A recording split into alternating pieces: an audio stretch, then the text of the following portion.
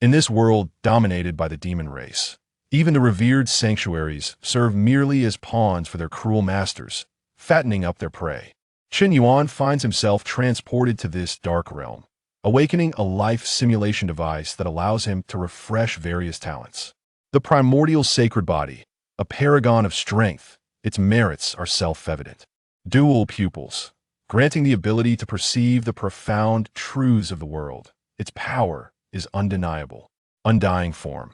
Any injury sustained can be swiftly healed in an instant, and even death cannot hold him, as he will resurrect anew. Infinite critical hits. Activating this talent enables the host to deal critical hits with every strike, causing damage that can reach up to 100-fold, with the extent being randomly determined. Blood Fury. Upon successfully striking an opponent 5 times, the host's strength will surge dramatically, with a minimum increase of 10-fold and a maximum of 50-fold. In this bleak and despairing world, Chen Yuan utilizes the simulator to survive and steadily enhance his power, initially only seeking self-preservation. However, upon acquiring one extraordinary talent after another, he stands tall with newfound confidence. As the saying goes, if the foe dares to advance, so shall I. The demon race is ruthless, and the sanctuaries are devoid of compassion. I, Chen Yuan, shall rise against the tyranny of the sanctuaries and retaliate against the demon race. Chapter 1. What a patchwork creature. In the late autumn, within a dilapidated earthen dwelling, Chen Yuan sits on his bed, grappling with the unsettling reality of being reborn as a mere lackey from Chen County. Yet, the memories flooding his mind grow increasingly vivid, compelling him to accept this new truth. In the twilight of the dynasty, sects and noble families stir with ambition, while demons wreak havoc and calamities abound. His former self held some influence in Chen County, which afforded him the attire of an official, ensuring a life devoid of want.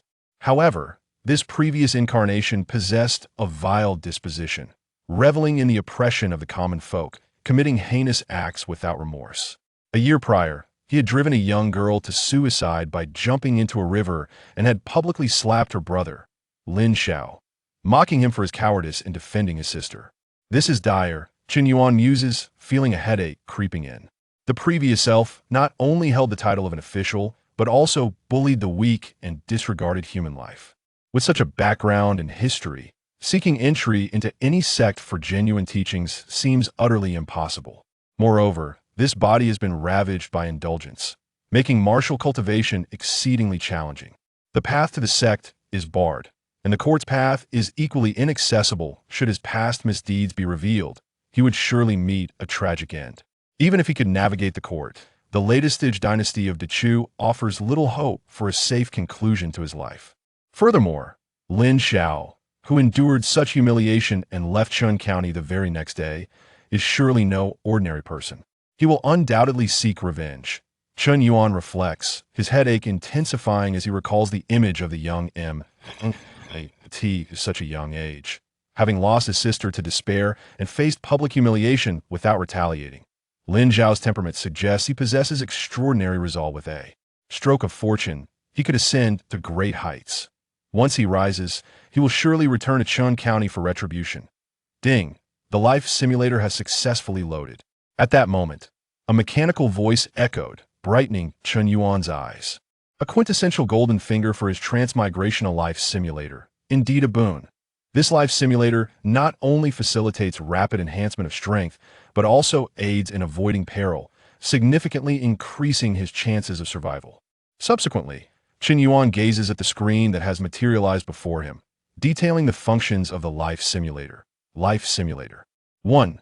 The number of simulations is contingent upon sign-ins, which are further divided into character sign-ins and location sign-ins. 2. Certain individuals will display a question mark sign-in tag above their heads to complete the sign-in. Specific tasks must be accomplished. The higher the difficulty of the task, the greater the level of the life simulation obtained upon completion. Different levels of life simulation yield varying probabilities for high-tier talents. Levels are categorized as white, green, blue, red, purple, gold, and rainbow. 3. Location sign-ins are relatively straightforward. The host will summon a map where sign-in locations will randomly appear. Signing in at these locations grants an ordinary simulation that cannot be refreshed. Character and location sign-ins? How intriguing. Chen Yuan muses, his gaze flickering. The novels he had previously read featuring life simulators employed gold or spirit stones as currency for simulations. However, his life simulator ingeniously combines sign-in mechanisms with life simulation, rendering it a veritable patchwork creation. Such diverse sign-ins will undoubtedly create numerous butterfly effects, presenting a more challenging experience, devoid of monotony. Evaluates. The traditional simulations that drain spirit stones primarily revolve around repetitive cycles of earning and simulating, which can become tedious from a reader's perspective. Resembling a simplistic mode, this, however, might be categorized as a difficult mode. Perhaps a stroll outside will yield a sign-in opportunity. With that thought, Chen Yuan rises and ventures out, meandering through the streets. Before long, he notices a young girl with a sign-in above her head. His eyes brighten, and he hastens toward her, eager to discern the nature of this white sign-in task. White sign-in. Pat her head. Indeed, as expected of the most rudimentary white sign-in, this task is remarkably simple. Chen Yuan observes, his expression subtly shifting. He positions himself in front of the girl. This causes her to pale, frozen in place. Clearly aware of his notorious reputation in Chun County, being singled out by him could not bode well for her. Realizing this, Chen Yuan sighs inwardly, understanding that he cannot redeem his infamous name in Chen County. Nevertheless, he is unconcerned, fully aware that in such a world, virtuous individuals seldom survive. Embracing his infamy may even spare him certain troubles.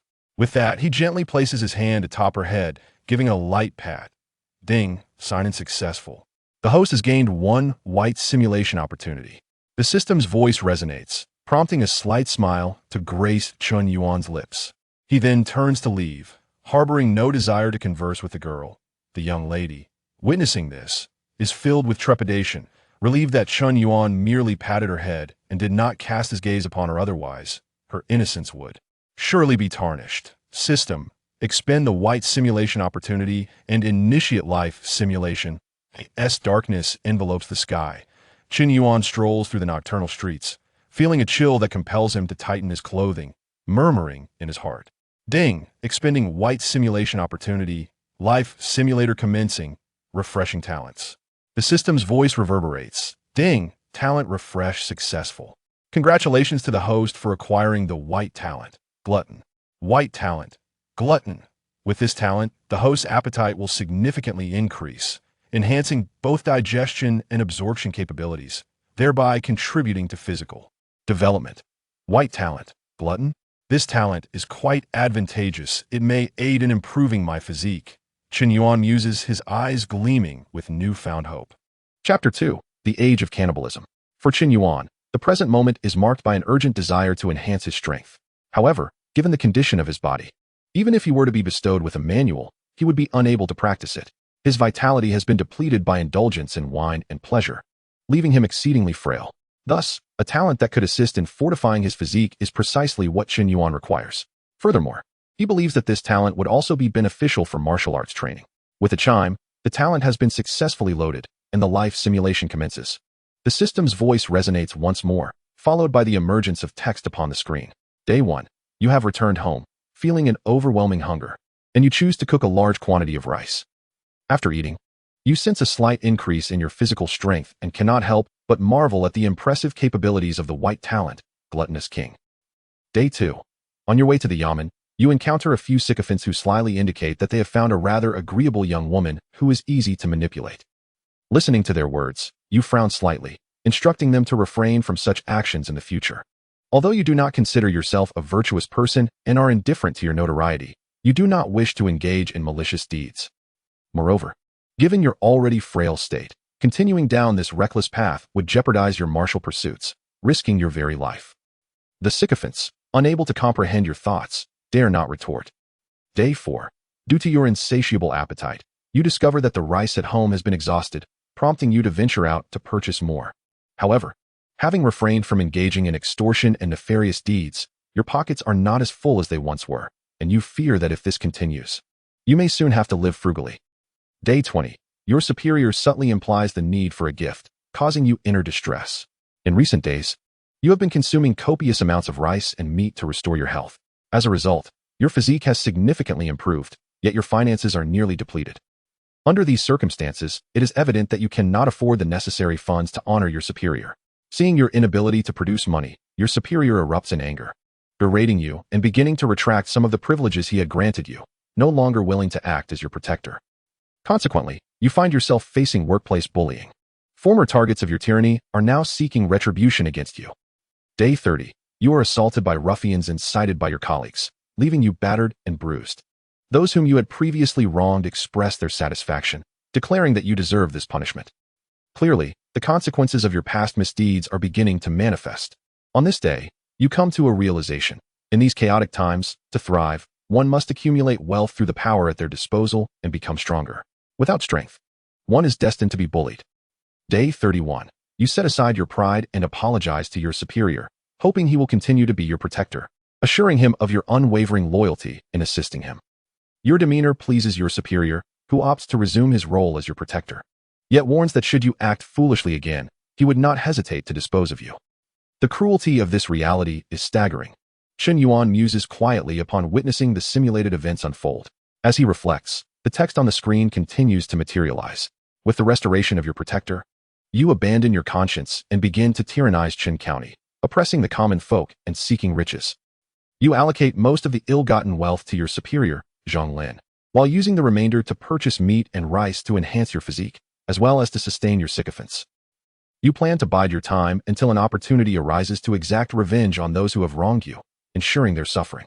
Your actions have led the populace to deem you a villain, revealing that your previous facade was merely a disguise. You are indifferent to the people's judgment. Your sole desire is to survive, to live well. Day 70. You notice a considerable increase in your physical strength, surpassing that of an average adult. However, you grow dissatisfied with merely consuming rice and pork to enhance your physique and begin contemplating martial arts training. In Qin County, avenues for martial training are scarce, monopolized by powerful clans. These clans profit from martial arts schools, charging exorbitant fees, with the minimum enrollment fee being 10 taels of silver. And they do not impart the essential techniques. Moreover, martial training necessitates various medicinal aids and a daily protein intake. Without sufficient funds, one is unqualified to pursue martial arts. You conclude that relying on the exploitation of the populace for wealth will yield little in terms of martial achievement. You require a more expedient means of acquiring riches. Day 71. A gang conflict erupts in the outskirts of Qin County, resulting in numerous casualties. While clearing the bodies, you discover a manual hidden within the clothing of one of the corpses. Elated, you conceal it, intending to practice in secret later. That night, while studying the manual at home, you discover it contains a knife technique known as the fierce fire blade technique, which is not particularly rare. You feel a sense of disappointment.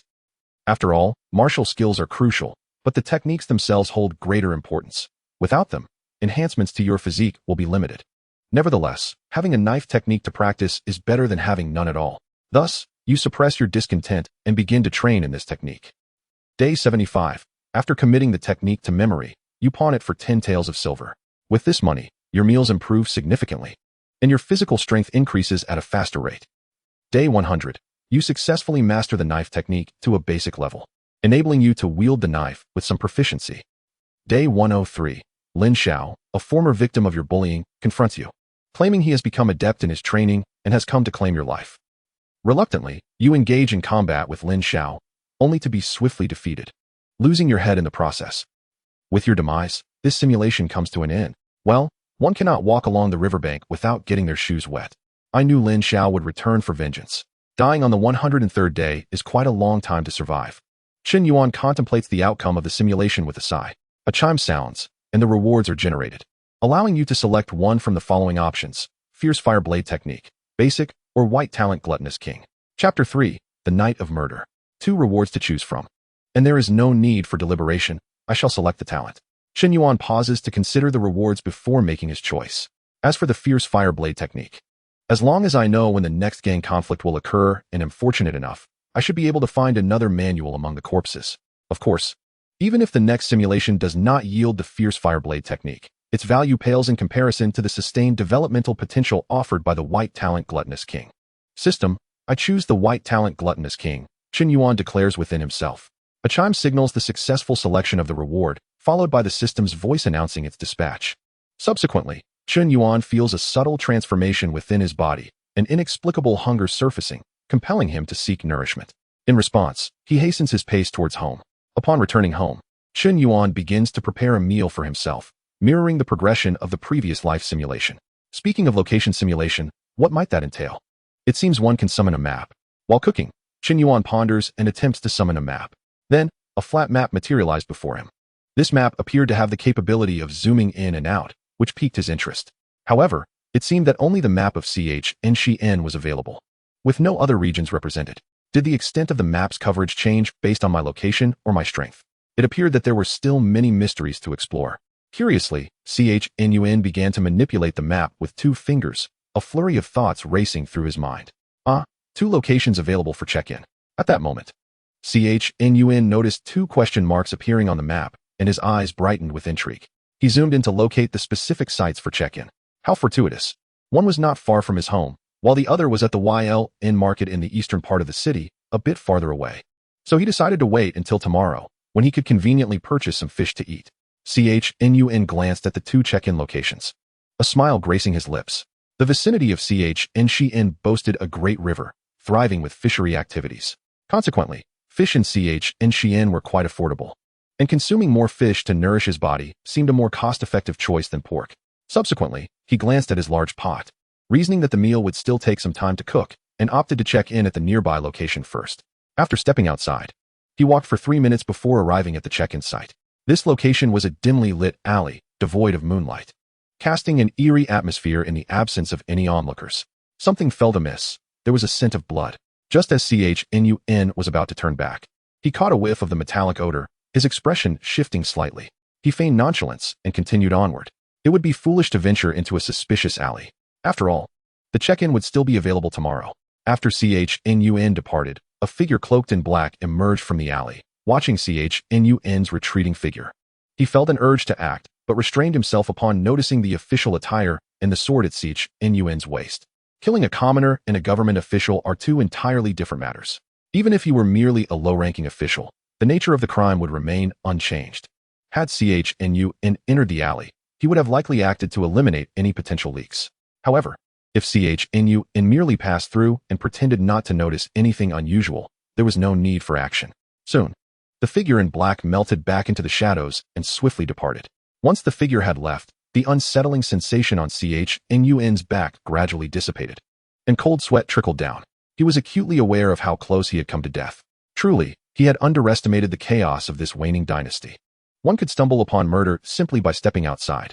It seemed prudent to avoid venturing out at night in the future, lest he find himself in a fatal predicament without understanding how it came to pass. Chen took a deep breath, resolving that without sufficient strength, it was best to refrain from nighttime excursions to avoid an untimely demise. If he were to possess a life simulation tool and yet fail to survive beyond 3 days, he would become the most shameful of transmigrators. Subsequently, Chen altered his path and quickly returned home. To dispel the lingering fear and to satiate his hunger, he devoured his meal with fervor. In that moment, he truly experienced the extent of his appetite, sufficient to satisfy the hunger of 2 robust men. And he finished the meal all on his own, feeling unsated rather than overstuffed. Soon, warmth enveloped him, and he felt a measure of strength coursing through him. This was no mere illusion, it was a genuine occurrence. The next day, under the bright sun, as Chen strolled through that very street, he encountered a throng of townsfolk gathered, exclaiming in shock. As he approached, the crowd hastily parted, their faces reflecting fear as they gazed at him. Upon entering the alley, Chen beheld a female corpse, the cause of death evident from a throat slashed open. System, check-in. Chen regarded the lifeless body with calmness, devoid of any revulsion. Instead, he found himself intrigued by the question mark adjacent to the corpse, mentally proceeding with the check-in. Having witnessed countless corpses in his previous life, Chen had naturally acclimated to the sight of the deceased. Ding, check-in successful. Congratulations, host, you have obtained 1 free simulation opportunity. The sound of the system resounded. Hearing this, a slight smile graced Chen's lips. He then feigned a menacing demeanor to disperse the townsfolk, instructing them not to linger and gawk. The townspeople, intimidated by his fearsome reputation, retreated from the alley, remaining only outside. Once the crowd had dispersed, Chen Yuan skillfully began to search the woman's clothing, hoping to uncover some money or secrets. Regrettably, after a prolonged search, he only discovered a flat red pebble. This left him feeling rather disappointed. He realized that the murderer had thoroughly cleaned out the body, leaving behind nothing but a useless stone. Chen Yuan examined the flat pebble, finding it quite beautiful, and decided to pocket it. Next, he adeptly hoisted the corpse and made his way toward the yamen. "Brother Chen, we found another fine young lady for you," came the voice of 3 sycophants approaching him, winking suggestively. "Hold your horses. I have matters to attend to. First, help me transport this body to the yamen," Chen Yuan panted, addressing the trio. "Understood." The 3 sycophants exchanged glances and efficiently took hold of the corpse. Upon reaching the yamen and delivering the body, Chen Yuan commenced his usual patrol. As for whether the county magistrate would choose to investigate the case or merely dispose of the body, that was of no concern to him. Chapter 4, Murdered Again. System. I wish to engage in a standard life simulation. After completing his daily patrol, Chen Yuan rested in an inn while commencing a new life simulation. Ding. Life simulation initiated. The system's voice echoed. Then, the screen illuminated, displaying familiar text that began to materialize. Day 1. You conducted your routine patrol and contemplated for a long time, ultimately hardening your heart and adopting the philosophy of the dead do not harm the living. Finding excuses to oppress the common folk for financial gain. Day 2. You learned that the female corpse had been carelessly buried, and the county magistrate did not investigate, publicly declaring it a suicide. You were not surprised by this outcome. In the twilight of the dynasty, chaos abounds. The county magistrate would hardly concern himself with the lives of ordinary citizens. However, through whispers, you discovered that the identity of the female corpse was seemingly extraordinary. Belonging to the W family of Ch and Xian, specifically the wife of a distant relative. The W family is a second-tier family in Ch and Xian. Although they fall short compared to the top-tier clans, they are not to be underestimated. Yet, since the county magistrate chose not to investigate, and the W family showed no inclination to pursue the matter, you were naturally content to remain idle and unwilling to pry further. Should the W family press the issue, you and your fellow constables would be compelled to investigate, leading to physical and mental exhaustion, not to mention potential danger. Day 5. You continued to feast on rice and meat, troubled by financial issues. Late at night, the flat red pebble you had taken from the corpse began to emit a glow, rousing you from sleep. You gazed at the luminous pebble, convinced it held a secret, and felt a surge of excitement, eager to investigate further. However, you quickly regained your composure, realizing the brightness was too conspicuous. If discovered, your life would be at risk. Thus, you swiftly wrapped the pebble and concealed it. Day 6. In the morning, you examined the pebble but yielded no results. Day 7. On the night of day 70, you still uncovered nothing, failing to discern the secrets contained within the pebble, whether through blood recognition or other methods. You tried them all, yet it remained unresponsive. For a moment, you began to doubt whether you had misjudged the situation. This flat, red pebble bore no secrets, merely possessing the ability to emit light. On the 71st day, the gang conflict ignited. Upon hearing the news, you hurriedly made your way there, apprehensive of missing the opportunity to search the bodies. Ultimately, you successfully extracted a valuable martial art, the Li Hu Di of, worth 10 taels of silver from a corpse. 10 taels of silver represented a sum that you would require half a year of oppressing the common folk to accumulate. However, after the initial joy, a shadow fell over your heart, for you were acutely aware that on the 103rd day, someone you had once bullied would come seeking vengeance. And you were no match for him, destined to meet your end at his hands. Thus, you began to ponder ways to alter your fate. On the 75th day, you pawned the Li Hu Di of in exchange for 10 taels of silver. By the 95th day, through diligent practice, you had advanced the Li Hu Di of to a rudimentary level 5 days ahead of schedule. On the 103rd day, you spent your silver to show filial respect to the officer, inviting him to drink at home, ostensibly to foster a closer relationship, but in truth, to seek his protection. That day, Lin Xiao burst into your home, demanding your life. In response, you rebuked Lin Xiao, expressing your disbelief that he would dare to commit such violence in front of the officer. Lin Xiao sneered, declaring that you were all cut from the same cloth and that he would kill you both. Upon hearing this, you felt a surge of delight, convinced that by stirring the waters, Lin Xiao was surely doomed.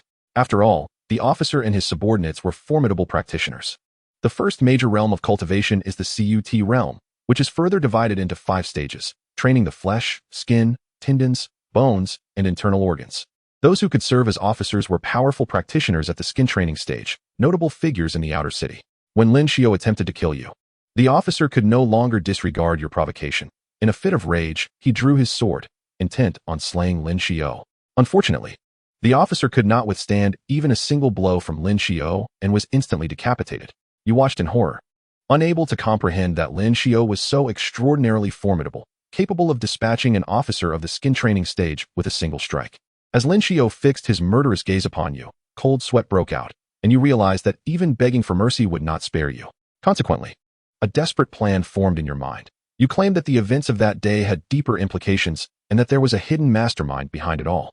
Lin Xiao let out a cold snort, demanding that you reveal the mastermind so he could grant you a swift death.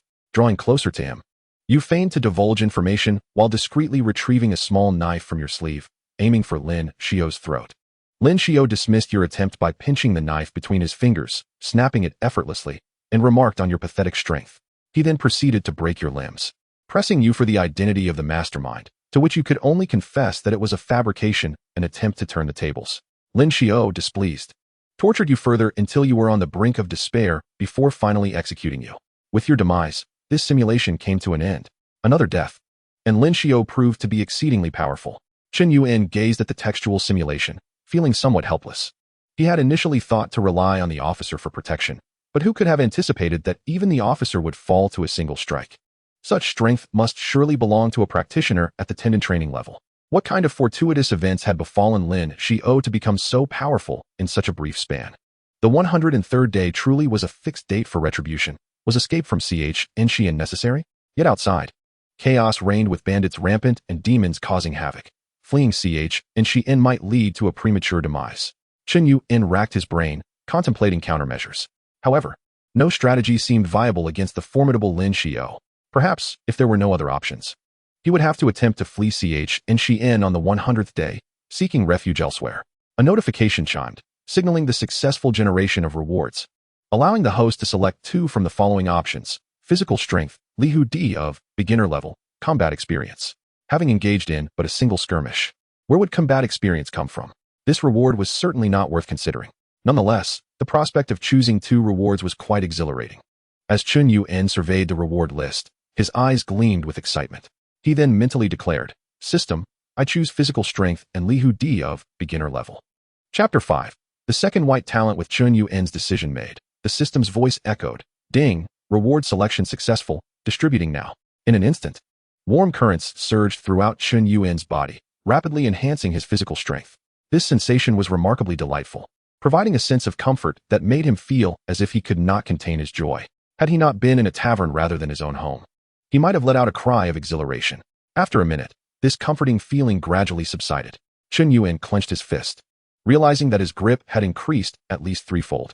Simultaneously, he noticed the emergence of muscle definition on his physique, and his complexion had improved significantly. Just as he was marveling at the changes in his body, a multitude of insights regarding sword techniques unexpectedly flooded his mind. These were reflections from the simulation of practicing the Lihu D of.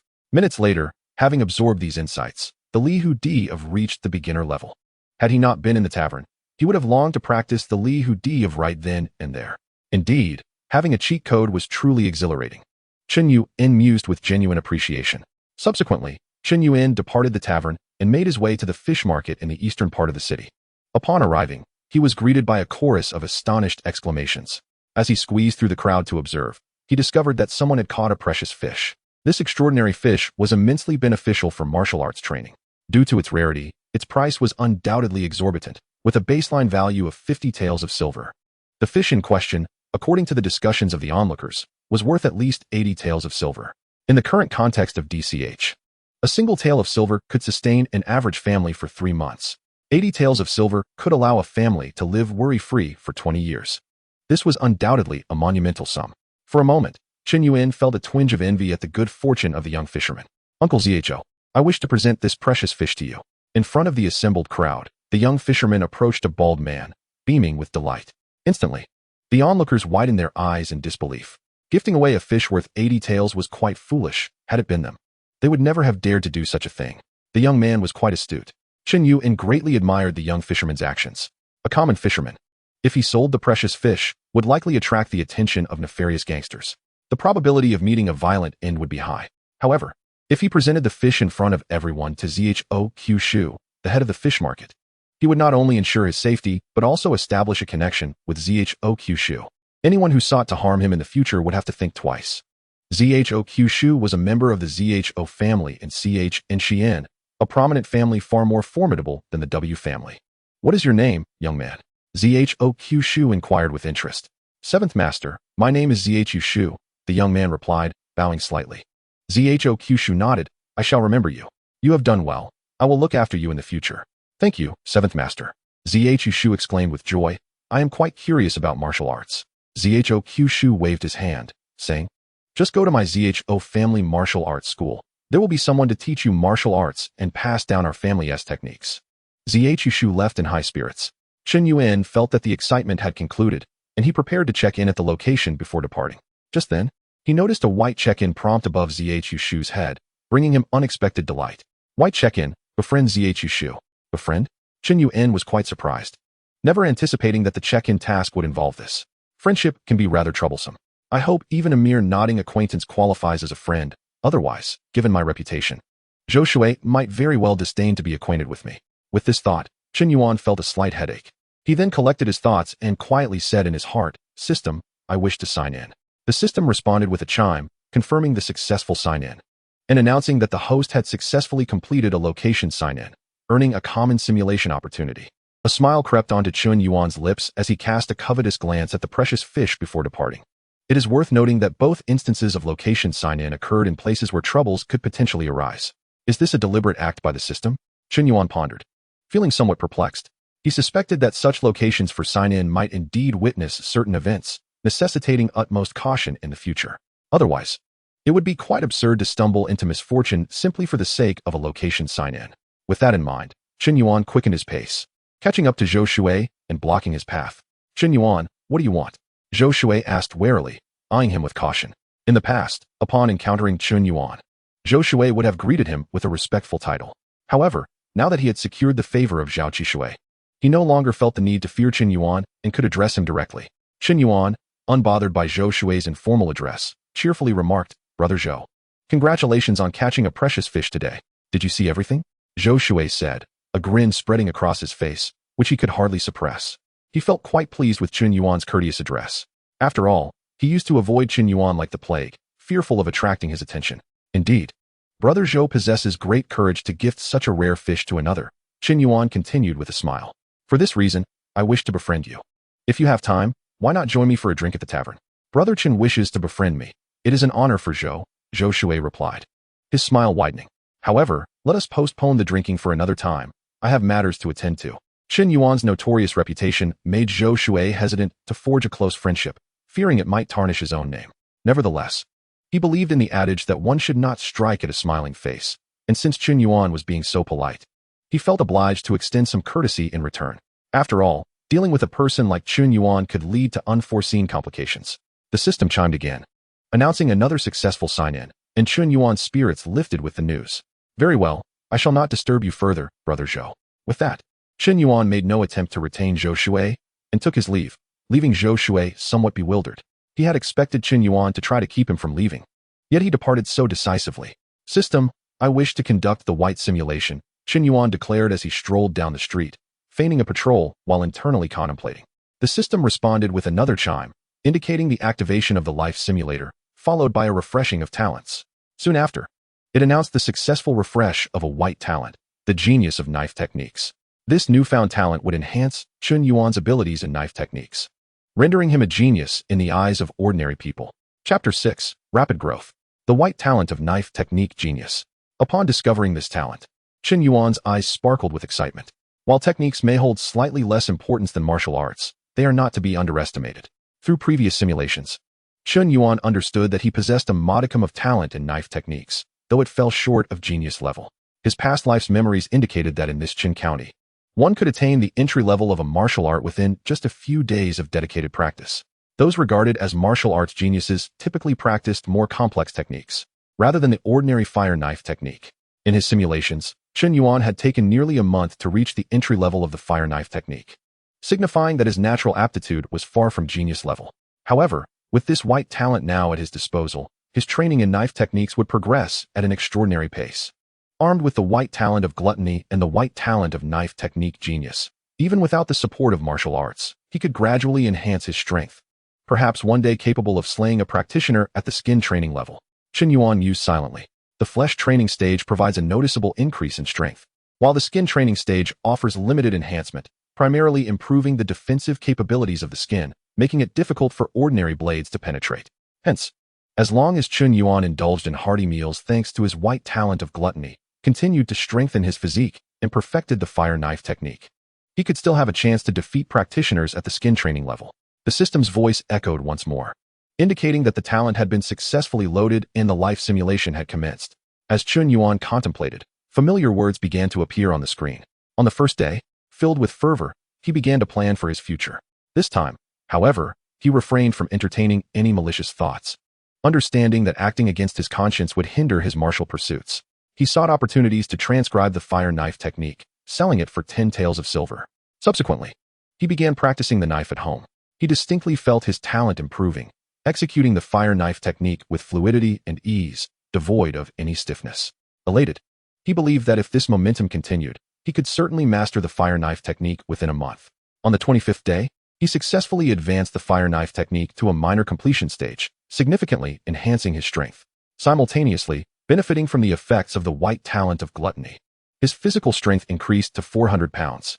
However, due to the substantial meat consumption required for martial training, coupled with his need to financially support the local enforcer, Zhang Lin, he found himself with only 7 taels of silver left, enough to last for another 2 months.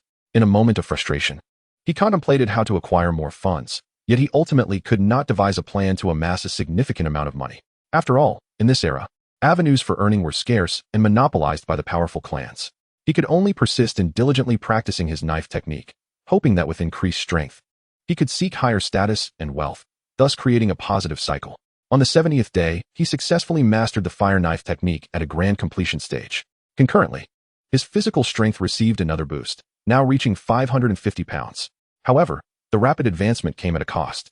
He had exhausted all his funds and found himself bankrupt once more. On the 71st day, a gang conflict erupted, and he joined his colleagues to handle the aftermath. This time, having already acquired the fire knife technique, he chose to exchange positions with a colleague to handle the bodies, curious if he might find anything valuable among the remains. Through his exploration, he managed to discover 3 taels of broken silver hidden deep within one corpse's trousers. Overjoyed, he pocketed the silver, believing it would sustain him for the remaining month. On the 100th day, he aimed to achieve complete mastery of the fire knife technique. Yet he fell short, unable to reach the final level. Although he did not attain full mastery, his physical strength had improved once again, now totaling 600 pounds. However, he was not entirely satisfied with this rate of progress. He felt that with his current level, consuming regular rice and pork, the effects of the white talent of gluttony had plateaued, necessitating the pursuit of martial arts techniques to continue his rapid advancement. You recalled that in 3 days, Lin Xiao would come seeking vengeance, and an urgent sense of foreboding arose within you. Consequently, you hastily packed your belongings and fled Qin County. You devised a plan to hide in a rural township to evade Lin Xiao's pursuit. On the 101st day, while journeying, you were intercepted by 3 mountain bandits. To save your life, you had no choice but to offer the meager remnants of your silver, hoping they would spare you. Unfortunately, the bandits deemed your silver insufficient and resolved to kill you. You were compelled to engage in combat with one of the bandits. You easily defeated this foe, who was at the late stage of the body refinement realm, yet you chose not to take his life. Witnessing this, the other 2 bandits joined the fray. In response, you unleashed the formidable flame blade technique at the consummate level, engaging them fiercely. However, you discovered that these 2 bandits were stronger, both having achieved the pinnacle of the body refinement realm. Despite your valiant efforts, you were ultimately outnumbered and captured by them. They informed you that since you spared their companion, they had no desire to kill you. Instead, they proposed that you join the Green Forest stronghold and become one of their own. You were acutely aware of the consequences should you refuse, and thus reluctantly acquiesced. You would not compromise your principles unless faced with dire circumstances, but in the face of life or death, you were willing to cast aside your conscience for survival. Ultimately, you became a member of the Green Forest stronghold, embarking on ventures alongside the bandits. Your remarkable swordsmanship did not go unnoticed, earning you the admiration of Wang Shanhu, the chief of the Green Forest stronghold. Recognizing your talent, he entrusted you with the body refinement techniques of the stronghold, holding the body refinement manual. Your emotions were quite complex. Chapter 7. Perfecting the body refinement. Blade intent. You had lingered in Chun County for so long without acquiring the body refinement techniques. Yet upon joining the Green Forest Stronghold, you obtained them with ease. You understood that your acquisition was due to the accumulation of your previous simulations. Without such experience, the chief would have likely overlooked you. If the chief disregarded you, he would never impart the body refinement techniques nor invest in your training. Grateful for the chief's favor, you fully accepted your new identity within the Green Forest Stronghold. You began to live contentedly, diligently practicing martial arts in pursuit of a brighter future. With ample provisions and martial techniques at your disposal in the stronghold, the effects of your prodigious appetite were fully realized. By the 120th day, your physical strength had surged to 800 gene. Gaining 200 gene in just 20 days was something you would have never dared to imagine. The chief recognized your talent, laughing heartily and determined to nurture your potential further. On the 137th day, you achieved another breakthrough, reaching the pinnacle of the body refinement realm, gaining 1,000 gene of strength. By the 140th day, you experienced a moment of enlightenment, successfully refining the flame blade technique to its fullest, comprehending a strand of blade intent. News of your realization spread throughout the Green Forest Stronghold, astonishing the three chiefs. After all, few individuals could attain the consummate level of a technique and grasp its intent. Within the stronghold, fewer than 10 had mastered a skill to such a degree, and only 5 had comprehended its intent.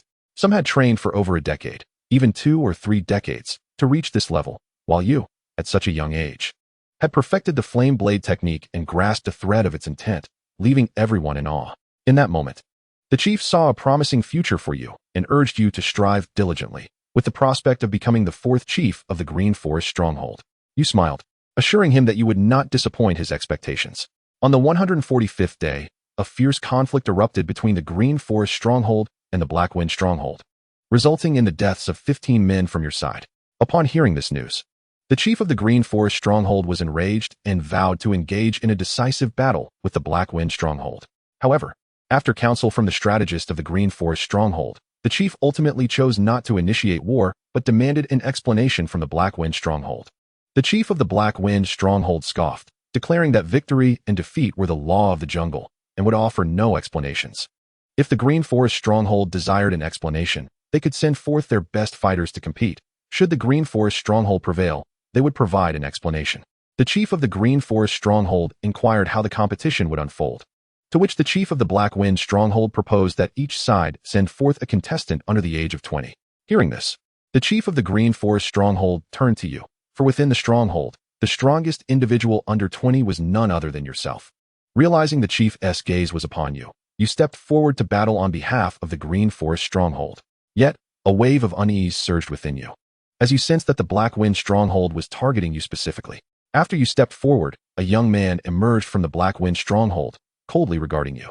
Upon recognizing Lin Xiao, your pupils contracted, and your expression shifted dramatically. It dawned on you that the Black Wind Stronghold's sudden hostility towards the Green Forest Stronghold was due to Lin Xiao learning of your presence and collaborating with them to orchestrate conflict, aiming to eliminate you. Of course, it was also possible that Lin Xiao was a member of the Black Wind Stronghold. Regardless of the scenario, your current predicament was exceedingly perilous. Without hesitation, you retreated, attempting to evade combat, which only incited mockery and laughter from the Black Wind Stronghold's members. The chief of the Green Forest Stronghold wore a grim expression, chastising you to engage in battle. You could only declare that Lin Xiao was at the muscle refinement realm, and you were no match for him. The chief was taken aback, unable to fathom that Lin Xiao had reached the muscle refinement realm. In an instant, the chief comprehended your retreat. In a confrontation between the body refinement and muscle refinement realms, even with your mastery of blade intent, the vast chasm between the two would lead to your swift demise. The chief of the Green Forest Stronghold's expression darkened, acknowledging the cunning of the Black Wind Stronghold. Subsequently, he resolved to withdraw, unwilling to engage in a direct conflict. Observing this, Lin Xiao sneered and charged forward. Once Lin Xiao initiated his attack, the members of the Black Wind Stronghold followed suit, seemingly united in their allegiance to him. The members of the Green Forest Stronghold, seeing the approach of their foes, had no choice but to confront them. As chaos ensued, Lin Xiao displayed astonishing prowess, battling against the 3rd chief of the Green Forest Stronghold, who was at the late stage of the bone refinement realm, without losing ground, and even threatening to slay him. Recognizing the imminent disaster, the chief of the Green Forest Stronghold seized you and hurled you towards the Black Wind Stronghold before leading the others in retreat. Lin Xiao cared not for the members of the Green Forest Stronghold. His singular focus was your demise. Thus, He immediately disengaged from combat with the third chief and rushed towards you, capturing you to prevent any attempt at self-destruction.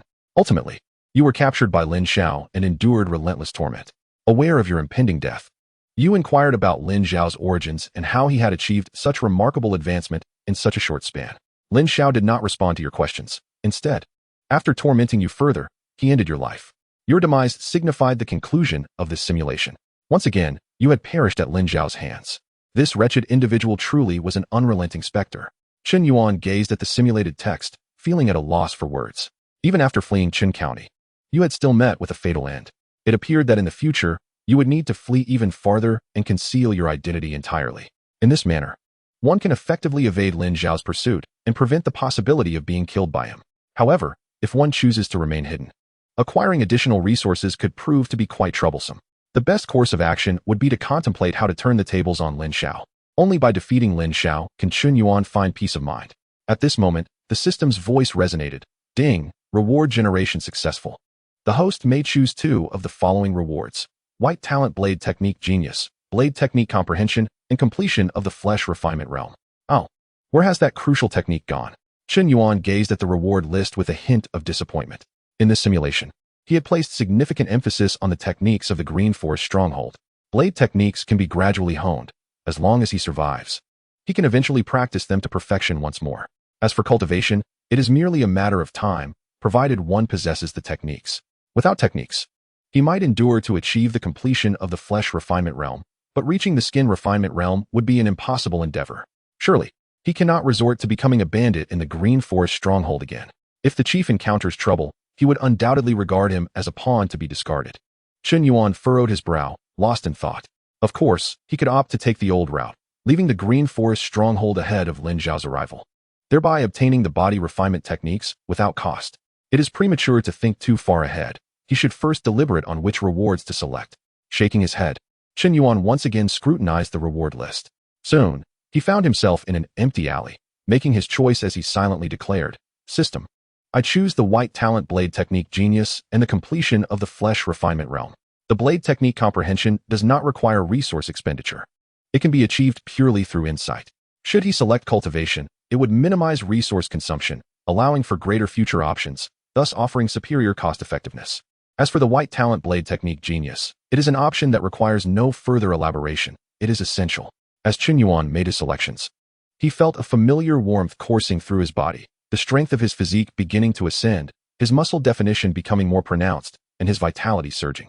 This sensation was simply exhilarating. Once the process concluded, Chen Yuan felt as if he could effortlessly fell a bull with a single punch. Of course, this was merely an illusion born from the sudden enhancement of his physical strength. Shortly thereafter, a spark of clarity ignited within his mind, and he involuntarily recalled various insights into blade techniques, realizing many of his previous errors in practice. This transformation was undoubtedly a result of acquiring the White Talent Blade Technique Genius. The feeling was indeed quite extraordinary. However, Chen Yuan remained oblivious to the fact that while he absorbed his rewards and stood in the alley, a swordsman had been quietly observing him from the shadows. This swordsman keenly sensed the fluctuations in Chen Yuan's vitality, his gaze flickering with intrigue. After receiving his rewards, Chen Yuan intended to resume his daily patrols and leisure. Yet, as he walked, he instinctively felt that someone had been watching him from behind. Seizing an opportunity, he turned to investigate and discovered a suspicious middle-aged swordsman. Upon noticing Chen Yuan's sudden glance, the middle-aged swordsman's expression shifted slightly before he feigned nonchalance, engaging in conversation with a vendor at the roadside. Why is this individual following me? Such a scenario had not unfolded in previous simulations.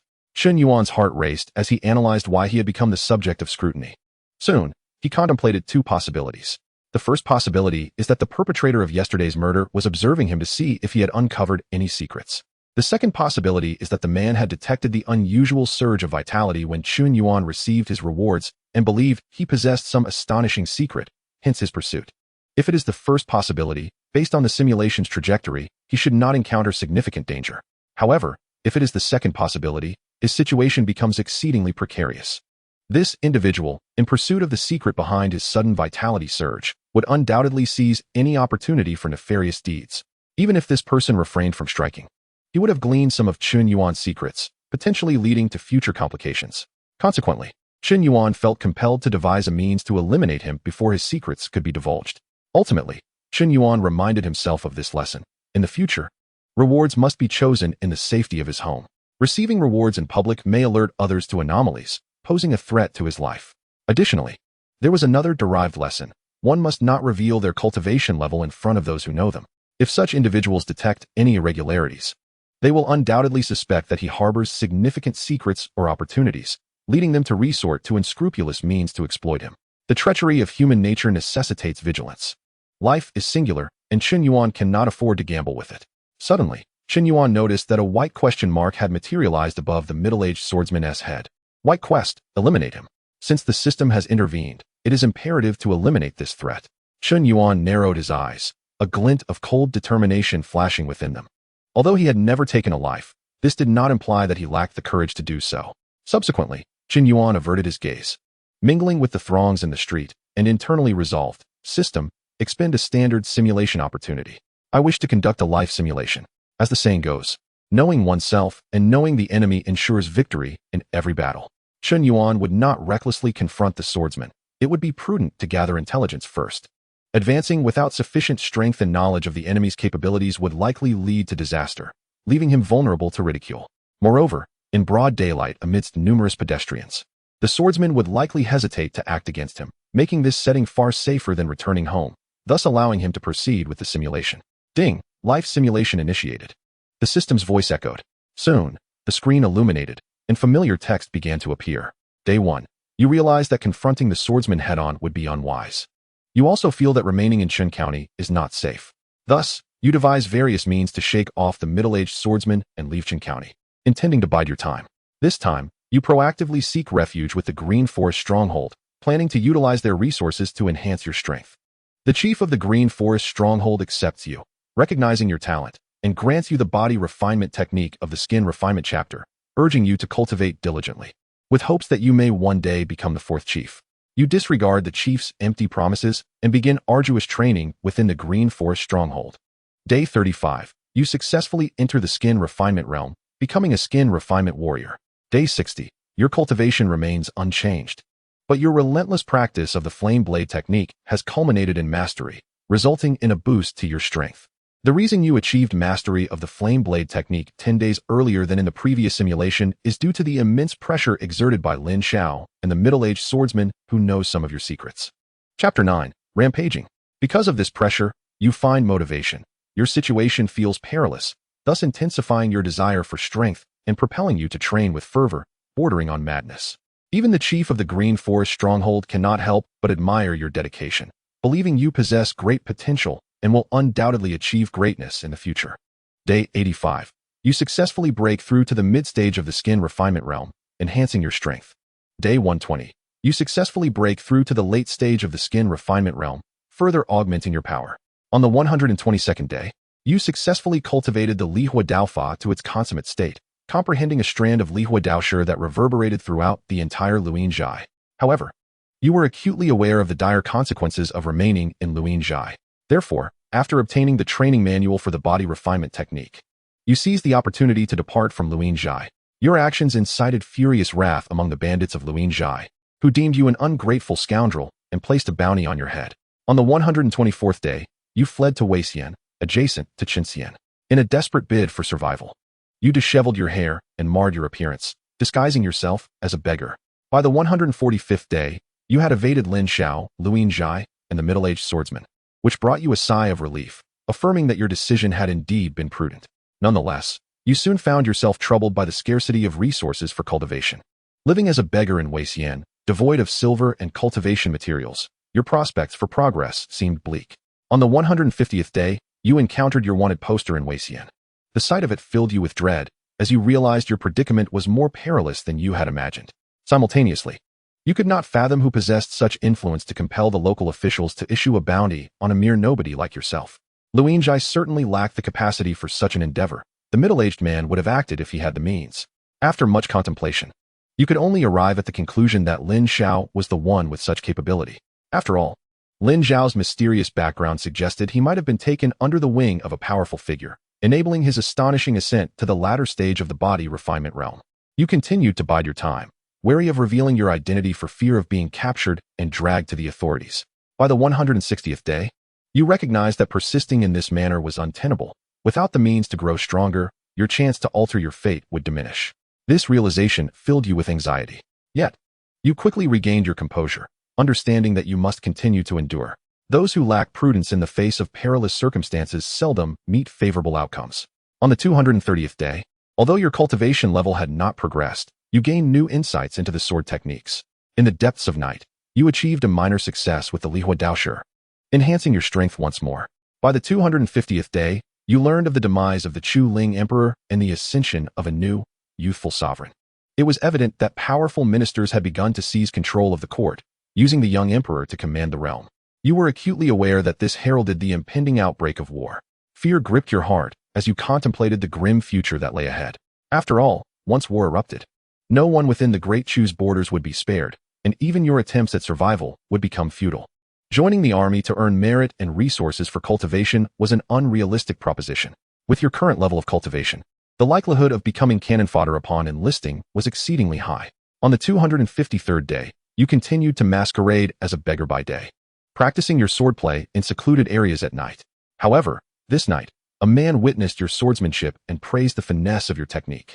You regarded the man with a grim expression, murder in your eyes, contemplating silencing him to keep your secret. Unfazed by your murderous intent, the man invited you to attack him. You unleashed your full power, engaging him in combat. Alas, the man's strength was overwhelming, and you were no match for him. As he effortlessly countered all your techniques with a mere finger, the man expressed regret, recognizing your talent and aptitude for swordsmanship.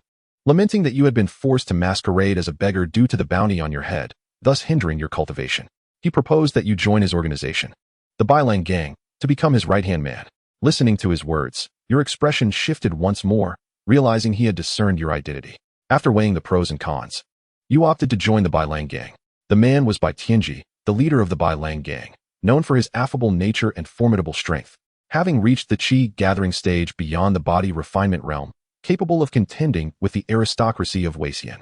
After joining the Bailang Gang, you concealed your identity by wearing a mask and refraining from speech. On the 270th day, with the resources provided by Bai Tianji, you successfully attained the consummate level of the body refinement realm. Simultaneously, Bai Tianji imparted to you a technique known as the Quangfeng Daofa, a devastating sword style that complements the Lihua Daofa, amplifying its power. Due to your prior mastery of the Lihua Daofa and comprehension of its essence, your training in the Quangfeng Daofa progressed rapidly. By the 300th day, you had refined the Quangfeng Daofa to the great accomplishment stage. Even though you refrained from employing the Lihua Daofa to conceal your identity, and dared not use the minor success of the Lihua Daoshi freely, your prowess remained formidable, enabling you to triumph over mid-stage body refinement warriors who lacked comprehension of the essence. On the 329th day, you successfully cultivated the Quangfeng Daofa to its consummate state. Grasping a strand of Quangfeng Zhi, with the insights gained from the perfected sword technique, you soon elevated the Lihua Daoshi to the great accomplishment stage, resulting in a significant increase in your strength. On the 330th day, just as you prepared to leverage the resources given by Bai Tianji to break through to the body refinement realm, the Bailang Gang was ambushed by the rival faction, the Lan Yao Gang. As a result, you were compelled to halt your cultivation and fight alongside your comrades from the Bailang Gang. Under Bai Tianji's leadership, you engaged in fierce combat against the members of the Lan Yao Gang, utilizing your perfected Quangfeng Daofa and great accomplishment sword essence. You slew a number of ordinary mid-stage body refinement warriors, astonishing everyone and bolstering morale. Bai Tianji, locked in battle with the leader of the Lan Yao Gang, noticed your performance, laughing heartily and proclaiming that your earlier encounter while practicing was indeed fortuitous. The leader of the Lan Yao Gang, witnessing your prowess, felt a surge of murderous intent toward you. However, he was unable to divert his attention from Bai Tianji and continued to clash with him. At that moment, you found yourself targeted by a mid-stage body refinement warrior from the Lan Yao Gang, leading to a fierce confrontation. Aware of the disparity in strength, you could no longer hold back. You drew another long blade, wielding both blades against your opponent, simultaneously executing the Quangfeng Daofa and the Lihua Daofa, along with their respective essences. The Lan Yao Gang's home master was taken aback, astonished to discover that you had mastered two sword techniques to their consummate state, along with the comprehension of two elemental essences, wind and fire, that could mutually enhance one another. With your explosive display of power, you felled the home master of the Lan Yao Gang with a single strike, ending his life on the spot. This scene left everyone in shock, as they had not anticipated your immense strength. capable of slaying a perfected body refinement warrior with your body refinement cultivation level. Your combat prowess could be deemed unrivaled beneath the realm of bone refinement. What a formidable display! Chen Yuan gazed at the simulated text, a subtle smile gracing his lips. The progress he made in this simulation was remarkable. Once he claimed his rewards, the middle-aged swordsman trailing him would be of no consequence, certainly unable to contend with him. Yet, he pondered how far he would advance in this simulation, whether he could reach the realm of bone refinement or even the realm of internal cultivation. While Chen Yuan contemplated, the text on the screen continued to unfold. Bai Tianji erupted into laughter once more, praising your impressive performance and promising generous rewards. In an instant, the morale of the Bai Lang gang soared. However, just as the members of Bai Lang gang prepared to counterattack, a concealed projectile suddenly shot forth from the shadows, piercing Bai Tianji's chest. The concealed weapon not only inflicted direct harm upon Bai Tianji, but was also poisoned, causing his complexion to pale instantly. The leader of the LNNIO gang sneered, indicating that the BILN gang had unexpectedly produced a martial arts prodigy. However, his audacity to suddenly strike at the BILN gang suggested he had some form of support. BIT New Jersey's expression darkened as he gazed into the shadows, where he discerned a practitioner of the JQ realm concealed. Had the opponent not been a practitioner of the JQ realm, even a surprise attack would have been insufficient to wound him. Realizing the dire situation, BIT New Jersey sought to lead his group in a retreat. During the escape, he urged you to flee separately, suggesting that if you survived, you could seek vengeance on his behalf in the future. However, you declined BIT New Jersey's proposal.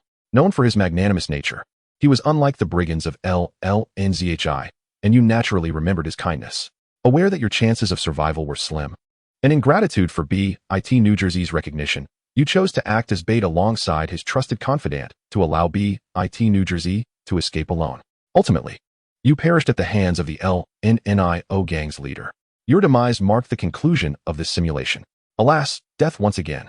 The fantasy world is indeed fraught with peril, Chen Yuan mused as he observed the text simulation. He had hoped to rise to prominence this time. Yet the sudden plot twist had caught him off guard. Furthermore, the leader of the LNNIO gang was truly cunning.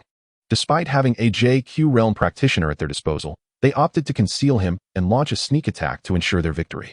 As Chen Yuan contemplated, the system's voice resonated. Ding! Reward generation successful. The host may choose 2 rewards from the following options. Complete mastery of the Li NP realm. The Gale Blade Technique. Complete mastery. Great accomplishment of the Blazing Fire Blade Technique. Chen Yuan glanced at the reward list and deemed there was no reason for hesitation. He would directly select the complete mastery of the Li NP realm and the great accomplishment of the Blazing Fire Blade Technique. This way, he could maximize his combat prowess. Although lacking the Gale Blade Technique and the essence of the Gale, his strength would still surpass that of his prior simulation self, rendering him sufficiently formidable. However, it was not yet time to select rewards. He needed to do so in a secluded location. Then, I must lure the snake from its hole and eliminate it without drawing attention. Chen Yuan narrowed his eyes, beginning to devise a plan. Regrettably, there were no additional simulation opportunities. Otherwise, he could have tested the extent of his strength within the simulation. Engaging without knowledge of the opponent's cultivation level was inherently risky. Nonetheless, despite the danger, action was imperative.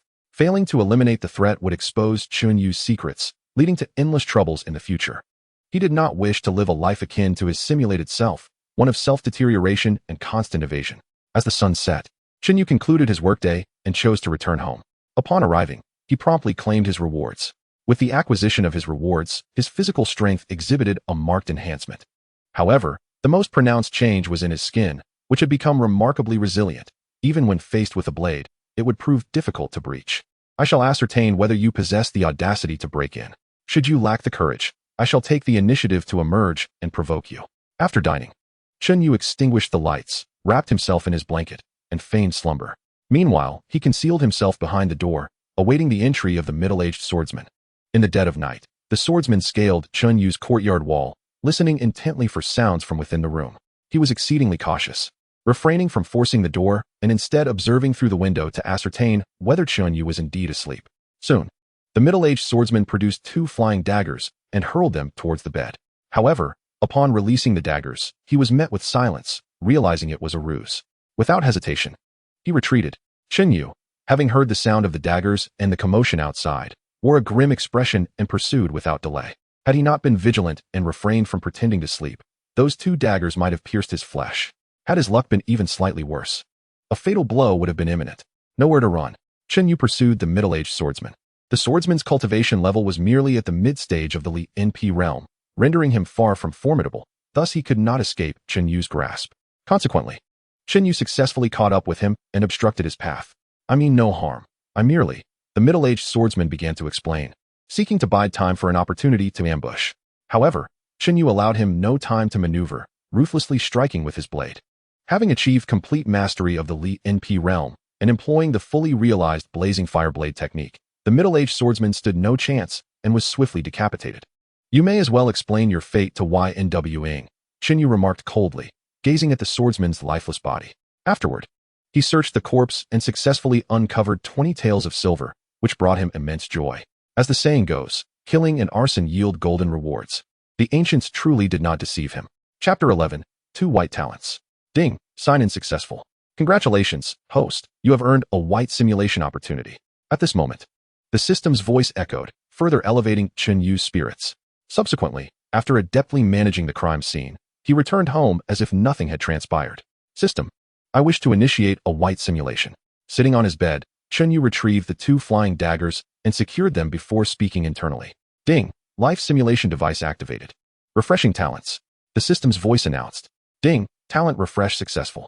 Congratulations, host, you have successfully acquired the white talent concealing breath and the white talent staff technique prodigy. White talent concealing breath. With this talent, the host can suppress their own aura, making it difficult for others to discern their strength. Note, this talent has a capacity limit. Do not place complete trust in it. White talent staff technique prodigy. With this talent, the host will experience a significant enhancement in staff techniques, becoming a prodigy in the eyes of the common folk. 2 white talents. I had thought each white simulation could only yield 1 white talent. Chen Yu mused, his gaze flickering. System, I choose the white talent concealing breath. Thus, Chen Yu made his selection.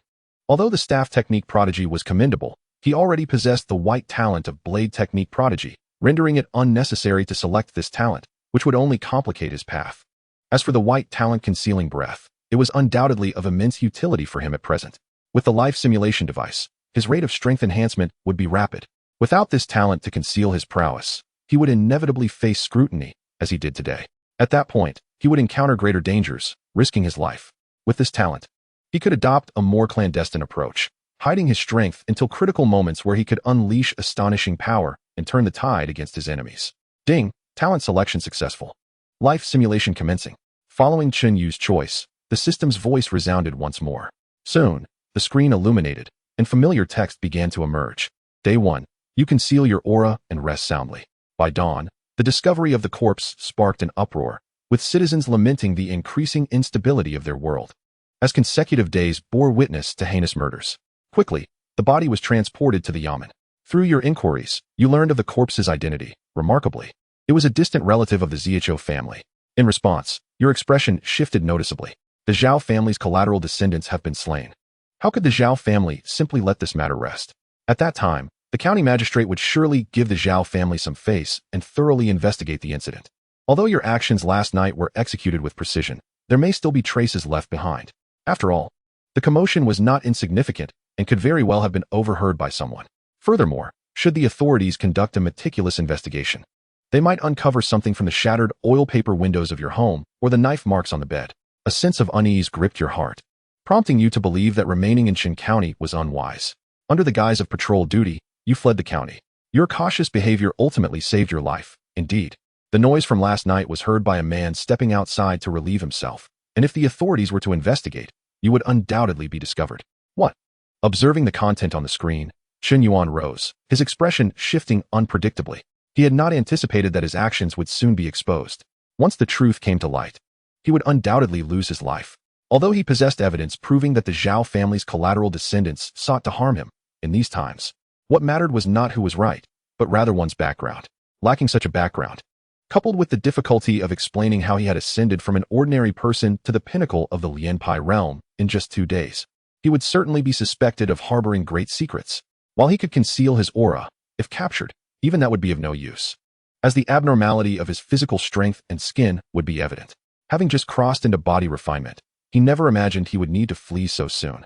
It was indeed a challenging predicament. Chen Yuan sighed and continued to gaze at the simulated content on the screen. On the 3rd day, you fled to Wei County. Simultaneously, You became a fugitive, wanted by the magistrate of Qin County. After arriving in Wei County, you donned a mask and sought refuge with the Bailang gang. Upon demonstrating your remarkable swordsmanship, the gang leader, Bai Tianji, accepted you, just as in the previous simulation.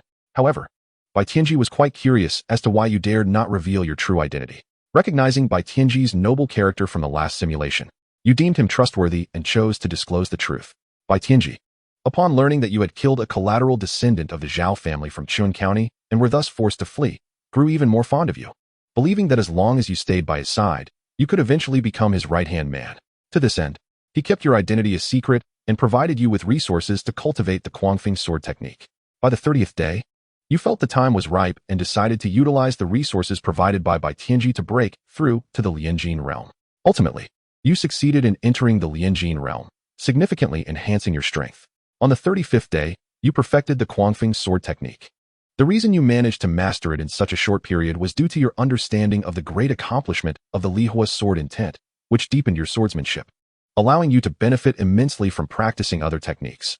By the 100th day, you had successfully reached the mid-stage of the Lianjin realm, further augmenting your power. On the 130th day, you comprehended the perfected Lihua sword intent, dramatically increasing your combat prowess. Now, you were confident in your abilities, believing that with your mid-stage Lianjin cultivation, you could slay mid to late-stage Chui Gu realm warriors. Even Lin Xiao might not stand a chance against you in a fair confrontation. On the 150th day, a conflict erupted between the Bailang gang and the Lan Yao gang over territorial disputes.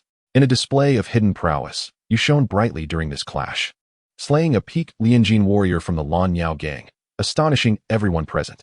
By the 183rd day, you successfully broke through to the late stage of the Lianjin realm, further enhancing your strength. On the 185th day, you mastered the Quangfeng momentum, elevating your combat capabilities once more. By the 250th day, you reached the pinnacle of the Lianjin realm, with your combat power once again boosted. On this same day, Emperor Chu Ling passed away, and the new emperor ascended, plunging the Great Chu into further turmoil. Bai Tianji invited you to discuss the state of the world. Ultimately, you concluded that as insignificant figures, your best course of action was to preserve yourselves. Becoming embroiled in the chaos would only render you cannon fodder, leaving you with no chance of survival. Chapter 12, Chui Gu. Annihilate the Lan Yao gang. On the 325th day, you felt the moment had come to challenge the Chui Gu realm. Ultimately, you succeeded in breaking through to the Chui Gu realm, dramatically elevating your combat power. After mastering your newfound strength, you believed you had a fair chance against even ordinary Lianzong realm warriors. However, you soon recalled that on the 330th day, the Lan Yao gang would ambush the Bailang gang, leading to the latter's annihilation. To avoid repeating past mistakes, you sought out Bai Tianji to inform him of the situation. Bai Tianji, delighted to discover your breakthrough to the Chui Gu realm, invited you to celebrate with drinks. As you both drank, you discussed the impending threat from the Lan Yao gang, informing him that you had received intelligence indicating they had likely hired a Qi gathering realm expert to target the Bailang gang. Upon hearing this, Bai Tianji's expression turned grave, though he did not inquire about the source of your information. To him, you were a trusted confidant. If the Lan Yao gang truly had an additional Qi gathering expert intending to strike the Bailang gang, the gang faced a real risk of destruction. You then recalled the previous simulation's Qi gathering expert, who had been elusive, indicating that he likely preferred to remain hidden to avoid recognition. After much contemplation, Bai Tianji smirked, suggesting that the Lan Yao gang must have allied with the Yu family. Wei County was small, with only 6 factions possessing Qi gathering experts. These 6 factions included the authorities, 2 major gangs, the Yu family, the Li family, and the Zhou family. The Zhou family had always remained neutral, avoiding entanglements, while the Li and Yu families sought mutual benefits. About half a month ago, Bai Tianji had clashed with the Yu family head over matters concerning his subordinates, humiliating the latter. The Yu family head would undoubtedly harbor resentment, plotting to collaborate with the Lan Yao gang to eliminate Bai Tianji. However, the Yu family had previously accepted benefits from the Bailang gang, having agreed not to take action against them, thus resorting to such underhanded tactics. Listening to Bai Tianji, you narrowed your eyes, inquiring about his proposed course of action. If the Lan Yao gang truly allied with the Yu family, even if the Yu family head refrained from showing himself for the sake of reputation, the Bailang gang's position would remain perilous. Bai Tianji remained calm, asserting that the matter could be easily resolved by taking the initiative. He planned to approach the Li family head to remain hidden, and should the Yu family head dare to act, the Li family head would naturally intervene. After all, the Yu and Li families were not on friendly terms. Should the Yu family collaborate with the Lan Yao gang to destroy the Bailang gang, the Li family would also find themselves in a precarious position. Reassured by Tianji's words, you continued to drink with him, discussing strategies to annihilate the Lan Yao gang. Shortly thereafter, Tianji discreetly visited the Li family, engaging in a lengthy discussion to articulate his intentions. Ultimately, Tianji successfully persuaded the Li family head to form an alliance, ensuring mutual support. In the dead of night, Tianji rallied his gang members and launched a surprise assault on the Lan Yao gang. Soon after, a fierce battle erupted between the two factions. The Lan Yao gang leader was caught completely off guard by Tianji's sudden attack, filled with anxiety, knowing that the Yu family head was not present at the Lan Yao gang's base. During the chaos of battle, you deliberately concealed your true strength, revealing only your full capabilities at the Chui Gu realm, engaging in fierce combat with a Hall master from the Lan Yao gang. Certainly, the performance of engaging in battle as a practitioner of the initial stage of Tsugu was astonishing enough, especially against the fully realized master of the Lan Yao gang. During this intense confrontation, the patriarch of the Li family observed quietly, harboring no intention to intervene. After all, his agreement with Tianji was to act only when the Yu family made their move. Should the Yu family refrain from action, he was content to spectate, relishing the spectacle of two powerful factions clashing, resulting in mutual devastation. This would allow the Li family to claim a larger share of the spoils in the future. As the fight progressed, it became evident that the patriarch of the Li family had no intention of engaging, prompting you to mentally chastise him as a cunning old fox. To minimize casualties for the Bailang gang, and to hasten the conclusion of the battle, you revealed a hidden card. You unleashed the perfected form of the Lihua Daoshi, striking down the master of the Lan Yao gang with a single blow, leaving the audience in shock. Subsequently, you maneuvered through the battlefield, dispatching the submasters of the Lan Yao gang one by one, thereby altering the tide of the conflict. This undoubtedly created a snowball effect, tipping the scales of victory significantly in favor of the Bailang gang. The sight of this unfolding drama incited rage in the Lan Yao gang's leader and his 3 deputy masters, who were helplessly restrained by Tianji and the other 3 deputy masters of the Bailang gang, unable to extricate themselves while witnessing your relentless slaughter. It is worth noting that when both sides were evenly matched, the emergence of a formidable practitioner like you dramatically influenced the battle's outcome. After vanquishing the Tsugu masters of the Lan Yao gang, you turned your attention to their deputy masters of the Lianzong realm. In a one-on-one scenario, the odds were balanced, but with your presence, the 2-on-1 situation quickly led to the demise of one deputy master. With one deputy master fallen, you and the now unoccupied deputy master of the Bailang gang advanced upon another deputy master of the Lan Yao gang. Witnessing the inevitable defeat, the leader of the Lan Yao gang and his remaining 2 deputies sought to flee, yet they found themselves ensnared, unable to escape. Ultimately, the remaining 2 deputy masters of the Lan Yao gang were also slain, while their ordinary members either perished or fled in terror. In that moment, only the leader of the Lan Yao gang remained encircled by you, his face a mask of despair and madness. He had never anticipated that the gang he painstakingly built would crumble due to your emergence. In an instant, his hatred towards you surged, surpassing even that directed at Tianji. The leader launched a desperate assault, disregarding the attacks from others, aiming to strike you down with a single blow. Upon witnessing this, a chill ran down your spine, as the shadow of death loomed over you. At that moment, you felt the vast chasm between the Tsugu and the Juqi realms. However, at a critical juncture, Tianji, disregarding his own injuries, unleashed a tremendous surge of internal energy, intercepting the leader of the Lan Yao gang and severely wounding him. Regaining your composure, you unleashed your most potent strike, slaying the leader. The patriarch of the Li family, observing the scene unfold, harbored a deep-seated trepidation towards you, unable to suppress an instinctual desire to eliminate you. In his eyes, you had grasped the perfected form of the Lihua Daoshi, and should you ascend to the perfected realm of Lianzong, you would pose a significant threat to practitioners of the Juqi realm. If that were to occur, the Bailang gang would possess 2 Juqi warriors, amplifying the menace to the Li family. Should you reach the Juqi realm, it would be monumental. In the entirety of Wei County, few could stand against you. Nevertheless, the patriarch of the Li family quickly quelled these thoughts. With the members of the Bailang gang present, any action on his part would result in a fate akin to that of the Lan Yao gang leader. Additionally, he saw no necessity to take risks himself when he could incite other families to act, such as instigating the Yu family. These individuals truly exhibited a remarkable degree of treachery. Chen Yuan gazed at the simulated text, narrowing his eyes slightly. He wondered if he would be undone by the patriarch of the Li family in this simulation. As Chen Yuan pondered, the words on the screen continued to unfold. After the fierce battle concluded, The Bai Lang gang confiscated all resources from the Lan Yao gang without leaving a trace. The following day, news of the Lan Yao gang's annihilation reverberated throughout Wei County. Many were astonished that the formidable Lan Yao gang could be obliterated overnight by the Bai Lang gang. In an instant, the Bai Lang gang's might became legendary, and you began to establish a reputation. Your status and power on par with the deputy masters of the Bai Lang gang, or even the heads of first-rate families. The next day, Yu and Bai Tianji deliberated on how to confront the Yu family, another looming threat, albeit distinct from a gang. In conflicts between gangs, when both sides suffer total losses, the authorities remain indifferent, often applauding the outcome. However, should a gang dare to confront a prominent family, the ramifications would be dire. Tantamount to a blatant disregard for the laws of Dechu, slapping the county magistrate in the face. Moreover, the county magistrate maintained close ties with the three major families, making it unwise to act openly. Ultimately, you were unable to reach a consensus and decided to suppress your thoughts, continuing to amass strength.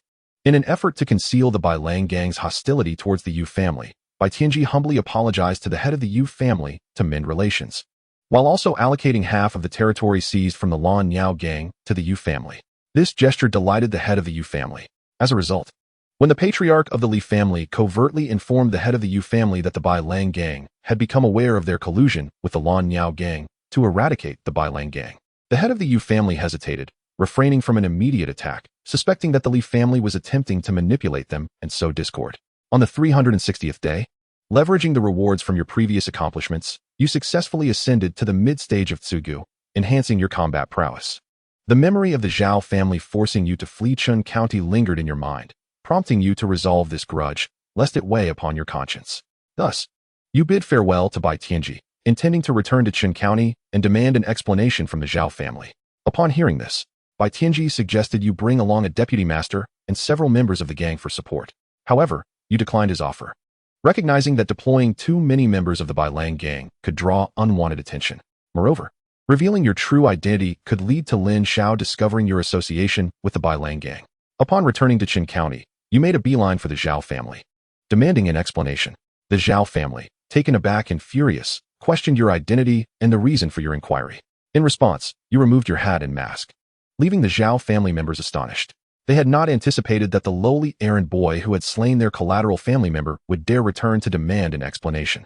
Immediately, an enraged elder of the Zhao family sought to execute you on the spot.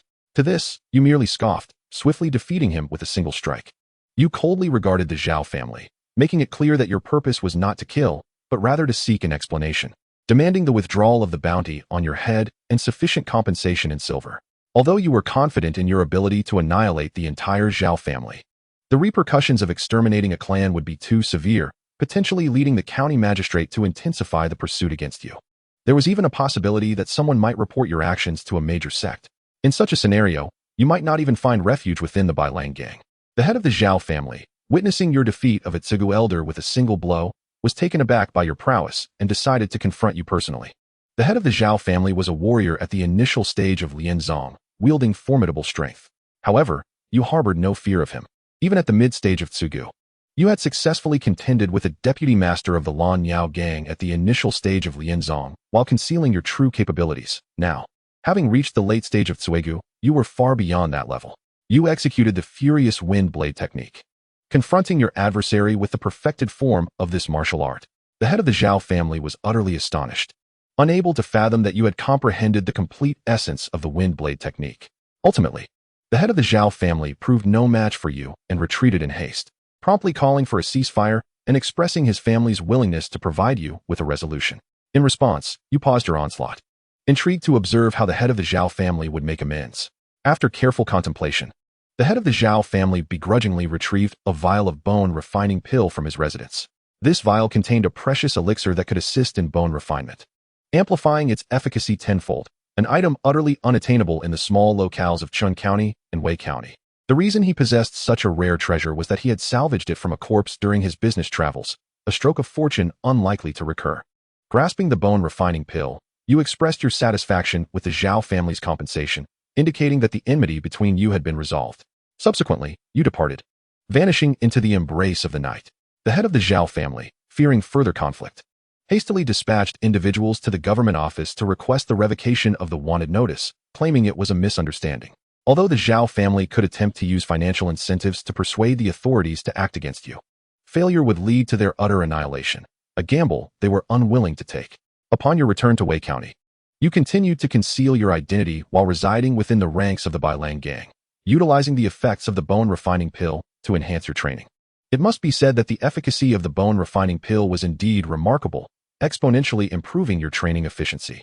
On the 367th day, you advanced from the mid-stage of bone refinement to the late stage. By the 375th day, with the aid of the bone-refining pill, your cultivation surged once more, reaching the pinnacle of bone refinement. At this juncture, 2 bone-refining pills remained in your possession, which you estimated to hold a value of at least 200 taels of silver, yet were still rare commodities in the market. You then began to contemplate how to break through to the realm of Lianziying. In small counties like Chun and Wei, families that achieved the Lianziying realm became prominent precisely because of the immense difficulty involved in attaining it. The challenges of reaching the Lianziying stage far exceeded those of bone refinement, necessitating the aid of specialized elixirs for painstaking progress. In Chapter 14, titled Generous Rewards, it was noted that the rarity of these elixirs meant that a person with sufficient talent would require a minimum of 2,000 taels of silver to enter the Lianziying realm, a sum that small families in the county could hardly afford. However, you were not overly concerned about finances. Bai Tianji regarded you as family. Once he learned of your achievement in reaching the pinnacle of bone refinement, he would undoubtedly procure the necessary elixirs for you to advance to Lianziying. From that point onward, your sole focus would be diligent training. The following day, you revealed to Bai Tianji your attainment of the pinnacle of bone refinement, which filled him with immense joy. He assured you that he would acquire the required elixirs for your advancement to Lianziying, allowing you to concentrate solely on your cultivation. On the 377th day, you learned of the increasing turmoil within the Great Chu, with uprisings erupting across various regions. These developments signified that the Great Chu was on the brink of collapse, and the world was nearing a moment of significant change. Regrettably, although you had reached the pinnacle of bone refinement and were poised to challenge the Lianziying realm, in the grand scheme of the world, you remained a minor player, merely hoping that the flames of war would not engulf you too swiftly, granting you time to grow. On the 378th day, under the relentless persuasion and concessions made by the head of the Li family, the Yu family finally reached an agreement with them. Concurrently, the heads of the Li and Yu families approached the county magistrate to propagate the notion of the Bailang gang as a danger. However, the magistrate remained neutral, neither favoring the 2 families nor obstructing their intentions against the Bailang gang, choosing instead to observe the unfolding events from a distance.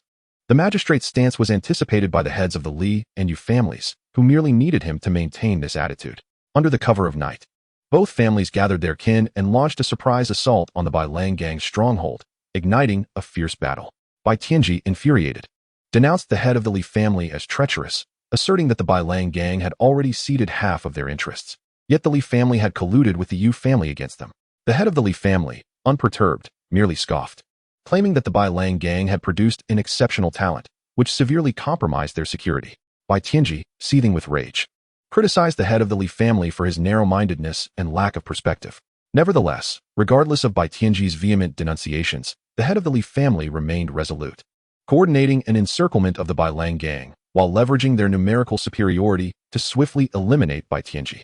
You also engaged in a life-and-death struggle with the Li and Yu families' Lianziying realm warriors.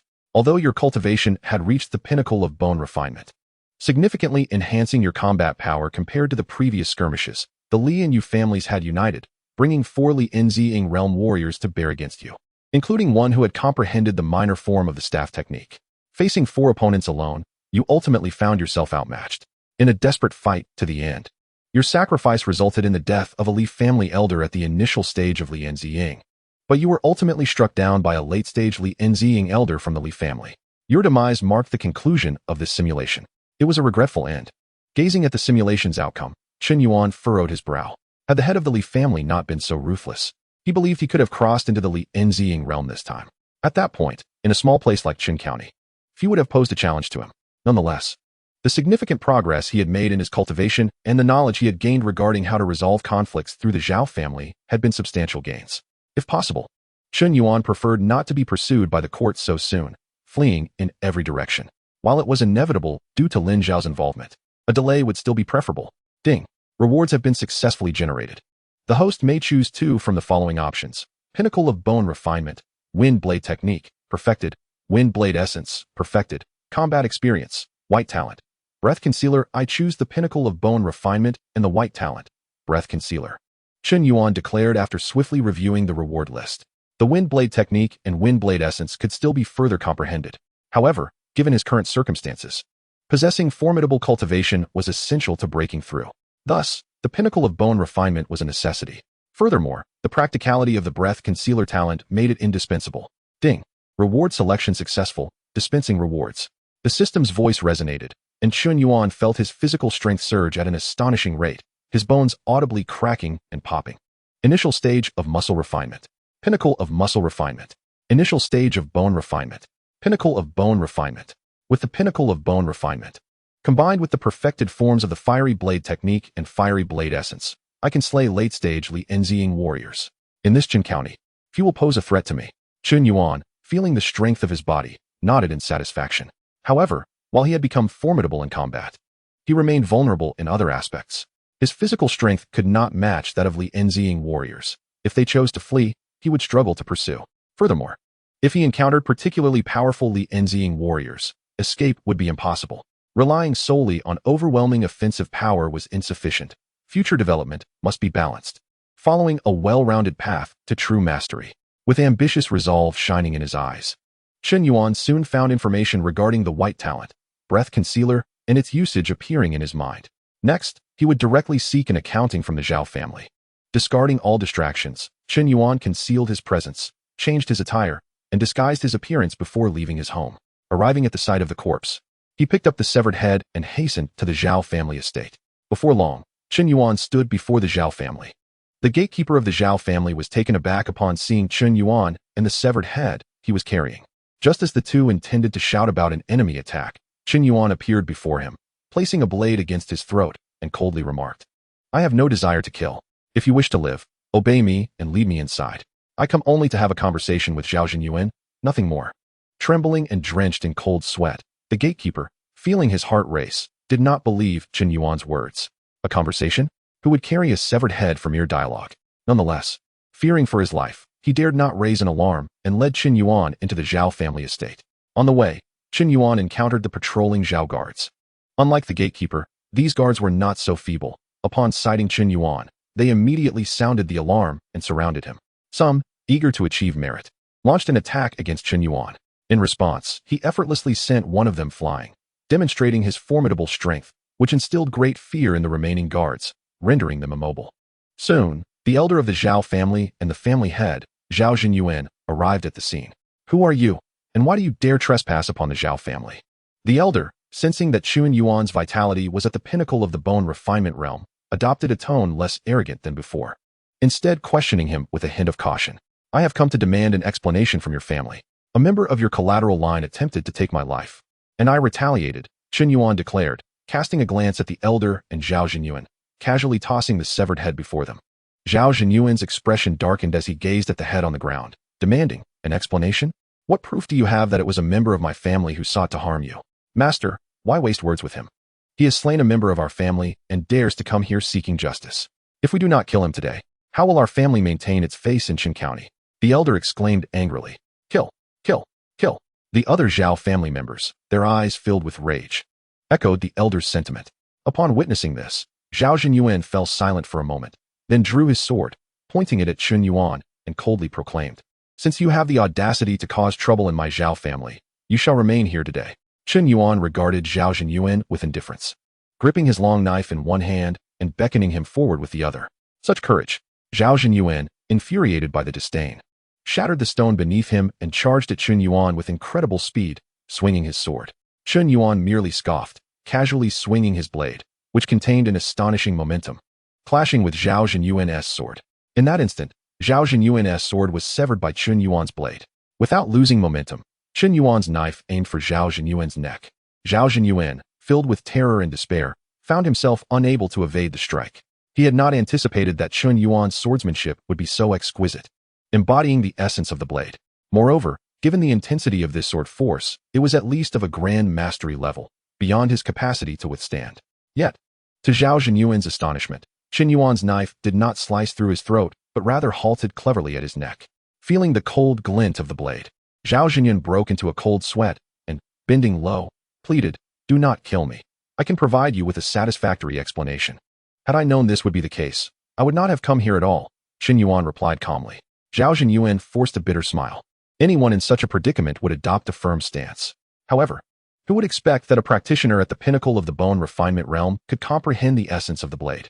This is a realm many practitioners have yet to attain. The atmosphere grew eerily silent, and even the elder of the Zhao family dared not utter a word. His face filled with fear as he stared at Chen Yuan, awed by his strength. Among the crowd, Zhao Qianshui, previously unremarkable, gazed at Chen Yuan in shock, no longer displaying the arrogance he had shown before Shui. Subsequently, Chen Yuan swiftly retrieved a vial of bone refinement pills from his quarters, hoping that this gesture would satisfy Chen Yuan.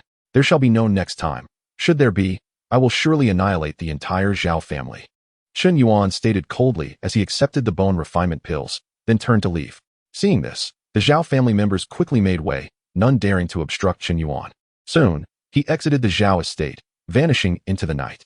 Sighing, Chen Yuan instructed everyone to keep the events of the day under wraps and to have the bodies retrieved for burial while also addressing the crime scene. In that moment, he appeared to have aged significantly. Dad, Chen Yuan's youngest daughter, Zhao Wan, upon witnessing her father's dejected demeanor, clenched her fists, her face filled with resentment, harboring profound hatred for Chen Yuan. The following day, due to the Zhao family's swift and decisive actions, the incident did not escalate to the magistrate's office as it had in the simulated life. The citizens of Chen County continued their daily routines undisturbed. Meanwhile, Chen Yuan prepared to return to work, idly wandering about, hoping to discover new characters to engage with. "Boss, that girl I mentioned is truly stunning. You should go take a look. If you don't, someone else might seize her first." His three sycophants stopped him while he was meandering. "Very well. Since I have nothing pressing to attend to, I shall take a look," Chen Yuan replied, slightly furrowing his brow. Although he had no intention of indulging in such unsavory activities, the insistence of his subordinates compelled him to investigate. If possible, he felt it necessary to protect the girl from unwanted advances. Though he had darkened in the simulated life, that was not the true Chen Yuan. It was merely a parallel entity with self-awareness. At least for now, he, Chen Yuan, remained a good person, having committed no misdeeds. Seeing Chen Yuan nod, the three sycophants revealed lecherous smiles, leading him to their destination, convinced that he would surely take a liking to the girl. A quarter of an hour later, Chen Yuan arrived at a modest dwelling. Just as the three sycophants attempted to forcefully enter, Chen Yuan stopped them, politely knocking on the door. He heard a timid voice from within. "Who is it?" "I am here for charity." Chen Yuan pondered for a moment before teasingly replying. "Huh, charity? What does that mean?" A confused voice responded. The wooden door soon opened to reveal a girl clad in patched hemp garments. Though somewhat pale and thin, her striking features were hard to conceal. Upon seeing Chen Yuan and the three sycophants, the girl turned pale and attempted to shut the door. However, Chen Yuan reacted more swiftly, preventing her from closing it. He fixated on the white sign above her head, pleasantly surprised by the unexpected turn of events. "White sign, become friends. You are all bad people, leave quickly," the girl exclaimed, her eyes wide with fear as she trembled. Go ahead and scream. It won't do you any good," the three sycophants sneered, intimidating her. Chen Yuan shot them a glance and ordered them to leave. The three sycophants exchanged glances, their expressions conveying understanding, and left with wicked smiles. Once they departed, Chen Yuan gently patted the girl's head and spoke softly. "I mean you no harm. May I come in and sit for a while? Please do not close the door." The girl hesitated, yet, upon seeing Chen Yuan's warm expression, she bit her lip and nodded timidly, saying, "All right." Chen Yuan nodded in affirmation. Soon, he entered the humble abode and took a seat. He looked at the girl and asked, "What is your name? Do you have any other family members?" "Sir, my name is Zhou Qian. My parents were fishermen. They perished in the river years ago due to a monster fish." The girl replied nervously, clutching her clothes and bowing her head. "Do you know a person named Zhou Shui?" Chen Yuan inquired. Chen Yuan was momentarily taken aback. His curiosity piqued. "Zhou Shui is my elder brother," Zhou Qian said cautiously. "Zhou Shui is your brother?" Chen Yuan's gaze shifted subtly. What a coincidence. For he had only met Zhou Shui the previous day, receiving a white sign-in token. Today, he discovered another sign-in token linked to his sister. This brother and sister truly seemed to be his lucky stars. "Sir, could it be that my elder brother has offended you in some way?" Zhou Qian suddenly pondered a possibility, her complexion paling. "Do not overthink. That is not the case," Chen Yuan replied, shaking his head. "If he were a villain, a little girl appearing at this moment would be quite fitting, but alas, I, Chen Yuan, am a decent man and have no interest in threatening a young girl, especially one who possesses a white sign-in token. That is a relief," Zhou Qian sighed, visibly relaxing. I have come to see that you and your brother live in poverty, wishing to assist you in improving your lives and, in the process, to befriend you both, Chen Yuan said with a gentle smile. Zhou Qian was momentarily stunned, then cautiously replied, I may need to discuss this with my brother. No problem, I can wait here, Chen Yuan nodded in agreement. Although Zhou Shui held a disdainful attitude towards him, if he presented financial assistance under the guise of friendship, it was likely Zhou Shui would not refuse Zhou Qian the opportunity to befriend him. After all, money has the power to influence even the most stubborn of individuals, especially in this tumultuous era. Without money, one could truly face dire consequences. You should attend to your household chores, and I will come by later. After a brief while, Chen Yuan noticed the young girl was growing restless and decided to take his leave, wishing to spare her any further anxiety.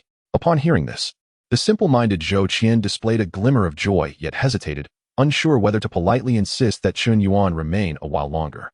Observing her internal struggle, Chen Yuan smiled warmly, gently patted her head, and made his way outside. Zhou Qian watched his departing figure, lost in thought, feeling that Chen Yuan was not as malevolent as the rumors suggested. Subsequently, Chen Yuan wandered about, hoping to see if any passerby had a fresh sign-in token above their head. He intermittently checked the system map, eager to see if any location sign-ins had appeared. Time passed swiftly, and before he knew it, dusk had arrived. After an entire day of searching, he had yet to discover a single white sign-in token, which left him feeling quite disheartened. Therefore, Chen Yuan brought up the system map one last time, intending to check for any location sign-ins before heading to Zhou Qian's home. Zhou Shui should be returning soon. Fishermen typically leave early and return late. The last time Zhou Shui had gone to the market to sell fish so early was due to his catch of a prized fish, to prevent it from being coveted. He had chosen to set off at dawn. Upon opening the map, Chen Yuan was surprised to find a location sign-in had indeed refreshed, Wu family. Contemplating the map's location, he recalled the female corpse and the peculiar red pebble he had discovered upon her.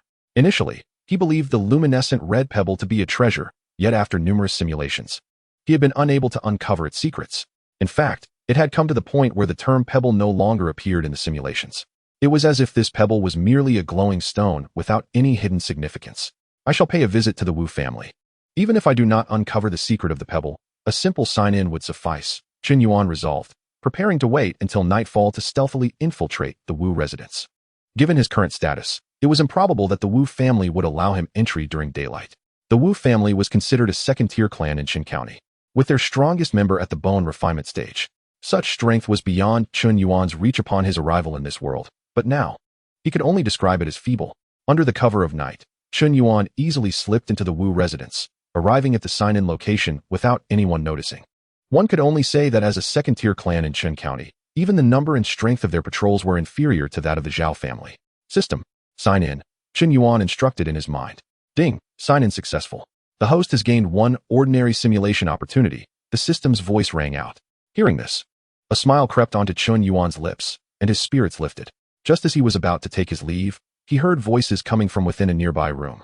While ordinary people might not have discerned these conversations, Chen Yuan, having reached the bone refinement stage, possessed heightened senses and caught snippets of dialogue that intrigued him. He instinctively concealed his presence and moved closer to eavesdrop. Inside, the young master of the Wu family was questioning the family patriarch. Father, how do you plan to deal with Wu Sheng? Alas, our family is unfortunate. By the time we learned of Wang Qin's extraordinary background and the family secret she bore, she had already become Wu Sheng's wife. Initially, I intended for him to genuinely win her heart. Women, once touched, will eventually reveal their hidden secrets. The Wu family patriarch lamented as he paced. Who could have imagined that this scoundrel would harbor grievances against the family and resort to ruthless means to coerce Wang Qin, attempting to monopolize the secrets, ultimately forcing her to flee the family and leading to her demise, causing our Wu family to lose its chance for ascension. Father, I suspect there is something amiss with Wang Qin's death. I have a feeling Wu Sheng is involved. After all, to outsiders, he would not kill his own wife. The young master of the Wu family stated gravely. I too have my suspicions, though I lack evidence. However, the absence of evidence is inconsequential. He has disrupted our Wu family's century-long plans and must be dealt with according to family rules, the patriarch replied solemnly. You are correct, father. This scoundrel deserves to die. Chen Yuan listened intently, his expression shifting as he realized he had stumbled upon a significant revelation.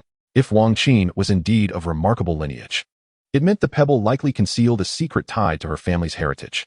Consequently, Chen Yuan's thoughts returned to the pebble, his eyes narrowing. It appeared he would need to conduct further research, Otherwise, should he miss this opportunity, it would indeed be a regrettable loss. As the conversation between the Wu father and son drifted away from the previous topic, Chen Yuan swiftly departed the Wu residence, having lost interest in eavesdropping. Chapter 17, The Fifth White Talent. Following this, Chen Yuan made his way to the Zhou residence. Upon his arrival, he found Zhou Shui had already returned. As Zhou Shui opened the door and saw Chen Yuan, his expression darkened immediately. Chen Yuan, what are your intentions? You sought to befriend me before, and now you have your sights set on my sister. Zhou Shui questioned coldly, his demeanor icy. Do not be hasty. I merely come to offer assistance. 5 taels of silver to forge a friendship is not unreasonable, Chen Yuan replied, patting Zhou Shui's shoulder as he casually entered the earthen dwelling, speaking nonchalantly. 5 taels of silver? Zhou Shui was taken aback, while Zhou Qian's mouth fell open in astonishment. In these times, 5 taels of silver could sustain them comfortably for an entire year. Brother, did you not say you wished to practice martial arts? Zhou Qian could not help but interject. I wish to practice martial arts. I will earn my own living through fishing, Zhou Shui insisted, though he seemed torn. 10 taels of silver, Chen Yuan stated calmly. 10 taels. Zhou Qian's eyes widened in disbelief. Zhou Shui fell silent. Although he had generously given away the precious fish in the past, it was under the circumstance that he realized he could no longer keep it, compounded by the fact that his younger sister had been persistently harassed by the local constables. Thus, he reluctantly bestowed the fish, hoping to curry favor with the Zhao family. Zhou Shui was also aware that capturing the precious fish was akin to a stroke of luck from his ancestors. It was improbable that he could continually catch such a prize. Therefore, the sum of 10 taels was indeed a considerable fortune for him. However, associating with someone as notorious as Chen Yuan could tarnish his sister's reputation. What? Is that insufficient? How about 15 taels? Chen Yuan remarked playfully, noting Zhou Shui's silence. Zhou Shui's expression contorted, clearly struggling to maintain composure. Brother Chen, my sister wishes to befriend you. Before Zhou Shui could respond, Zhou Qian knelt before Chen Yuan and spoke earnestly. There was genuine sincerity in her words. After all, Chen Yuan had been exceedingly generous. Oh dear sister, there is no need for such formality. We are merely friends. There is no need for you to kneel. Chen Yuan chuckled, lifting Zhou Qian to her feet. Zhou Shui cast a guilty glance at Zhou Qian. You have bested me. He then spoke to Chen Yuan with a complex expression. To be honest, I cannot fathom your intentions. Why do you wish to befriend us? With your character, it seems you would only be interested in my sister's beauty, even if you were throwing money around. Do not underestimate my motives. I simply believe that there is a fateful connection between us. Chen Yuan waved his hand dismissively. Here are 15 taels, please accept it. He retrieved the coins from his pocket and placed them upon the table. Despite having received the sign-in reward, Chen Yuan valued integrity. He would honor his commitments and would not use jest as an excuse to renege on a promise. After placing the silver down, he turned to leave without a backward glance, leaving Zhou Shui and his sister utterly bewildered, unable to comprehend Chen Yuan's thoughts. Brother, what about us? Shortly after Chen Yuan departed from the Zhou residence, 3 sycophants rushed out from the alley, grinning as they approached him. Clearly, they had been keeping watch for Chen Yuan. You may divide this 3 taels among yourselves. However, from this day forth, do not attempt to contact me again. Chen Yuan had previously overlooked severing ties with these 3 henchmen, who had followed the former's unscrupulous activities. Now, it was time to part ways. Nevertheless, since they had aided him in locating a white sign-in opportunity, it was only right to reward them. Brother, what do you mean by this? The 3 henchmen exchanged glances. Puzzled. The literal meaning. From today onward, seek another patron. Chen Yuan strode forward, disregarding their confusion. The 3 henchmen exchanged bewildered looks, unprepared for Chen Yuan's sudden dismissal. As astute individuals, they recognized his seriousness and resigned themselves to the new reality. Upon returning home, Chen Yuan resolved to embark on a new life simulation. System. I wish to commence the white simulation, he stated while seated on his bed. His habitual approach was to first engage in a white simulation to acquire a talent, followed by an ordinary simulation to maximize his gains. Ding, life simulator initiated, refreshing talents, the system's voice echoed. Ding, talent refresh successful. Congratulations, host, on obtaining the White Talent Frenzy. White Talent Frenzy. Utilizing this talent will thrust the host into a state of frenzy, enhancing physical strength, but at the cost of some rationality. A gentle reminder, due to talent level restrictions, this ability is most effective at lower talent levels. Use with caution. A talent that enhances physical strength? This could serve as a hidden card. Although this talent has limitations, it should prove advantageous at the body refining level, and even in the chi gathering stage.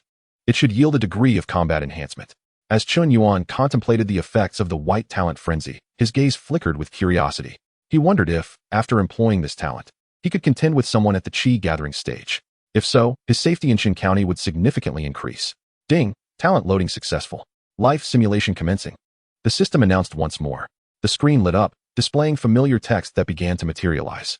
Day 1, night, you feel it is late, and you choose to sleep. Day 2, you contemplate whether to directly seek refuge with by Tianji in Wei County. However, you decide to set this thought aside for now, opting to self-sustain for the time being. After all, joining the White Wolf gang had led to your demise twice, leaving you with some psychological scars. Consequently, you believe it best to focus on your own development and, when the time is ripe, alert by Tianji or assist him. Thus, today you choose to resign from your official duties and regain your freedom, making movement more convenient.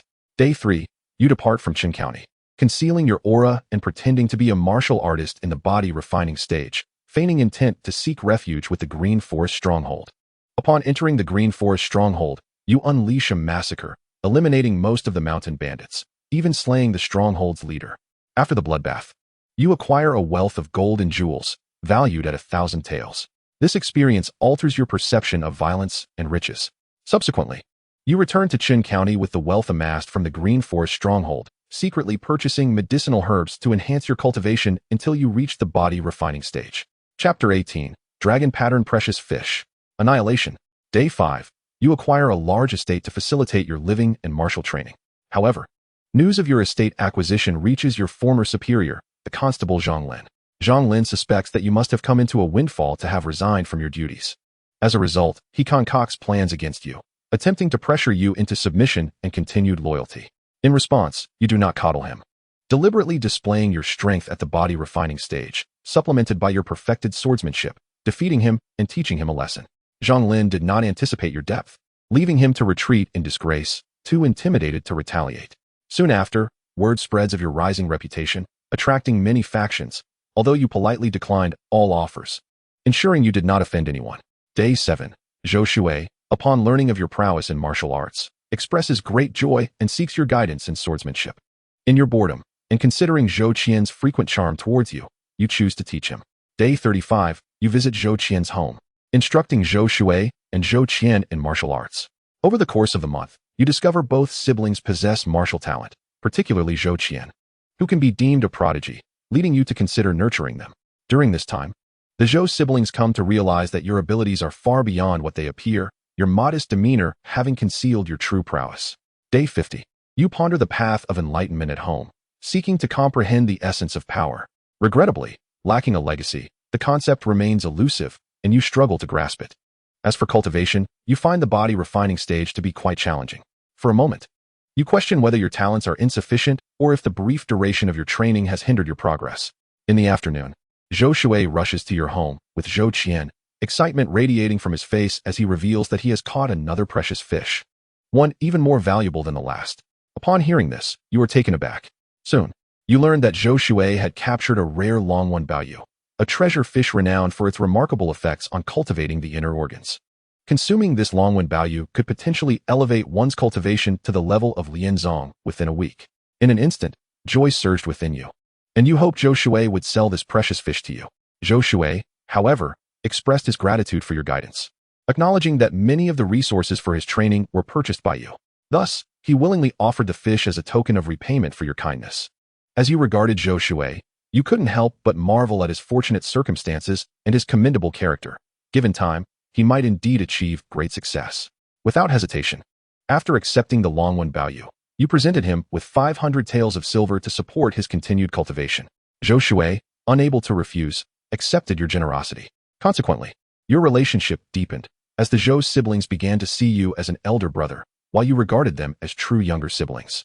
However, despite Zhou Shui's efforts to conceal the capture of the Longwan Baoyu, the news was eventually discovered by another individual who reported it to the Ning family.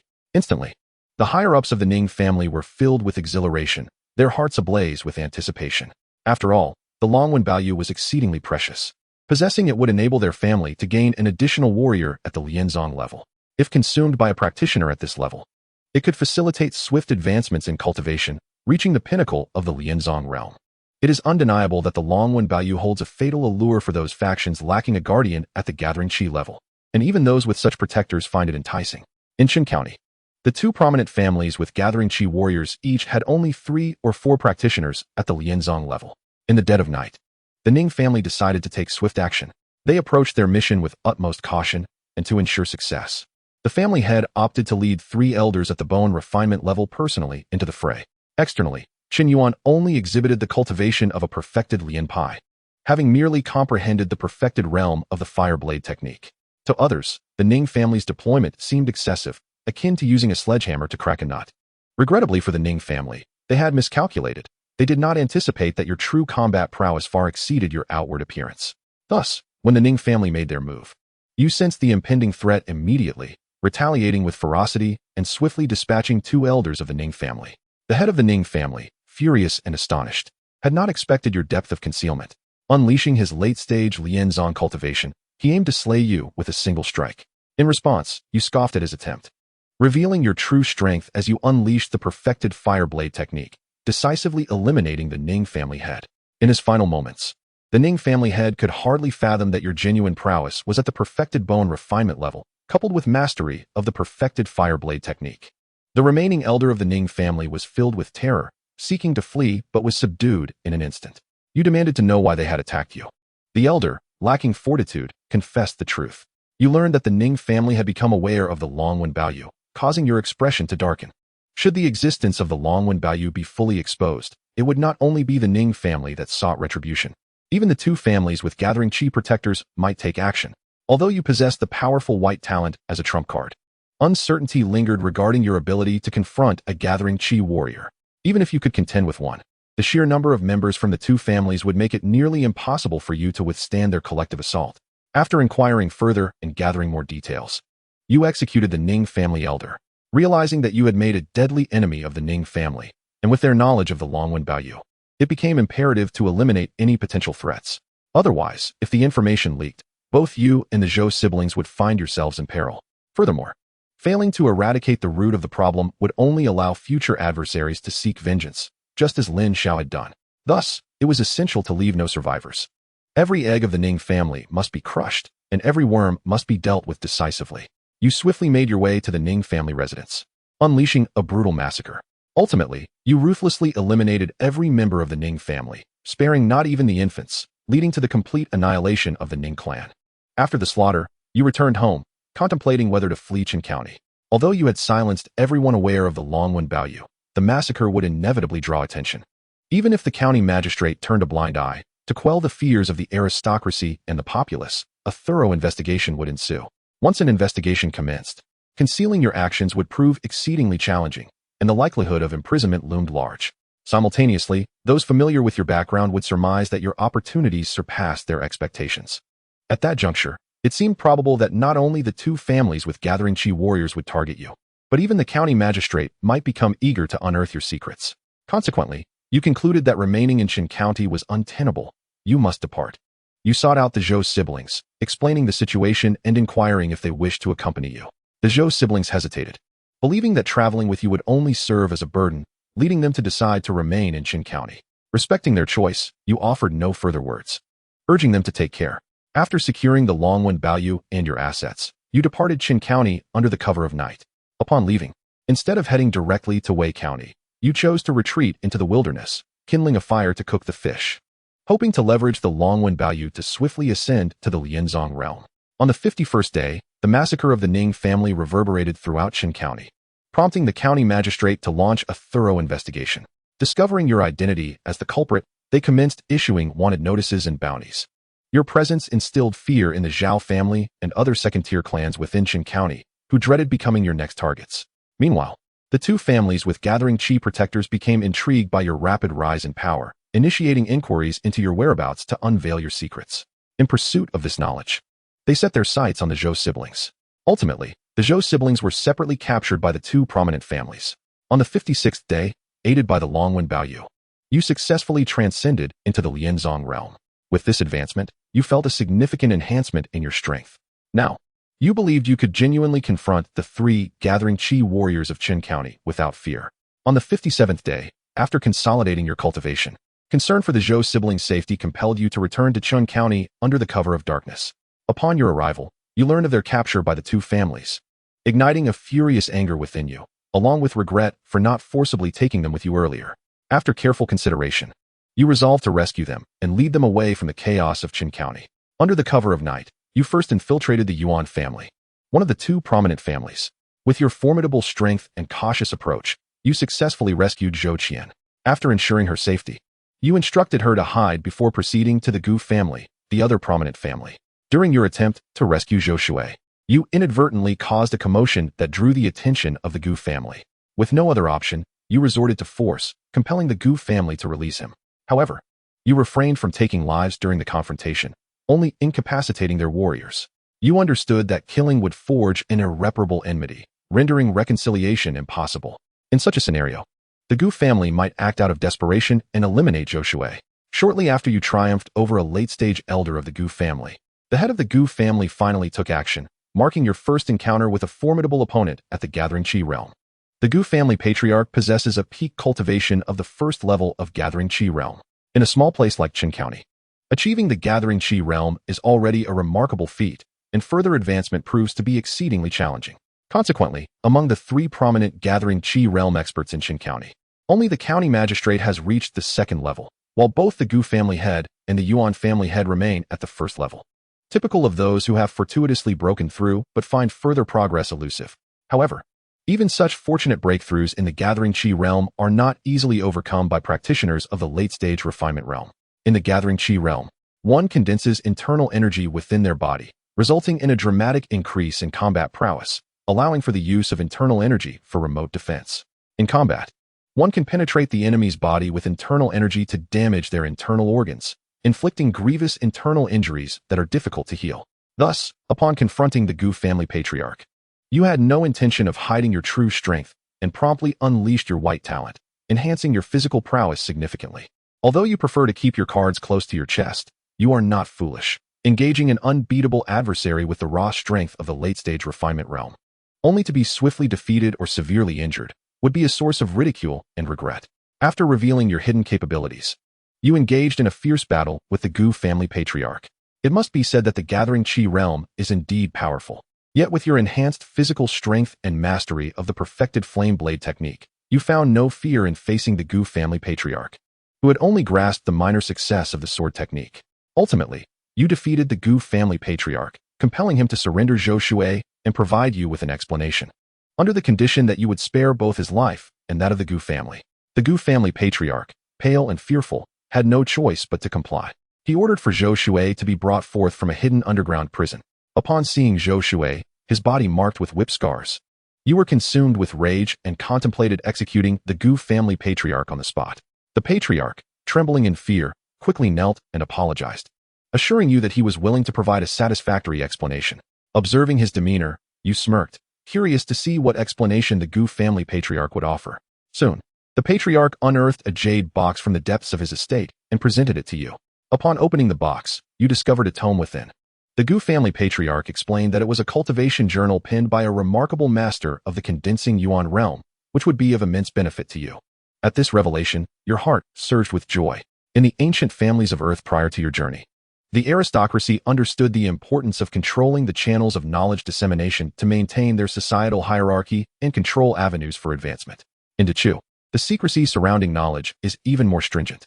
In Chen County, where even the Gathering Qi realm is exceedingly rare, many are unaware of what lies beyond this realm. And you have only surmised through novels that the realm beyond Gathering Qi is likely the domain of intent. It is not an exaggeration to state that in Dechu, advanced martial knowledge is firmly grasped by powerful sects and aristocratic families, rarely spilling into the hands of the common folk.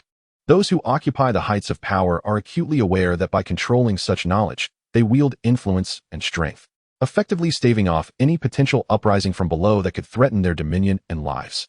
Therefore, this cultivation journal authored by a master of the condensing Yuan realm is exceedingly precious to you, as it can bestow a wealth of martial knowledge, far more valuable than mere resources.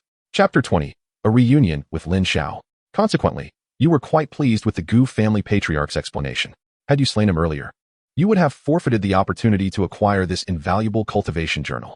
After all, such a treasured item would have been well concealed, and without turning the Gu family inside out, it would have remained elusive.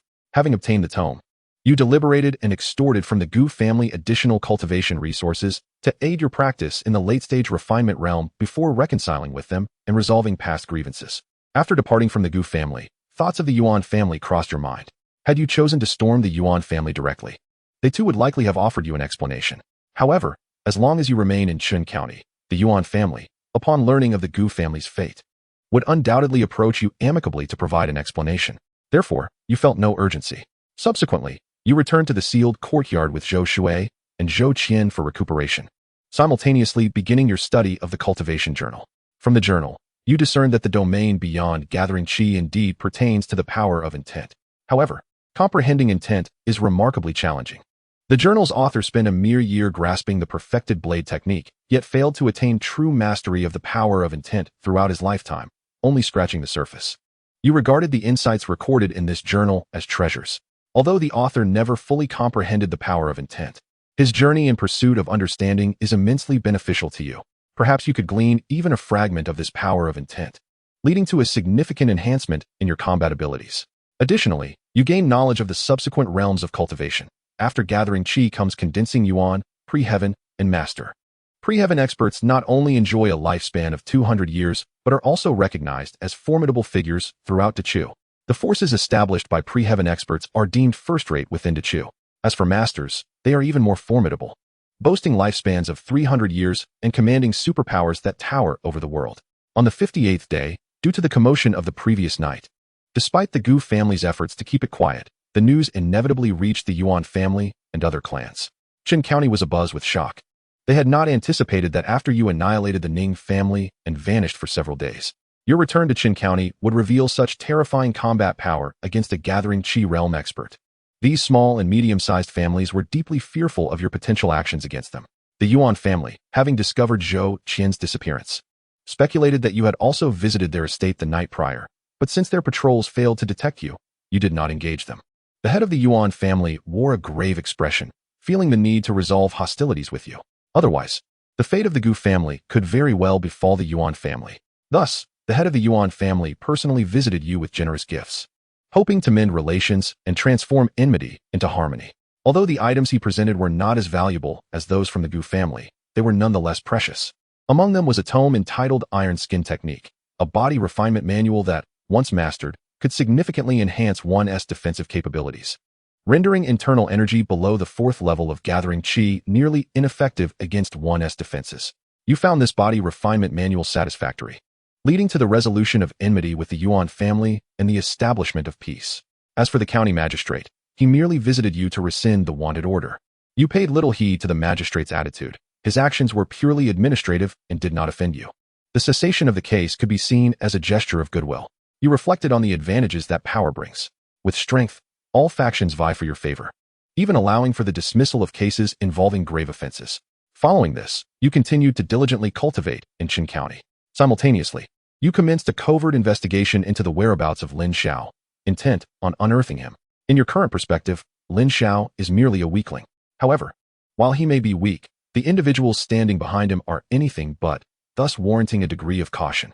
Regrettably, despite your efforts to uncover Lin Xiao's location, your endeavors yielded no results. On the 99th day, your cultivation had yet to advance to the mid-stage of the Lianzong realm.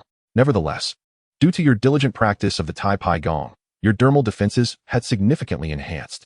As for Zhou Shui and Zhou Qian, they exhibited remarkable growth. Zhou Shui had reached the initial stage of the Lianpai realm, while Zhou Qian had astonished all by attaining the initial stage of the Lianjin realm. Having grasped the profound techniques of the Dai Cheng Lai Hua Dao, their innate talents and potential surpassed your own. On the 110th day, while you were engaged in your training at home, Lin Xiao appeared before you, accompanied by a young man. You sensed the formidable strength of this young man, causing you to adopt a grave demeanor as you inquired about his identity and sect. The young man, brimming with arrogance, proclaimed himself as Liao Zibing, a disciple of the inner sect of the Xian Yuan zone, personally taught by the Grand Elder of the Xian Yuan sect. He had come to avenge his junior brother and claimed your life. Upon hearing this, your expression grew serious. You had never anticipated Lin Xiao's extraordinary fortune in joining the Xian Yuan zone and becoming a disciple of its Grand Elder. Though your experiences were limited in Qin County, you were aware that the Xian Yuan zone was a prestigious sect within your region of Yunzhou. Previously, you had been oblivious to the true strength of the Xian Yuan zone, but now you recognized it as a first-rate power with innate experts in its ranks. The Grand Elder, it was likely, was a formidable figure at least at the 7th level of the Ning Yuan realm. Subsequently, the arrogant Liao Zibing remarked that your ability to compel him to descend the mountain personally to confront you was already a mark of pride. In response, you fell into silence. It was evident that in previous simulations, Lin Xiao had chosen to collaborate with the He Fengzhai to eliminate you as a means of honing his skills. However, after descending the mountain and learning of your astonishing exploits, he realized he was not your match in a short span and opted to summon his senior brother for assistance. Understanding that further discourse was futile, you resolved to engage Liao Zibing in combat. His cultivation had reached the 4th level of the Juqi realm, and he was not an ordinary practitioner at that level. Consequently, even with your white talent frenzy activated and employing the perfected techniques of the Lai Hui Dao, you were still unable to contend with him, merely managing to astonish him momentarily. Ultimately, you were defeated by Liao Zibing, lacking the capacity to retaliate. However, to avoid being tormented by Lin Xiao, you seized the opportunity to take your own life, thus meeting your demise. Your death marked the conclusion of this simulation. Chapter 21. Astonishing Rewards. You have perished once more. Lin Xiao truly is a persistent specter.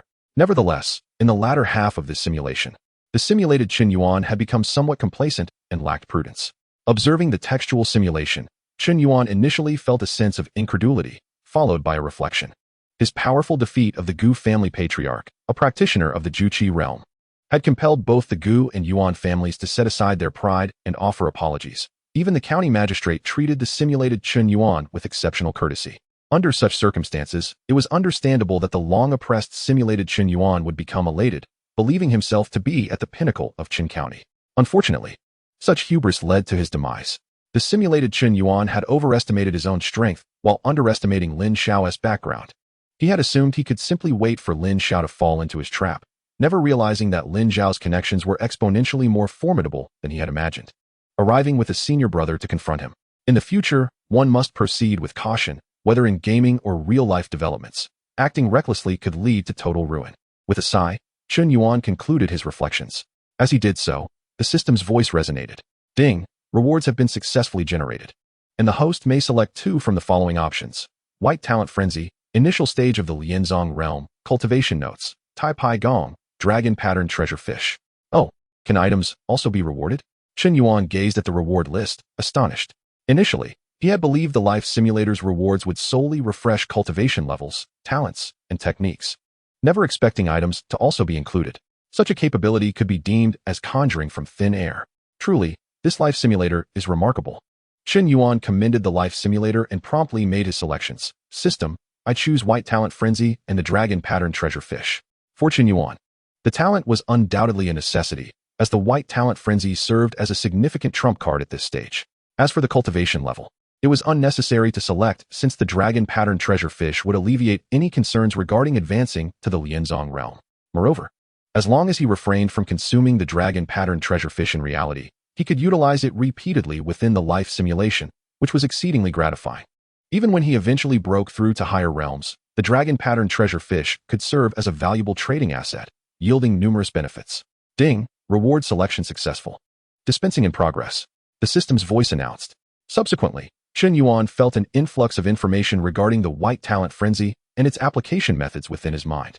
Soon after, a lively dragon pattern treasure fish appeared in the wooden basin at his home, its scales adorned with a golden dragon-like pattern, presenting an otherworldly sight, justifying its nomenclature. Observing the dragon pattern treasure fish, Chen Yuan poured water from his home reserves into the basin, ensuring the precious fish would not perish from lack of water. System, I wish to engage in a standard simulation. He then resolved to undertake a new life simulation, entirely dismissing the notion of preserving this ordinary simulation.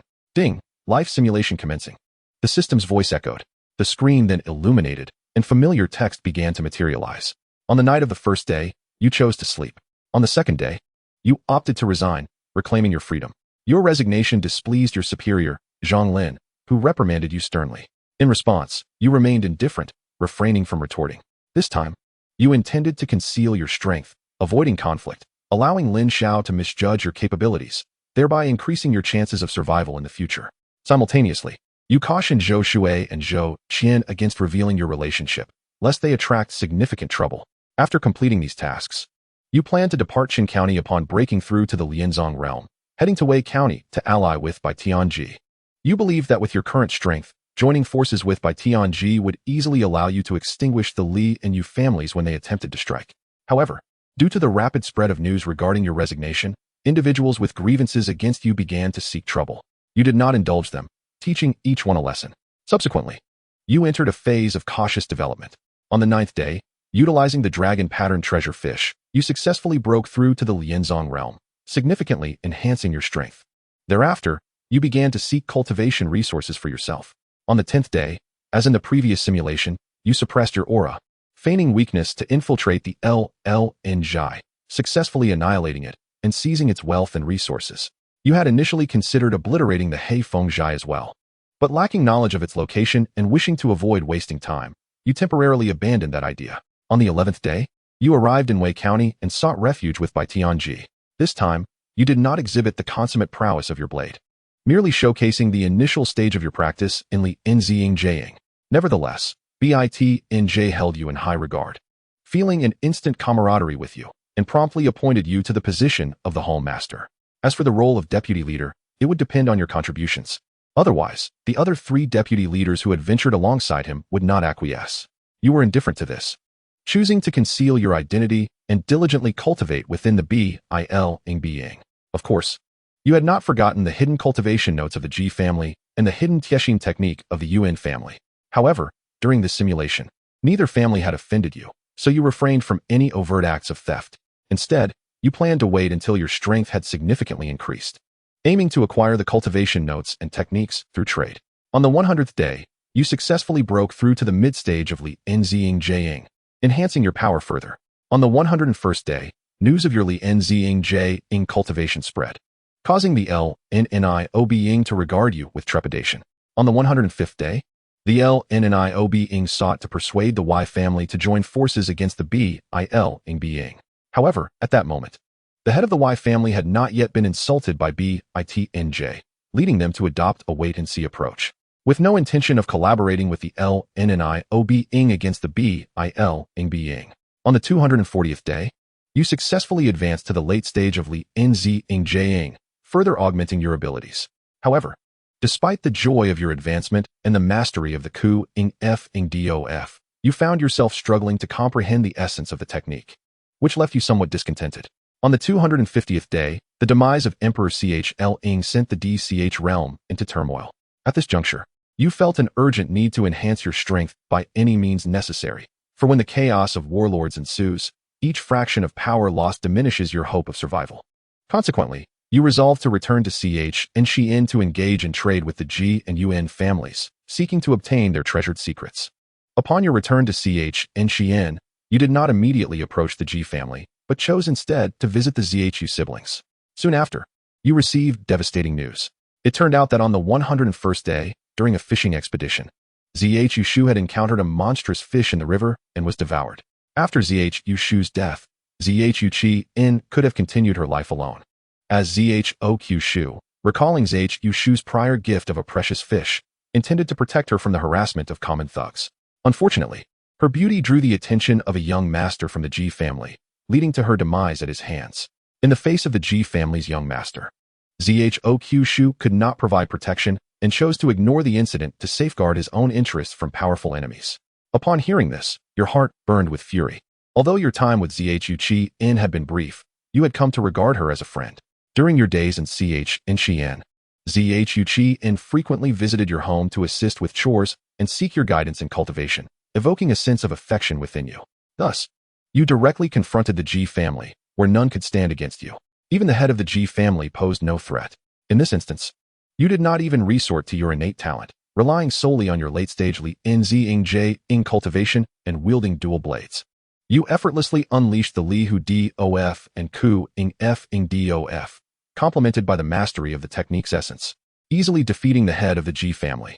Your formidable prowess left the Ji family head astonished, who hastily admitted his errors and inquired about your reasons for attacking the Zichou family, offering to provide recompense. You coldly recounted the events, declaring your intent to avenge ZHU Qi-in. In response, the Ji family head, visibly shaken, summoned the young master and his family, including his grandfather. Subsequently, he conceded that you could deal with them as you wished. In a swift motion, you dispatched them all with a single strike, leaving the onlookers in stunned silence. too fearful to utter a word. After the carnage, you coldly regarded the G family head, asserting that this was insufficient. The G family head, resigned, produced the cultivation notes, hoping to quell your wrath. Upon receiving the notes, you dismissed him and chose to depart. However, you had no intention of sparing the G family, resolutely planning to eradicate them completely. Your principle had always been that if no lives were lost, conflict could be resolved peacefully, but if a deadly feud arose, complete annihilation was imperative. You had no desire to encounter an enemy like xianxiao a second time. Soon, the events involving the G family sent shockwaves through the Chen family. Late at night, you visited the Yuan family, seeking the head of the Yuan family to inquire whether they had destroyed the G family, establishing dominance in xianxian. The head of the Yuan family, intrigued by your words, chose to ally with you. Ultimately, under your leadership, the Yuan family mobilized to attack the G family. With the combined might of your two formidable presences, the head of the G family was swiftly killed, and the entire G family was eradicated. Following the destruction of the G family, you and the head of the Yuan family discussed the distribution of the spoils. You proposed that if the Yuan family would grant you access to the Tiexin technique for cultivation, you would relinquish the majority of the G family's assets. The head of the Yuan family was astonished that you were aware of their possession of the Tiexin technique. Subsequently, he was swayed by your offer and agreed to the transaction. In the end, you acquired the Tiexin technique and departed xianxian with grace. The next day, news of the G family's annihilation reverberated throughout xianxian. Upon learning of the incident, the county magistrate reprimanded the Yuan family, probing for information about you but refraining from any punitive actions. On the 253rd day, you returned to Xian, resuming your cultivation within the Bil being. Although the events of xianxian had reached Xian, no one could fathom your involvement. On the 320th day, utilizing the resources obtained from the G family, you successfully ascended to the pinnacle of Li Nzing Jiang, standing only a step away from the Jiang. One night, you took out the red pebble for your usual examination, yearning to uncover its secrets. This time, the red pebble reacted, emanating an eerie crimson glow. Then, to your astonishment, the pebble began to siphon your blood, developing cracks upon its surface. Enduring the agony of blood loss, you fixated on the red pebble, convinced that you were on the verge of unveiling the mystery it harbored. Just as you felt on the brink of collapse, the blood-red pebble finally fractured, transforming into a series of crimson characters that floated in the air. Gazing upon these characters, you were overwhelmed with astonishment. It became clear that the body refinement realm encompassed not only the 5 stages of refining flesh, skin, tendons, and bones, but also the realm of marrow refinement. Although one could attempt to break through to JQJing without marrow refinement, undertaking this process would deepen one's foundation, making one more formidable in battle post-breakthrough. Moreover, upon reaching the marrow refinement stage, one's physical prowess alone would rival that of an ordinary JQJing practitioner. Yet, in a small county like this, even the concept of marrow refinement remained unknown. Perhaps only those of true strength comprehended the methods of marrow refinement. The blood-red pebble contained the teachings of a technique known as Su, which could refine one's marrow by devouring the blood of other warriors. Such an exquisite lineage attests to the immense value of the Su technique. In an instant, your curiosity piqued regarding the identity of the woman named WNQN and the circumstances that led her to such a plight. Furthermore, you pondered the sudden emergence of this ancient technique. After much contemplation, you surmised that your cultivation had reached the pinnacle of Lianzong Jing, thereby fulfilling the conditions necessary for this inheritance technique to unlock automatically. Subsequently, you began to delve into the intricacies of the Shui Yuan Shui Sui Fa, committing its contents to memory. After a while, the floating characters vanished, coalescing into a red pebble. You gazed at this spectacle, awestruck, and decided to pocket the pebble. You then pondered the challenge of acquiring a substantial quantity of martial artist's blood. According to the records of the Shui Yuan Shui Sui Fa, the higher the cultivation level of the martial artist, the more beneficial their blood would be to you. To aid in your marrow refining, you would at least require a practitioner of Lianzong Jing. However, to enhance efficiency, a practitioner of Juqi Jing would be ideal. The requirements for this marrow refining were undeniably stringent. Nevertheless, in places like Chunxian and Weixian, practitioners of Juqi Jing were exceedingly rare. Without animosity, you had no desire to take innocent lives. Such a disposition would be akin to that of the demonic path, hindering your clarity of thought. Of course, you did not entirely resist the notion of utilizing entrapment for law enforcement. Soon enough, a plan began to form in your mind. Intending to first extinguish the Lan Yao Bang, and then set ablaze a conflict between the Li and Yu families to jointly confront the Bai Lang Bang. At that juncture, you could eliminate the three major forces in one fell swoop, utilizing the blood of their formidable practitioners for your marrow refining. In the following days, you concentrated on replenishing your vitality and restoring your strength. On the 324th day, you disclosed the collaboration between the Lan Yao Bang and the Yu family to Bai Tianji. The next day, after Bai Tianji persuaded the head of the Li family, a night raid was launched against the Lan Yao Bang. You deliberately showcased your prowess, and even while concealing your true abilities, you displayed remarkable strength, instilling trepidation in the head of the Li family. At such a tender age, having achieved the consummate level of Lianzong Jing and comprehended the essence of the great completion blade intent, your prowess was truly astonishing. After vanquishing the Lan Yao Bang, you requested Bai Tianji to hand over the corpses of the Lan Yao Bang's leader and the three vice leaders, for you sought no other spoils. Although Bai Tianji was perplexed, he did not inquire further and permitted you to handle the remains. Upon returning with the corpses, you employed the Shui Yuan Shui Sui Fa to absorb the residual blood energy within them. Ultimately, you felt that you had accomplished a portion of the marrow refining, augmenting your power further. Yet, this was insufficient, as your current progress in marrow refining had merely reached around 10%. You required more martial artist blood energy. On the 327th day, under your prodding, the Li and Yu families, sensing a palpable threat, initiated an assault on the Bai Lang Bang. In this battle, you refrained from further concealing your strength, rampaging through the fray, and after slaying the head of the Yu family, you joined Bai Tianji in dispatching the head of the Li family. Ultimately, you led the Bai Lang Bang to annihilate the two families' martial artists. In the aftermath of the battle, Bai Tianji regarded you with a complex gaze, astonished at your concealed depth and ferocity, which had surpassed his own. You discerned his thoughts and assured him of your loyalty. However, Bai Tianji remained skeptical. From the outset, you had concealed much, and he could see that the two successive outbursts of conflict were orchestrated by you, manipulating all as mere pawns. Realizing the fragility of your relationship, you lamented internally, understanding that it would be challenging to revert to your former camaraderie. Consequently, you resolved to depart from the Bai Lang Bang once matters settled, seeking elsewhere to hunt down the malevolent practitioners of Lianzong Jing and even Zhu Qi Jing for the purpose of marrow refining. On the 328th day, in the early morning, you concluded your training, achieving a marrow refining progress of approximately 35%, further enhancing your strength. Upon exiting your retreat, you bid farewell to Bai Tianji, who invited you for a drink and bestowed upon you a considerable amount of silver notes as a parting gift. After partaking in the wine, you waved goodbye, uncertain of when you would reunite. After departing from Weixian, you commenced your journey through the wilderness, cleansing the mountain bandits. These brigands were intricately connected to the forces within various counties, and given the tumultuous state of affairs, local magistrates typically turned a blind eye unless the bandits directly threatened the towns. This led to the rampant presence of bandits. However, as a lone wolf, unencumbered by vested interests, you could act freely. On the 377th day, as the Great Chu descended into turmoil with uprisings erupting across the land, the mountain bandits grew increasingly rampant. It was on this day that you annihilated a formidable stronghold commanded by a practitioner of Zhu Qi Jing. Utilizing the blood energy from the Lianzong Jing and Zhu Qi Jing martial artists within this stronghold, you finally reached the consummate level of marrow refining. At this juncture, disregarding any hidden cards, your physical prowess alone was sufficient to contend with those ordinary practitioners of Zhu Qi Jing who had not undergone marrow refining. Achieving consummate marrow refining was indeed a serendipitous delight. Chen Yuan gazed upon the simulated text, his eyes gleaming with brilliance. Yet, he pondered whether this simulation would enable him to break through to Zhu Qi Jing. If he could indeed ascend to Zhu Qi Jing, it would be an exhilarating triumph. With an additional realm of marrow refining, once he broke through to Zhu Qi Jing, he could easily dominate others of the same realm, engaging in battles beyond his level with the ease of daily sustenance.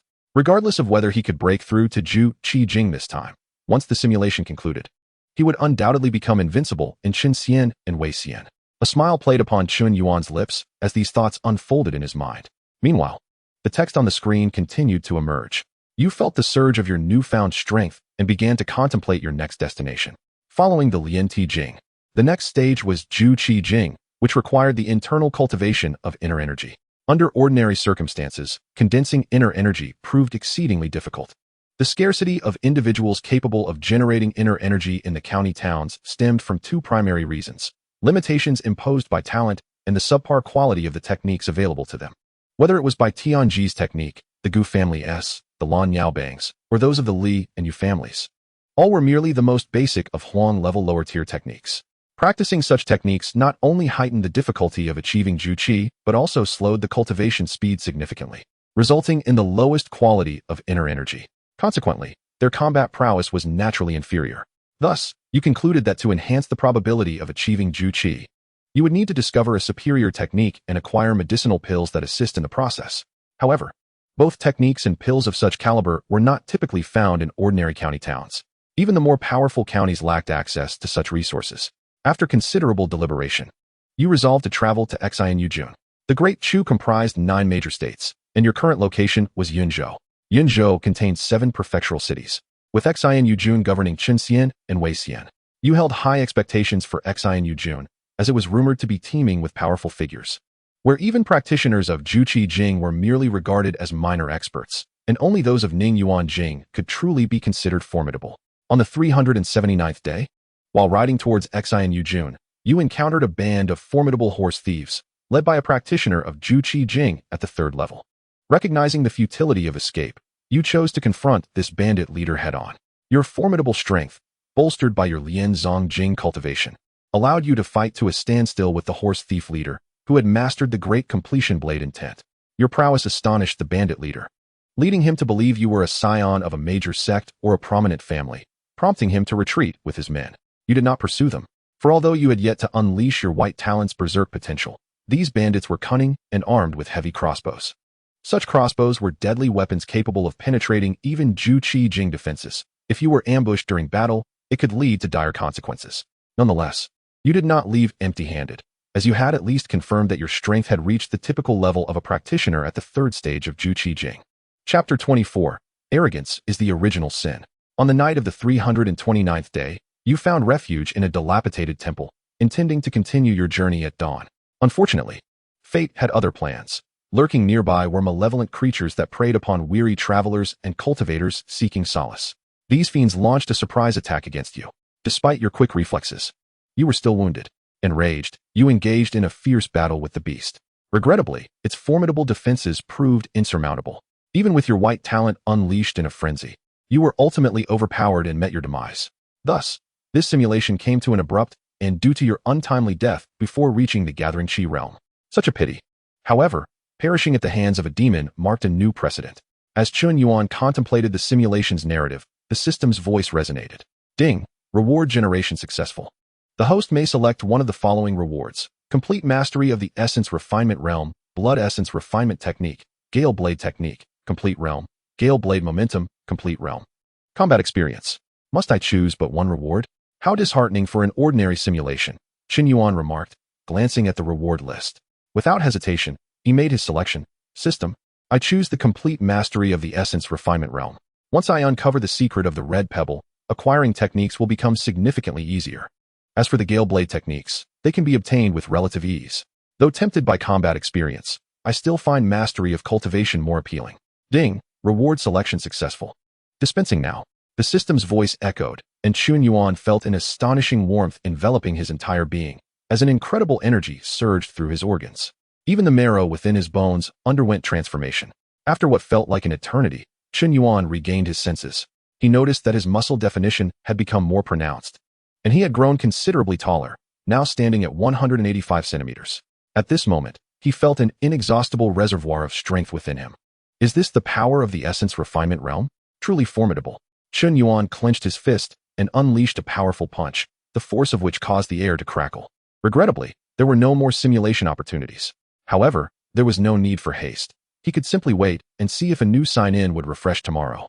After familiarizing himself with his newfound strength, Chen Yuan stretched and prepared to rest. The following day, Chen Yuan rose early, intent on resigning from his position and reclaiming his freedom. He also felt it was time to rectify the misdeeds of his predecessor, cleansing his past. Without a clean record, gaining entry to a major sect would be impossible, a truly vexing situation. Cleansing his reputation would not pose a significant challenge. In this era, a generous gesture, coupled with adequate compensation to those he had wronged, could transform hostility into goodwill. With a little maneuvering, he could cultivate a favorable reputation, Chen Yuan mused. The only obstacle remained Lin Xiao. Lin Xiao's sister had already committed suicide by drowning, and Lin Xiao himself had joined the Xian Yuan sect. Becoming the disciple of a grand elder, a feat that could not be swayed by mere silver. This was a bitter enmity. One of them must perish. Rubbing his temples, Chen Yuan lamented the burdens he bore on behalf of his predecessor. Yet, given the circumstances, there was no need for excessive contemplation. He would seize the opportunity to eliminate Lin Xiao. If the Xian Yuan sect intervened on Lin Xiao's behalf, he would eradicate them all. Chen Yuan felt that as the life simulation progressed and his power surged, his mindset began to subtly shift. Subsequently, his actions mirrored those from the life simulation. He resigned, faced challenges, and instilled fear in others. He then visited the Gu family, where he was granted an audience with the family head. You claim to possess a dragon-patterned treasure fish. Is it true? The Gu family head's gaze was intense as he scrutinized Chen Yuan.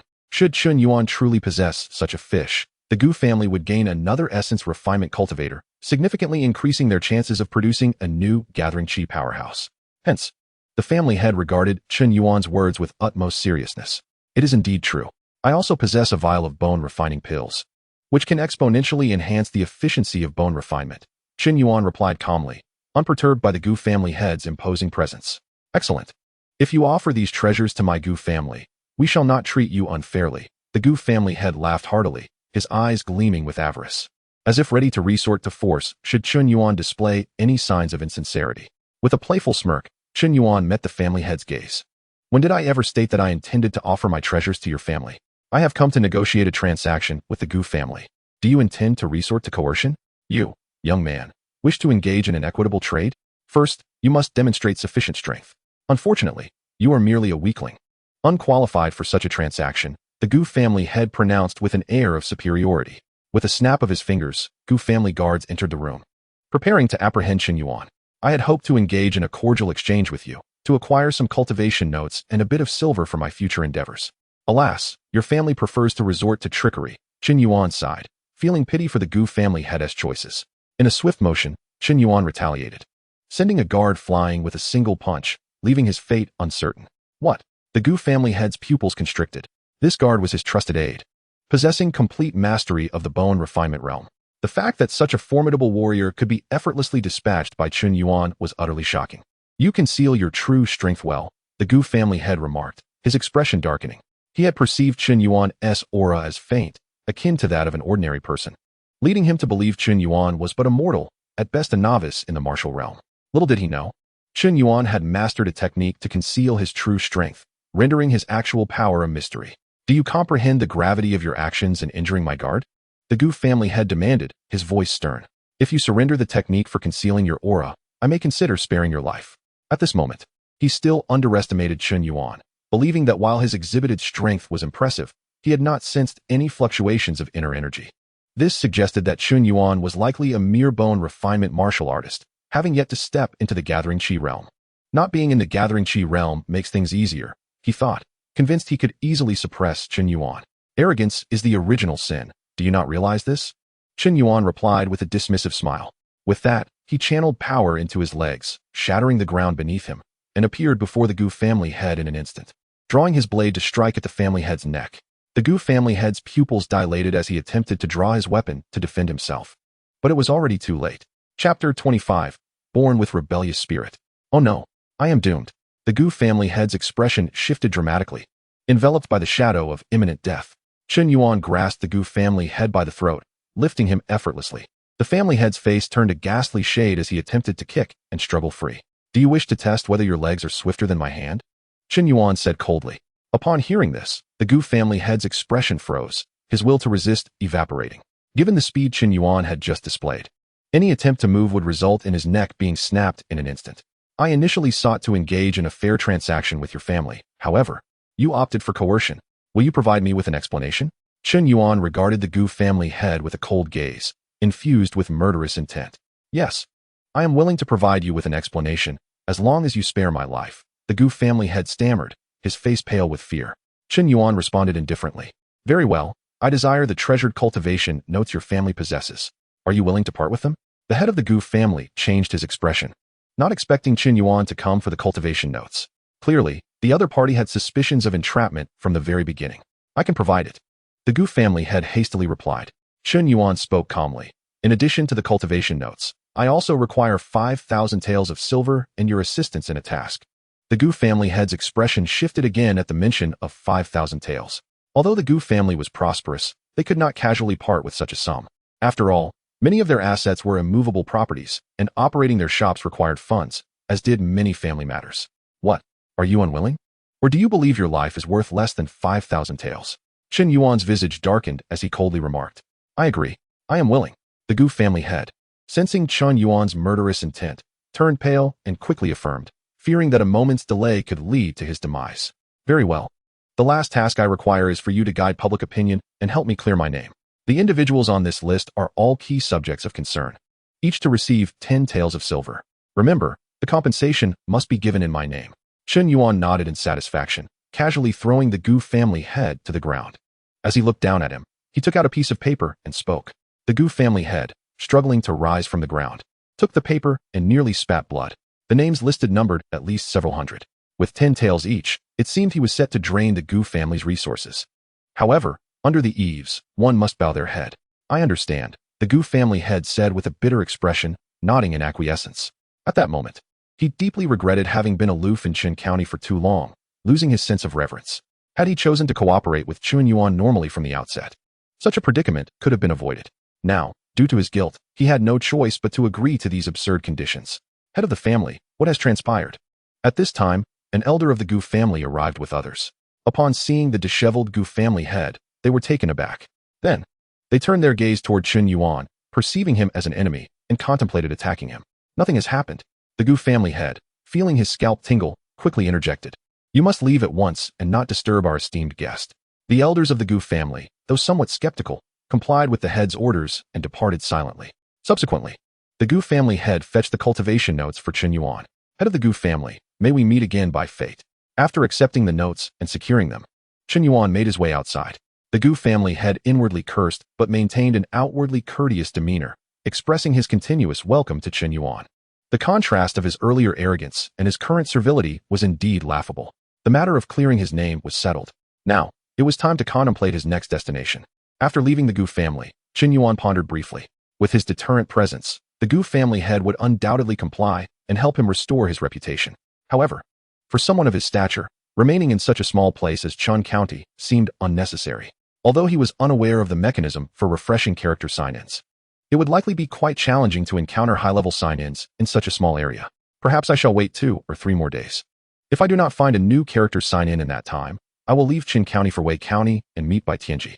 Chen Yuan's gaze flickered as he contemplated. If he failed to find new character sign-ins in Wei County as well, he would need to consider the matter of traveling to Xianxiaaudiobooks. Additionally, he should think about how to join a major sect and which one to choose. However, the outcome of his previous simulation had ended in demise on the way to Xianxiaaudiobooks. Thus, it would be prudent to ensure that he had broken through to the gathering Qi realm before making that journey for added safety. 3 days passed in the blink of an eye. During this time, Chen Yuan meandered throughout Chen County, encountering all manner of so-called prominent figures. Yet he regrettably saw not a single white sign-in. As for location sign-ins, none had refreshed during these 3 days, leaving Chen Yuan rather disappointed. It was indeed time to leave Chen County. With a sigh, he packed his belongings and bid farewell to Zhou Shui and Zhou Qian. Though Chen Yuan sensed some talent in the sibling duo, he had intentionally kept his distance over the past 3 days, resulting in Zhou Shui remaining somewhat wary of him. Chen Yuan was quite pleased with this state of affairs. After all, if he grew too close to them, Zhou Shui and Zhou Qian would undoubtedly be embroiled in the ensuing turmoil, potentially drawing the ire of Lin Xiaobo in the life simulation. On the road to Wei County, Chen Yuan was accosted by 3 bandits from the Green Forest stronghold. This mountain is mine, this tree is mine. If you wish to pass this road, leave your toll. The bandits shouted at Chen Yuan. He regarded them with an odd expression. Were these 3 truly so brazen? To rob daily, and to encounter them even in reality was quite extraordinary. Their survival until now was a stroke of luck. However, what particularly vexed Chen Yuan was that one of the bandits bore a white sign-in above his head, the content of which intrigued him. White sign-in. Kill the leader of the Green Forest stronghold. Young man, you truly are born with a rebellious spirit. Chen Yuan remarked casually as he pushed aside the leader bandit's sword and patted his shoulder. What nonsense is this? I'm born with a rebellious spirit? The bandit leader was momentarily bewildered, unable to comprehend why Chen Yuan was unafraid and even mocked them. Quit your blabbering and drop your belongings, or we will not hesitate to harm you. I swear, I will start by severing one of your arms. The other 2 bandits, growing impatient, began to threaten him. Chapter 26, the first green sign-in. Chen Yuan, feeling irritated, glanced at the two incessantly chattering bandits and struck each of them with a single blow, leaving their necks twisted grotesquely, clearly fatal. The bandit with the sign in above his head swallowed hard, cold sweat pouring down as he realized he had kicked a steel plate. "Take me to your leader, and I may consider sparing your life." Chen Yuan smiled warmly, patting the bandit's shoulder. I understand. This way, please." The sign-bearing bandit, drenched in sweat, dared not refuse, nodding like a chick pecking at rice, discarding his sword and gesturing for Chen Yuan to proceed.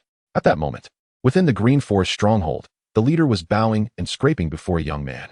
The young man sat in the leader's chair, swirling a goblet of wine, and coldly inquired, "How have you fared with the task I entrusted to you? I have dispatched my subordinates to search the mountains for a long time. Yet we have still failed to locate that woman." The leader of the Green Forest stronghold replied, somewhat anxiously. "Useless." The young man erupted in fury, shattering his goblet on the ground. Yes, I am indeed useless. However, please grant me some more time. I will surely help you find that woman." The leader of the Green Forest stronghold dared not retort and could only lower his head in apology. The young man before him was not only mysterious, but also possessed the gathering Qi realm's cultivation at a young age, making him an adversary beyond the leader's capability to provoke. Should he truly incite the young man's wrath, the leader suspected he would lose his head in the next moment. "I will grant you one more month. If you still fail to find her, you know the consequences." The young man's gaze was devoid of warmth, filled with murderous intent. "I will certainly locate her and bring her to you unharmed." The leader of the Green Forest stronghold, drenched in cold sweat, hastily promised. "Humph."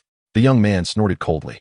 Were it not for the fact that this group of useless individuals had some utility in assisting him with unsavory tasks, he would have eliminated them all long ago. "Leader, a distinguished guest wishes to see you." At that moment, outside the guest room, anxious footsteps echoed. Shortly thereafter, the door was pushed open, and a brigand clad in white insignia barged in, accompanied by Chen Yuan.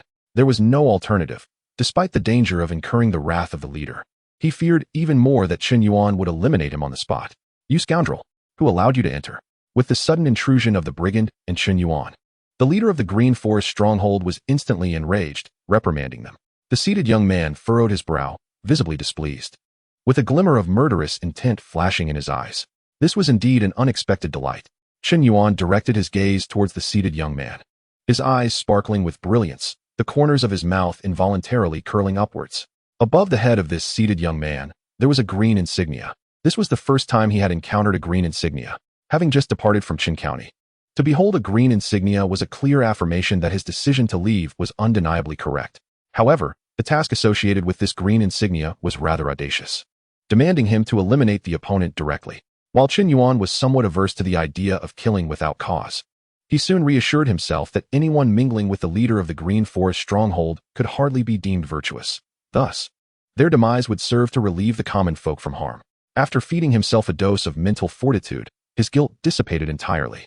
"Your gaze is quite displeasing," the seated young man remarked, his eyes cold and brimming with murderous intent as he regarded Chen Yuan. Chen Yuan looked back at him as if he were a mere prey. He was accustomed to being the one who observed others in such a manner. It was absurd to be scrutinized in return. "Eliminate him," he commanded the leader of the Green Forest stronghold. "Understood." The leader nodded, drawing his sword without hesitation, aiming to slay both Chen Yuan and the brigand bearing the white insignia.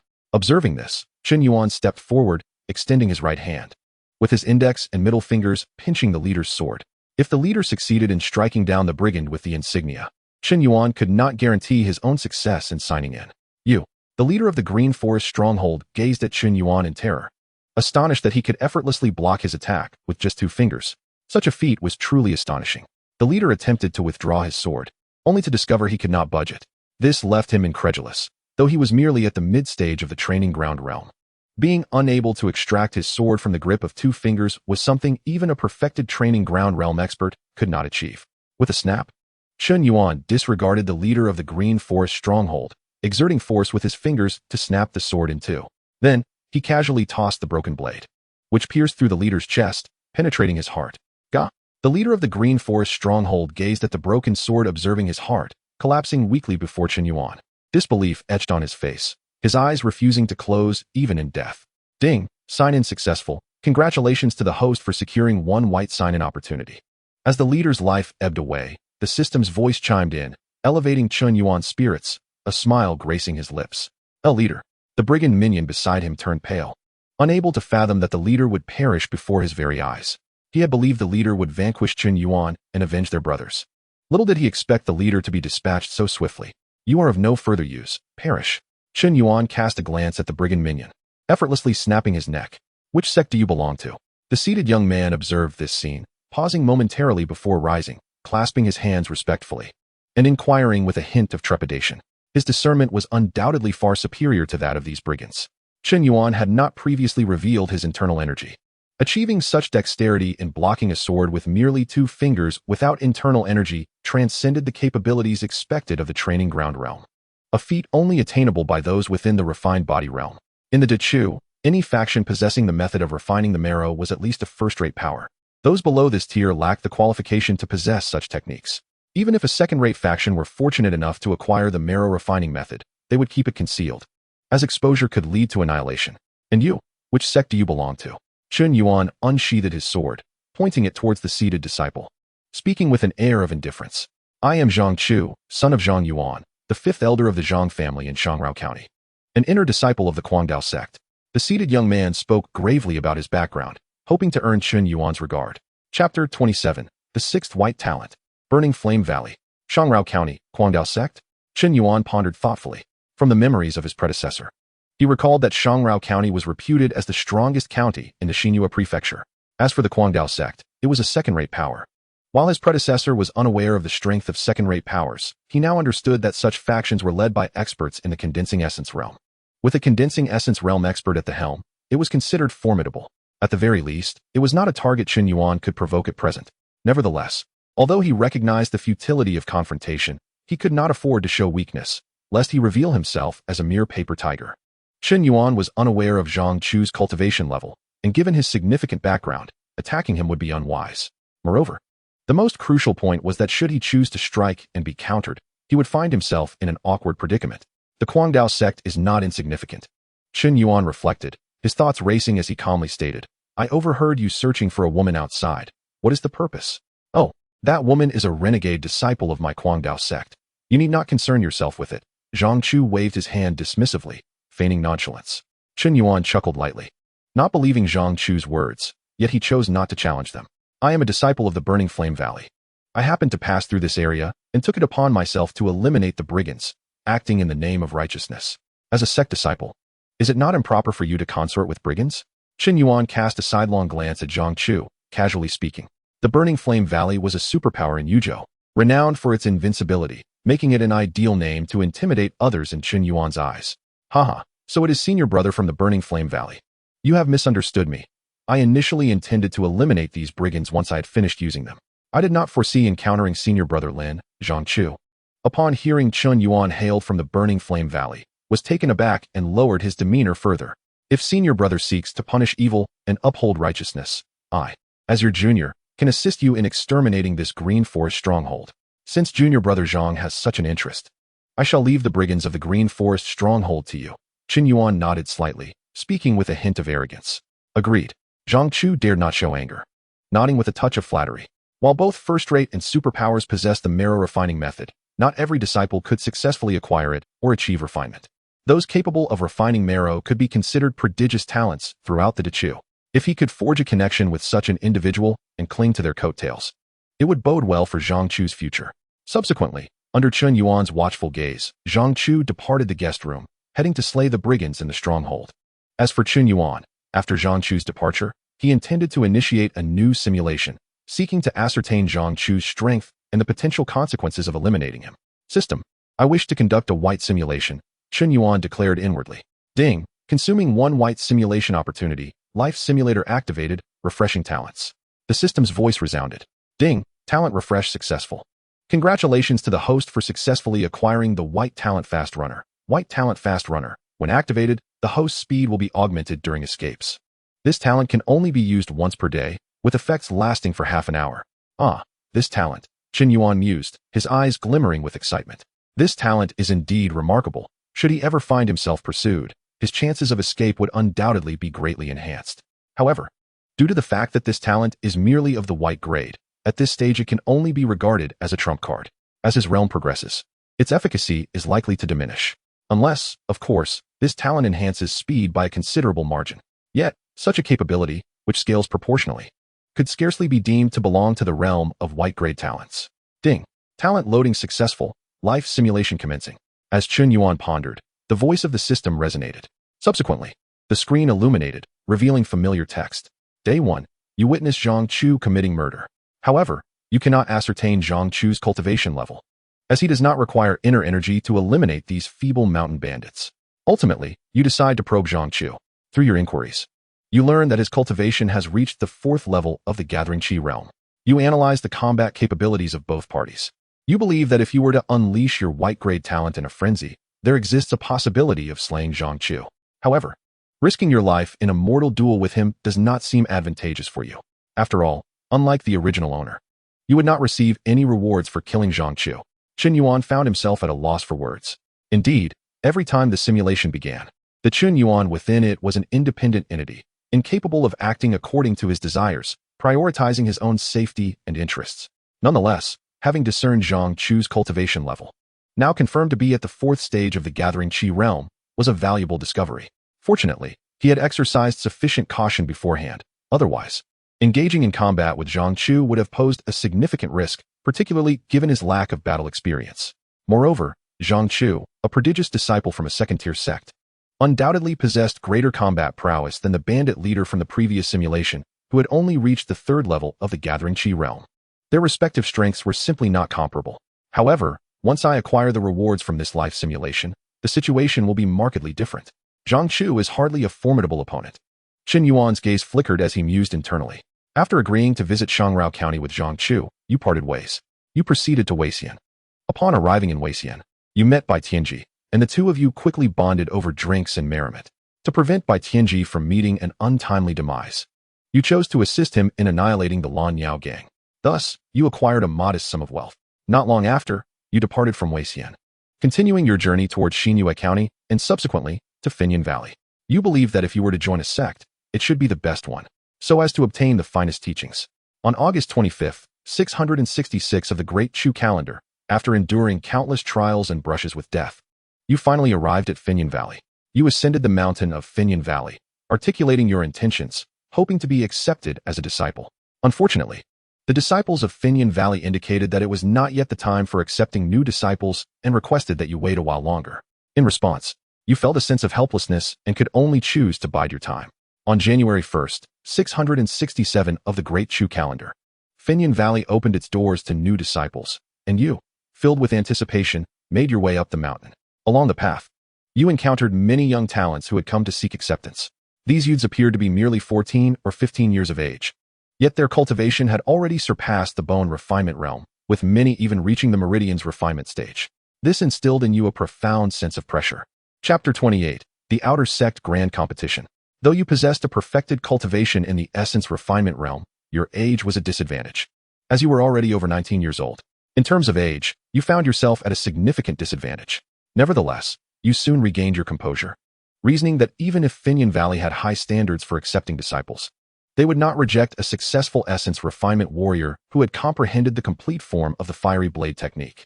You ascended the mountain steps to the plaza at the summit and began the assessment conducted by Finyan Valley. The evaluation comprised 3 parts. The first part assessed one's innate talent, family background, age, and the requisite cultivation level for qualification. Upon learning that you had achieved the perfected essence refinement stage, the elders of Finyan Valley, without inquiring about your age, were visibly impressed and declared you qualified. The young prodigies present looked on with envy. In light of this, you realized that perhaps you had underestimated the value of the essence refinement stage. Zhang Chu's attitude had undergone a significant shift, and his unwavering belief in your identity as a disciple of Finyan Valley was likely due to your attainment in the essence refinement realm. Through your observations, you discerned that the assessments at Finyan Valley were indeed stringent, with over 6,000 aspiring disciples, yet fewer than 1,000 passed the first round, yielding a success rate of less than 1 in 60. Those who succeeded were all individuals of remarkable talent. The second round tested practical combat skills, requiring participants to engage in real battles against the monsters captured by Finyan Valley. Those who performed well would pass, while those lacking cultivation would need to rely on other assessments. In this round, many gifted youths faltered, unable to unleash even a fraction of their potential, and were ruthlessly eliminated. You, on the other hand, performed brilliantly, dispatching a second-tier monster with a single strike, earning nods of approval from both the Valley Master and the Elders. In the end, over 500 individuals passed the second round, while more than 400 were mercilessly eliminated. The third round assessed mental fortitude. Xianxian Valley activated their grand formation, ensnaring you in a hallucinatory trap where you endured various torments. However, your martial will remain steadfast, allowing you to persevere. Yet, when faced with temptations of beauty, you found yourself momentarily shaken, nearly succumbing. Fortunately, your unwavering martial resolve triumphed over adversity, and you ultimately passed the assessment by ruthlessly slaying the illusory beauty. In the end, you succeeded in the willpower assessment, achieving a score that was not exceptional but still commendable. Only around 300 individuals successfully passed all 3 rounds of evaluation. Ultimately, 300, including yourself, were accepted as new disciples of Xianxian Valley. Some were curious as to why there had not been an assessment of comprehension. In response, the Valley Master clarified that the comprehension assessment was inherently included within the practical combat evaluation. This explanation enlightened the crowd. Indeed, lacking comprehension would hinder one's mastery of various techniques, thereby limiting practical combat effectiveness. Next came the disciple recruitment segment.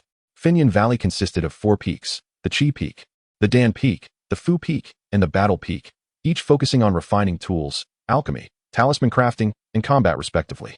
While you held an interest in tool refining, alchemy, and talisman techniques, you were acutely aware of your lack of talent in those areas, prompting you to choose the path of pure combat. Ultimately, you joined the Battle Peak, becoming an outer disciple under the tutelage of an elder named Chen Yuan. After becoming a disciple of Xianxian Valley and familiarizing yourself with its regulations, you began contemplating the upcoming outer sect competition. Although you could currently acquire a high-quality yellow-grade technique based on your cultivation and attempt to break through to the Gathering Qi realm, you learned that the rewards for the outer sect competition were exceedingly generous, offering numerous advantages if you were to secure them. The outer sect competition of Xianxian Valley typically took place on May 1st, meaning you need only wait 5 more months. 5 months is a manageable wait, as Xianxian Valley stipulated that disciples who reached the essence refinement stage could select 2 high-quality, yellow-grade martial techniques for cultivation. You proceeded to the martial pavilion of Xianxian Valley to choose 2 techniques suited to your abilities. Although it is said that the martial techniques of a certain grade can only unleash their power upon reaching the Gathering Qi realm, as the circulation paths of internal energy or true energy differ among various martial techniques, mastering their forms beforehand can still provide an advantage over the commonplace techniques found outside. Ultimately, after careful consideration, you chose the exceptional Huang-grade movement technique, Ling He Bu, and the outstanding Huang-grade martial art, Tai Bu Shan. The Tai Bu Shan bears similarity to the Iron Skin technique, being a formidable hard skill that requires the aid of medicinal substances for cultivation. However, the Tai Bu Shan is of a higher grade and possesses a greater potential. Upon reaching the minor success stage, one can disregard the attacks of practitioners below the Gathering Qi realm at the major success stage. Even those at the 7th level of the Gathering Qi realm become ineffective opponents, and attaining the perfected stage. Even ordinary practitioners of the Condensing Yuan realm would struggle to breach its defenses. Despite previous endeavors with the Iron Skin technique yielding little success, you remained enamored with such methods, for the benefits upon mastery are truly abundant. After selecting your techniques, you began a period of silent cultivation, withdrawing from worldly affairs. 5 months elapsed, and you had made commendable progress with the Ling He Bu. However, due to the lack of internal energy, complete mastery remained elusive.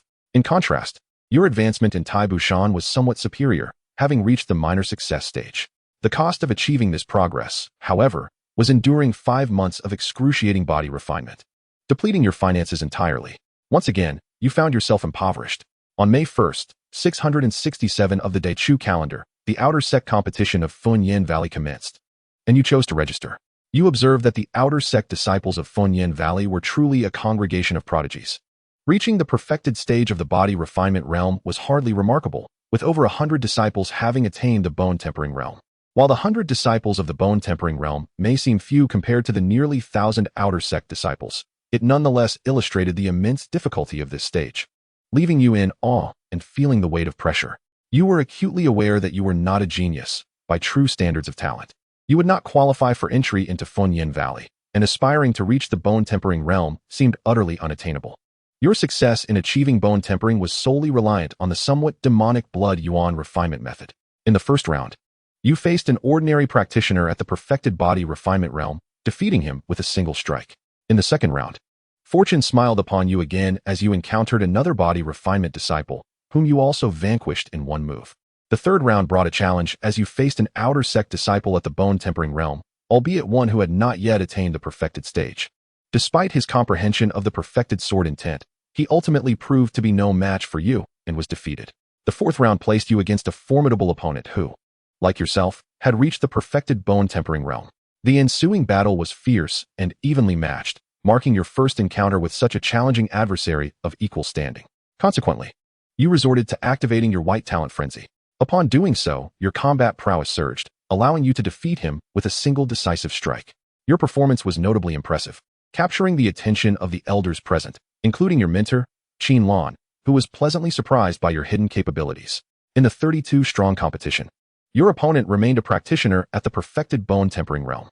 Acknowledging your strength, he approached the match with a grave expression. Realizing that none among the 32 were to be underestimated, you activated the effect of your white talent frenzy once more, harnessing the enhanced physical prowess to secure victory over your opponent. However, the repeated use of the white talent frenzy left you feeling somewhat weakened. It became evident that the enhancements granted by your talent came at a considerable cost, significantly draining your stamina. In the 16th-strong match, you encountered Chu Xiao, a prodigious disciple reputed to be a once-in-a-century talent of Fengyun Valley. Facing him, you strained to activate the white talent frenzy again, hoping to leverage its effects to secure victory. Unfortunately, Chu Xiao's talent exceeded your expectations. At merely 15 years of age, he had already reached the perfected bone-tempering realm and comprehended the embryonic form of sword intent. It is noteworthy that the author of your cultivation notes was a practitioner of the condensing Yuan realm, a figure capable of establishing a second-rate sect in remote areas.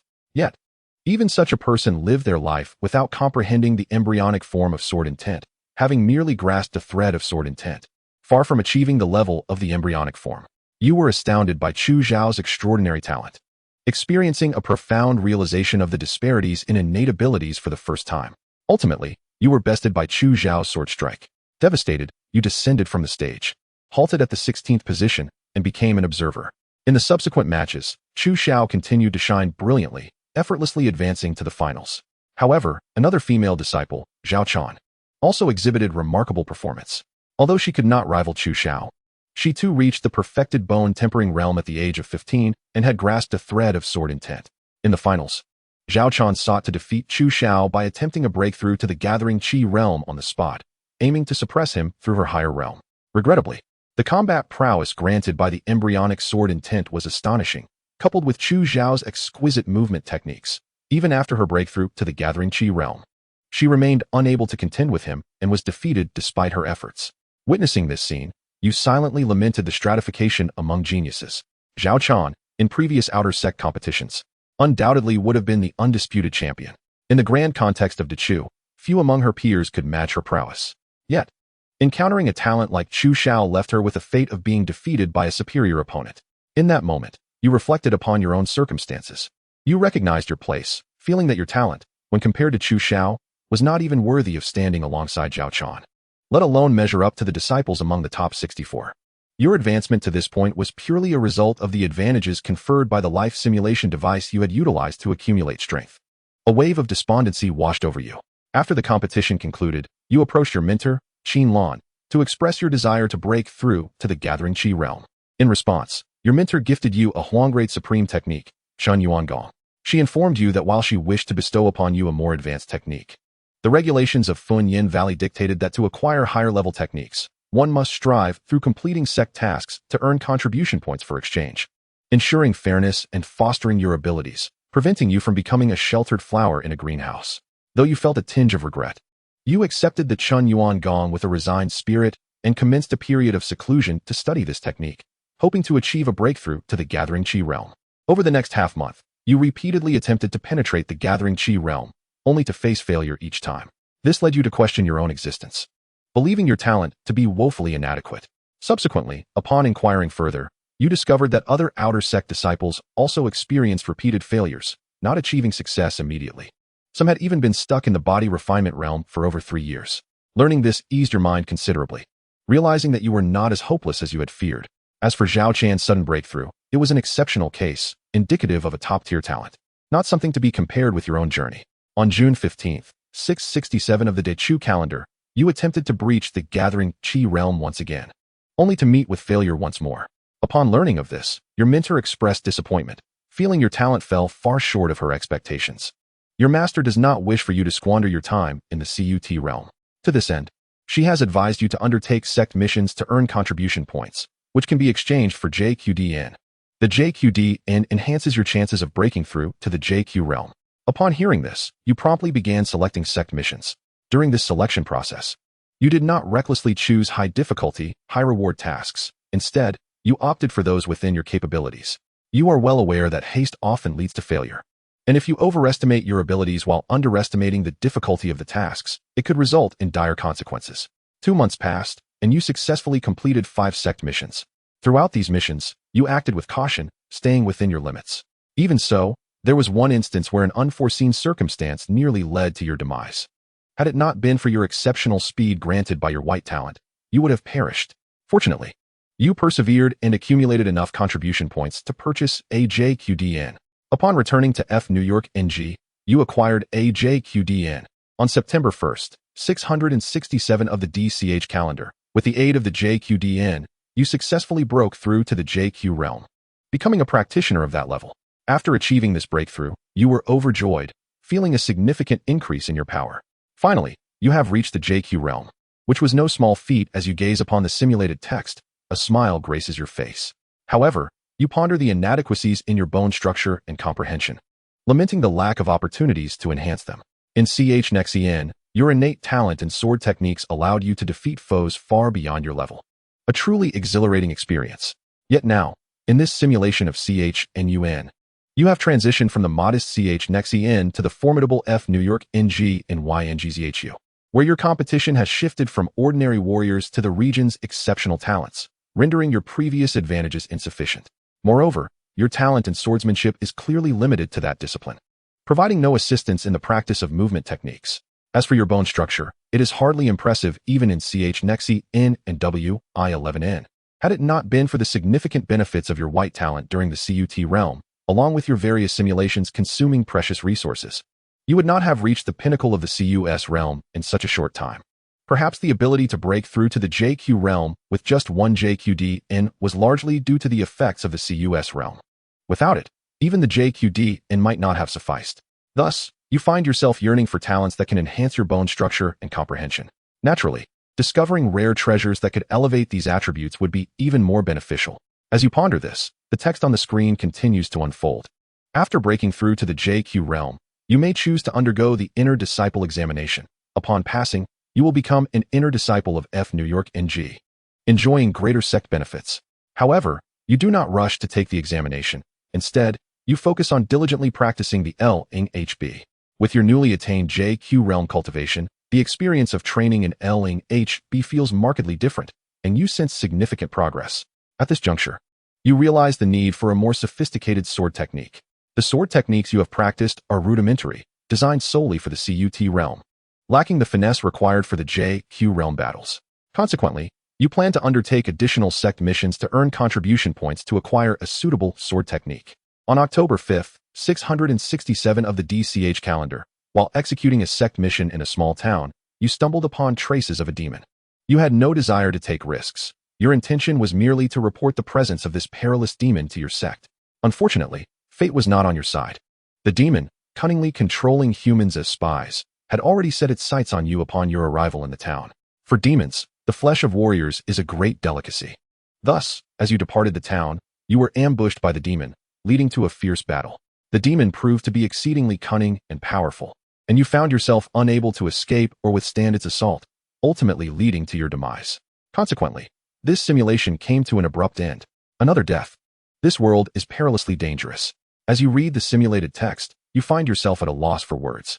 Although the relentless pursuit of tasks in this simulation has contributed to the danger, the frequency of encounters with perilous demons illustrates the dire state of affairs in DCH.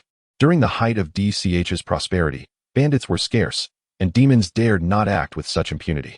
While you reflect on this, the system's voice resonates. Ding. Rewards generated successfully. The host may choose 3 items from the following rewards. White talent for speed, first level of JQ realm cultivation. Yellow grade supreme movement technique LNHB, yellow grade supreme secret technique TBSHN, and yellow grade supreme skill CHNUNGing, first layer. Oh, the system is indeed generous this time. offering 3 rewards. System: I choose the white talent for speed, the first level of JQ realm cultivation, and the yellow grade supreme skill xianxiaaudiobooks. After glancing at the rewards list, you swiftly make your selections. While movement techniques and secret arts are commendable, you believe that once you join New York and G, they should be attainable. However, the white talent for speed is an opportunity not to be missed.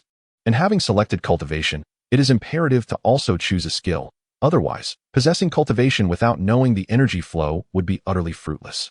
Moreover, you currently require formidable power to confront xianxiach and acquire that green sign in, which may grant you a powerful talent, enabling you to traverse the upcoming life simulations with ease. Ding! Reward selection successful, distributing now. The system's voice echoes, and instantly, you feel a surge of white energy emerging from your dantian, coalescing into a vortex. This signifies your status as a JQ realm practitioner, where internal energy condenses into a swirling form. The white hue is a characteristic of xianxiaaudiobooks, which lacks any special attributes but embodies pure internal energy of superior quality, enhancing both cultivation efficiency and endurance in prolonged battles. After your cultivation ascends, memories regarding xianxiaaudiobooks and the usage of the white talent for speed flood your mind. Upon regaining your composure, your eyes shine with brilliance, and you feel an overwhelming sense of strength.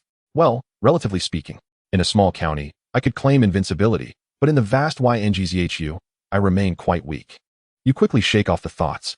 Nonetheless, considering that you have only been reincarnated for less than a week, rising from a mere mortal to the JQ realm is already an astonishing feat. Should others discover this remarkable advancement within just 6 days, it would undoubtedly spark chaos, leading to relentless pursuits for the secrets you possess.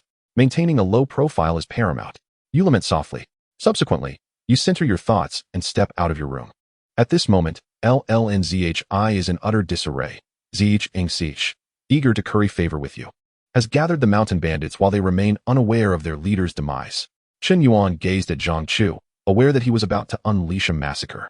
Consequently, Chen Yuan had no intention of intervening. After all, if Zhang Chu refrained from killing, it would fall upon him to do so, which would be excessively taxing. He had no desire to dirty his hands. As anticipated, upon seeing Chen Yuan, Zhang Chu, filled with vigor, commenced his rampage, swiftly eliminating the second and third leaders of the Green Forest stronghold. Then, seizing the opportunity while the bandits were still dazed, he slaughtered the remaining outlaws with the ferocity of a tiger among sheep.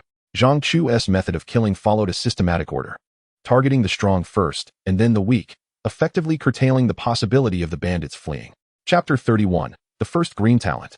Through Zhang Chu's relentless efforts, the bandits of the Green Forest stronghold were thoroughly exterminated. Zhang Chu approached Chen Yuan, licking the blood from the corner of his lips, and smiled, saying, "Brother, are you satisfied?" "Quite satisfied. You did excellently. We should keep in touch," Chen Yuan replied, patting Zhang Chu on the shoulder with a smile. Zhang Chu felt elated, thinking he had established a connection with Chen Yuan. However, before Zhang Chu could indulge in fantasies of the future, Chen Yuan suddenly grasped his neck. Zhang Chu's pupils contracted in shock, unprepared for Chen Yuan's abrupt assault.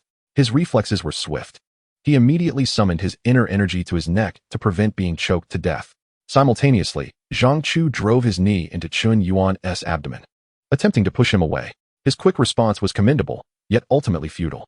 Chen Yuan sneered, tossing Zhang Chu into the air while evading his attack, and abruptly drew his sword, striking at Zhang Chu. The perfected fiery blade technique erupted forth, making it seem as if real flames intertwined with Chen Yuan's sword. Gritting his teeth, Zhang Chu exerted all his strength to draw his sword, barely managing to block Chen Yuan's strike. However, due to the disparity in strength and his hastily prepared defense, he could not withstand the blow. Not only was his sword severed by Chen Yuan's blade, but his body was also cleaved in two. "You despicable!" Zhang Chu's bisected form tumbled to the ground, his face contorted with rage as he spat at Chen Yuan. In a fair fight, even if Chen Yuan were a genius who had just broken through from the bone refinement stage to the qi gathering stage, he would not have feared him. After all, Zhang Chu had attained the 4th level of the qi gathering stage and had meticulously honed his martial arts and techniques for a decade, far beyond what Chen Yuan, who had only recently broken through, could compare to. Even with Chen Yuan's hidden trump cards, Zhang Chu believed he could escape. Yet, Chen Yuan, a genius from Fenian Valley, resorted to such underhanded tactics, which was truly contemptible. Chen Yuan wiped the blood from his blade and calmly stated, "This is called the art of war. Who told you to be so foolish as to try to cling to a genius from the bone refinement stage?"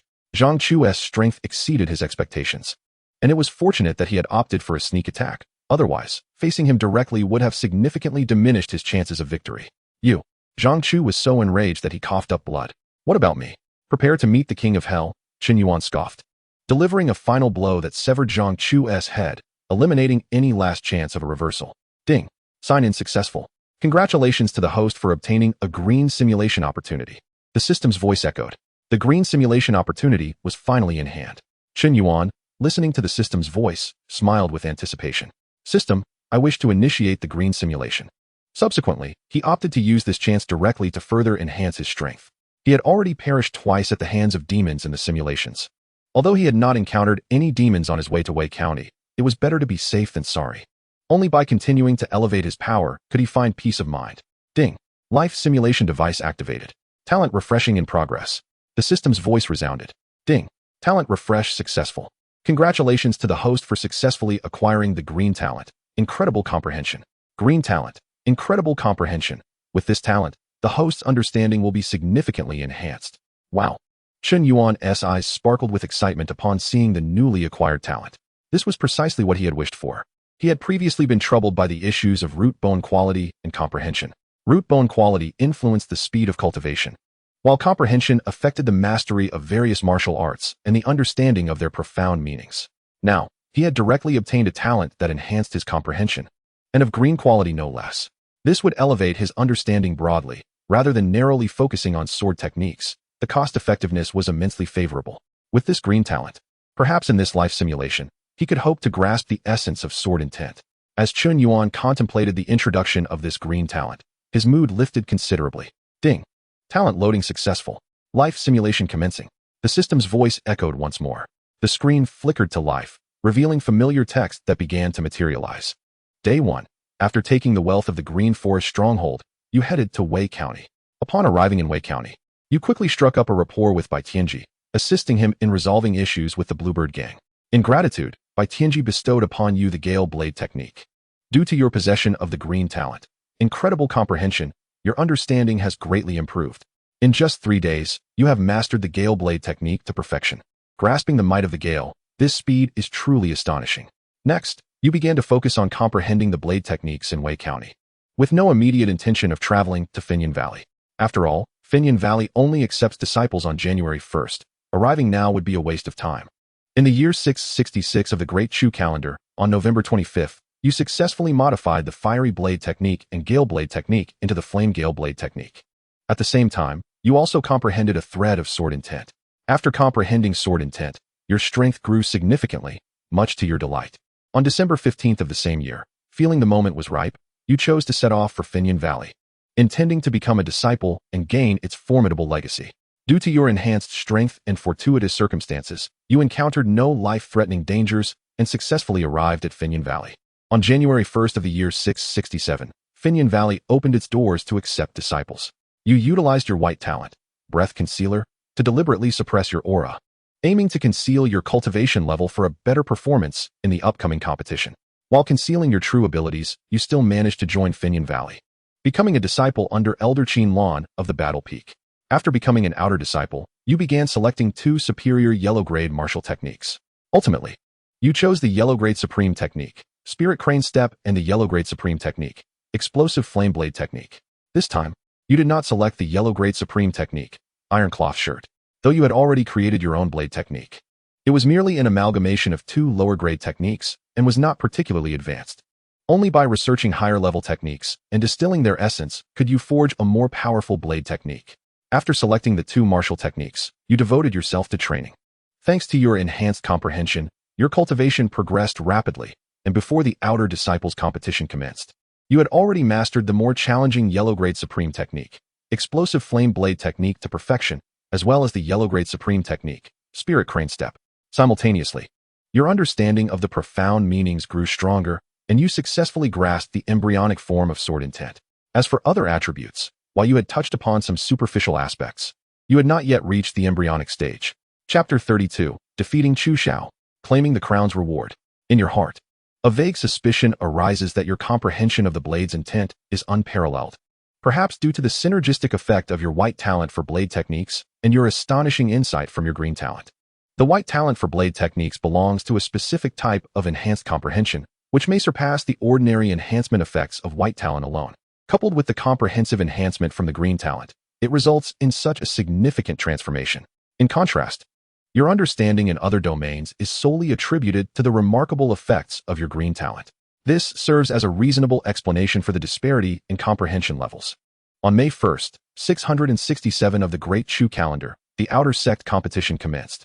This time, you are determined to claim the top position, even if it means defeating Chu Xiao. Although you are 5 years older than Chu Xiao, making your victory seems somewhat unjust. You prioritize the reward for first place above all else. Only by securing this reward can you learn more powerful techniques and martial skills, thus creating a snowball effect. Unlike the previous simulation of the outer sect competition, you effortlessly advance to the top 16 while concealing your true capabilities. Your opponents could not even compel you to unleash a trace of your intent or your white talent's frenzy, let alone force you to reveal your true cultivation. In the quarterfinals, you continued to win while hiding your skills. However, in the semifinals, you faced Zhao Chen. You were well aware of Zhao Chen's prowess, prompting you to take this match seriously. Zhao Chen did not underestimate you. She immediately unleashed the embryonic form of sword intent, hoping for a swift victory. In response, you finally displayed some of your true abilities, employing the fiery blade technique along with a trace of fiery intent. The fiery intent is inherently dual attribute, and combined with your expertise in blade techniques that far surpasses Zhao Chen's sword skills, she proved to be no match for you. Consequently, Zhao Chen, feeling pressured, chose to forcibly break through to the gathering chi realm. You had anticipated this move, remaining unperturbed as you leisurely revealed a new trump card, the White Talent's Frenzy. As you unleashed the White Talent's Frenzy, you once again engaged Zhao Chen in fierce combat. However, Zhao Chen's breakthrough to the gathering chi realm indeed rendered her formidable. Even with your White Talent's Frenzy activated, you felt the pressure mounting. Nevertheless, Zhao Chen's recent breakthrough left her foundation unstable. Her internal energy was not yet skillfully utilized, and her energy reserves were insufficient, ultimately leading to your victory over her. Zhao Chen felt a tinge of frustration, but had no choice but to accept the fact that you had defeated her despite the disparity in levels. Your performance astonished the entire audience, as many outer sect disciples had not expected you to conceal your abilities so deeply. Not only had you comprehended a trace of dual attribute intent, but you had also hidden a method to enhance your physique, miraculously defeating a top talent like Zhao Chen. This earned you tremendous admiration from numerous outer sect female disciples, some of whom harbored feelings of infatuation. As for the leaders of Finyan Valley and the elders, they were equally astonished by your performance. Although they acknowledged you as a dark horse, they still believed you were not a match for Chu Xiao, the rare genius of Finyan Valley. Under the gaze of the multitude, the finals commenced. After the start of the match, Chu Xiao suggested you take a moment to recuperate. Wishing to face you in peak condition, you calmly replied that there was no need for rest, and that you could begin immediately. Seeing your stubbornness, Chu Xiao refrained from insisting further and directly unleashed the embryonic form of sword intent against you. In an instant, the crowd was stunned to witness that Chu Xiao had grasped the embryonic form of sword intent at such a young age. You laughed heartily and similarly manifested the embryonic form of blade intent. The clash of blade and sword intent resounded throughout the arena, leaving the audience in awe. Neither the leader of Finyan Valley, the Peak Masters, nor your master Chen Yuan had anticipated that you two had comprehended the embryonic form of blade intent, leaving them utterly astonished. The inner sect prodigies and core disciples lamented that this year's outer sect disciples were increasingly extraordinary. After his initial surprise, Chu Xiao grew more excited. As he had never encountered an opponent in the same realm before, you were the first. Thus, he fought with all his might, intent on defeating you. You too showed no inclination to retreat, activating the effects of the White Talent's Frenzy and colliding with Chu Xiao. However, even with the White Talent's Frenzy and the embryonic form of blade intent at your disposal, you soon realized that you could not gain the upper hand against Chu Xiao. Instead, you found yourself being suppressed. Chu Xiao had also cultivated other body tempering techniques, making his physical strength significantly greater than that of an ordinary gathering chi realm practitioner. Moreover, he had not only comprehended the embryonic form of sword intent, but had also concealed the embryonic form of lightning. The combination of the embryonic form of lightning with sword intent was far more powerful than your trace of fiery intent, combined with blade intent. As you felt the pressure mounting and the threat of defeat looming, you decided to abandon any reservations about revealing your true cultivation level. You unleashed a sudden surge of formidable power, catching Chu Xiao off guard. Ultimately, due to your explosive display of strength, you managed to defeat Chu Xiao. This outcome left the entire audience in stunned silence. They had not expected you to be concealing your true cultivation, which had reached the pinnacle of the first level of the gathering chi realm. Your act of hiding your cultivation, while not entirely dishonorable, felt somewhat unjust in the context of such a fierce battle. Nonetheless, a victory is a victory. In the end, the judges declared you the winner, and thus you claimed first place in the outer sect competition of Finyan Valley. Chu Xiao regarded you with a cold gaze, though proud and able to accept his defeat. He could not condone your sudden ambush after concealing your true power. Sensing Chu Xiao's emotions, you felt somewhat helpless but could only feign ignorance as you accepted the reward for first place in the outer sect competition. The rewards included an opportunity to learn a mid-grade Xian-level cultivation technique, an opportunity to learn a mid-grade Xian-level martial skill, as well as a first-tier weapon and a first-tier armor. The mid-grade Xian-level cultivation technique is exceedingly precious. Typically, even first-rate sects possess only one such technique and a few mid-grade Xian-level martial skills as their ultimate secrets. Even a superpower like Finyan Valley, despite having high-grade Xian-level techniques and martial skills as its core secrets, still regards mid-grade Xian-level techniques as extremely valuable, not something that ordinary inner sect disciples can learn. Ordinary inner sect disciples must complete numerous sect tasks and accumulate a significant number of contribution points to exchange for an opportunity to learn such techniques. This is also why the outer sect competition ignites such fervor among the various talents. Many outer sect geniuses, who could have long since broken through to the gathering chi realm, stubbornly suppress their realms, enduring year after year in the body refinement realm. As for weapons and armor, they are equally precious. Entry-level weapons and armor are not only crafted from tougher materials, making them less prone to damage, but they also better accommodate and defend against internal energy. It can be said that the first-place rewards of a first-tier weapon and first-tier armor are exceedingly valuable, easily worth more than 10,000 taels of silver. After you received your rewards, the leader of Finyan Valley announced the conclusion of the outer sect competition, urging all disciples to continue striving for excellence. As everyone began to disperse, your master, Chen Yuan, called you over. She praised your performance, encouraging you to keep up the good work. In response to Chen Yuan's commendation, you could not help but smirk inwardly. This master truly excels only in idle chatter, providing no tangible benefits. Chen Yuan seemed to sense your emotions and, with a smile, presented you with a storage spirit ring, which she graciously handed over. The appearance of this storage spirit ring filled you with immense surprise, as you had never anticipated that Chen Yuan could offer you such a precious item. It is important to note that in Dechu, storage spirit rings are exceedingly rare treasures. Even the most basic ones are beyond the reach of ordinary practitioners at the innate realm, attainable only by those fortunate enough among the stronger individuals of that level. You accepted the storage spirit ring with heartfelt gratitude, addressing Chen Yuan with fervent enthusiasm, which made her reflect on how you, her disciple, truly only act when certainty is assured. Subsequently, Chen Yuan indicated that she sought your assistance for a particular matter. Upon hearing this, you realized that the storage spirit ring was not a mere gift, but rather a hot potato, implying that your involvement would not come without complications. Despite understanding the potential troubles that lay ahead, you had no intention of relinquishing it, given its extraordinary value. Soon enough, Chen Yuan clarified her intentions. As it turned out, she hailed from the Qin royal family in Dechu, being the daughter of the current Qin Wang. Now that the Qin Wang has aged and the realm descends into chaos, his progeny have begun to stir restlessly, vying for the position of the next Qin Wang. However, the Qin Wang has decreed that no sibling shall harm another. Any who entertained such thoughts would be expelled from the royal residence. Ultimately, he allowed for the selection of representatives to engage in combat, with their cultivation levels required to be no higher than the 4th stage of the gathering chi realm. Qin Lan's words made your eyelids twitch uncontrollably as you perceived the gravity of the situation. The battles concerning the inheritance of the Qin Wang's title would undoubtedly be brutal and far from mere sparring. This meant that a misstep could potentially lead to death. Thus, you politely expressed your reservations, stating that your cultivation was merely at the pinnacle of the 1st stage of gathering chi, and you feared that you might not be capable of undertaking such a task. Chen Yuan smiled reassuringly, indicating that you need not worry, as she could provide you with some elixirs to enhance your cultivation efficiency, accelerating your progress without adverse effects. Aware that evasion was futile, you could only manage a wry smile and nod, regretting your decision to wade into these murky waters. Next, you ventured to the treasure hall of the Finyan Valley, selecting a suitable first-tier treasure blade, the Qingfeng Dao, and a first-tier battle armor, the Jinshan Wanjia, before heading to the Wuge to choose the martial arts techniques you required. Ultimately, you opted for the Xian-level mid-grade technique, Hui Yuan Ju, and the Xian-level mid-grade martial skill, Qi Yin Dao Ju. The Hui Yuan Ju consists of 7 layers, with each additional layer significantly enhancing the strength of your internal energy. However, practitioners at the Gathering Qi realm are often limited to training only up to the 4th layer. On June 25th, 667 of the Dachu calendar. With Chen Yuan's assistance, you achieved the 2nd stage of the Gathering Qi realm. Yet, despite your breakthrough, Chen Yuan's expression was far from pleasant, as she had overestimated your innate potential, which turned out to be quite poor.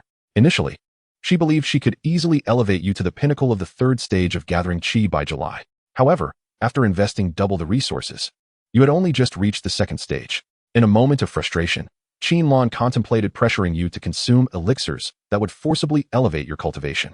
While these potions could yield immediate results, they carried significant side effects, potentially harming your foundational roots.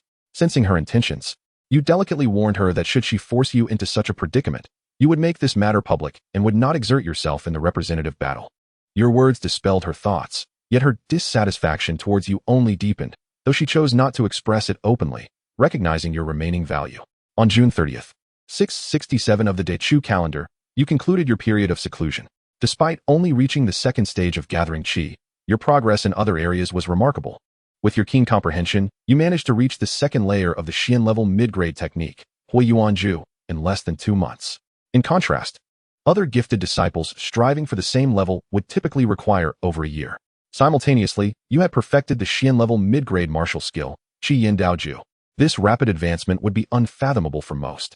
Additionally, due to your training in the Qi Yin Dao Ju, your understanding of swordsmanship deepened, and you gained profound insights into the essence of fire, successfully grasping the rudimentary form of its concept.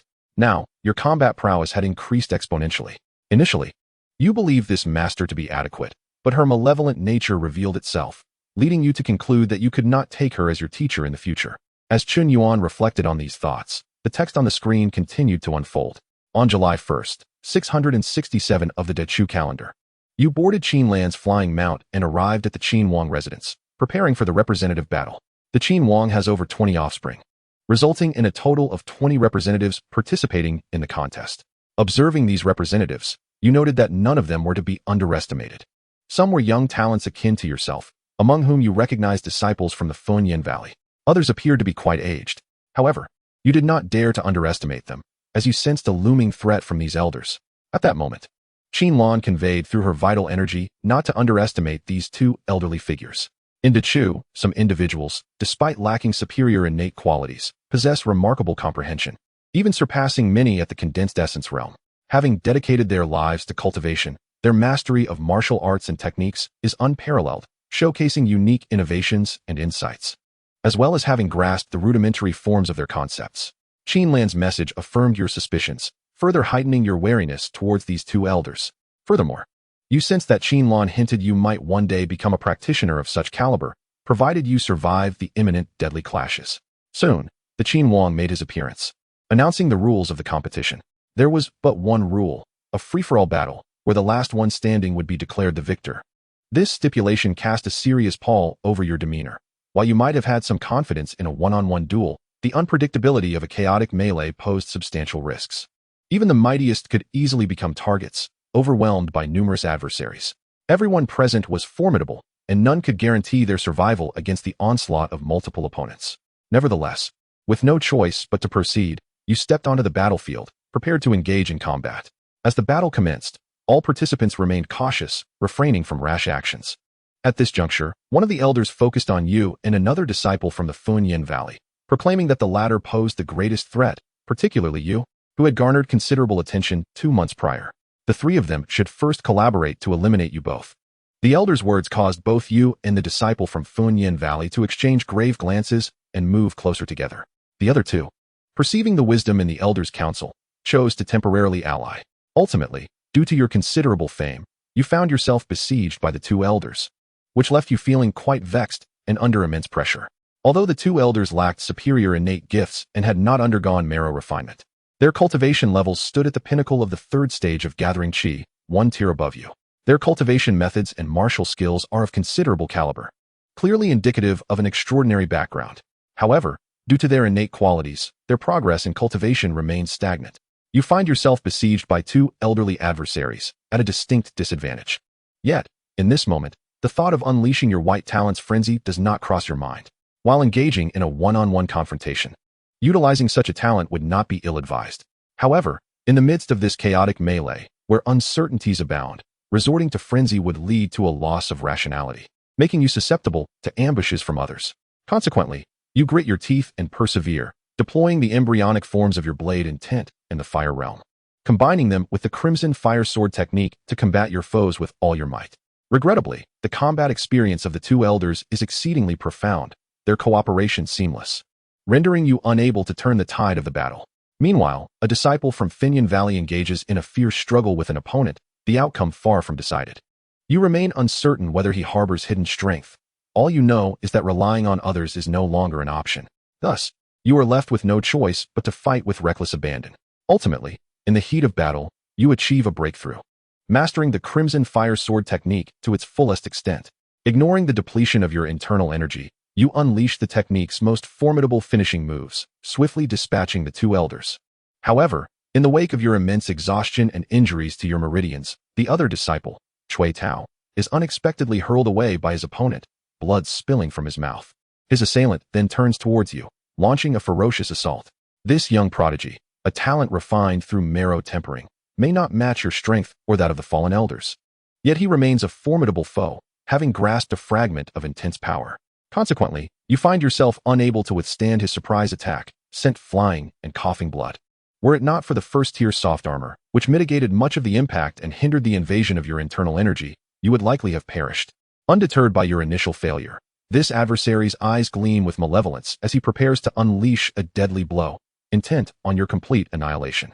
Faced with the imminent threat to your life, you lose your composure and descend into a frenzy, summoning your internal energy without regard for the cost. You execute the ultimate technique of the Crimson Fire Sword, forcing a counterattack that brings about his demise. Following his death, however, your dantian is damaged, your meridians severed, and your cultivation level diminished. At this juncture, Chui Tao rises from the ground, his visage filled with regret as he observes you. He remarks that while your comprehension is commendable, your lack of combat experience and overly straightforward demeanor have led you to this unfortunate fate. Subsequently, Chui Tao offers you a chance. If you concede, he will spare your life out of camaraderie. Your heart is heavy with bitterness, overwhelmed with regret for agreeing to participate in the battle on behalf of Chen Yuan. Now, with your cultivation in ruins, your only option for survival is to concede. Thus, Chui Tao emerges as the ultimate victor. Chen Yuan witnesses this turn of events, her expression darkening as she casts a chilling gaze upon you. Following this, Chen Yuan summons you privately, demanding the return of your storage spirit ring. You feel a profound sense of indignation regarding her behavior as disgraceful, expecting to reclaim what she had previously given. Nevertheless, you understand that in this world, might makes right. With your dantian damaged and your meridians severed, you have become nearly worthless to Finyan Valley. Even if Chen Yuan sought to eliminate you, no one would come to your defense. Thus, you endure your humiliation and return the storage spirit ring, hoping that Chen Yuan might provide you with some elixirs to mend your dantian and meridians. Upon hearing your request, Chen Yuan delivers a sharp slap that sends you flying, deriding you as a useless fool who dares to seek such precious elixirs. She declares that your actions have thwarted her significant plans, and her refraining from ending your life is already an act of mercy. Overwhelmed by frustration, you dare not retort, silently vowing that if you ever possess the power to eliminate Chen Yuan in the future, you will not hesitate for a moment. Ah, Chen Yuan, you truly reveal your repugnant nature. Chen Yuan, observing the simulated narrative, finds himself both infuriated and amused. In the simulation, he fights fiercely for the adversaries, only to suffer a crippling defeat. While this individual not only fails to offer solace, but also demands the return of the storage spirit ring and berates him as a waste.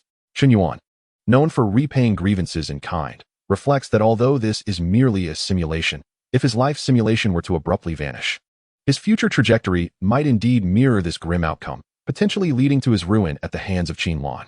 Moreover, due to Chen Yuan's involvement, the simulated Chen Yuan has been incapacitated, and he doubts he will receive better rewards once the simulation concludes. Severing a person's means of livelihood is akin to taking their parents' lives, let alone jeopardizing their future. Chen Yuan has duly noted this debt owed to Chen Yuan. Chapter 35, The White Sign-In and Women. Subsequently, Chen Yuan departs on her flying beast mount back to Finyan Valley, while you continue your solitary journey towards the same destination. Unfortunately, fate intervenes. One of the defeated princes from the Chen royal family harbors a deep-seated grudge against you. They believe your mere presence disrupted their chances, allowing the weakest participant to seize victory. Therefore, after you leave Yenzhou, he covertly dispatches assassins to eliminate you. Your demise signals the conclusion of this simulation. The individuals of the Qin royal family truly embody cruelty of the highest order.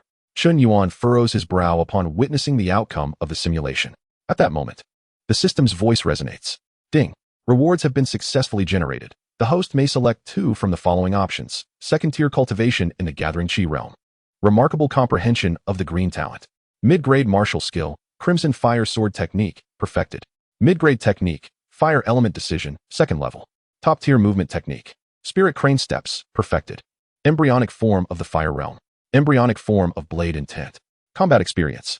The array of reward options this time is abundant. Regrettably, you are limited to selecting only two. Chen Yuan gazes at the list of rewards, feeling a sense of contemplation. He decides to exclude the embryonic forms. While beneficial, if he opts for the remarkable comprehension of green talent, he can attain it again with time. The Spirit Crane Steps can also be dismissed due to their unfavorable cost-to-benefit ratio. As for whether to select cultivation, that remains a question. Having only achieved a minor advancement this time, he leans towards not choosing it. Should he select the Crimson Fire Sword technique, he could aim for victory in the next outer sect competition at Finyan Valley, thereby gaining the opportunity to choose another mid-grade martial skill, enriching his combat repertoire. Regarding combat experience, the simulated Chui Tao pointed out Chen Yuan's lack of such a valid concern. In this simulation, Chen Yuan had not undertaken any sect missions, resulting in minimal combat encounters, thus struggling against the two elders and falling victim to treachery. Chen Yuan strokes his chin, analyzing his weaknesses. This issue reflects his real self as well. He, too, lacks combat experience, having engaged in few battles, mostly characterized by overwhelming advantages or ambush tactics. It appears that if precious rewards do not refresh next time, he should consider selecting combat experience to effectively enhance his fighting skills. Chen Yuan murmurs to himself, "System. I choose the remarkable comprehension of green talent and the mid-grade martial skill, Crimson Fire Sword technique." Thereafter, Chen Yuan silently deliberates, making his selection. Ding. Reward selection successful. Distribution in progress. The system's voice reverberates, and Chen Yuan feels a clarity in his mind, enabling him to contemplate various issues with greater speed than before. This undoubtedly reflects the effect of the remarkable comprehension of green talent. Soon, insights regarding the Crimson Fire Sword technique emerge in his consciousness. After Chen Yuan fully absorbed the energy, he instinctively wielded his blade, executing the techniques of the Qi Huadao Ju. In an instant, his internal energy transformed into crimson flames, intertwining with his long sword, which he then swung with a powerful strike. The fiery blade aura erupted, severing a wooden pillar 10 meters away. The Qi Huadao Ju is indeed impressive. With this mid-grade mysterious technique, my strength has significantly increased. However, I am still far from my simulated self. Chen Yuan observed the power of his strike and nodded in satisfaction. Suddenly, a crisp sound emanated from his now crimson blade, followed by the shattering of the sword's body. Oh! Chen Yuan gazed at the shattered sword in his hand, momentarily stunned. He had not anticipated its destruction. The quality is rather poor. It cannot withstand such power. He muttered a complaint, then lightly tapped his forehead. Well, this sword was a standard issue from my previous life as a servant, so its quality is to be expected. It seems I need to acquire better weaponry. The entry-level equipment from the simulation is currently unattainable, so I will have to make do with this sword for now. Chen Yuan shook his head in resignation and picked up the deputy leader of the Green Forest Bandit's weapon, gripping it firmly. Next, he searched Zhang Chu's body and discovered a stack of silver notes, along with a white jade pendant. However, the pendant was incomplete, missing half. This jade seems to possess unusual material. Chen Yuan attempted to break it, but the half pendant remained unscathed. Interesting, I should keep it. It may hold some secret. He tucked the half pendant away, muttering to himself. Previously, he had found a flat red pebble on a female corpse, and it was because he chose not to discard it that he fortuitously obtained the blood essence refinement method. Now, his intuition indicated that this white jade pendant undoubtedly harbored secrets that should not be overlooked. A qualified scavenger must not neglect any items during the process. Chen Yuan continued to rummage through the Green Forest Bandit's hideout, collecting all valuable items before igniting a fire to incinerate the corpses, erasing all traces. I have killed Zhang Chu. If the Guangdao men were to discover this, they would undoubtedly pursue me. However, if I can grow fast enough to reach a level capable of confronting them before they notice, I should be fine. Achieving the Ningyuan realm is not particularly difficult. He contemplated as he descended the mountain. Suddenly, halfway down, he encountered a young woman. She was covered in dirt, her clothes tattered, her body battered, and her face pale, appearing extremely weak. Yet, what caught Chen Yuan's attention was the white sign above her head. White sign, save the person. The frequency of these white signs has significantly increased since leaving Qin County. Chen Yuan's gaze became somewhat nuanced. However, could this woman possibly be the one Zhang Chu was searching for? If so, what a coincidence. As Chen Yuan looked at the woman, she emerged from the thicket, momentarily stunned. Instinctively, she attempted to flee, but her frailty caused her to collapse to the ground after only a few steps. I am a righteous warrior who punishes evil and upholds the good. I have just eliminated the Green Forest bandits. If you trust me, lower your guard, and I will save you. Chen Yuan shook his head slightly and approached her. His words caused the woman to hesitate momentarily, but she eventually retracted the poisoned needles hidden in her sleeve. This injury is severe. Chen Yuan glanced at the woman's wounds, his expression growing somber. I currently do not possess any medicine. To save you, I may need to return to the Green Forest bandits' lair. Do you trust me? He helped the woman to her feet and inquired. I trust you, she replied after a brief silence. She had lost all ability to resist. If Chen Yuan intended to harm her, she could not fight back. Thus, she had no choice but to place her trust in the man before her. Concealing his true name, Chen Yuan asked, I am Zhou Shui, a wandering cultivator. May I ask your name and sect? Lu Qing, disciple of the Kuang Dao men. The woman hesitated but ultimately chose to answer truthfully. Kuang Dao men, do you know Zhang Chu? Chen Yuan casually inquired. Lu Qing's body stiffened. Then she feigned calmness as she replied, I do not know him. My dear lady, I believe you must know him. After all, he has been searching for you in these mountains for quite some time. But fear not, Zhang Chu is already dead. Chen Yuan discerned Lu Qing's unusual reaction and realized that his prior conjecture was correct. She was indeed the person Zhang Chu sought. A faint smile appeared on his face. Zhang Chu is dead? You killed him? Lu Qing was taken aback, gazing at Chen Yuan with astonishment. Indeed, I did. When I arrived at the Green Forest bandits' lair, I found him mingling with the bandits and overheard their conversation. I deemed him a bad person, so I took the liberty of killing him, Chen Yuan affirmed. Thank you, Brother Zhou, for saving my life. If you ever require my assistance in the future, I will not hesitate to traverse mountains of blades or seas of fire. Lu Qing expressed with a grateful smile. Traversing mountains of blades and seas of fire is unnecessary. I am merely curious as to why Zhang Chu targeted you so fiercely. After all, are you not of the same sect? Chen Yuan inquired with genuine interest. It is because of this. Lu Qing took out the half-jade pendant from her bosom. The material of this pendant is extraordinary. Even a fourth-level qi-gathering cultivator cannot damage it in the slightest. Zhang Chu believed that this pendant must harbor some earth-shattering opportunity, so upon discovering that I possessed the other half, he plotted against me. After a moment of silence, she continued, he arranged for me to descend the mountain, then pursued me relentlessly. Ultimately, I was gravely injured and had no choice but to hide in this mountain forest to recuperate. Unfortunately, my injuries are too severe to heal. Oh, so he sought the jade pendant? No wonder he would commit such treachery against his own sect. Chen Yuan remarked, pulling out his half of the jade pendant in realization. Since Zhang Chu's half pendant has fallen into your hands, I shall offer this half to you. Upon seeing Chen Yuan produce Zhang Chu's half of the pendant, Lu Qing fully believed his words and promptly handed her half to him. Chen Yuan graciously accepted it and joined the two halves together.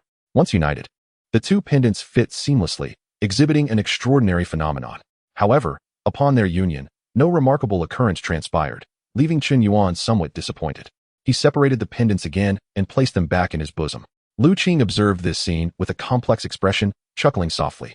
Zhang Chu believed that combining the two halves would unveil some grand opportunity, yet nothing happened. It was utterly ridiculous that he would resort to such betrayal against someone whom he had known since childhood due to his own greed and speculations. After arriving at the Green Forest bandits' lair, Chen Yuan utilized some medicinal supplies to treat Lu Qing. Although this treatment would not lead to rapid recovery, it would at least preserve her life. Ding. Check-in successful. Congratulations, host, you have obtained a white simulation opportunity. The system's voice echoed. Miss Lu, I have some matters to attend to, so I must take my leave. Chen Yuan's eyes brightened upon receiving the check-in reward, addressing Lu Qing, who lay on the bed. Lu Qing remained silent for a moment, gazing at Chen Yuan with a hint of melancholy. She was still injured, yet Chen Yuan intended to depart, leaving her, a frail woman, alone in such a place. It was indeed rather insensitive. She can certainly be regarded as a great beauty. Does she not possess even a hint of charm in Chen Yuan's eyes? Young lady, tend to your injuries well. It will not be too late once you have fully recovered. Chen Yuan disregarded Lu Qing's somewhat resentful gaze and strode outside. After departing from LNZHI, while descending the mountain, he addressed the system. System, I wish to initiate the white simulation. Ding. The life simulator has been activated. Talent refreshing in progress. The system's voice echoed. Ding. Talent refresh successful. Congratulations to the host for acquiring the White Talent, Sigma Man. White Talent, Sigma Man. With this endowment, the host shall become indifferent to women and fervently devoted to cultivation. Consequently, the host's cultivation efficiency will see a notable enhancement. Remarkable. I merely overlooked Lu Qing and have obtained such a talent, Chen Yuan mused with a peculiar expression. Yet, despite the allure of this talent, he would still decline if given the choice. After all, such a talent would alter one's character. Ding. Talent loading successful. Life simulation commencing. The system's voice reverberated. Then, the screen illuminated, and familiar text began to materialize. On the first day, you left LLNZHI and journeyed towards WIXian. This time, you intended to develop as you had in the previous simulation, albeit with a difference. You were unwilling to become the disciple of the merciless Master Chen Yuan and fight on her behalf. Upon arriving in WIXian, you befriended BITNJ and commenced your training within the BILN gang. Due to the compounded effects of the White Talent, Sigma Man, you mastered the Gale Blade technique to perfection in less than 2 days. On the 20th of September, 666 in the Great Chu calendar, you grasped a fragment of blade intent. The speed of your comprehension was astonishing. By the 28th of December, you successfully realized the embryonic form of blade intent. You were once again struck by the formidable impact of the White Talent, Sigma Man. On the 1st of January, 667, you rejoined the FNYN Valley. This time, Chen Yuan again set her sights on you, wishing to take you as her disciple. You chose to refuse, which greatly offended Chen Yuan and left her infuriated. In the following days, you sought to apprentice with other elders, but due to Chen Yuan's unique status and formidable strength, second only to the peak masters, none were willing to risk offending her by accepting you. Of course, this was also because your displayed talent had yet to reach a level that would compel them to overlook the risks of incurring Chen Yuan's wrath. Had you possessed prodigious talent akin to that of Xianxiaaudiobooks, they might have considered defying Chen Yuan to accept you. Although the lack of an elder willing to take you on as a disciple left you somewhat disappointed, you did not dwell on it. After joining the FNYN Valley and becoming an outer disciple, you once again selected 2 advanced yellow-level martial arts techniques. Ultimately, you chose the Ling He step and the iron cloth shirt. You still aspired to follow the path of the hexagonal warrior. Thus, even if your progress was slow due to your innate qualities, you would maximize your combat prowess. In March 667 of the Great Chu calendar, you successfully comprehended the embryonic form of the Scarlet Fire intent, further enhancing your combat capacity. By the 30th of April, you had cultivated the advanced yellow-level technique, Pure Yuan Gong, to its highest tier, the 4th layer, boosting your battle strength. On the 1st of May, the Outer Disciples Grand Competition commenced, and you effortlessly advanced to the finals to face xianxiao. In this encounter, you did not reveal your Qi-gathering realm prowess, relying solely on your mastery at the refining marrow stage to engage in fierce combat. Ultimately, you unveiled all your trump cards and defeated xianxiao. After the battle, xianxiao felt an instant kinship with you and expressed a desire for future sparring sessions. This battle granted him new insights into intent, possibly leading him to comprehend true intent power in the near future. Thus, you and xianxiao became kindred spirits, and you sensed that true intent power was within your grasp as well. Your victory in the Outer Disciples competition drew the attention of the higher-ups of FNYN Valley and the peak master of the battle peak. Zicheng took a great liking to you and wished to take you as a disciple. You were overjoyed and accepted on the spot, which further enraged Chen Yuan as she recalled your previous rejection of her offer. However, the peak master's authority meant she could not openly confront you, leaving her to seethe in silence. After Zicheng accepted you as his disciple, he was exceedingly pleased and immediately presented you with a manual, a technique called the Shadow Step, classified as a high-grade Xian-level skill. This delighted you immensely. With the Shadow Step, your agility would become extraordinarily formidable, and your combat methods and strategies would become more fluid and diverse. In other words, you had taken another step closer to becoming a hexagonal warrior. After the battle, you collected your rewards and began selecting techniques and martial arts. This time, you opted for the mid-grade Xian-level technique, Fire Element Gong. As for the mid-grade Xian-level martial arts, since you had already practiced the Scarlet Fire Blade technique, you did not choose another explosive-type blade technique, as FNYN Valley did not offer many high-grade blade techniques, focusing instead on other forms of combat. Ultimately, you selected a palm technique, the Poison Fire Palm, which not only possessed immense power but also inflicted fire poison upon enemies upon contact, impairing their cultivation. As long as you cultivated this palm technique to its depths, even if you accidentally lost your long knife, your combat strength would not decline significantly. Subsequently, you commenced your training in the techniques and martial arts. However, it was not long before Chen Yuan sought you out for a transaction, requesting you to act as her agent in battle. Although you harbored a deep resentment towards Chen Yuan, the rewards she offered were simply too enticing, and given your current strength compared to the previous simulation, you did not refuse her request. On the 19th of May, 667 in the Great Chu calendar, with the resources provided by Chen Yuan, combined with the effects of the white talent, Sigma Man, your cultivation made a breakthrough, reaching the second level of Qi gathering. By the 28th of June, your cultivation made another leap, attaining the third level of Qi gathering. On the 1st of July, you participated in the royal contest for the throne of the Qin Wang Fu, causing the other heirs and competitors to wear grim expressions due to your formidable reputation and overwhelming strength. Ultimately, the four of them chose to unite against you, intending to eliminate you first. However, you had improved significantly since the last simulation, not only elevating your cultivation by a minor realm, but also mastering the Shadow Step, a mid-grade Xian-level technique.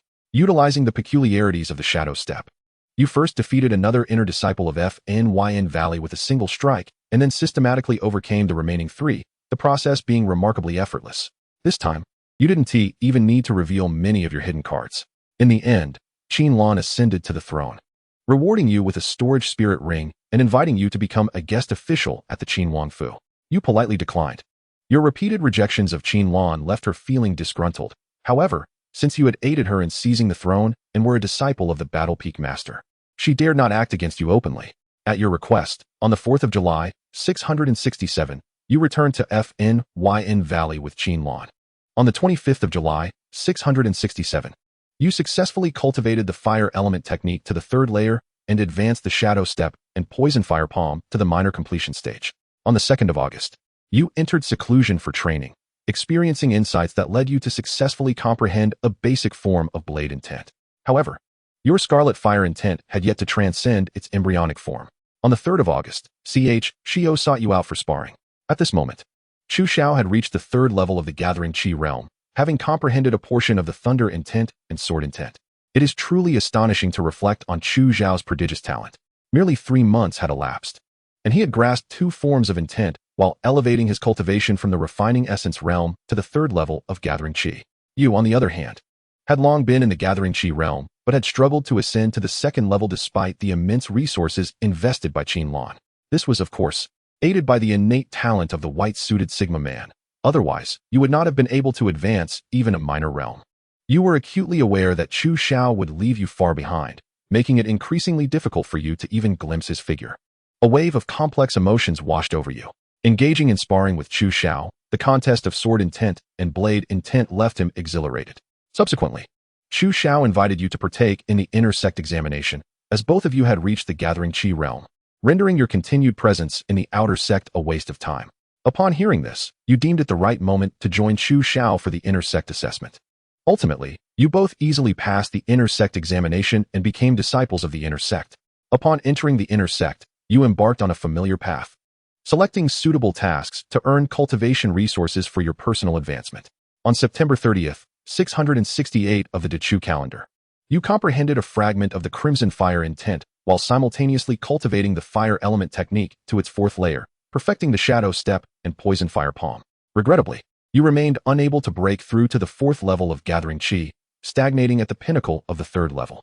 In comparison to your modest progress, Chu Xiao's advancements were nothing short of remarkable. In just a year, he had reached the 9th level of Gathering Qi, his pace of cultivation astonishing, seemingly devoid of any bottleneck. Due to your sluggish cultivation speed, your master, Zhao Zhong, expressed considerable disappointment and often sighed. However, he did not scold you or express disdain. Rather, he offered comfort, stating that insufficient innate talent did not necessarily predict a low future achievement, as long as he could procure rare treasures to enhance your innate qualities. With your understanding, your future accomplishments might not fall short of Chu Xiao's. Your master's words deeply moved you, making you feel that his character was worlds apart from that of Chen Yuan. On November 2nd, 668 of the Dechu calendar, a great upheaval began as various regions ignited revolts, with numerous sects and families entangled in this turmoil, forming a momentum to topple Dechu.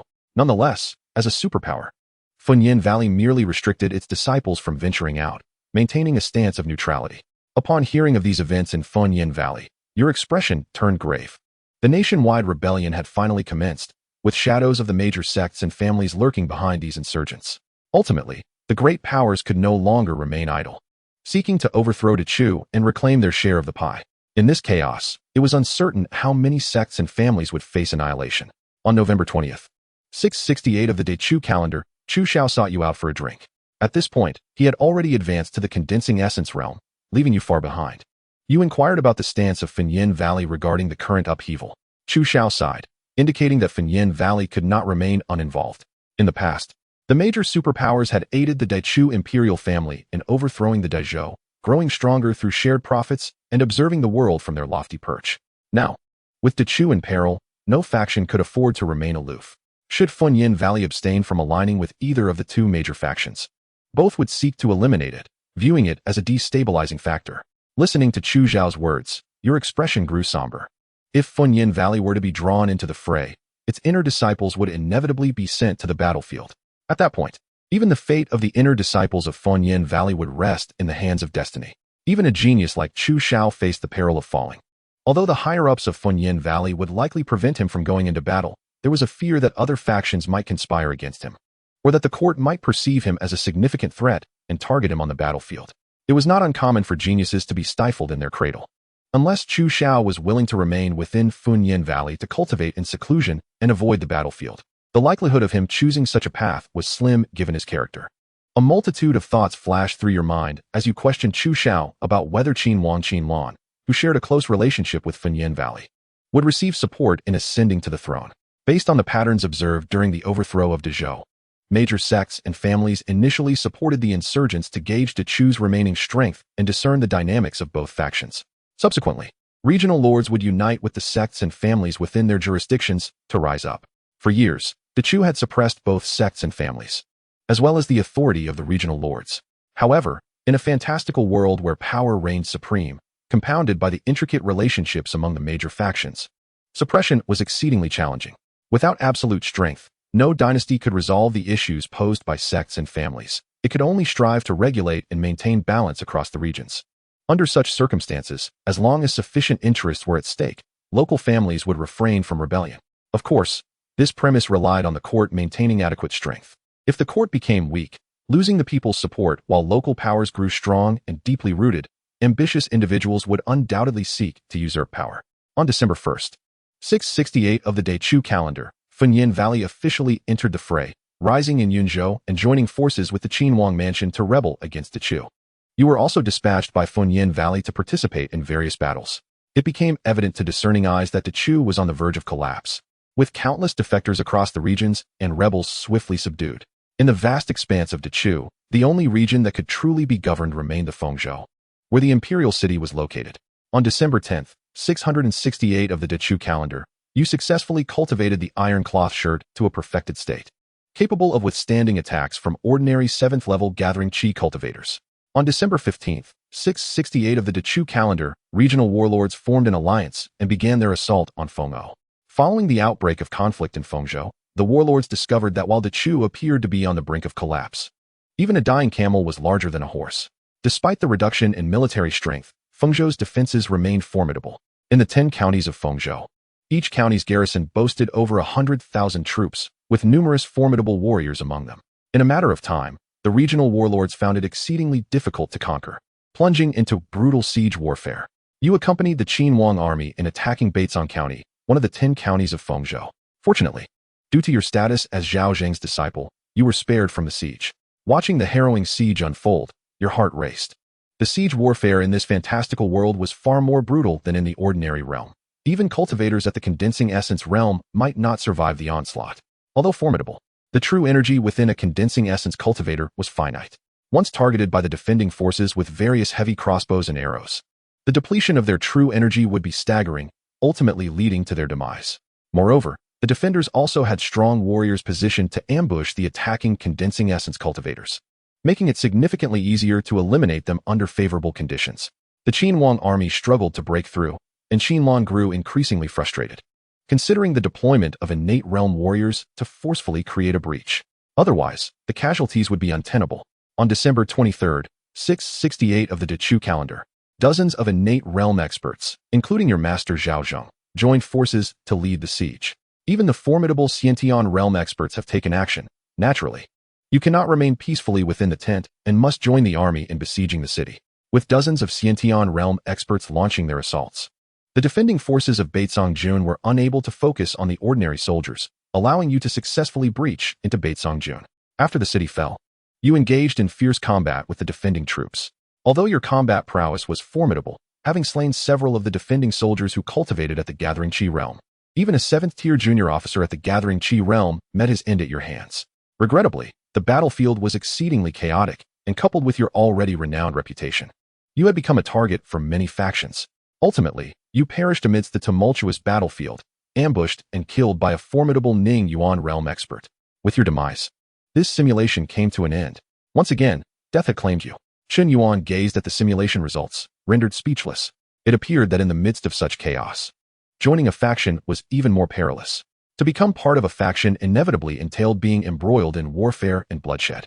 Were he to remain a rogue cultivator, by employing his white talent of breath concealment to mask his presence and retreat into a remote village, he could ensure his own survival. Perhaps he should consider the path of survival next time? Chen Yuan stroked his chin, deep in contemplation.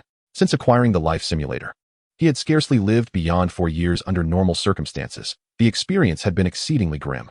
As Chen Yuan pondered, the system's voice resounded. Ding! Rewards generated successfully. The host may select 3 from the following rewards. Gathering Qi Realm Peak Tier 3 Cultivation, White Talent Sigma Man, Xian Grade Mid-Level Martial Art Fire Element Decision, 4th Layer. Xian Grade Mid-Level Martial Skill Poison Fire Palm, Perfect Realm. Xian Grade Mid-Level Movement Technique Shadow Step, Perfect Realm. This time he could actually choose 3 rewards. Such a delightful prospect. Chen Yuan's eyes brightened as he scanned the list of rewards. Without a moment's hesitation, he declared, System, I choose the Gathering Qi Realm Peak Tier 3 Cultivation, the Xian Grade Mid-Level Martial Art Fire Element Decision, and the Xian Grade Mid-Level Movement Technique Shadow Step. Ding! Reward selection successful, dispensing now. The system's voice echoed. Instantly, Chen Yuan felt his cultivation level surge forward rapidly. Gathering Qi Realm Tier 1. Gathering Qi Realm Tier 2. Gathering Qi Realm Peak Tier 3. Soon after, he sensed information regarding the fire element decision flooding his mind, and the inner Qi within him transformed into the blazing fire element inner Qi. Finally, insights regarding the Xian Grade Mid-Level Movement Technique Shadow Step emerged in his consciousness. This time, he had fully optimized his martial arts configuration. Now, it remained to be seen whether the next simulation would yield rewards related to profound insights. If so, in the same realm, he would be nearly invincible. Chen Yuan clenched his fists, feeling an exhilarating rush. In merely a few days since his arrival, his cultivation had already reached the peak of the Gathering Qi realm, his combat strength unparalleled. One could only say that the life simulator was truly miraculous. Subsequently, Chen Yuan executed the shadow step and vanished from his original position with incredible speed, indulging in his newfound abilities. The following day, Chen Yuan arrived at Wei County, intent on visiting the White Wolf Gang's stronghold. Halt! The guards of the White Wolf Gang called out as they saw Chen Yuan approaching. I am Chen Yuan. I have heard that the White Gang leader possesses remarkable swordsmanship, and I have come to pay my respects. I hope you will notify him. Chen Yuan spoke calmly, revealing the aura of the Gathering Qi realm, a Gathering Qi realm expert. The guards were taken aback, sensing Chen Yuan's aura, which surpassed even that of their leader. They immediately shed their arrogance and respectfully stated, Senior, please follow me. I shall take you to meet the gang leader. Soon, the guards led Chen Yuan to the grand hall of the White Wolf Gang. At that moment, Bai Tianji was engaged in handling the internal affairs of the gang. Upon seeing the guards escorting Chen Yuan, he initially appeared puzzled, but soon, sensing the deliberate aura emanating from Chen Yuan, he displayed a look of astonishment. While Bai Tianji was surprised, Chen Yuan's gaze fell upon the green sign-in above Bai Tianji's head, and he felt a surge of excitement. Green sign-in. Assist Bai Tianji in seeking vengeance. The second green sign-in. This truly delighted him. He wondered what grievances Bai Tianji harbored that allowed for the refreshing of a green sign-in. Who are you? Bai Tianji rose and clasped his hands towards Chen Yuan, inquiring politely. My name is Chen Yuan. I have heard of the White Gang leader's exceptional swordsmanship and have come to spar. Chen Yuan replied with a smile. You wish to spar with me? Bai Tianji's eyes sparkled with interest as he gestured for Chen Yuan to proceed, laughing heartily. In that case, let us spar right now. Chen Yuan mirrored his gesture, and they made their way outside. Bai Tianji drew his sword and assumed a stance, launching a fierce assault against Chen Yuan. Chen Yuan effortlessly parried his attacks, occasionally offering guidance that greatly benefited Bai Tianji. Chen brother, your swordsmanship is truly exquisite, Bai Tianji exclaimed in admiration after their bout. Chen Yuan merely smiled in response and remarked, since we are like old friends, will you not invite me for a drink? Of course. Quickly, bring forth all the fine wines from my collection. Bai Tianji's eyes sparkled with delight as he pulled Chen Yuan inside, while instructing his subordinates to fetch the wine. After several rounds of wine, the bond between Bai Tianji and Chen Yuan deepened considerably. Bai Tianji, with his naturally bold character, was eager to forge a close friendship with Chen Yuan given his impressive strength. My brother, I observe that you are not yet 25 years old, and you do not strike me as someone lacking ambition. Why then do you confine yourself to this small county? As Bai Tianji began to feel the effects of the wine, Chen Yuan set down his cup and began to probe. Bai Tianji sighed, expressing his frustrations.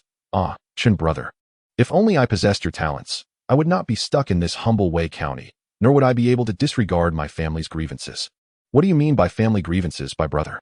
We are like brothers. Might you divulge this to me? Chen Yuan inquired. After a moment of silence, Bai Tianji sighed. My family, the Bai clan, was once a prominent family in Xianxiaujun, with a Ning Yuan realm expert safeguarding us. Unfortunately, we were plotted against by the Wu clan and annihilated.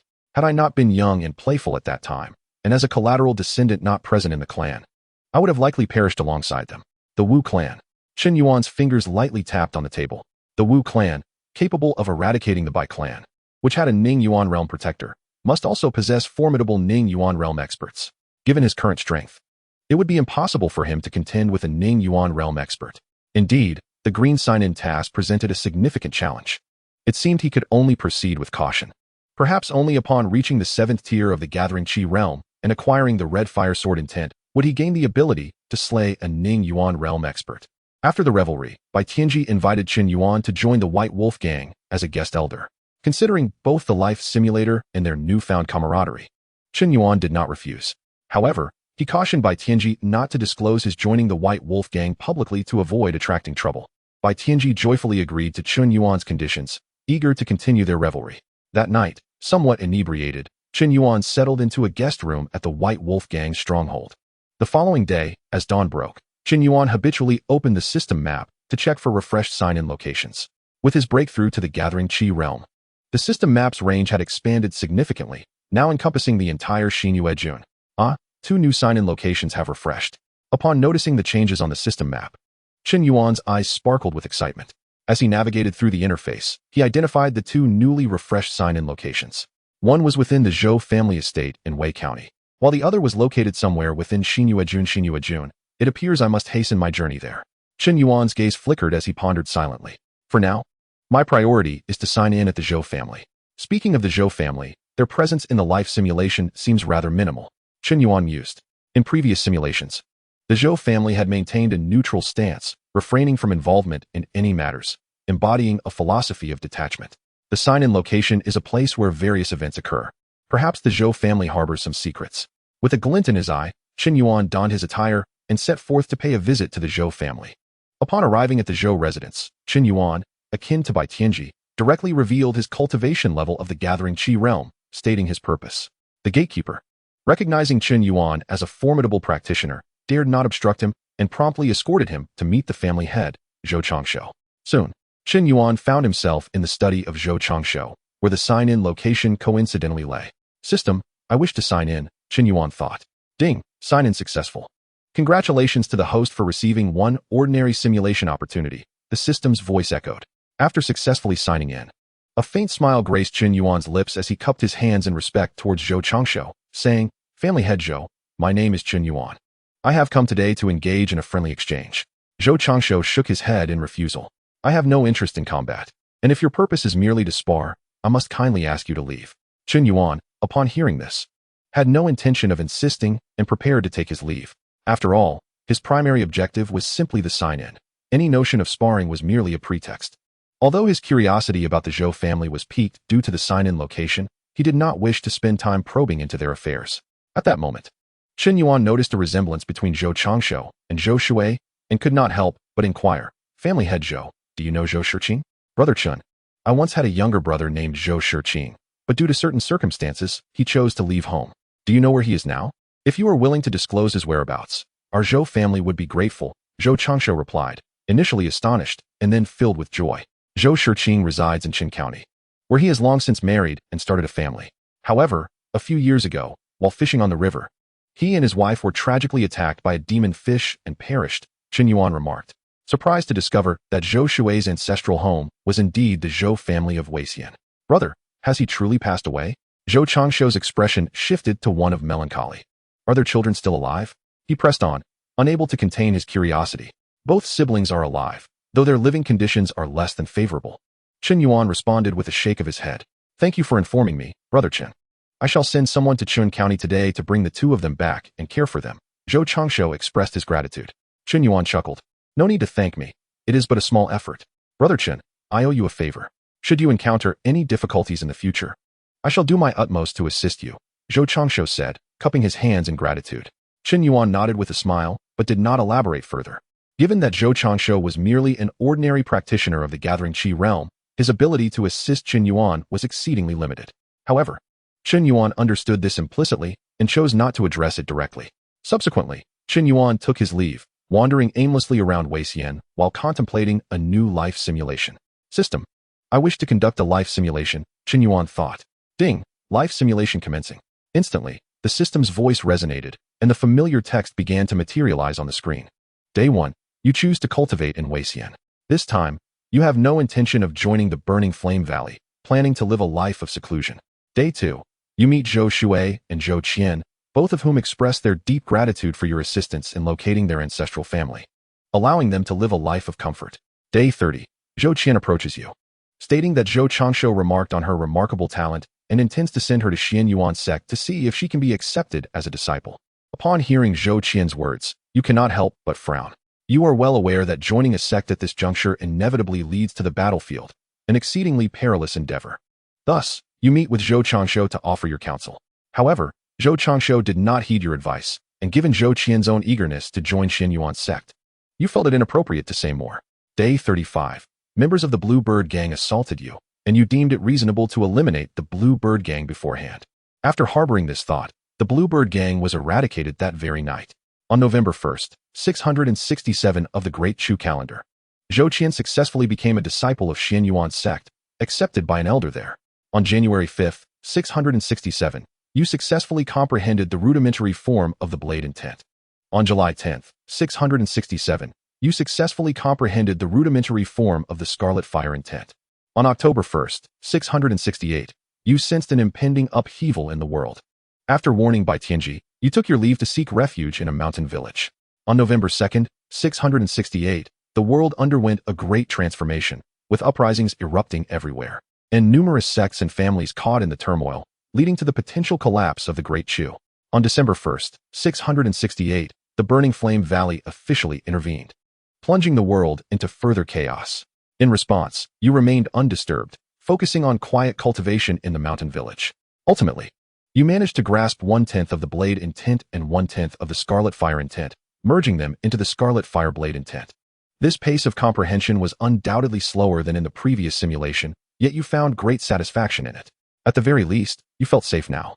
On January 1st, 670, the Great Chu fell, and warlords began battling for supremacy, plunging the world into further disorder and suffering. On April 2nd, 670, a powerful mountain bandit infiltrated the mountain village, but you swiftly eliminated him. On July 3rd, 670, you successfully broke through to the 4th level of the Gathering Qi realm.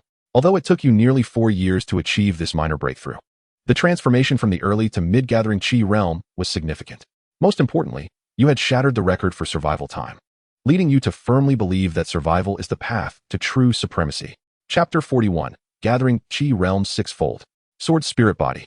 On December 25th, 670, while practicing the blade in the wilderness, you experienced a moment of enlightenment and successfully comprehended 2/10 of the blade intent. This significant breakthrough elevated your combat prowess, filling you with immense joy. On March 5th, 671, a demon appeared in the mountain village. This demon was incredibly powerful, rivaling an ordinary practitioner of the 7th level of the Gathering Qi realm. However, such strength was trivial to you now. With a single stroke of your blade, you effortlessly dispatched it. Yet, after slaying the demon, rather than feeling elated, a sense of unease washed over you. You suddenly recalled a critical realization. With the downfall of the Great Chu, the ensuing chaos among the warlords would undoubtedly lead to widespread suffering. with countless human practitioners falling in battle. In such times, these demons would no longer remain hidden, but would emerge to wreak havoc upon the world. According to historical records, when the Great Chu was founded, it had endured an exceptionally dark and chaotic period. During that time, demons ran rampant, often resulting in entire villages being slaughtered and consumed. This situation persisted until the Great Chu flourished and enacted the Demon Extermination Order, which alleviated the crisis. Subsequently, the Great Chu undertook significant efforts to eradicate demons nationwide, compelling them to retreat and remain hidden. Even in the waning years of the Great Chu, before its collapse, demons harbored a deep-seated fear and refrained from appearing in towns and cities. In the present day, the once mighty De Chu has crumbled, giving rise to a chaotic struggle among warlords, leaving little time to address the emergence of demons. As the demons grow increasingly rampant and powerful, it is inevitable that the dark era of demon chaos will return. However, despite your inner turmoil, you remain a mere fledgling cultivator seeking refuge from the turmoil of the world, powerless to alter the course of events, and can only sigh in silence while diligently pursuing your cultivation. On the 5th of March in the 674th year of De Chu, you achieved a breakthrough in your cultivation, reaching the 5th level of the Gathering Qi realm. During these years, you also successfully comprehended 20% of the essence of Qi Hua. Although your insights into sword intent have improved, they remain confined to the realm of 20%, falling short of the 3rd level. Meanwhile, the various warlords continue their relentless assaults against one another. From the initial 8 warlords engaged in conflict, only 3 remain to divide De Chu among themselves, establishing a stalemate. One of these major warlords is the Qin Wang Fu, supported by the Funyan Valley, which has established the Qin Kingdom. On the 1st of March in the 675th year of De Chu, you could no longer resist the urge to venture out and gather information about the outside world. You soon learned that the chaos wrought by demons had intensified, resulting in a significant decline in the population, yet the 3 kingdoms showed no signs of ceasing hostilities, prompting a heavy sigh from you. Subsequently, you inquired about Chu Xiao, discovering that he had long since broken through to the innate realm but had remained secluded in Funyan Valley for an extended period. Additionally, while inquiring about Chu Xiao, you were astonished to learn of the rise of another figure, Zhou Qian. After joining the Chen Yuan sect, Zhou Qian exhibited remarkable talent, having reached the innate realm. Rumors circulated that she was merely a step away from the master level and had become one of the great generals of the Qin Kingdom. Upon learning of Zhou Qian's achievements, a mixture of emotions stirred within you. Although you had long recognized her exceptional aptitude, you had not anticipated such astonishing progress. You recalled advising her against joining the Chen Yuan sect, nearly leading her astray. After gathering the information from the outside world, you began to contemplate whether to continue hiding in the mountain village. Although the external environment remained tumultuous, it was not as chaotic as in previous years. Developing in the outside world would facilitate your cultivation, while remaining in the mountain village left you vulnerable to demons that could overpower you. In these years, the demons you encountered in the mountain village were not few, surpassing the count of both hands. Fortunately, you had not faced any particularly formidable demons, as those that assaulted the village were within your capacity to handle. After much deliberation, you chose to stay in the capital of the Qin Kingdom, thereby minimizing the chances of encountering demons. On the 1st of May in the 675th year of De Chu, you unexpectedly met Zhou Qian. She was equally surprised to find you alive and, recalling your past kindness, warmly invited you to her residence. Unable to refuse her hospitality, you accepted her invitation. After a few rounds of drinks, you engaged in pleasant conversation, during which Zhou Qian recounted the events of the past. Throughout the years of continuous warfare and the chaos of demons, both the Zhou family and the Bailang gang had been eradicated, and her elder brother Zhou Shui had perished in the turmoil. As you listened to Zhou Qian recount her past, a shared sorrow filled your heart, and you offered your condolences. Zhou Qian expressed that you were her only remaining family in the world and hoped you would stay with her. You hesitated, as you merely wished to survive. Residing in Zhou Qian's home would undoubtedly thrust you into the spotlight, attracting the attention of many. Seeing your hesitation, Zhou Qian generously presented numerous advantages to entice you to remain. Faced with such overwhelming offers, you felt compelled to stay in Zhou Qian's household, as her generosity was simply too great to decline. On the 3rd of May in the 675th year of De Chu, leveraging the resources provided by Zhou Qian, you successfully broke through to the 6th level of the Gathering Qi realm, further enhancing your strength. On the 10th of May, Zhou Qian suppressed her cultivation to spar with you. To your astonishment, she had comprehended 30% of sword intent and possessed formidable combat experience. Even when fully exerting your strength, you found yourself no match for her. Zhou Qian was equally surprised by your understanding of 20% of Qi Huadao intent. She also expressed curiosity about any connection you might have with Funyuan Valley, as it was the only faction in the world possessing the Qi Hui Dao technique. You refrained from explaining the origins of the Qi Hui Dao technique. Zhou Qian did not press further, but spoke of her own circumstances. Her rapid growth was attributed to her accidental awakening of the sword's spirit body, making her cultivation and comprehension of swordsmanship as effortless as eating and drinking. Upon hearing this, you finally understood the reason behind Zhou Qian's swift progress, bringing a sense of balance to your mind. On the 3rd of June in the 675th year of Dechu, the Qin kingdom declared war, seeking to conquer the Wu and Shu nations. The world was abuzz with disbelief, deeming the Qin Wang insane for attempting to face two adversaries simultaneously, with little chance of victory. However, the subsequent events sent shockwaves throughout the realm, for Chu Xiao, who had long remained in seclusion, emerged with cultivation at the master level, possessing the terrifying combat prowess to slay seasoned masters. Under Chu Xiao's leadership, the Qin army swept through the Shu kingdom in a mere 3 months, annihilating it entirely. Witnessing this, the Wu kingdom, engaged in conflict with the Qin, recognized the futility of resistance and chose to submit. Thus, the world order was irrevocably altered by Chu Xiao's singular might, paving the way for a new era of unity. Upon hearing this news, a complex array of emotions stirred within you. You harbored no fondness for the Qin Wang Fu and did not truly desire the Qin family to seize control of the realm. Yet, you pondered that if the world could once again unify, the chaos wrought by demons might soon be quelled, allowing the common folk to recuperate and for you to live without constant fear. On the 1st of January in the 676th year of Dechu, the Qin Wang officially proclaimed himself emperor, renaming the nation Deqin and establishing the Deqin calendar. On this day, the founding emperor granted amnesty to the realm. On the 2nd of February in the 1st year of Deqin, you were recommended by Zhou Qian to become the governor of Xianxiu County. Though your cultivation was only at the 6th level of the gathering Qi realm, your battle prowess had reached the condensing Yuan realm, qualifying you as a formidable figure in the newly established Deqin. After all, following the series of wars, Deqin's national strength was considerably weaker than that of Dechu in its twilight years, with merely 3 masters and fewer than 108 realm experts remaining.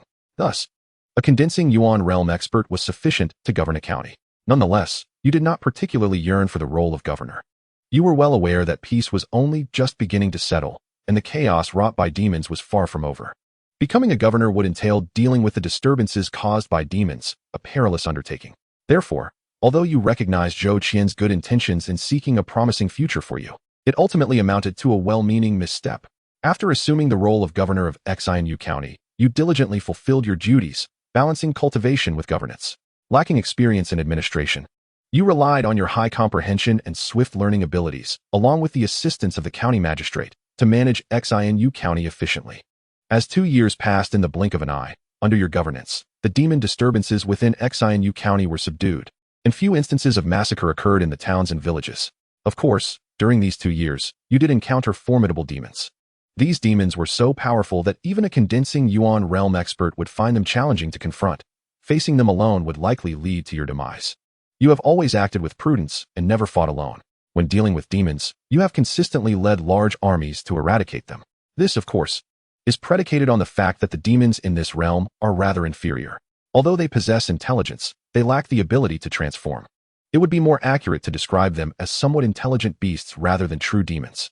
In contrast to the novels you have read in your previous life, where some demons could take form even at lower realms, these formidable beings can easily blend among humans, making them the most challenging adversaries. On April 3rd, year 3 of the Deqin calendar, a family presented you with a century-old gathering Qi flower, seeking to ingratiate themselves with you for the sake of their development in Xianxiu County. You chose to accept this offering, as the century-old gathering Qi flower is exceedingly precious, capable of rapidly enhancing the cultivation of a practitioner in the gathering Qi realm without significant side effects. After consuming this flower, you finally broke through to the 7th level of the gathering Qi realm. However, the astonishing efficacy of the flower remained, even aiding you in surpassing your previous limits. You continued to cultivate in seclusion and successfully ascended to the 8th level of the gathering Qi realm on April 30th, year 3 of the Deqin calendar. At this moment, you realized that Zhou Qian's well-intentioned interference was misguided. As the county governor, with significant power and influence, it is indeed quite comfortable if one is willing to exploit their authority for personal gain.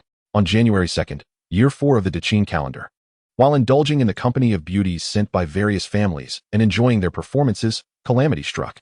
Zhou Qian was accused of treason and was apprehended and executed on the spot by a master dispatched by Emperor Qin. Subsequently, many associated with her were also imprisoned. As the county governor supported by Zhou Qian, you naturally belonged to her faction. Ultimately, you too became the focus of investigation, accused of corruption and embezzlement, leading to your imprisonment. Within the confines of the prison, bitterness marred your visage, and your mindset underwent a transformation. On January 5th, year 4 of the Deqin calendar, you met your demise in the prison. Your death marked the conclusion of this simulation. Once again, you could not reach a natural end. Chen Yuan gazed at the simulated narrative, shaking his head in lament. It seems that holding an official position is best avoided. It not only invites moral decay, but also poses the risk of sudden demise. Initially, one may begin with integrity and dedication, but after receiving a single gift, the so-called broken window effect takes hold, leading to rapid moral decline, consumed solely by the pursuit of leveraging power for personal gain or indulging in carnal pleasures, leaving one feeling utterly wasted. What is the merit of being an official in a world where power reigns supreme? As long as one possesses sufficient strength, changing dynasties is merely a thought away, Chen Yuan mused. He understood that the simulated version of himself was constrained by his innate constitution, no matter how diligently he practiced. His future achievements would not reach great heights. Life spans merely 30,000 days, rather than toil endlessly in cultivation. Enjoying a life of indulgence offers a better cost-benefit ratio for the simulated Chen Yuan who lacks external assistance. However, this was a notion his true self could not accept, as he pursued absolute martial prowess and eternal life. At this moment, the voice of the system resonated. Ding. Reward generation successful. The host may choose 2 items from the following rewards: Gathering Qi Realm Level 8, 20% Mastery of the Qi Fireblade Intent, or a random first-tier weapon. Were there only 3 reward options this time? Nevertheless, as long as the crucial reward was available, it sufficed. Moreover, the fact that the Blade Intent and Qi Fire Realm manifested together was a delightful bonus, akin to receiving 2 gifts for the price of 1. Chen Yuan contemplated the reward list in silence. System: I choose the 8th level of Gathering Qi Realm and 20% Mastery of the Qi Fireblade Intent. With his decision made, Chen Yuan felt his cultivation rapidly ascend, with his internal energy expanding vigorously. Gathering Qi Realm Level 4, Level 5, Level 6, Level 7, Level 8. The sensation of ascending 5 minor realms at once was simply exhilarating. Chen Yuan reveled in the surging energy within him, unable to suppress the smile that graced his lips. Despite his cultivation soaring, he harbored no concerns about drawing undue attention. With the white talent of the breath concealer, activating this ability ensured that even with his substantial increase in cultivation, there would be no perceptible change to outsiders. This is the remarkable effect of the breath concealer. Chapter 43. The Reversal of the Heavenly Gang. I initially thought it would take some time to reach the combat prowess of the condensation realm, yet unexpectedly, I achieved it in a single simulation. Chen Yuan clenched his fist, a smile lighting up his face. With the 8th level of Gathering Qi Realm, 20% Mastery of the Qi Fireblade Intent, alongside his training in techniques and martial arts, which were all of mid-grade mystery level, he had reached the limits currently attainable. Chen Yuan speculated that his combat strength likely rivaled that of an ordinary 4th-level condensation realm practitioner. However, this reference point pertains to individuals like the leader of the Kuang Dao sect, who lacks marrow refinement and comprehension of intent power, and whose techniques and martial arts are inferior. Should he encounter a formidable 4th-level condensation realm practitioner from the Funyan Valley, he would undoubtedly face considerable pressure. As it stands, to fully unleash his combat potential, he still required a quality weapon. While he could refresh a weapon through simulation rewards, there was no guarantee that the next simulation would yield a suitable blade. Furthermore, if better rewards were available, the likelihood of selecting a weapon would diminish. Chen Yuan's gaze flickered with determination as he resolved to procure a first-tier weapon. In reality, the Wu family in Xianxiaaudiobooks County, boasting a condensation realm expert, likely possessed first-tier weaponry. Even if they did not, annihilating the Wu family and acquiring a first-tier weapon using their wealth would be a straightforward endeavor. Given the Wu family's riches, obtaining a second-tier weapon was also within the realm of possibility. Numerous thoughts raced through Chen Yuan's mind as he swiftly returned to the Bai Lang gang, seeking out Bai Tianji. Brother Bai, if I were to assist you in eliminating the Wu family, what would you be willing to offer in return? Chen Yuan inquired with Bai Tianji over drinks, clarifying his intentions. While he could directly avenge Bai Tianji and complete the green sign-in task, doing so unilaterally would lack justification. Thus, he needed to involve Bai Tianji, presenting it as an act of vengeance, lending legitimacy to his actions. Of course, he required a compelling reason to gain Bai Tianji's trust. After all, they had only recently met, and Bai Tianji might find it peculiar that Chen Yuan suddenly offered assistance in vengeance.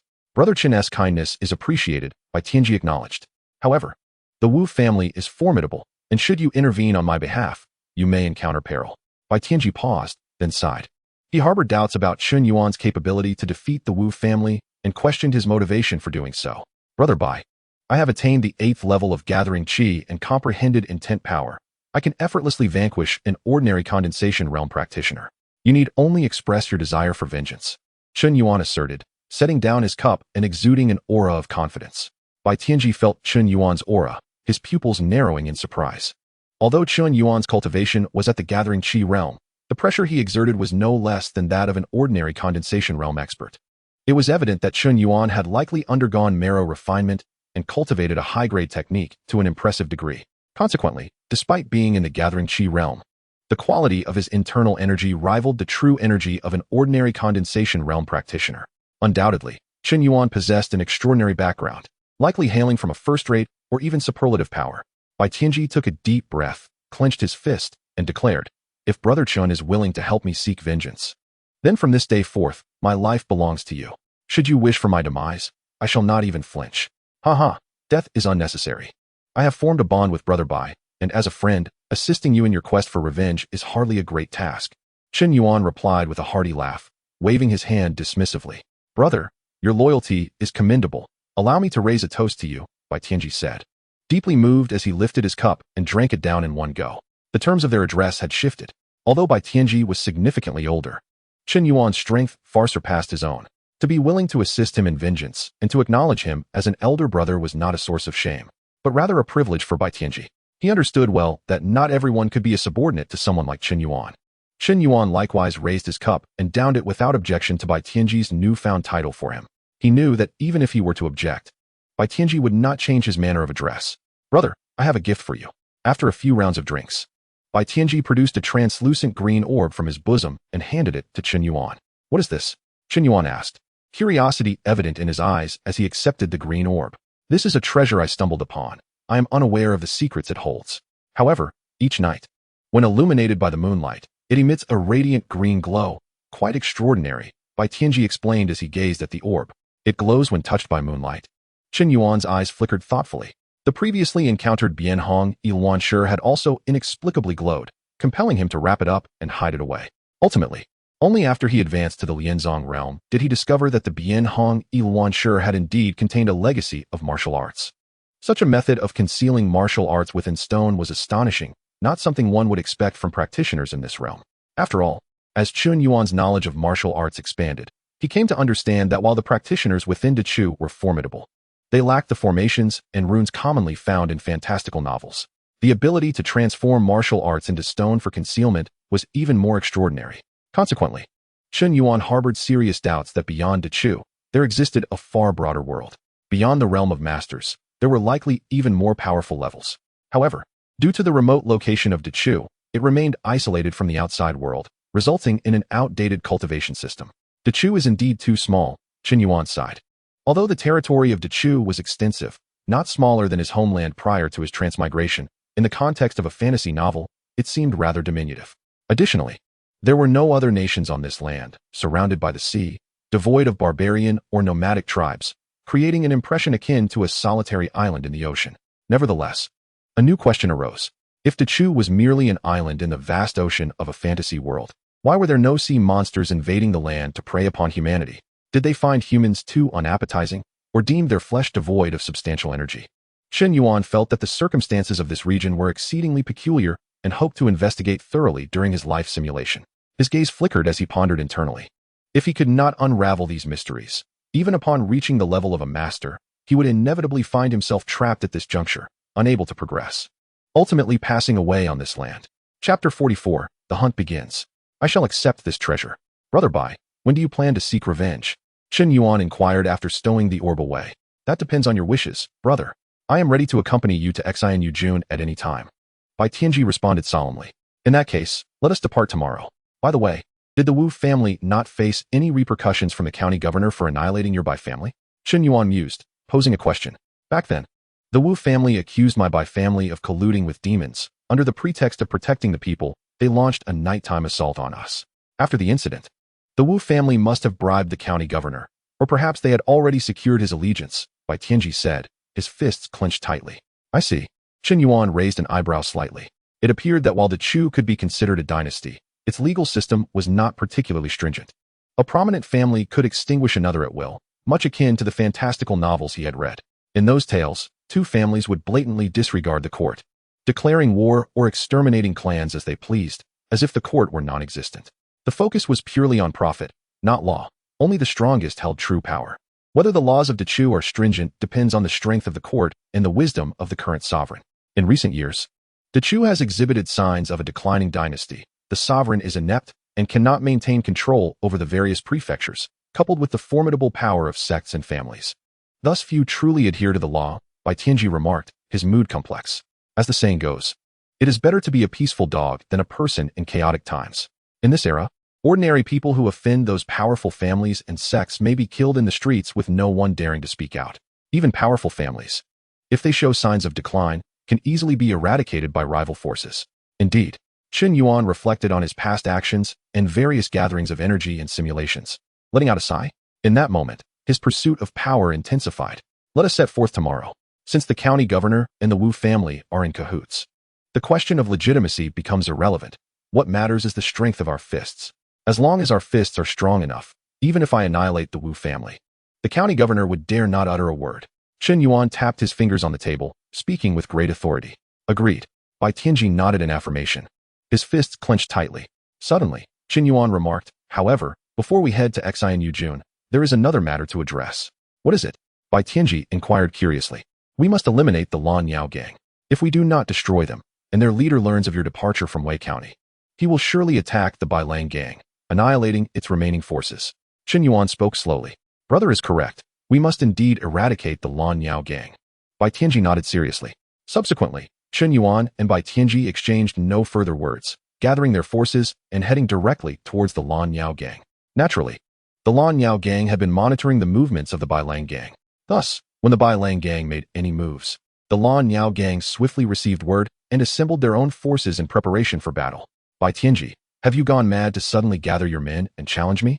The leader of the Lan Yao gang confronted Bai Tianji from a distance of several meters, his voice low and intense.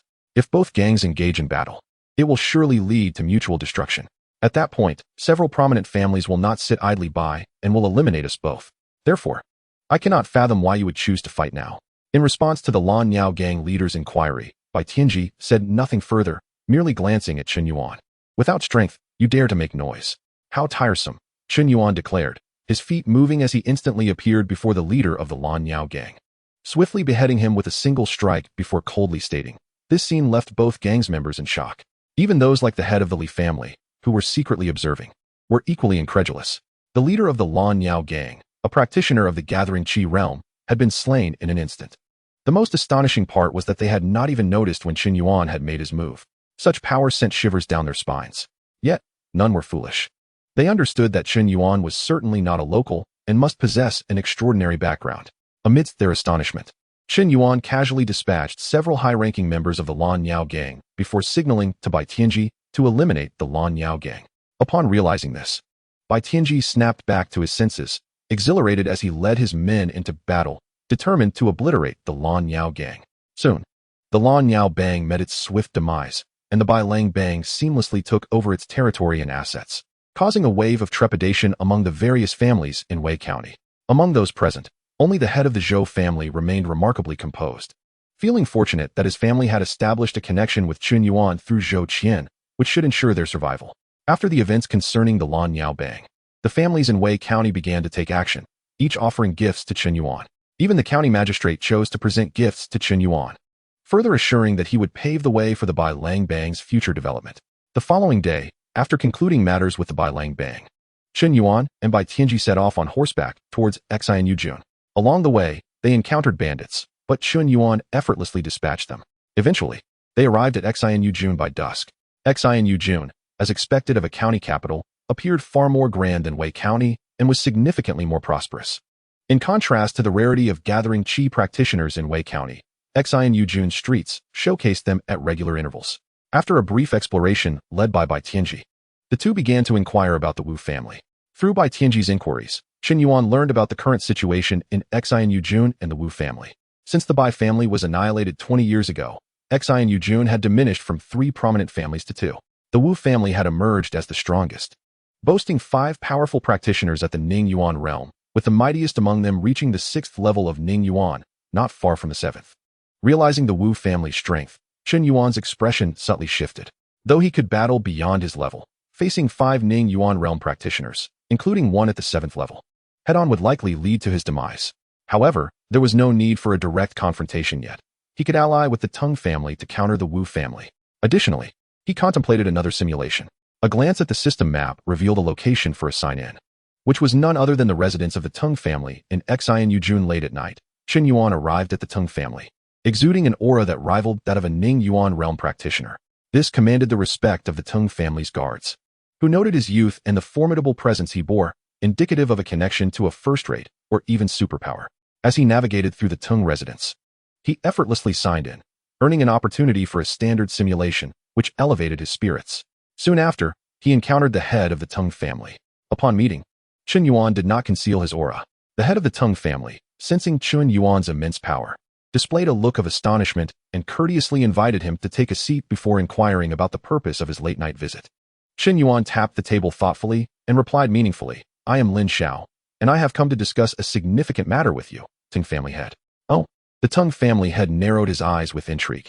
Since the Bai family fell to the Wu family, your Tang family circumstances have not been easy either. The Wu family has kept you under considerable pressure in recent years. With a smile, Chen Yuan exposed the Tang family's wounds. At this, the Tang family head's expression darkened. "Do not be angry just yet. I have come to assist your Tang family in dealing with the Wu family. If you are willing to cooperate, I can help you eliminate them." Chen Yuan remained unfazed by the Tang family head's anger and smiled lightly. "Why would you wish to deal with the Wu family? Why should I trust you?" The Tang family head asked coldly. "I possess a close friend, a survivor of the Bai family," Chen Yuan succinctly responded. "Oh, seeking vengeance for a friend?" The Tang family head chuckled, though he did not fully believe Chen Yuan's words. "You claim you wish to collaborate with my Tang family to eliminate the Wu family, but your cultivation seems insufficient," he remarked, his tone implying skepticism. Chen Yuan replied with a calm smile, "Though I am merely at the 8th level of gathering qi, my combat prowess is comparable to that of an ordinary 4th level Ning Yuan practitioner. Such strength should suffice to influence the outcome of a battle." The Tang family head scrutinized Chen Yuan with a peculiar gaze, almost as if viewing a fool. Even if Chen Yuan hailed from an extraordinary background and had cultivated high-grade techniques, the leap from the 8th level of gathering qi to confronting a 4th level Ning Yuan practitioner was indeed a lofty aspiration. Unfazed by the Tang family head's doubts, Chen Yuan merely smiled. He then tapped the table lightly, unleashing a terrifying blade intent that cleaved the surface in two. The severed table began to burn eerily. "Is that a tribute blade intent?" The Tang family head's pupils contracted in disbelief as he sensed its power. Into Chu. It was exceedingly rare to encounter someone who comprehended even a fragment of intent, let alone those who grasped its embryonic forms. The emergence of true intent was a mark of prodigious talent. Yet here stood a youth at the gathering qi stage, wielding not just any blade intent, but one imbued with attributes. Such a display was nothing short of astonishing. As Chen Yuan retracted his blade intent, he calmly regarded the Tang family head and asked, "Do you now believe in my capability to contend with a 4th level Ning Yuan practitioner?" Indeed, the Tang family head gazed at Chen Yuan with profound reverence. Those who could comprehend a tribute blade intent were indeed exceptional, destined for greatness. The youth before him was not only powerful, but possessed an extraordinary background that warranted utmost respect. "Lin Xiaoxia, I apologize for my earlier lack of courtesy. If you are willing to assist my Tang family in dealing with the Wu family, we shall offer you a generous reward in gratitude," the Tang family head said humbly, lowering his stance. Although his cultivation far exceeded Chen Yuan's, he had reached the limits of his potential and could not compare with someone of Chen Yuan's caliber. "A generous reward can be discussed after our success. But before that, I require a fine blade. Does your Tang family possess any second-tier weapons?" Chen Yuan inquired, drawing his long knife and pointing it at the Tang family head. "Of course we do. Lin Xiaoxia, I shall have someone fetch one for you immediately." The Tang family head observed Chen Yuan's long knife, noting that it was merely an ordinary iron blade, leading to some internal questioning, but he dismissed it. As one of the 2 prominent families in Xianxiaujun, the Tang family possessed substantial resources, including second-tier weapons and armor suitable for Ning Yuan practitioners. However, such items were rare, and even the Tang family had only a few. Nonetheless, The prospect of gaining favor with such a talented individual as Chen Yuan made the endeavor worthwhile. Chen Yuan was quite satisfied with the Tang family head's attitude. Indeed, regardless of the world, demonstrating formidable strength captures the attention of others. Especially in a fantastical realm, prowess reigns supreme. Shortly thereafter, Chen Yuan received a second-tier blade and a set of second-tier inner armor from the Tang family head. Indeed, the two-tiered sword proves to be exceptionally effective. It not only withstands my internal energy and sword intent, but also amplifies my abilities. After testing the sword's might, Chen Yuan nodded in satisfaction. With this weapon in hand, his combat prowess has significantly increased, instilling him with greater confidence in annihilating the Wu family. Patriarch Tang, once you are prepared to strike against the Wu family, you may send someone to Chen Yuan to find me. After uttering these words, Chen Yuan swiftly vanished before the Tang family head, employing his remarkable shadowy steps. What astonishing agility! The Tang family head gazed in astonishment at Chen Yuan's disappearing figure. Chen Yuan's skill was so remarkable that even he felt somewhat inferior. Such agility undoubtedly ranks no lower than the mid-tier of the Xian level, and Chen Yuan has perfected it to a consummate state. Truly, the younger generation is formidable. The Tang family head could only lament this. Subsequently, he promptly convened the upper echelons of the Tang family to recount the earlier events and begin strategizing on how to deal with the Wu family. Meanwhile, upon returning to Chen Yuan, Chen Yuan informed Bai Tianji of his successful persuasion of the Tang family. Much to Bai Tianji's delight and eager anticipation for the day the Wu family would be annihilated. Having communicated this, Chen Yuan retreated to his chamber, intending to engage in a new life simulation. Chapter 46. Breaking through to the Ning Yuan realm. System, I wish to conduct a standard simulation, Chen Yuan declared internally. Beep. Life simulation commencing, the system's voice resonated, as familiar text began to materialize on the screen. On the night of day 1, you chose to sleep. On day 2, the patriarch of the Tang family sent someone to seek you, discussing plans to exterminate the Wu family. During the meeting, you inquired whether the Tang family possessed any rare treasures that could elevate you to the 9th level of the Gathering Qi realm. Achieving this would significantly enhance your chances. The Tang family patriarch hesitated but eventually revealed that his family had a 100-year-old Gathering Qi flower, which, if consumed, could elevate your cultivation to the pinnacle of the 9th level of the Gathering Qi realm in a short period. Upon hearing this, you felt a surge of excitement. In the previous simulation, a 100-year-old Gathering Qi flower had been gifted to you by another family, allowing you to elevate your cultivation to the 8th level of the Gathering Qi realm. You did not expect that this precious flower would originate from the Tang family.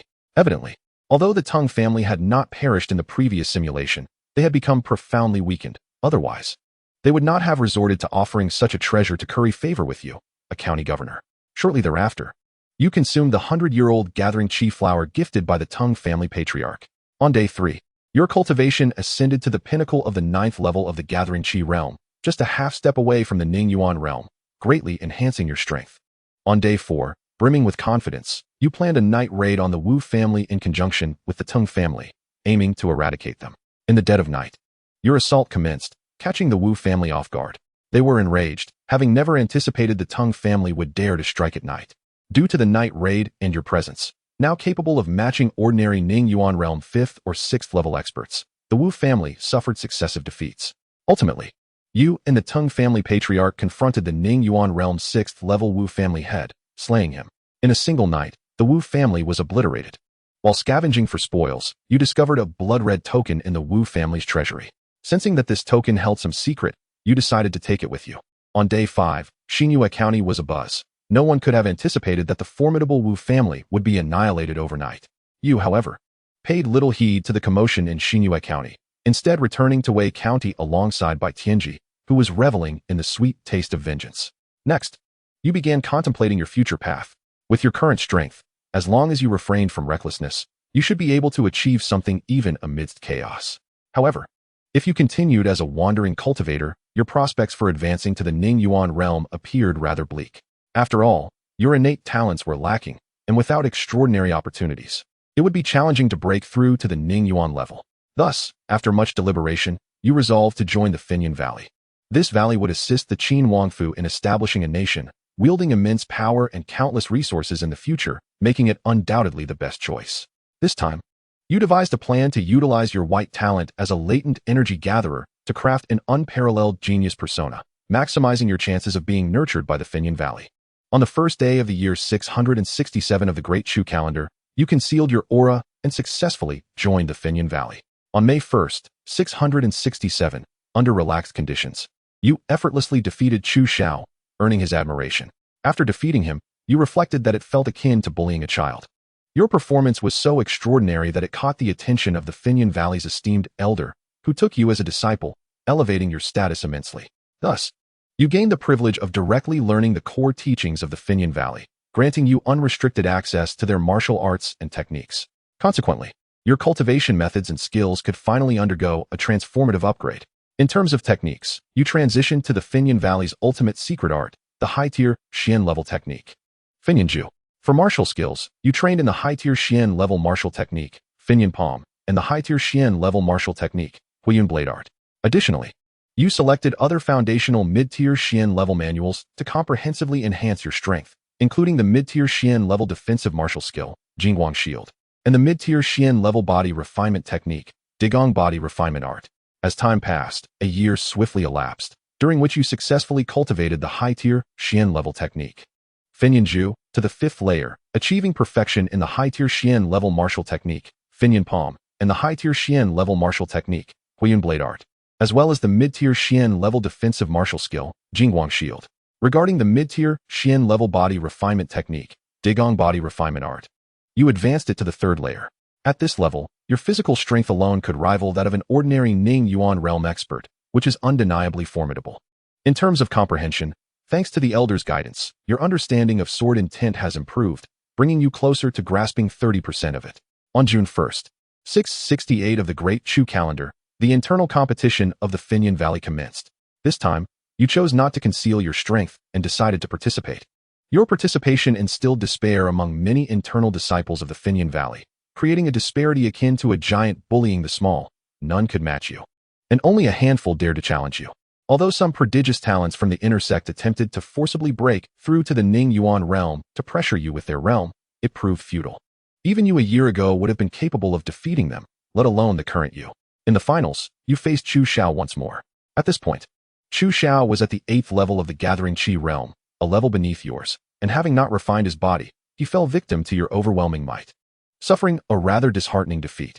Ultimately, you effortlessly claimed victory, becoming the foremost disciple of the inner sect and receiving the generous rewards for securing 1st place in the internal competition. These rewards included a vial of Ning Yuan Dan, 10 spirit stones, a storage spirit ring, a 3rd-tier weapon, and a qualification to practice a high-tier Xian level martial skill. You were indifferent to the qualification for the martial skill, as you could already practice the Finyan Valley's techniques at will. Your focus lay on the other rewards. The Elder, having taken you as a disciple, treated you well, wholeheartedly guiding your training and providing the necessary resources for body refinement. However, in other respects, you still needed to strive for yourself. You understood the Elder's perspective, which is why you participated in the internal competition with such audacity. On June 5th, 668 of the Great Chu calendar, you consumed the Ning Yuan Dan to enhance your chances of breaking through to the Ning Yuan realm. Ultimately, you successfully ascended to the realm of Ning Yuan, establishing yourself as a formidable force within this domain. Subsequently, you began to lavishly utilize spirit stones for your cultivation. Spirit stones are quite a rarity in Dechu, and their value is immense. Employing spirit stones for training significantly enhances one's cultivation efficiency. However, due to their scarcity, the Ning Yuan experts from second-rate factions lack access to these precious resources. Even if they were fortunate enough to acquire one, they would only dare to use it when attempting to break through a bottleneck. In Chapter 47, titled 3 Parts of Blade Intent, the Butterfly Effect, you recognize that one must sacrifice in order to gain. Fully aware of the impending events, you are determined to elevate your cultivation at the swiftest pace possible. On August 3rd, 668 of the Daichu calendar, you exhausted your spirit stones and successfully broke through to the 2nd level of Ning Yuan. On November 2nd of the same year, the world underwent a great transformation. However, it did not affect you as you continued to meditate and comprehend your sword techniques. By November 15th, you experienced a fortunate epiphany, grasping 3 parts of blade intent, thus augmenting your strength considerably. Nevertheless, your gradual progress in cultivation did not go unnoticed by the Grand Elder. Upon realizing your inadequate root talent, the Grand Elder felt profound disappointment and commenced the search for rare treasures that could potentially enhance your innate qualities. Regrettably, the Grand Elder no longer regarded you as a disciple worthy of cultivation, believing that the true heir of Finyan Valley was none other than Chu Xiao. Of course, your aptitude is commendable, and should you advance to the innate stage in the future, you would undoubtedly become a significant force. The shift in your master's attitude left you somewhat helpless. Yet, you understood that you had deceived the entirety of Finyan Valley from the very beginning, and thus, you felt no resentment. On December 23, 668 of the Dechu calendar, you joined the army in an assault on Baitsong County. This time, due to your significantly enhanced strength, you were not ambushed and slain. Instead, you resolutely eliminated numerous Ningyuan experts, achieving notable victories that instilled fear in your enemies. On January 1, 670, Dechu fell, and warlords across the land began to vie for supremacy, leading to greater chaos and despair among the populace. In this tumultuous era, you shone brightly, repeatedly achieving remarkable feats and exchanging military merits for spirit stones to further your cultivation. By January 5, 670, you successfully ascended to the third level of Ningyuan. Although this progress was slow, it was still significantly faster than your previous solitary efforts. However, due to your continuous appropriation of Chu Zhao's rewards from the grand competitions, his growth rate was impeded, introducing numerous uncertainties into this chaotic world. On June 5, 671, you learned that while defending a county city, Chu Zhao attempted to break through to the innate realm but fell victim to the targeted assault of enemy innate experts, leading to his demise. This news profoundly altered your expression, as you recognized that your actions in seizing Chu Zhao's rewards had severely impacted his development, ultimately resulting in his tragic fate. Had he followed a normal growth trajectory, Chu Zhao would have likely broken through to the innate realm by this time, capable of countering multiple innate experts or at the very least ensuring his own safety. On August 3, 671, while defending your county city against an onslaught from other warlords, you valiantly fought back, slaying several remarkable Ningyuan experts from super factions. However, the sheer number of enemies overwhelmed you, and you ultimately met your end. Your demise marked the conclusion of this simulation. Chen Yuan gazed at the text simulation with a slight start. He had not anticipated that seizing Chu Zhao's rewards would generate such detrimental butterfly effects. It seemed that if he wished for a swift return to peace and to elevate Finyan Valley, he must refrain from appropriating resources from Chu Zhao. It appeared that he would have to endure. A slight misstep could lead to his own violent end amidst the chaos. As Chen Yuan sighed, the system's voice resonated in his mind. Ding! The reward generation was successful, and the host may choose 3 rewards from the following options: Supreme Grade Xian Tier Technique, Finyan Ju, 7th Layer; Supreme Grade Xian Tier Martial Skill, Finyan Palm, Perfect Realm; Supreme Grade Xian Tier Martial Skill, Huiyun Blade Technique, Perfect Realm; Medium Grade Xian Tier Body Refinement Technique, Digong Body Refinement Ju, 4th Layer; 3 parts of Blade Intent, 3-tiered weaponry. The ability to select 3 rewards was indeed astonishing. However, the absence of a cultivation reward was somewhat regrettable. Gazing at the rewards list, Chen Yuan raised an eyebrow. The magnitude of this cultivation enhancement was quite commendable. Without joining Finyan Valley and pursuing the path of appropriating Chu Zhao's resources, it would have been challenging for him to achieve such progress. Nevertheless, he resolved that the absence of a cultivation reward was inconsequential. He could focus on maximizing other attributes. Contemplating, Chen Yuan swiftly made his decision. System: I choose the Supreme Grade Xian Tier Technique, Finyan Ju, the Supreme Grade Xian Tier Martial Skill, Huiyun Blade Technique, and the Medium Grade Xian Tier Body Refinement Technique, Digong Body Refinement Ju. He was tempted to choose the 3 parts of Blade Intent. Yet he realized that he could cultivate Blade Intent through each simulation, while the techniques would be unattainable outside of Finyan Valley. As Chen Yuan made his selection, information regarding Finyan Ju rapidly flooded his mind, captivating him entirely. Simultaneously, the internal energy within him underwent a swift transformation, reaching an astonishing intensity. Finyan Ju consists of 8 layers. Theoretically, it would be impossible for someone in the Gathering Qi realm to practice it to the 7th layer. The maximum achievable level would be the 5th. However, due to Chen Yuan's advancement to Ningyuan within the simulation, he naturally exceeded these limits, thereby breaking this rule. Remarkably, the Finyan Ju he cultivated achieved the extraordinary 7th layer. The quality of internal energy produced at this level surpassed the imagination of others. Soon after, insights regarding the Supreme Grade Xian Tier Martial Skill, Huiyun Blade Technique, appeared in Chen Yuan's mind, further enhancing his comprehension of blade intent and the essence of fire. Ultimately, the strength of his physique surged dramatically, becoming even more robust, a direct result of the effects of the 4th layer of Digong Body Refinement Ju. At this moment, Chen Yuan's physical prowess alone was sufficient to contend with those whose cultivation had reached the mid-stage of Ningyuan. Unreservedly speaking, Chen Yuan's current capabilities were extraordinarily lavish, leaving him with virtually no significant weaknesses. Once everything concluded, he opened his eyes, clenched his fists, and reveled in the surging power within him. a smile dancing at the corners of his lips. Previously, he had observed that in the simulation, he would require the cooperation of the head of the Tung family to eliminate the head of the Wu family, pondering whether to adopt a cautious approach. Now, it seemed that caution was unnecessary. A straightforward offensive would suffice.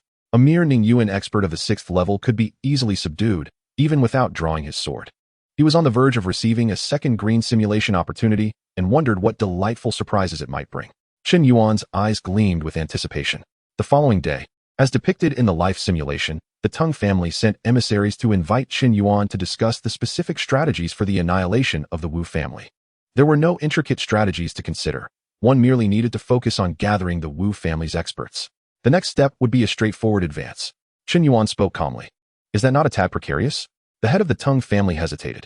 Although Chen Yuan had demonstrated his attribute of blade intent the previous day, his presence merely equated to adding an ordinary Ning Yuan combatant to the Tung family.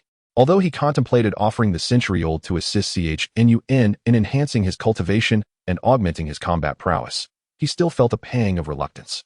Today, his primary intention in summoning Chen Yuan was to subtly encourage him to leverage his background for support. A playful smile graced Chen Yuan's lips as he casually struck out with a blade. The terrifying force generated by this strike sent shivers down the spine of the Ting family head. Both the Ting family head and the elders stared wide-eyed in shock at Chen Yuan. A mere 8th layer of the could effortlessly unleash blade energy capable of threatening a 6th layer of the. This was simply outrageous. Chen Yuan's strength surpassed their wildest imaginations. Lin Sh, did you conceal your power yesterday? The Ting family head exclaimed, regaining his composure with excitement. Indeed. Chen Yuan nodded. Ha ha ha. Since you have hidden your strength, there is no need for elaborate schemes. We can simply bulldoze through. Our concern now should be how to annihilate the W family. The Ting family head rejoiced. Based on Chen Yuan's earlier display, he could effortlessly slay mid-stage warriors, and such formidable power meant that the Ting family could simply steamroll ahead. Upon our victory, I desire the century-old in your family's possession, Chen Yuan suddenly declared. The Ting family head was taken aback, unsure how Chen Yuan knew of their family's treasure. However, he dared not refuse and could only acquiesce. This attitude greatly pleased Chen Yuan. Soon, night fell, and the Ting family commenced their operations. Chen Yuan accompanied the Ting family as they targeted the W family. The commotion generated by the Ting family was impossible to conceal, and naturally, it was detected by the W family's spies, who relayed the information back. Has the Ting family lost their mind, daring to strike against my W family? As the W family head gathered family warriors, preparing to respond to the impending assault, he was utterly perplexed by the Ting family's boldness. It was crucial to note that the W family boasted a greater number of experts. Given this circumstance, the fact that the W family had not struck against the Ting family was already a fortunate occurrence for them. Yet, the Ting family audaciously initiated hostilities, akin to courting death. Patriarch, do not be careless. The Ting family is not foolish. If they dare to act, they must have found allies. A W family elder cautioned solemnly. That is true. However, even if the Ting family has secured assistance, it is inconceivable for them to swallow my W family whole. Immediately contact the county governor and have them dispatch troops for our support, the W family head replied gravely. Soon after, a W family expert of the raced towards the county governor's location. Yet, before the W family expert could reach the governor, the Ting family had already arrived at the W family's doorstep. Ting family head, what is your intention? The W family head inquired. Observing the Ting family head and the masked figure beside him, who he deduced was Chen Yuan, the hired aide of the Ting family. Ha ha. W Laogai, your family has oppressed the common folk and reigned tyrannically in Xinyu County for far too long. It is indeed time for your clan to be extinguished. The Ting family head laughed heartily. Heh, to devour my W family. You must ascertain whether the Ting family possesses such capability, the W family head retorted coldly. Why waste words with him? Let us simply annihilate them. Chen Yuan stepped forward, speaking calmly. Then I must trouble you, Lin Sh. As long as you can eliminate the W family as strong ones, my Ting family will assuredly wipe out the entire W family. The Ting family head respectfully addressed Chen Yuan. Chen Yuan nodded. At this moment, the W family head, witnessing the Ting family head's deep respect for Chen Yuan, felt his pupils constrict. Anyone capable of earning the respect of the Ting family head must be at least equal in strength, if not superior. Wait, my friend, the benefits the Ting family has offered you, my W family is willing to double. The W family head hastily interjected, attempting to sway Chen Yuan. Heh. Killing you will ensure that your possessions are still mine, Chen Yuan replied indifferently. With that, he shattered the ground beneath him and launched himself like a cannonball towards the W family head. In an instant, he stood before the W family head and unleashed a punch. The W family head's expression shifted dramatically as he quickly reacted, channeling his true energy to form a barrier in an attempt to block Chen Yuan's attack. Unfortunately, the force of Chen Yuan's punch was overwhelming, shattering the W family head's barrier and striking him squarely in the face. With a resounding crack, the W family head's visage caved in, and he was sent flying like a projectile, crashing through numerous structures, leaving his fate uncertain. How feeble, Chen Yuan remarked, watching the trajectory of the W family head with a bored expression. The W family head was merely an ordinary sixth layer of the Chen Yuan had cultivated the mid-grade Xian-level body refinement technique, the DG Ingli Ntiju, to the fourth layer, enabling him to contend with mid-stage prodigies of the solely through his physical prowess. The disparity between a prodigy and an average W family head was immense, allowing Chen Yuan to dispatch the latter with ease, without even unsheathing his blade. How can this be possible? The W family members were struck with terror, trembling in disbelief at the scene before them. Their patriarch, a sixth layer of the, had been effortlessly slain by the youth before them. Gulp. The Tiang family head and his kin exchanged wide-eyed glances, swallowing hard.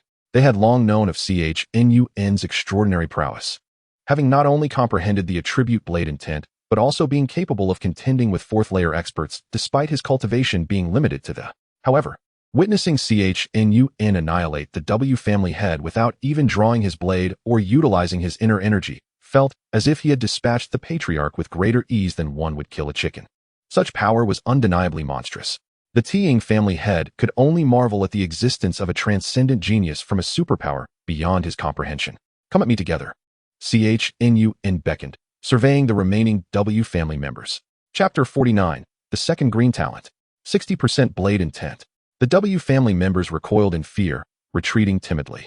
To them, Chen Yuan resembled a monster, instilling in them a complete lack of courage to strike. How dull, Chen Yuan sighed. Subsequently, he struck again, appearing before each W family elder of the, casually severing their necks and discarding their bodies as if they were refuse.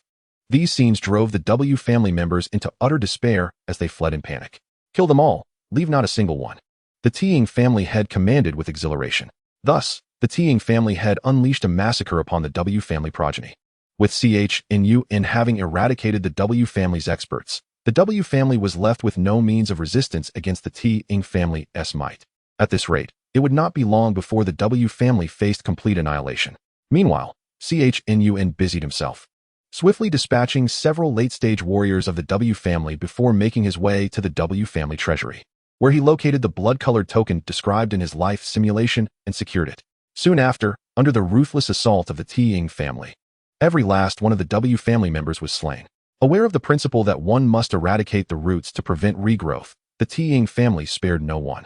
Not even the children, all connected to the W family, were utterly exterminated. With the demise of the W family, a true annihilation occurred, and the system's voice echoed forth. Ding. Check-in successful. Congratulations, host, for obtaining one green simulation opportunity. At last, the second green simulation opportunity has arrived, and I wonder what surprises it may bring. Chen Yuan's lips curled into a smile, his spirits high. Subsequently, he departed from the Wu family and leapt onto a rooftop. Bai Tianji was observing the devastation of the Wu family from this very rooftop. How does it feel to have avenged your great enmity? Chen Yuan inquired, patting Bai Tianji on the shoulder. It feels good, but there's an odd sense of unreality, Bai Tianji replied, his emotions complex. There's a lack of involvement, isn't there? Chen Yuan chuckled. Indeed, Bai Tianji nodded.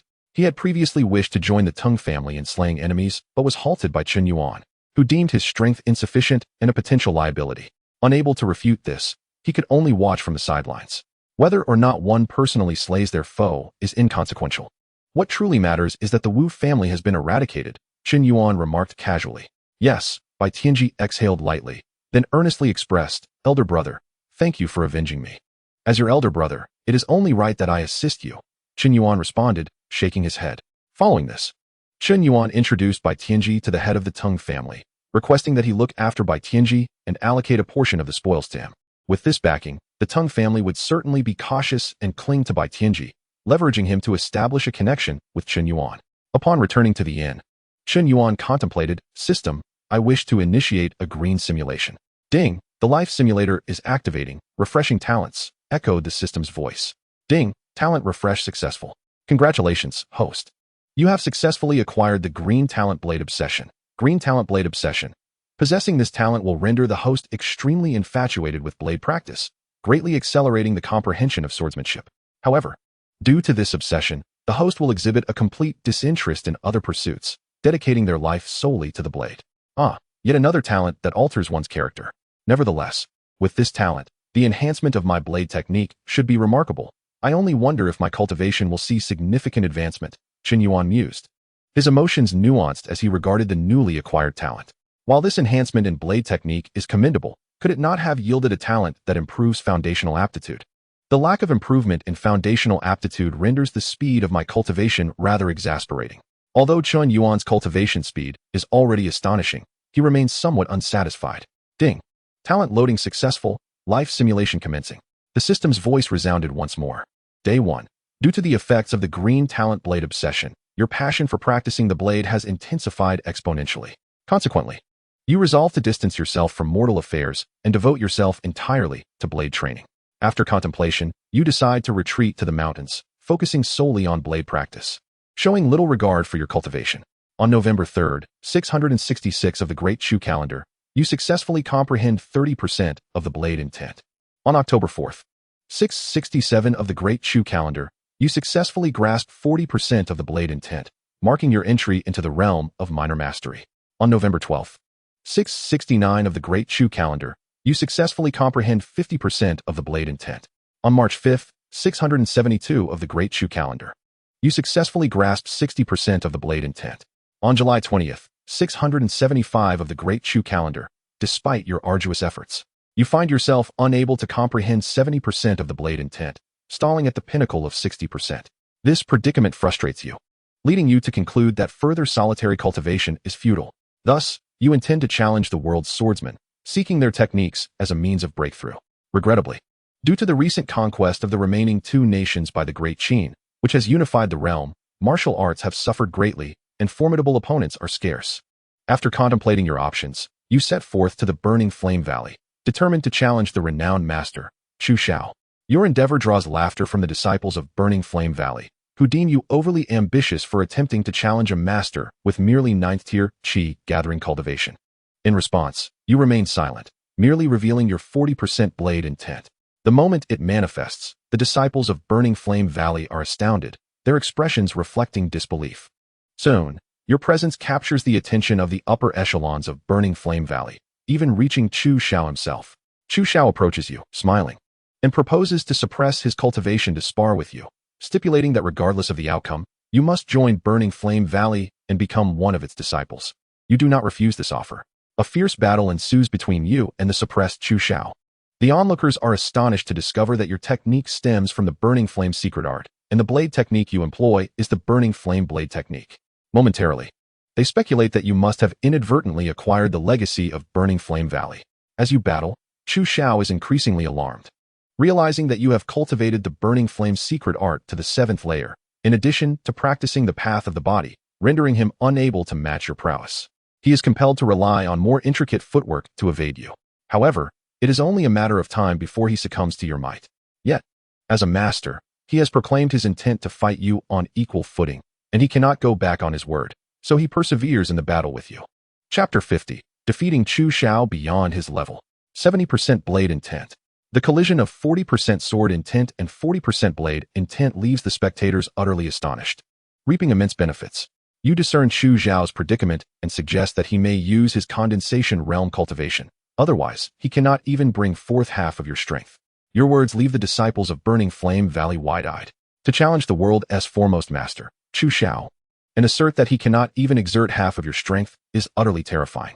In an instant, the crowd is left wondering whether you are boasting or if you truly possess such prowess.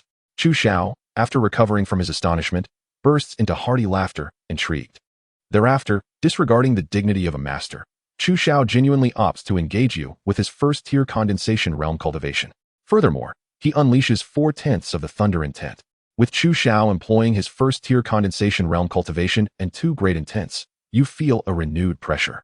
In response, you unhesitatingly utilized 60% peak blade intent, hoping to achieve a breakthrough through the challenge he presents. The emergence of 60% peak blade intent sends shockwaves through the arena, even leaving Chu Xiao stunned, gazing at you in disbelief. Initially, he had achieved mastery in the condensation realm by effortlessly slaying seasoned masters using merely 4/10 of the Thunder Sword intent, thereby concluding the war. To comprehend 4/10 of the Thunder Sword intent upon entering the condensation realm is already astonishing. Yet you have managed to grasp 60% peak blade intent at the mere chi gathering level, which is truly remarkable. After the initial shock, Chu Xiao becomes even more exhilarated, engaging you with all his might. He recognizes your intent to leverage the pressure he exerts to grasp 70% blade intent, while he too can enhance his sword intent through your 60% peak blade intent. You both engage in an all-out battle, unleashing your full strength. Ultimately, you employ your self-created blade technique to defeat Chu Xiao, who is utilizing his condensation realm cultivation, leaving the disciples of Burning Flame Valley speechless in awe. Since Chu Xiao's emergence, he has consistently triumphed over foes of higher cultivation. No one has ever succeeded in defeating him at a lower level. Yet, you have achieved this remarkable feat, thus etching your name in history. After the battle, Chu Xiao invites you to join Burning Flame Valley, believing that it would facilitate your cultivation and allow for further exchanges between you two. After consideration, you conclude that the current environment of Burning Flame Valley is indeed more tranquil than your solitary training in the outside world. Thus, you consent to the invitation. Upon joining Burning Flame Valley, Chu Xiao designates you as the new disciple of the sect. Henceforth, your name reverberates throughout the Great Qin, as all are made aware that another prodigy has emerged from Burning Flame Valley, surpassing even Chu Xiao. Thereafter, you continue to delve deeper into the intricacies of blade techniques. The intense battle with Chu Xiao has proven to be immensely beneficial for you, allowing you to grasp 70% of the essence of the blade.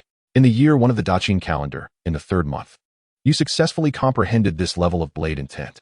Upon hearing of your achievement, Chu Xiao congratulated you and subsequently invited you for further sparring. You did not decline and engaged in another fierce contest with him, during which you recognized that he had attained 50% of sword intent, acknowledging his remarkable talent. Following this, you intended to retreat for further cultivation, yet were halted by Chu Xiao. He advised you that while diligently practicing your sword technique is commendable, the foundation of a martial artist lies in their cultivation. He posited that should you reach the innate realm, your lifespan could extend to 200 years, thus affording you ample time to refine your blade skills. After contemplating his words, you conceded that he made a valid point. However, you expressed regret, asserting that your innate constitution was lacking, making it impossible for you to attain the innate realm. Chu Xiao, taken aback, had not anticipated that your extraordinary understanding was hindered by such limitations. After some reflection, he vowed to send someone to seek rare treasures capable of enhancing your innate constitution. In response, you shook your head in silence, aware of the extreme rarity of such treasures that had not graced the world in centuries, making them exceedingly difficult to locate. Nonetheless, although you doubted Chu Xiao's ability to procure such treasures, you still expressed gratitude for his goodwill. Seeing your lack of hope, Chu Xiao sighed, cognizant that such treasures were not easily found. If they were, they would not have eluded discovery for so many years. He then reiterated his commitment to mobilize the resources of the Fenyangu to enhance your cultivation. However, he acknowledged that the innate realm represents a significant hurdle that can only be overcome through personal effort, as resources to aid in transcending to the innate realm are exceedingly scarce, a fact he could not assist you with. After thanking Chu Xiao for his kindness, you resumed your intensive training. This time, however, you allocated a portion of your focus towards enhancing your cultivation. By the 11th day of the 3rd month in the 2nd year of the Daqin calendar, your cultivation had ascended to the 2nd level of the condensation realm. By the 5th day of the 12th month in the 5th year, you reached the 3rd level. By the 1st day of the 6th month in the 10th year, you attained the 4th level. A decade had passed, and while you were indifferent to your cultivation's progress, you lamented your inability to comprehend 80% of blade intent. Once the blade intent reaches a significant level, the difficulty of further comprehension increases exponentially, and even with numerous innate advantages, it remains a formidable challenge. On the 6th day of the 6th month in the 10th year, while exchanging insights on cultivation with Chu Xiao, you suddenly noticed blood-red pillars of light emerging from all directions. Following this, a crimson barrier began to manifest around these pillars, gradually forming a massive blood-red shield. Both you and Chu Xiao observed this unsettling scene, sensing an ominous aura emanating from the barrier. Subsequently, all living beings, including yourselves, felt the rapid depletion of their vitality and essence, drawn towards a certain point.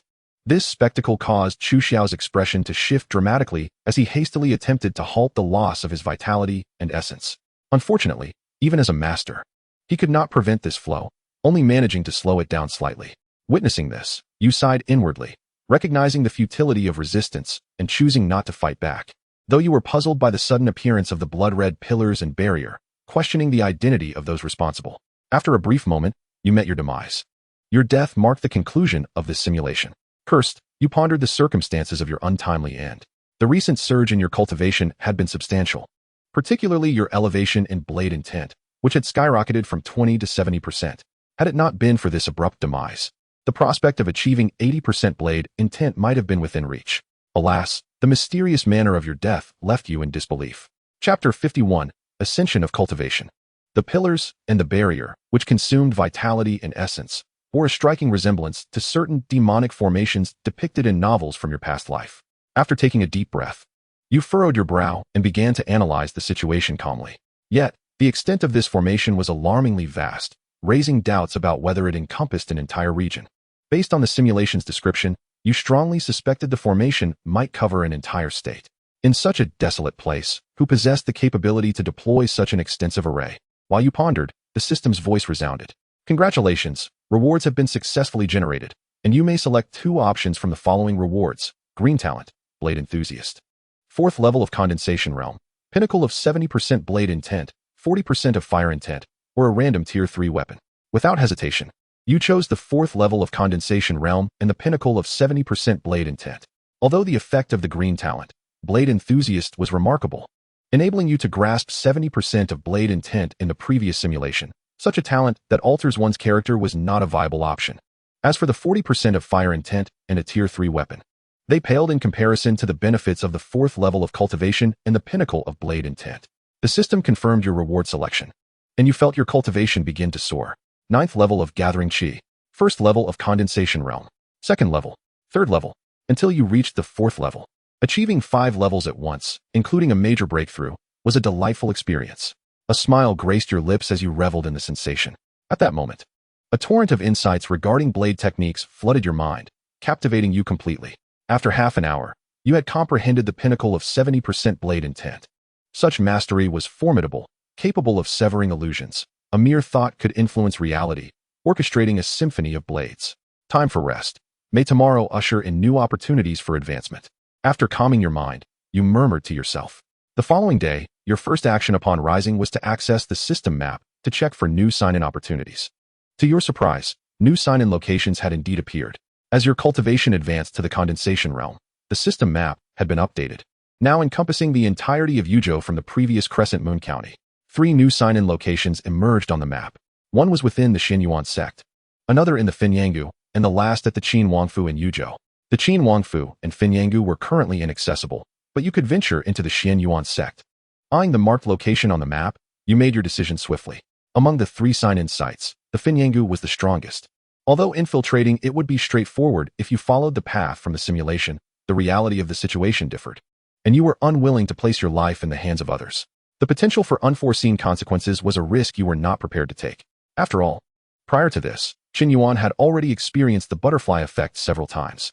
No one could ascertain whether venturing to Finyan Valley now would trigger another such phenomenon. Additionally, until he could ascertain the source of the blood-red light pillar, Chen Yuan believed it prudent to maintain a low profile to avoid being ensnared by others. As for the Qin Wangfu, it was needless to say that he harbored no fondness for it. The Qin Wangfu boasted more than 10 formidable warriors at the innate realm, including a 9th-level innate expert. Faced with such a powerful adversary, even with his mastery of 70% of the peak knife intent, survival would be a daunting challenge. The transition from the Ning Yuan realm to the innate realm represented a qualitative leap, not only enhancing one's strength significantly, but also extending one's lifespan to an astonishing 200 years. Should he possess the 9th level of the Ning Yuan realm, he would confidently confront a newly initiated innate expert with his 40% knife intent and effortlessly slay the elites among the 1st level of the innate realm with his 70% knife intent.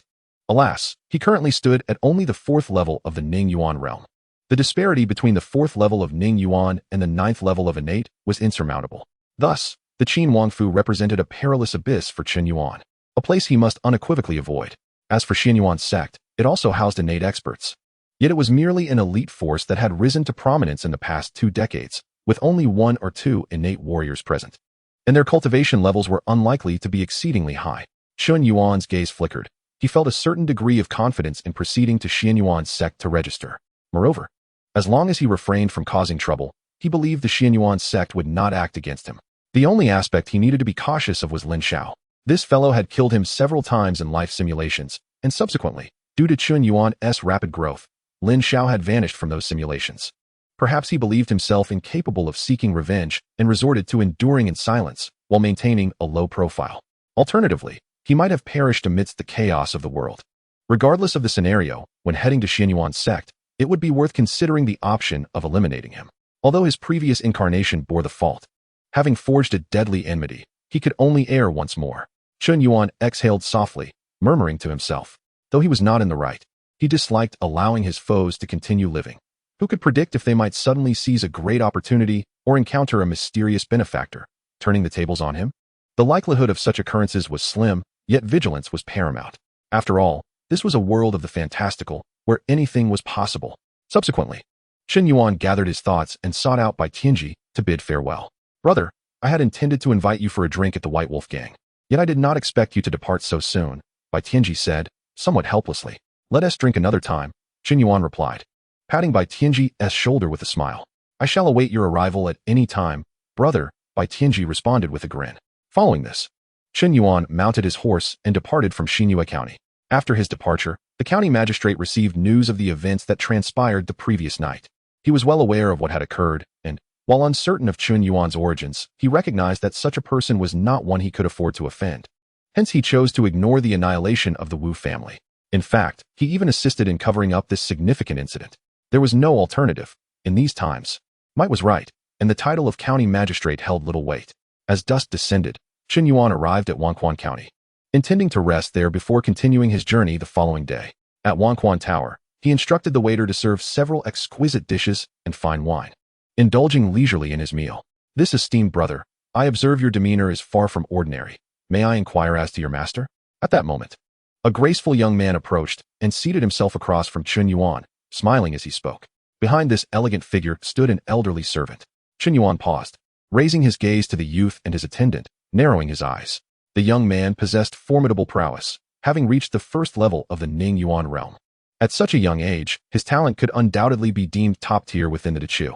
As for the elderly servant behind him, he emanated a distinctly dangerous aura. The fact that he could invoke a sense of peril in Chen Yuan indicated that he was an innate expert, and not merely an ordinary one at that. Your sudden inquiry regarding another's master is rather impolite. Chen Yuan set down his chopsticks, squinting as he spoke. Indeed, I was presumptuous. I apologize. My name is Chu Yi. Upon observing your impressive demeanor, I wish to make your acquaintance, hence my question, the young gentleman replied, momentarily taken aback, offering a courteous nod. Chu Yi say? Chen Yuan was momentarily surprised, studying the young aristocrat before him. While the surname Chu might be common, having an innate guardian was a rarity. The individual before him was either a progeny of a certain feudal lord or a member of the Dechu royal family, most likely a prince. At that moment, Chen Yuan's expression shifted, astonishment washing over him as he beheld the red registration that appeared above Chu Yizhou's head. It was, in fact, a red registration. Red registration. Assist the third Prince Chu Yizhou in ascending to the throne and safeguard the Dechu Empire. Chen Yuan's heart raced with shock.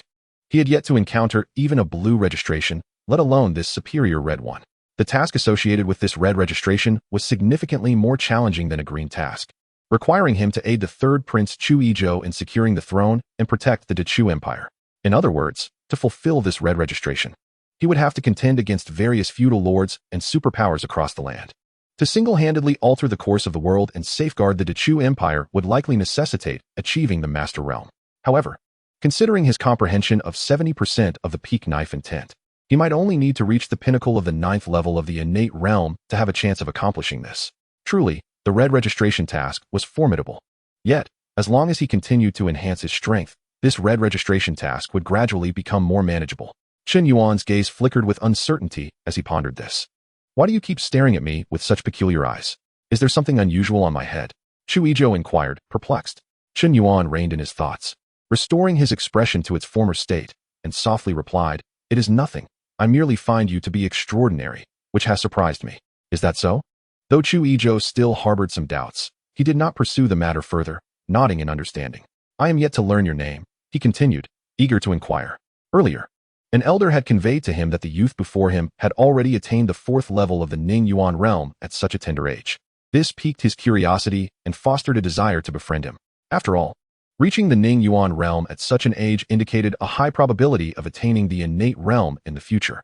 The combat prowess of an innate expert would greatly aid him in his quest for the throne, enabling him to eliminate those power-hungry ministers and their factions. "My name is Chen Yuan," he declared after a moment of contemplation. At this juncture, he chose not to conceal his countenance. Should the third prince Chu Yizhou wish to investigate, he would inevitably uncover his background. Thus, Chen Yuan felt it unnecessary to mask his identity. Chu Yizhou's eyes brightened as he spoke. "Brother Chen, I feel a connection with you. Could we share a drink and converse?" Chen Yuan glanced at the elderly man behind Chu Yizhou and nodded slightly. Seeing Chen Yuan acquiesce, Chu Yizhou beamed with joy. They proceeded to drink and engage in lively conversation. Once they grew more familiar, Chu Yizhou pressed on with another inquiry. "May I ask which sect you hail from?" "I am but a wandering cultivator and have not joined any sect," Chen Yuan replied, shaking his head. This revelation brought great delight to Chu Yizhou. If Chen Yuan were to emerge from a prestigious sect, seeking his assistance to seize power would undoubtedly entail complications. However, being a rogue cultivator with an unblemished background, Chen Yuan is the quintessential confidant. Even if he harbors no desire to become a subordinate or to claim the glory of assisting in the rise to power, fostering a good relationship with Chen Yuan would yield tremendous benefits in the future. "Brother Chen, it seems a bit noisy here. Perhaps we should retire to a private room for our conversation?" Chu Yizhou suggested warmly. Chen Yuan, perceiving Chu Yizhou's intentions, nodded slightly. Soon, the two moved to a private room in the Zui Xianlu. Once inside, Chu Yizhou tentatively inquired, "Brother Chen, what are your thoughts on the current state of affairs in the world?" "The state of the world is such that what has long been divided must inevitably unite, and what has long been united must eventually divide. Presently, Dechu faces both internal strife and external threats. If the next emperor lacks the requisite skill, the various lords and sects will surely stir, placing Dechu in peril," Chen Yuan replied after draining his cup. Upon hearing this, Chu Yizhou gazed at Chen Yuan with admiration. The notion that the state of the world oscillates between unity and division was indeed enlightening. It appeared that this newly acquainted friend possessed not only extraordinary talent in cultivation, but also profound insight into the world's dynamics. "Which prince, in your estimation, possesses the capability to suppress the multitude and ensure the continuance of Dechu's legacy?" Chu Yizhou pressed further. "Since Brother Chu has posed such a question, allow me to speak candidly, emboldened by wine. In my view, only the third prince can sustain the legacy of Dechu," Chen Yuan stated with conviction. "The third prince is exceptionally intelligent and harbors grand ambitions. If he is not beset by treachery, he is certain to gain the support of great sages, turning the tide and prolonging the fortunes of Dechu." "Ha! Splendid. Brother Chen, your insights resonate profoundly with me," Chu Yizhou exclaimed, clearly elated by Chen Yuan's praise. Behind Chu Yizhou, the elder of innate realm also regarded Chen Yuan with keen interest. Sensing that the young man had discerned the identity of the prince and was feigning drunkenness to express his thoughts freely, thereby delighting the third prince. However, time was of the essence for Dechu, and the third prince was in peril. At that moment, Chen Yuan belched and, emboldened by drink, uttered a startling proclamation that visibly altered the expressions of both Chu Yizhou and the elder. "Brother Chen, what do you mean by saying that time is running out for Dechu and that the third prince is in danger?" Chu Yizhou asked, bewildered. "The current emperor's health is waning, and the court is dominated by power-hungry ministers. Should the emperor pass, and should there be attempts to assassinate the most capable prince while inciting a conflict among the crown prince and other princes, ultimately supporting a young prince to the throne, the court would fall entirely under the sway of these ministers. In such a scenario, Dechu could very well face imminent collapse," Chen Yuan articulated, his words flowing freely under the influence of alcohol. This was not mere rambling. In his previous life simulations, although the internal strife of Dechu's court was not depicted in detail, the outcome was invariably the same. Power-hungry ministers supporting a young prince to ascend the throne, thereby seizing control of the court. The fact that a young prince could be supported indicated that the crown prince and other princes likely perished in the struggle for power. Otherwise, it would not be possible for a young prince to ascend. As for which prince possessed the greatest potential to rise, Chen Yuan was uncertain. However, given that the red sign-in was refreshed above the third prince, and that he needed to support the third princess ascension, it was only natural to extol him. Chen Yuan's words caused Chu Yizhou's expression to shift dramatically, while the elder's countenance darkened. Both were reluctant to accept Chen Yuan's conjecture as truth, yet his reasoning was compelling enough to warrant belief. The future Chen Yuan described was indeed a plausible scenario. Brother Chen, I must confess, I am the third prince. If you are willing to accompany me to the capital and assist me in ascending to the throne, I shall ensure your advancement to the innate realm and beyond to the master level, Chu Yizhou declared, taking a deep breath and revealing his true identity. After expressing this, he awaited Chen Yuan's response. However, as soon as he finished speaking, Chen Yuan slumped over the table, appearing thoroughly intoxicated and unconscious. Oh, Chu Yizhou remarked, momentarily taken aback and somewhat exasperated. Subsequently, he had the elder assist Chen Yuan and secured a room at an inn, planning to reveal his identity and invite Chen Yuan to collaborate on grand endeavors once he regained his senses. After Chu Yizhou and the elder departed, Chen Yuan opened his eyes, circulating his inner energy to dispel the effects of intoxication. He had spoken enough. He hoped that Chu Yizhou would have more time in the forthcoming simulations, at least until he possessed sufficient strength. Otherwise, if Chu Yizhou were to be eliminated before he reached mastery, the red sign-in would vanish. Chen Yuan's gaze flickered with uncertainty as myriad thoughts cascaded through his mind. Seizing an opportune moment, Chen Yuan opened the window, executed his skillful techniques, and departed the inn. Remaining entangled with the third prince in reality could pose dangers he sought to avoid. Having provided the necessary warnings, it was time to flee. After leaving Wanquanjun, Chen Yuan stealthily approached the mountain where Xianxiaaudiobooks zone was located under the cover of night. His formidable strength and cautious approach allowed him to arrive at the sign-in location undetected. System, I wish to sign in, Chen Yuan declared inwardly. Ding. Sign-in successful. Congratulations to the host for obtaining a standard sign-in opportunity, the system announced. Hearing the system's notification brought Chen Yuan joy. After contemplation, he chose not to descend immediately, but instead sought a concealed location to conduct a life simulation. His nocturnal incursion into Xianxiaaudiobooks zone was not solely for signing in, but also to eliminate his nemesis, Lin Xiao. However, he currently lacked knowledge of Lin Xiao's whereabouts. And with only the 4th level of the Ning Yuan realm, despite his combat prowess surpassing that of his peers, he remained cautious about confronting Xianxiaaudiobooks zone's innate realm experts. Thus, Chen Yuan deemed it prudent to simulate once more, enhance his cultivation, and ascertain his own strength before taking action, as this would be the most secure approach.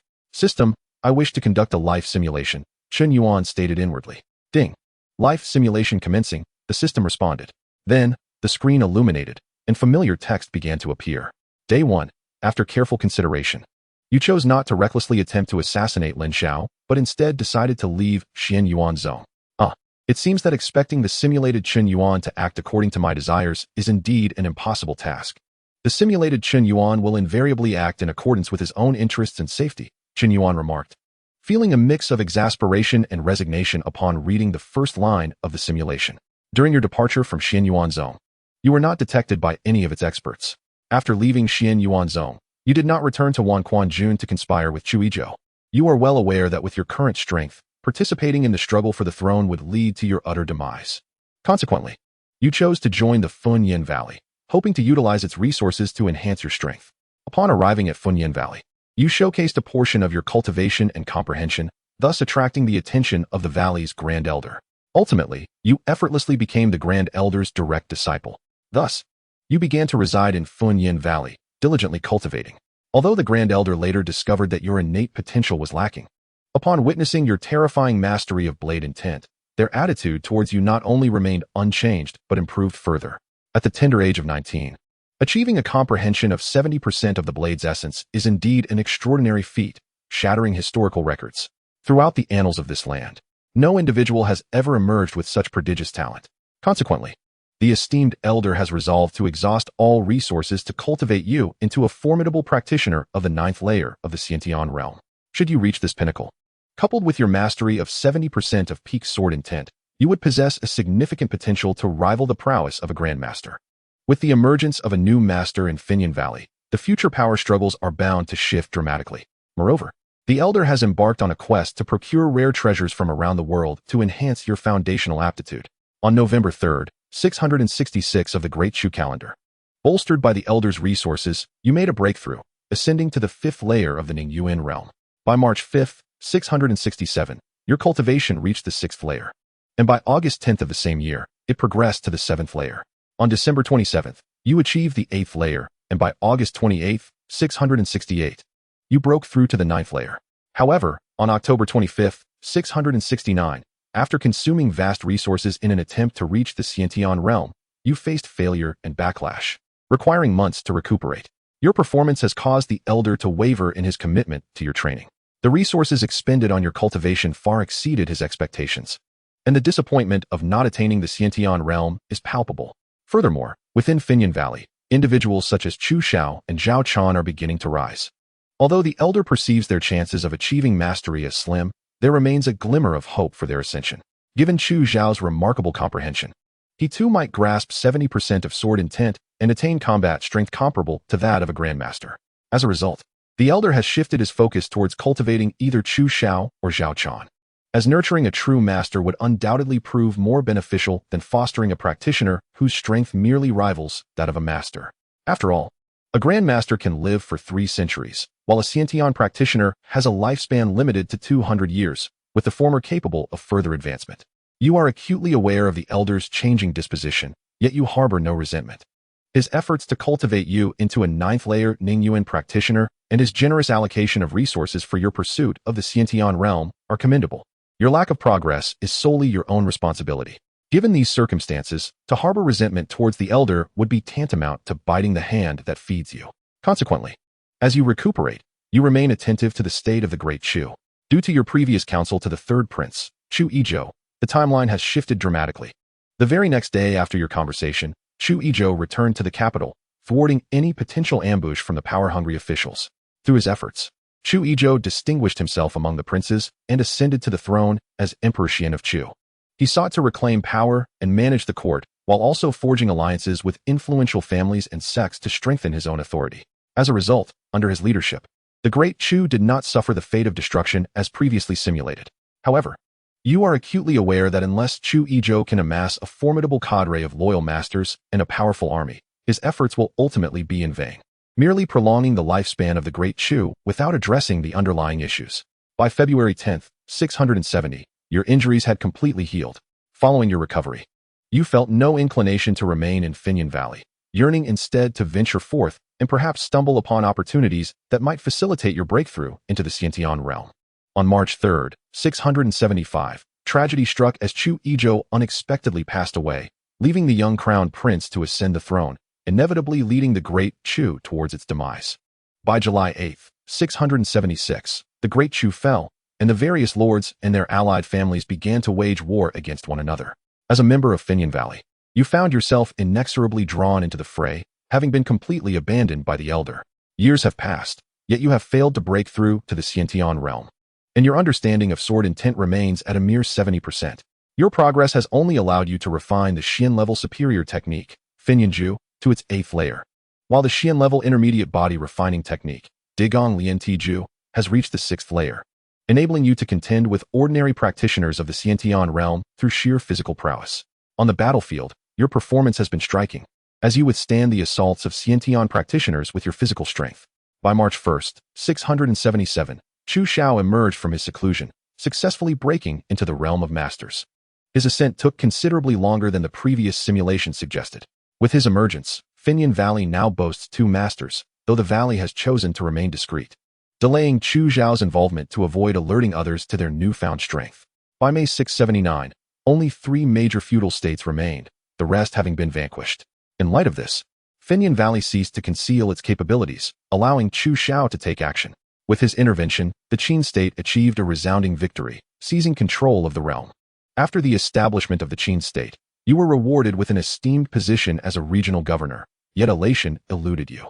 You are acutely aware that a grave threat looms on the horizon, approximately 6 years away, heralded by a terrifying blood-red formation that will claim countless lives. Even in your current position, far from Yenzhou, you do not believe yourself immune to disaster. Should the adversary intend to refine the life essence of all beings, no one will be spared, especially those of formidable strength like yourself, who are prime targets for such nefarious purposes. There exists no sanctuary in this land. Despite your pessimism regarding the future, you have not succumbed to despair or indulgence in the allure of power and beauty. Instead, you persist in honing your blade, striving to overcome your limitations and comprehend 80% of sword intent. 6 years have elapsed, and though you have yet to grasp this level of understanding, you sense that you are on the cusp of a breakthrough. Throughout this period, you have also dispatched individuals to investigate the blood red formation, seeking any suspicious figures. This investigation was not undertaken alone. You coordinated with Chu Xiao, urging him to command the Qin Emperor to conduct a nationwide inquiry for any potentially dubious individuals or artifacts related to the formation. Regrettably, after 6 years of investigation, your efforts yielded no results. As time progressed, the blood-red pillars and barriers materialized as anticipated. Gazing upon the ominous sight, a heavy weight settled upon your heart. This time, you are not in Yanzhou but in a distant province, indicating that the reach of the blood-red formation is far greater than you had previously anticipated. Even so, you suspect that this blood-red formation envelopes the entire Qin. In other words, all living beings on this land are doomed to the fate of being refined. You feel the ebbing of your own vitality and curse the mastermind for their cruelty in seeking to refine all life. Shortly thereafter, you are completely refined and perish within the governor's estate. Due to your death, this simulation comes to an end. Chapter 55, A Surge in Power. Once again, death has claimed you. Who could be behind this formidable blood-red formation? Chen Yuan gazes at the text of the simulation, his eyelids twitching slightly. Initially, he believed that his conjecture regarding the formation's reach to encompass the local prefectures was quite audacious, yet he never anticipated that it could span the entirety of Dechu. This formation is truly extraordinary. Furthermore, it remains a mystery as to why the one who set up this array would suddenly choose to refine all living beings. It is worth noting that the inhabitants of this land are predominantly mortals, with only a few martial artists of not particularly high cultivation, the strongest among them being merely masters. In such a region, one would expect that those powerful beings from fantastical worlds would not go to such lengths to set up an array. At the very least, if Chen Yuan were a mighty figure of the demonic path, he would surely opt for a more potent location for his array to maximize benefits. As Chen Yuan ponders, the system's voice resonates. Ding. Reward generation successful. The host may select 2 items from the following rewards. Peak cultivation of the 9th layer of the condensation realm. 4th tier weaponry. Flame incantation, 8th layer. Earthly gang body refinement technique, 6th layer. Only 4 rewards. This makes for a simple choice. Chen Yuan's gaze flickers as he examines the reward list. The 4th tier weaponry is presumably suitable for innate realm experts. To be honest, this reward is quite appealing, yet Chen Yuan has better options. Choosing the peak cultivation of the 9th layer of the condensation realm and the earthly gang body refinement technique would maximize his strength. Particularly, the 6th layer of the earthly gang body refinement technique would enable him to contend with ordinary innate realm experts using sheer physical strength, which is truly enticing. A man must possess a formidable physique. It makes every endeavor easier and allows one to endure greater harm in the throes of life and death battles. What would be a fatal strike for an ordinary martial artist might only result in mild or severe injuries for a body cultivator. System. I choose the peak cultivation of the 9th layer of the condensation realm and the earthly gang body refinement technique, 6th layer. Chen Yuan's gaze shimmered as he swiftly made his selection. Ding. Reward selection successful. Distribution in progress. The system's voice sounded. Then, Chen Yuan felt his cultivation begin to ascend rapidly. Condensation Realm 5. Condensation Realm 6. Condensation Realm 7. Condensation Realm 8. Until he reached the peak of the 9th layer of the condensation realm. Chen Yuan felt the surging true energy within him, and he couldn't help but smile. This time, he had ascended 5 realms at once. How exhilarating. Just after he spoke, he felt his body crackling as his physical strength began to enhance comprehensively. He even sensed himself growing a bit taller. The 6th layer of the earthly gang body refinement technique, this muscle definition, this bodily strength, it's magnificent. Chen Yuan flexed his muscles, feeling the explosive power coursing through him, his spirits soaring even higher than before. However, with such formidable physical strength, he must exercise caution during intimate encounters to avoid causing unintended consequences. Chen Yuan pondered this, stroking his chin in contemplation. Now, with my current strength, I am more than capable of overwhelming the Xian Yuan sect. There is no need for me to act with subterfuge. A smile graced Chen Yuan's lips as he rose, striding forward with confidence, muttering to himself. With his current power, he could be considered a true powerhouse across the entire Dechu. Henceforth, as long as he refrained from reckless actions, he could reasonably ensure his safety. Of course, the issue of the blood-red formation was one he could not resolve at present, and it would likely remain a challenge in subsequent life simulations. Nevertheless, Chen Yuan remained unperturbed. After all, there were still 20 years until the blood-red formation's emergence. In just under half a month's time, he had already grown to a level of combat prowess comparable to the mid-stage of the innate realm. leading him to question whether he would become invincible in the world after 20 years. Soon, Chen Yuan apprehended a patrolling disciple of the Chen Yuan sect. Seizing him by the throat and demanding, "I ask you, do you know an outer sect disciple named Lin Xiao?" The patrolling steward nodded eagerly, acknowledging his recognition. Although betraying a fellow disciple is a despicable act, the individual before him was far too terrifying. He had scarcely registered his presence before being gripped by the throat. Such power was truly astounding, clearly indicative of a condensation realm expert. To kill him would be as easy as squashing an ant. As the saying goes, better a dead friend than a dead monk. Sacrificing an outer sect disciple to save his own life was a small price to pay. Upon seeing the patrolling steward nod, Chen Yuan released his grip to allow him to speak. Chen Yuan harbored no concerns about this individual attempting to be clever. After all, there was not a single capable fighter in the Chen Yuan sect that could pose a threat to him. Cough, cough, esteemed sir. Lin Xiao is a newly accepted disciple of our esteemed Grand Elder, and he possesses remarkable talent. I have sought to curry favor with him, but was rebuffed and scolded. The patrolling steward quickly explained. Chen Yuan replied coldly, "No need for superfluous words. Simply take me to Lin Xiao." "Understood. Please, do not kill me." The patrolling steward, feeling bitter within yet not daring to show it, could only comply with the request. Before long, Chen Yuan was led to the outer sect disciples' living quarters. "Esteemed sir, that is where Lin Xiao resides. May I leave now? If others discover that I brought you here, my life will surely be forfeit." The patrolling steward pointed toward a house ahead, pleading softly, "Rest assured, I shall not speak of today's events. Should I do so, given your prowess, you could easily claim my head. Be gone." Chen Yuan cast a glance at him, not wishing to make things difficult. Though he intended to eliminate Lin Xiao, he had no desire to create a scene within the Chen Yuan sect. While he did not shy away from killing, he also did not wish to indiscriminately slay the innocent. Therefore, quietly dispatching Lin Xiao and resolving this bitter feud was the best course of action. Naturally, if this individual chose to report the incident and escalate the vendetta, Chen Yuan would not hesitate to unleash chaos. "Thank you, esteemed sir, for your mercy." Chen Yuan's words brought a radiant smile to the steward's face as he hurriedly took his leave, disappearing into the night.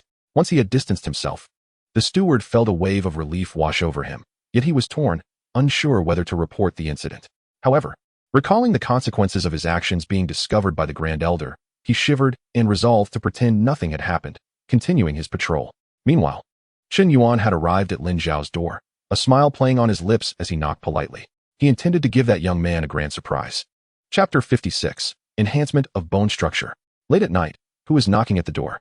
Inside, Lin Xiao, diligently practicing his body refinement techniques, a veritable king of diligence, paused at the sound from outside, expressing his dissatisfaction. As he approached the door and opened it, he did so without a hint of caution. In his eyes, this was the Chen Yuan sect. Who would dare cause trouble here? "Lin Xiao, I truly did not expect you to surprise me." Chen Yuan beamed at Lin Xiao, his smile as bright as sunshine. At that moment, a white sign appeared above Lin Xiao's head. White sign, eliminate Lin Xiao. This truly is a complimentary sign-in, though it remains uncertain whether this sign-in was refreshed earlier or just recently. Regardless of the circumstances, the appearance of this white sign-in fills Chen Yuan with immense joy. Indeed, the decision to come to Chen Yuan Zone to eliminate Lin Xiao and eradicate potential threats was exceedingly wise. Lin Xiao gazed at Chen Yuan, initially taken aback before recognizing his identity, his eyes filled with murderous intent. However, Lin Xiao quickly regained his composure, his hostility dissipating as cold sweat trickled down his back. This was Chen Yuan's zone, and Chen Yuan's ability to appear here unnoticed indicated that he was not someone Lin Xiao could contend with, but rather a formidable warrior. In that moment, Lin Xiao contemplated shouting for help from the strong individuals of Chen Yuan's zone, hoping that even if he were to perish, he could take Chen Yuan down with him.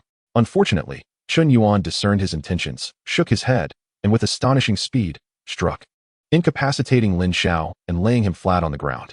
Absent the enmity brought forth by his predecessor, even with Lin Xiao's white sign-in overhead, Chen Yuan would not have casually taken his life.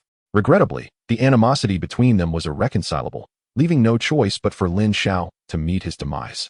However, knowing that he was somewhat at fault, Chen Yuan had no desire to torment Lin Xiao further. A notification chimed. Sign-in successful. Congratulations, host, for obtaining one white sign-in opportunity. The system's voice echoed. Chen Yuan smiled faintly, employing his skills to swiftly depart without alerting anyone. He then descended the mountain and returned to Wanquanjun. Checking into an inn, sitting on the bed, he prepared to engage in a new life simulation. System, consume the white simulation opportunity and initiate life simulation. Chen Yuan instructed in his mind. Ding, Life Simulator activated, refreshing talents, the system announced. Ding, talent refresh successful. Congratulations host for acquiring the extraordinary white talent root bone. The extraordinary white talent root bone. Possessing this talent will enhance the host's root bone quality, marking them as a genius in the eyes of the ordinary. Wow, Chen Yuan exclaimed, springing to his feet with elation upon witnessing the white talent he had just refreshed.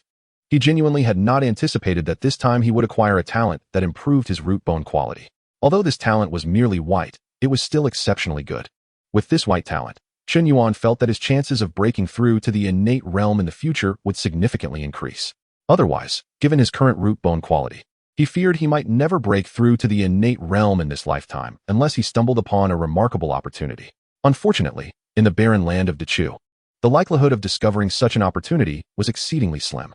This time he felt fortunate. Perhaps there was indeed hope for a breakthrough to the innate realm. Chen Yuan rubbed his hands together, excitement bubbling within him. Ding, talent loading successful, life simulation commencing, the system announced.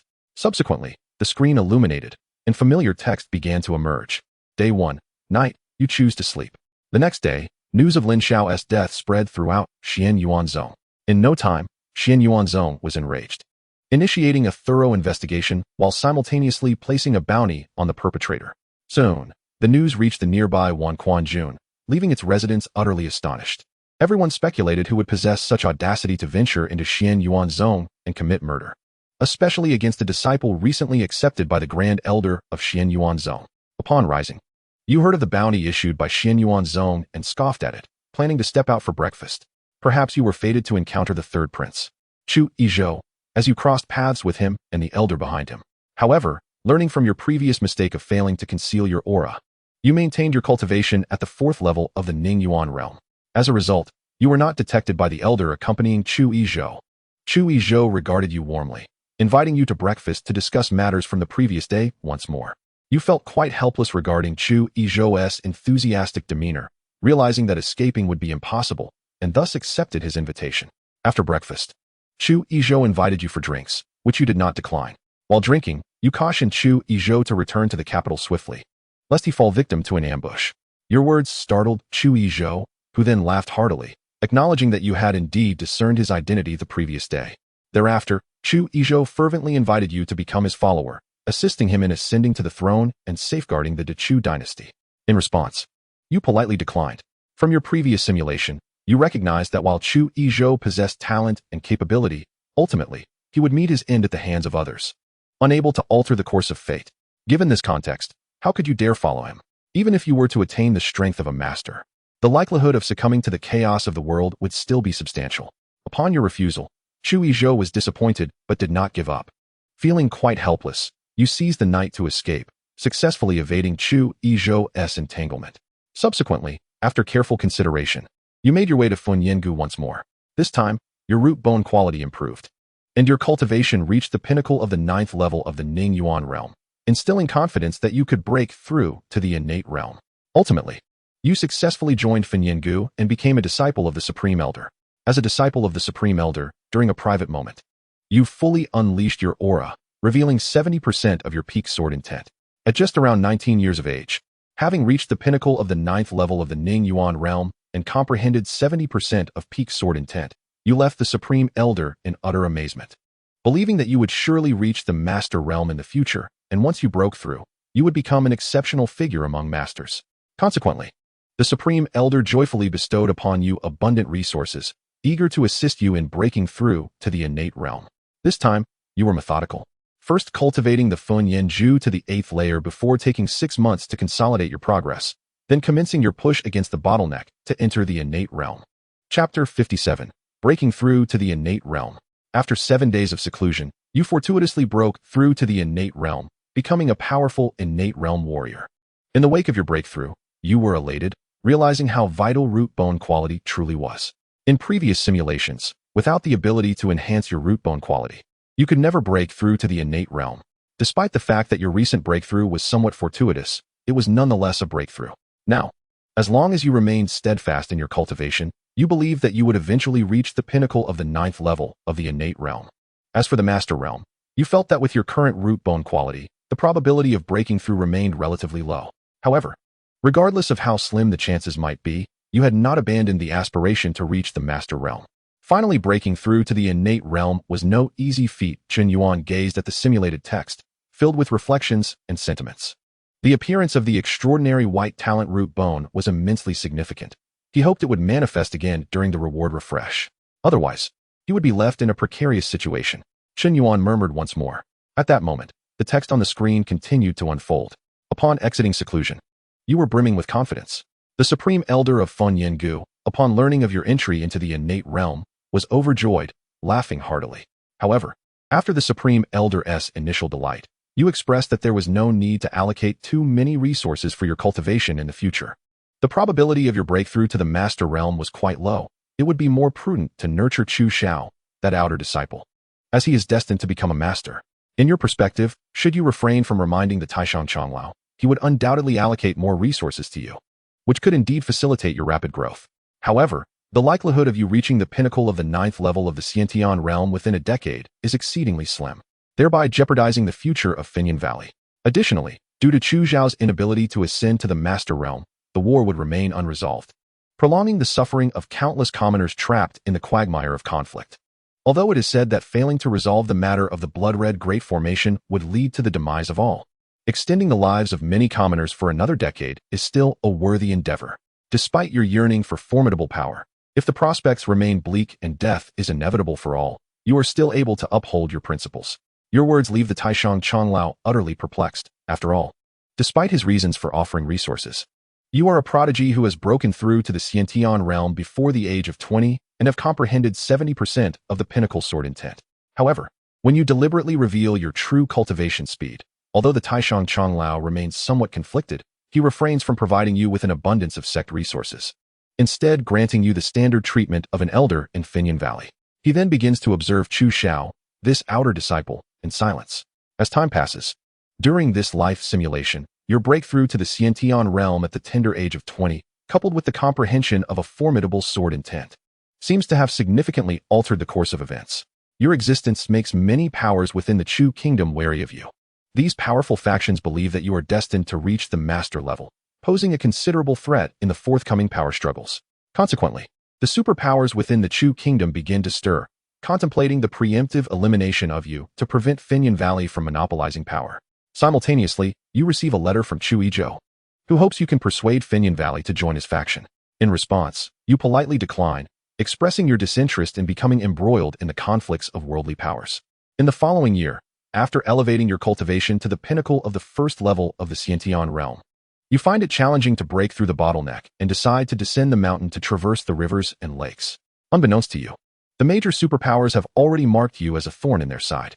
Thus, as you descend the mountain, spies report your movements to the higher-ups of these factions. Soon after, these factions take action, dispatching powerful individuals to eliminate you. However, the masters do not seem inclined to intervene personally. This is a tacit rule, after all. If a master were to bully the weak, it would disrupt the unspoken agreement, leading to a bloody cycle of killing each other's prodigies. Should such a situation arise, it would effectively shatter the prospects of nurturing talent in the future. Nonetheless, even without the masters taking direct action, these factions remain confident in their ability to eliminate you. They believe that even though you have comprehended 40% of the sword intent, you have merely just broken through to the Xiantian realm. While a Xiantian realm practitioner with 40% sword intent is indeed formidable, they doubt you could possibly defeat a 7th level Xiantian realm expert.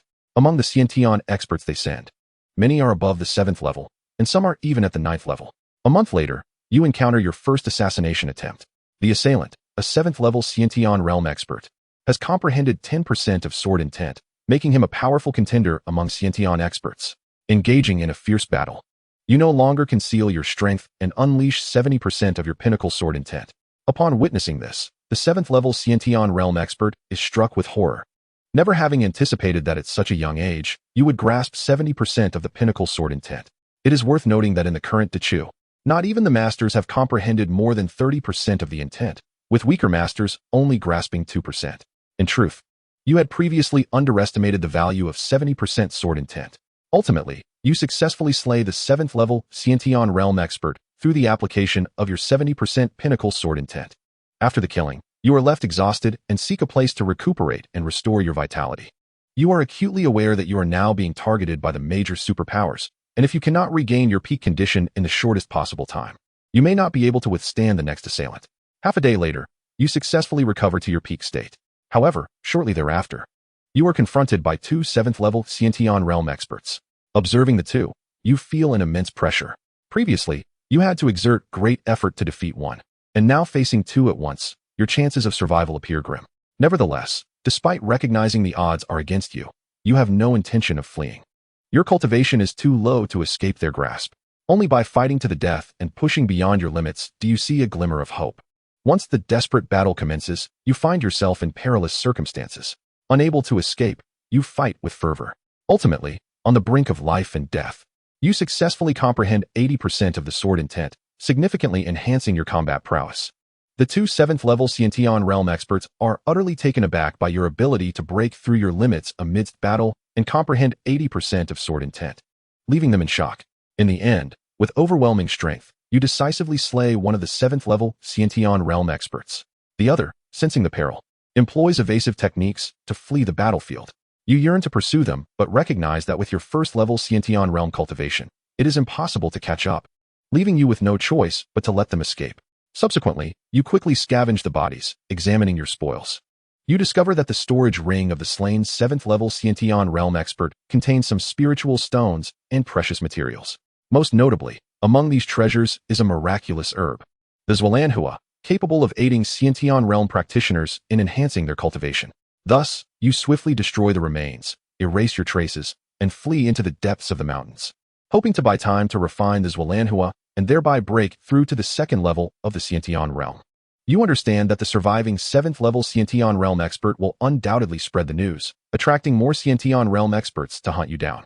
At that point, even if you have comprehended 80% of sword intent, facing those at the 8th and 9th levels would likely lead to your demise. Under such circumstances, rapid cultivation is the only path to survival. After finding a cave, you immediately consume the xianxiaaudiobooks and absorb the spiritual energy from the spiritual stones, forcefully attempting to break through. While you are striving for this breakthrough, the surviving 7th-level Xianxian realm expert has already disseminated the news of your comprehension of 80% sword intent and your ability to single-handedly slay a 7th-level Xianxian realm expert to the other powers. In an instant, these powers are filled with trepidation, astonished by your formidable strength. Subsequently, the surviving 7th-level Xianxian realm expert speculates that you will likely leverage the xianxiaaudiobooks to elevate your cultivation. Thus, he advises everyone to act in concert to avoid being picked off one by one.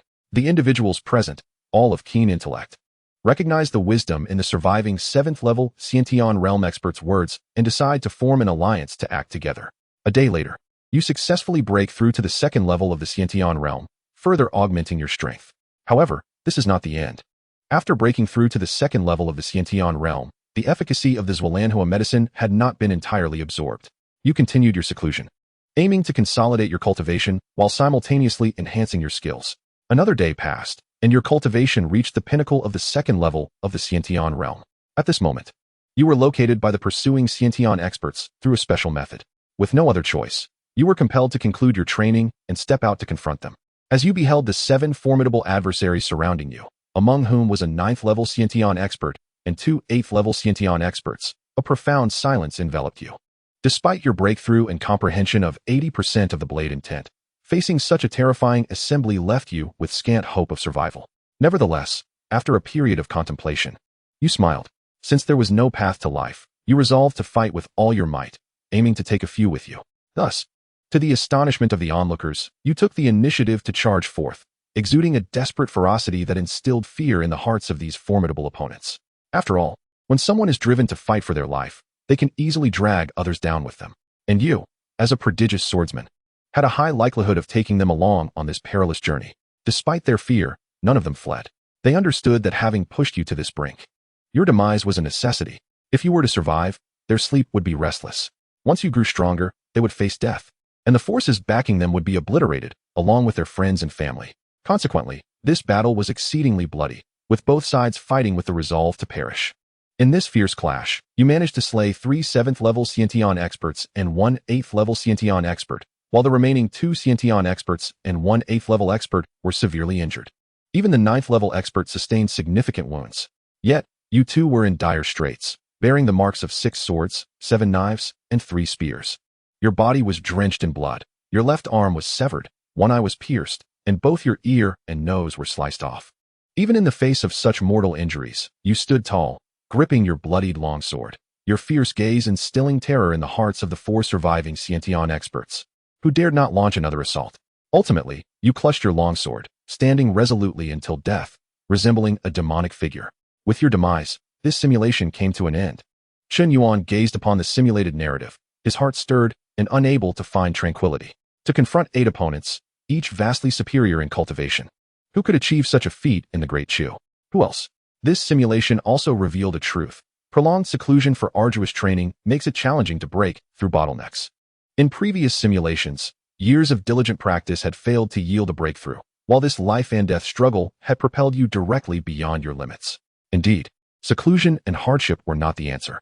Chen Yuan reflected deeply on the matter of blade intent, filled with myriad emotions. Ultimately, the act of killing and taking from those of higher cultivation could yield greater rewards and enhance one's own strength. As Chen Yuan pondered, the system's voice rang out. Ding! Rewards generated successfully. The host may choose 2 from the following rewards. Pinnacle cultivation of the 2nd level of the Xianxian realm, 80% blade intent. The burning flame technique, 8th layer, extraordinary white innate root bone, or a 4th tier weapon. The emergence of the extraordinary innate root bone was quite pleasing. However, having only 2 reward options was somewhat disheartening. Chen Yuan glanced at the reward list and muttered to himself. If there had been 3 options, he could have chosen cultivation, blade intent, and innate talent, thereby maximizing his enhancement. The comprehension of 80% blade intent was purely a result of breaking through limits during this life and death battle. The next simulation might not guarantee such an insight. As for the breakthrough to the Xianxian realm, it could only be described as marginal. Future attempts might not yield success. With a conflicted expression, Chen Yuan deliberated on his choices. The extraordinary white innate root bone was undoubtedly a must-have reward. Not selecting it would be foolish. After much contemplation, he ultimately chose the cultivation. Though blade intent was valuable, its cost-effectiveness currently paled in comparison to cultivation. After all, attaining 80% blade intent would likely complicate the pursuit of 90%. In other words, if he chose blade intent and failed to break through to the Xianxian realm in the next simulation, it would be a significant loss, drastically reducing his combat prowess and developmental prospects. Only by selecting cultivation could he maximize his strength and ensure continuous growth. System: I choose the pinnacle cultivation of the 2nd level of the Xianxian realm and the extraordinary white innate root bone. Chen Yuan's eyes glimmered as he made his decision with conviction. Ding! Reward selection successful, dispensing now. The system's voice echoed, and Chen Yuan felt his cultivation surge dramatically. The transition from the 9th level of the Ningyuan realm to the Xianxian realm represented a qualitative change. The impurities within his body were purged, and his true energy transformed into Xianxian true energy. As for the changes brought by the extraordinary white innate root bone, Chen Yuan did not notice any significant effects. It was somewhat unpleasant. He needed to cleanse himself and change clothes. The following day, after some contemplation, Chen Yuan decided to seek out the 3rd prince. With his current cultivation and combat prowess, he was now capable of contending with 8th level Xianxian experts. This meant that he believed he could soon rival a grandmaster. In such circumstances, there was no need for a hasty departure like in the simulation. Brother Chen, where did you go last night? The 3rd prince, Chu Yizhou, inquired with curiosity upon seeing Chen Yuan. Some personal matters, Chen Yuan replied with a smile. Your Highness, I believe it would be wise for you to return to the capital sooner rather than later. Otherwise, if you encounter assassins, the Great Chu will be in peril. After a brief pause, he spoke directly. Previously, Chen Yuan had been wary of the elder beside the 3rd prince, hesitant to speak too freely. However, now that his strength had risen to a level where he could contend with 8th level Xianxian experts, he felt no need for such caution anymore. With his current prowess, while he could not dominate the Great Chu, there were indeed few who could surpass him among the Xianxian realm, perhaps no more than 20 to 30. If pushed to the brink, even fewer could threaten his life. Thus, Chen Yuan felt emboldened to act with greater audacity, no longer needing to conceal his identity or speak with trepidation. Chu Yizhou listened, astonished. Although he had vaguely guessed that Chen Yuan might have recognized his identity, he did not expect Chen Yuan to so openly expose him and advise him to return to the capital hastily. The elder behind him also regarded Chen Yuan with surprise, seemingly taken aback by his boldness. Soon after, the elder sensed something regarding Chen Yuan with a mixture of astonishment and scrutiny. He discovered that he could not see through Chen Yuan's cultivation. Moreover, the aura emanating from Chen Yuan now felt unfathomable. akin to a sheathed sword that could slice through the air once drawn. This was indeed remarkable. After all, he was a 6th-level Xiantian expert, and in the Great Chu, few could claim the power to slay him. Since Brother Chen speaks so frankly, I shall not feign ignorance. Indeed, I am the 3rd prince. Chu Izhou said with a smile, unaware of the elder's thoughts.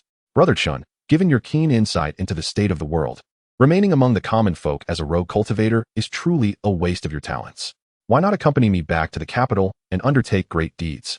After a brief pause, Chu Izhou earnestly extended an invitation. When the time is ripe, I shall assist you in ascending to the throne and in suppressing the treacherous ministers.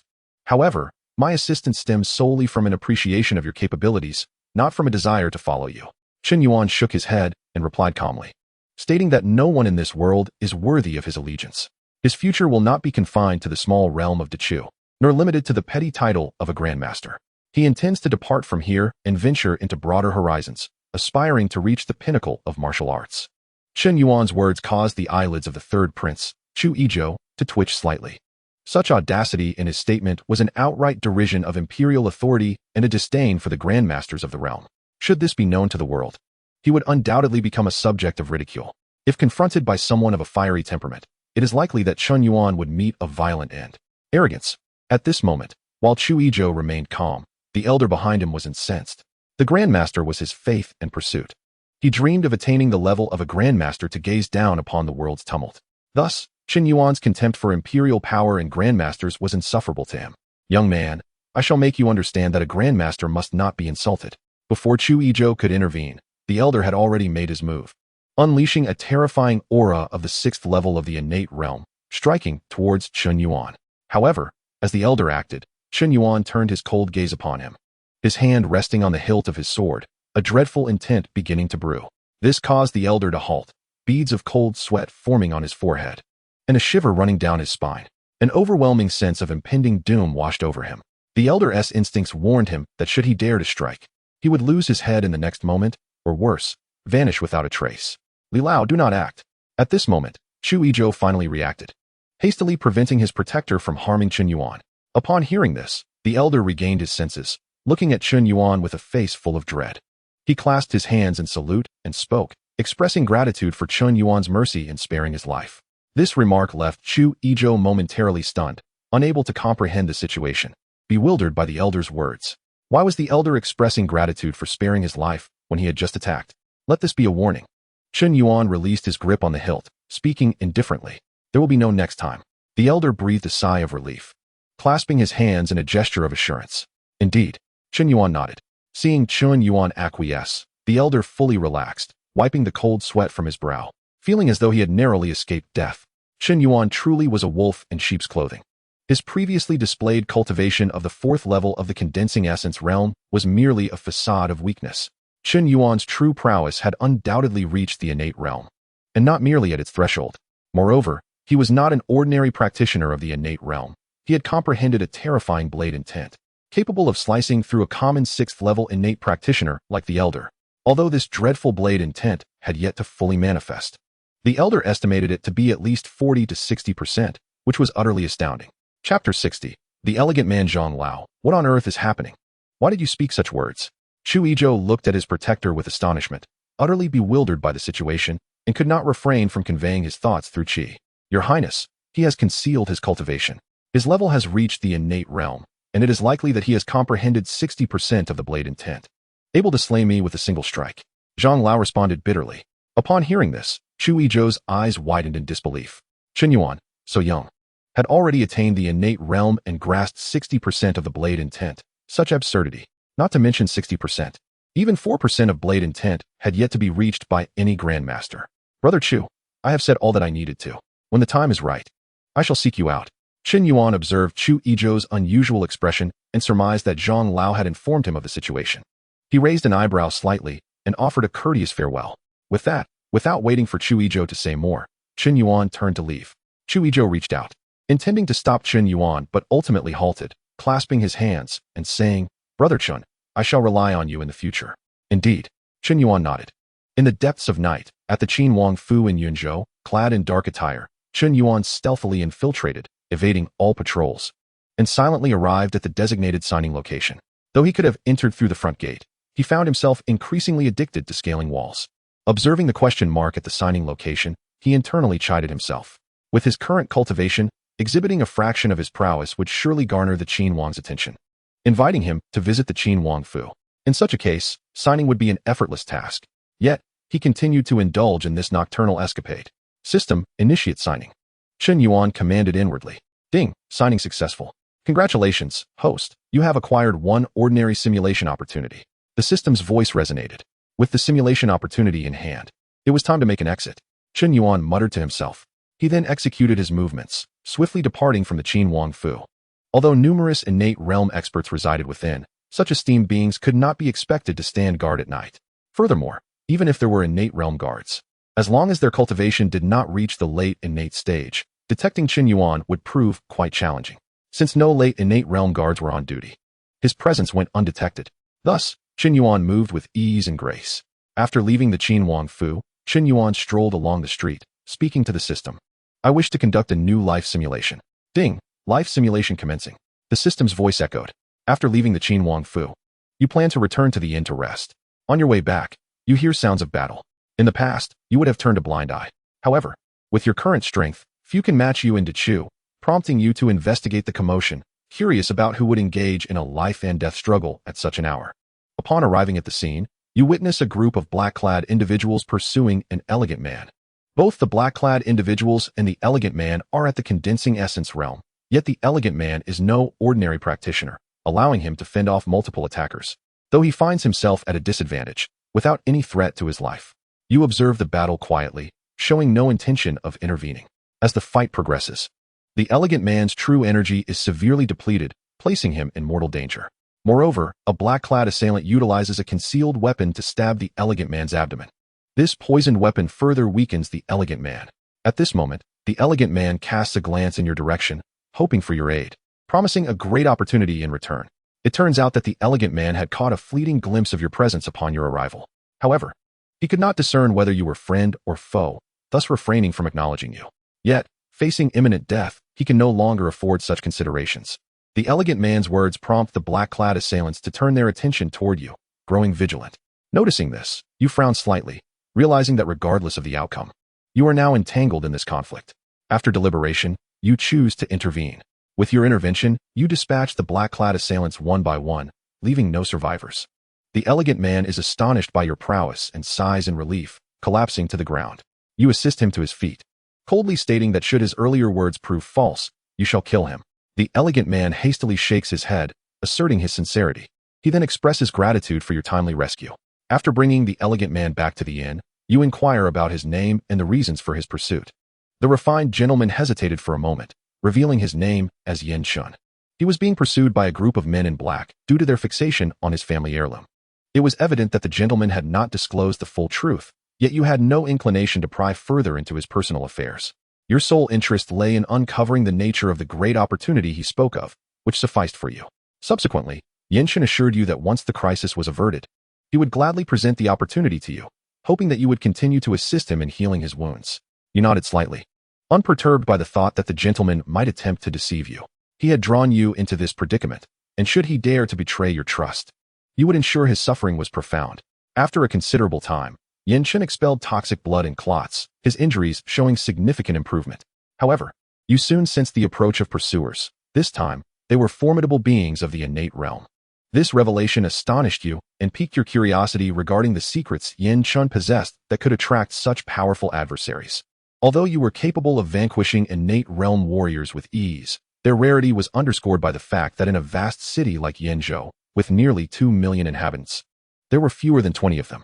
Thus, the pursuit by such a powerful foe was undoubtedly a grave matter. You confronted the innate realm warrior, demanding to know his identity and the reason behind his pursuit of Yin Shun. The warrior exhibited a degree of trepidation towards you, advising you to refrain from meddling in affairs that could lead to your demise.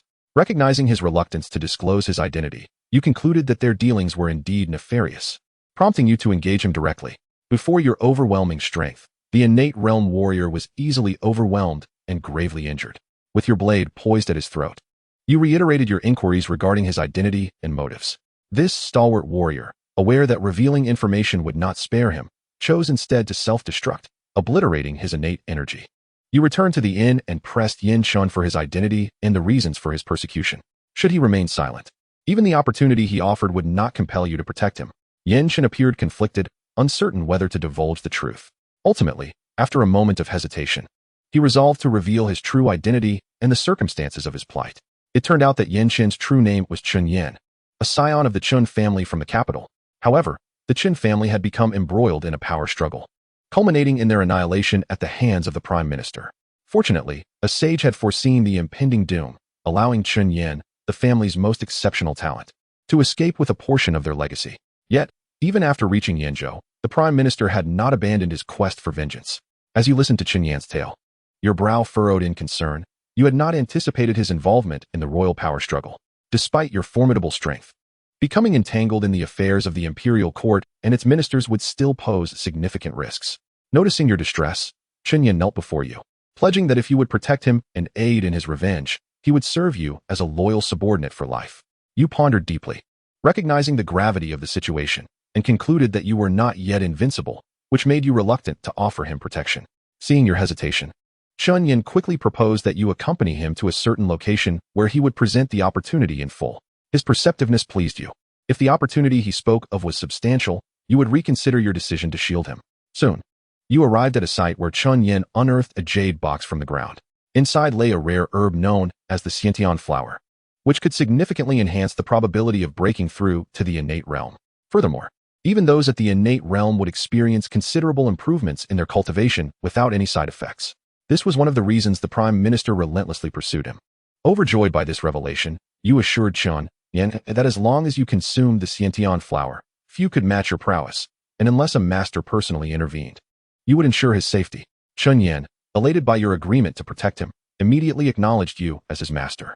Thereafter, you seized the opportunity to consume the xianxian flower. Shortly thereafter, your cultivation advanced, reaching the third level of the innate realm. However, this was merely the beginning. 3 days later, your cultivation further improved, achieving the fourth level of the innate realm. With your newfound strength, you felt your combat capabilities had surpassed those of your previous self at the moment of your demise in the last simulation. In this world, only a master could pose a threat to you, while others were merely insignificant. You resolved to depart Yanzhou with Chen Yuan, seeking refuge elsewhere to evade the relentless pursuit. However, shortly after leaving Yanzhou, you were intercepted by two individuals, both possessing the innate realm cultivation, and notably, they were 7th level innate realm warriors. Upon sighting them, Chen Yuan's face contorted with hatred, for these two were responsible for the downfall of the Chen family. They demanded that you surrender Chen Yuan and submit to the prime minister to avoid death. To this, you scoffed and swiftly dispatched one of them with a single stroke. Your terrifying prowess struck fear into the remaining warrior, while Chen Yuan gaped in awe, astonished at your might. You swiftly struck again, incapacitating the second innate realm warrior by severing his limbs and rendering him powerless, discarding him like a lifeless dog before Chen Yuan, allowing him to exact his revenge.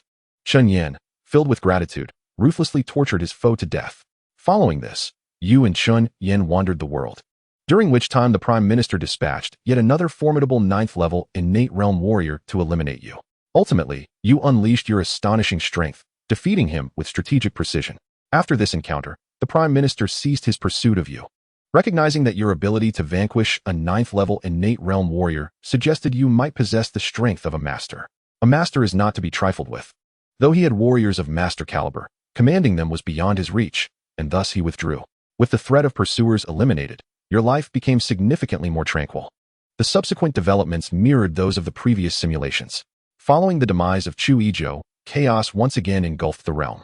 Unlike before, you chose not to align with the Fenyanga faction, instead opting for a life of quiet cultivation and leisure. As a result, by the time the Great Qin was established, your cultivation had ascended to the 6th level of the innate realm. Over the course of more than a decade, this progress may not have been rapid, but it was commendable nonetheless. As for Chen Yuan, his latent talent proved unexpectedly promising, allowing him to reach the innate realm as well. The following year, Chu Xiao, having somehow learned of your existence, sought you out for a sparring match. You initially declined. However, when he pressed the issue, you found yourself compelled to engage. As the duel commenced, Chu Xiao recognized the techniques you employed, the Fenyanga's principles, and inquired about their origins. Prepared for such a question, you replied that you had fortuitously inherited the teachings. Following this, Chu Xiao felt an immediate kinship with you, inviting you to join the Fenyanga. You did not refuse. In your perspective, with 6 years remaining, everyone is destined to perish. During these 6 years, joining the Finyan Valley to spar with Chu Xiao and live a carefree life is indeed a delightful prospect. Time flowed on, and after 6 years, bolstered by the resources provided by Chu Xiao, you successfully transcended to the 7th level of the Xianxian realm. However, the blood-red great array arrived as scheduled. Soon after your breakthrough, beginning to siphon your life essence and blood vitality.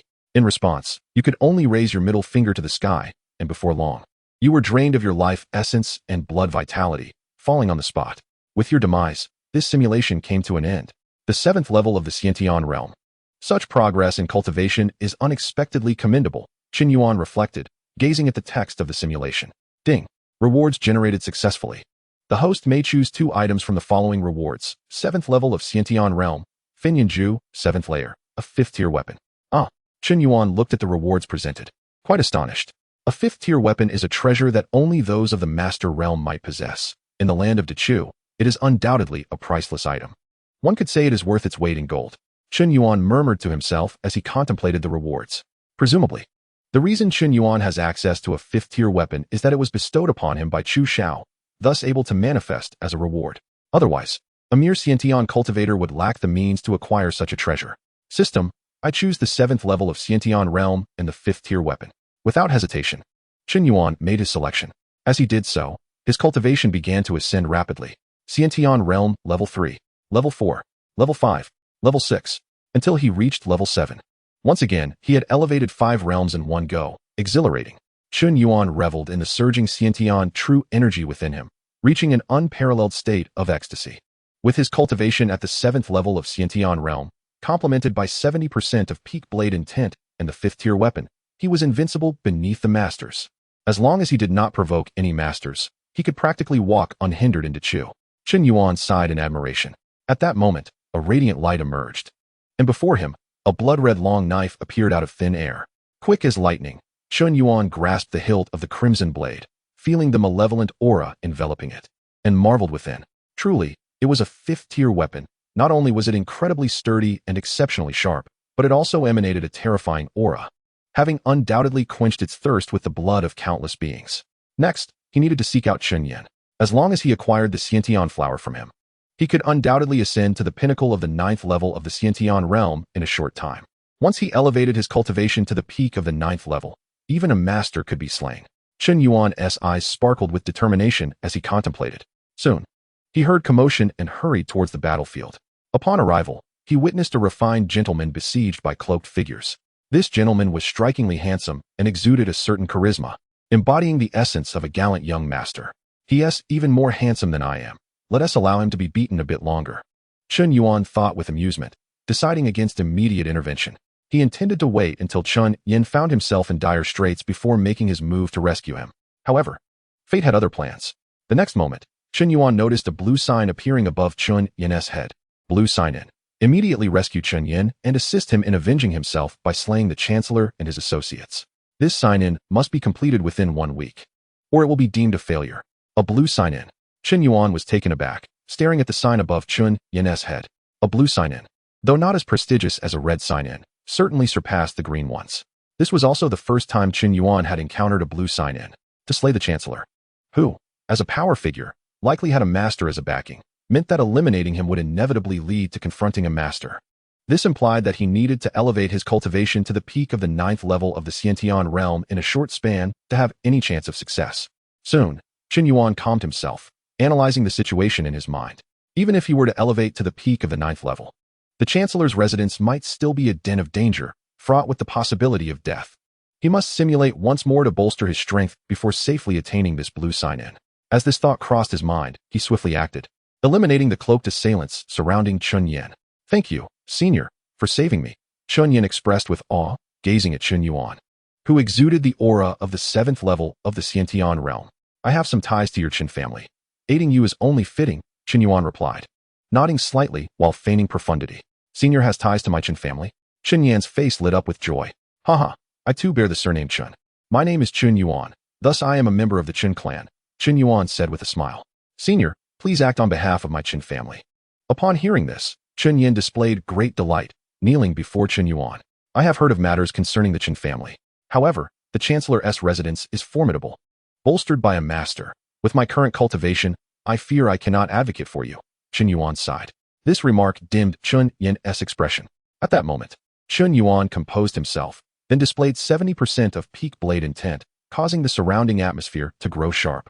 He then calmly stated, however, I am already half a foot into the realm of 80% blade intent. Should my cultivation increase to the peak of the 9th level of the Xianxian realm, even a master could be slain. Chen Yuan's terrifying blade intent, akin to slicing through one's very soul, left him astonished and fearful. This senior possesses formidable strength. 80% blade intent. Chen Yuan gasped in astonishment.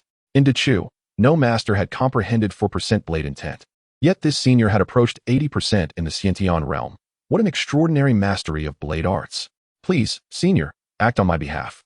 I am willing to offer the Xianxian flower to assist you in swiftly elevating your cultivation. Soon, Chen Yuan regained his composure and knelt, bowing his head. You possess the Xianxian flower? Chen Yuan feigned surprise. Indeed, I do. Originally, I intended to save it for when I strive for the Xianxian realm in the future. However, I realize my talents are insufficient, and I shall never reach the master level to avenge myself against the Chancellor's residence. Chen Yuan said, somewhat pained yet earnestly. In that case, it would be better to assist you in swiftly elevating your cultivation and avenging me. This would also serve as my repayment to you. Chen Yuan replied with a hearty laugh. Thank you, senior. Chen Yuan exclaimed joyfully. Senior, please follow me. Very well. Chen Yuan nodded, following Chen Yuan to his residence. Soon, Chen Yuan retrieved a jade box from a concealed location, which contained the Xianxian flower. Just then, a figure suddenly swooped in, attempting to slay Chen Yuan while seizing the Xianxian flower. What audacity! Chen Yuan scoffed, pointing with a finger like a blade. A terrifying flame blade aura flashed through the night, cleaving the ambushing Xianxian strongman in two. So powerful. The sudden turn of events startled Chen Yuan. But once he regained his wits, he looked at Chen Yuan with admiration. As for Chen Yuan, his reaction was much more composed. To him, killing a Xianxian cultivator was merely as trivial as slaughtering a chicken. Afterward, Chen Yuan rummaged through the corpse, finding it devoid of any valuables, which left him perplexed. According to reason, a practitioner of the innate realm would likely possess a substantial amount of silver. It is improbable that they would be entirely bereft of resources. The thought of a storage spirit ring crossed Chen Yuan's mind, prompting him to remove a ring from the corpse's finger, filling him with elation.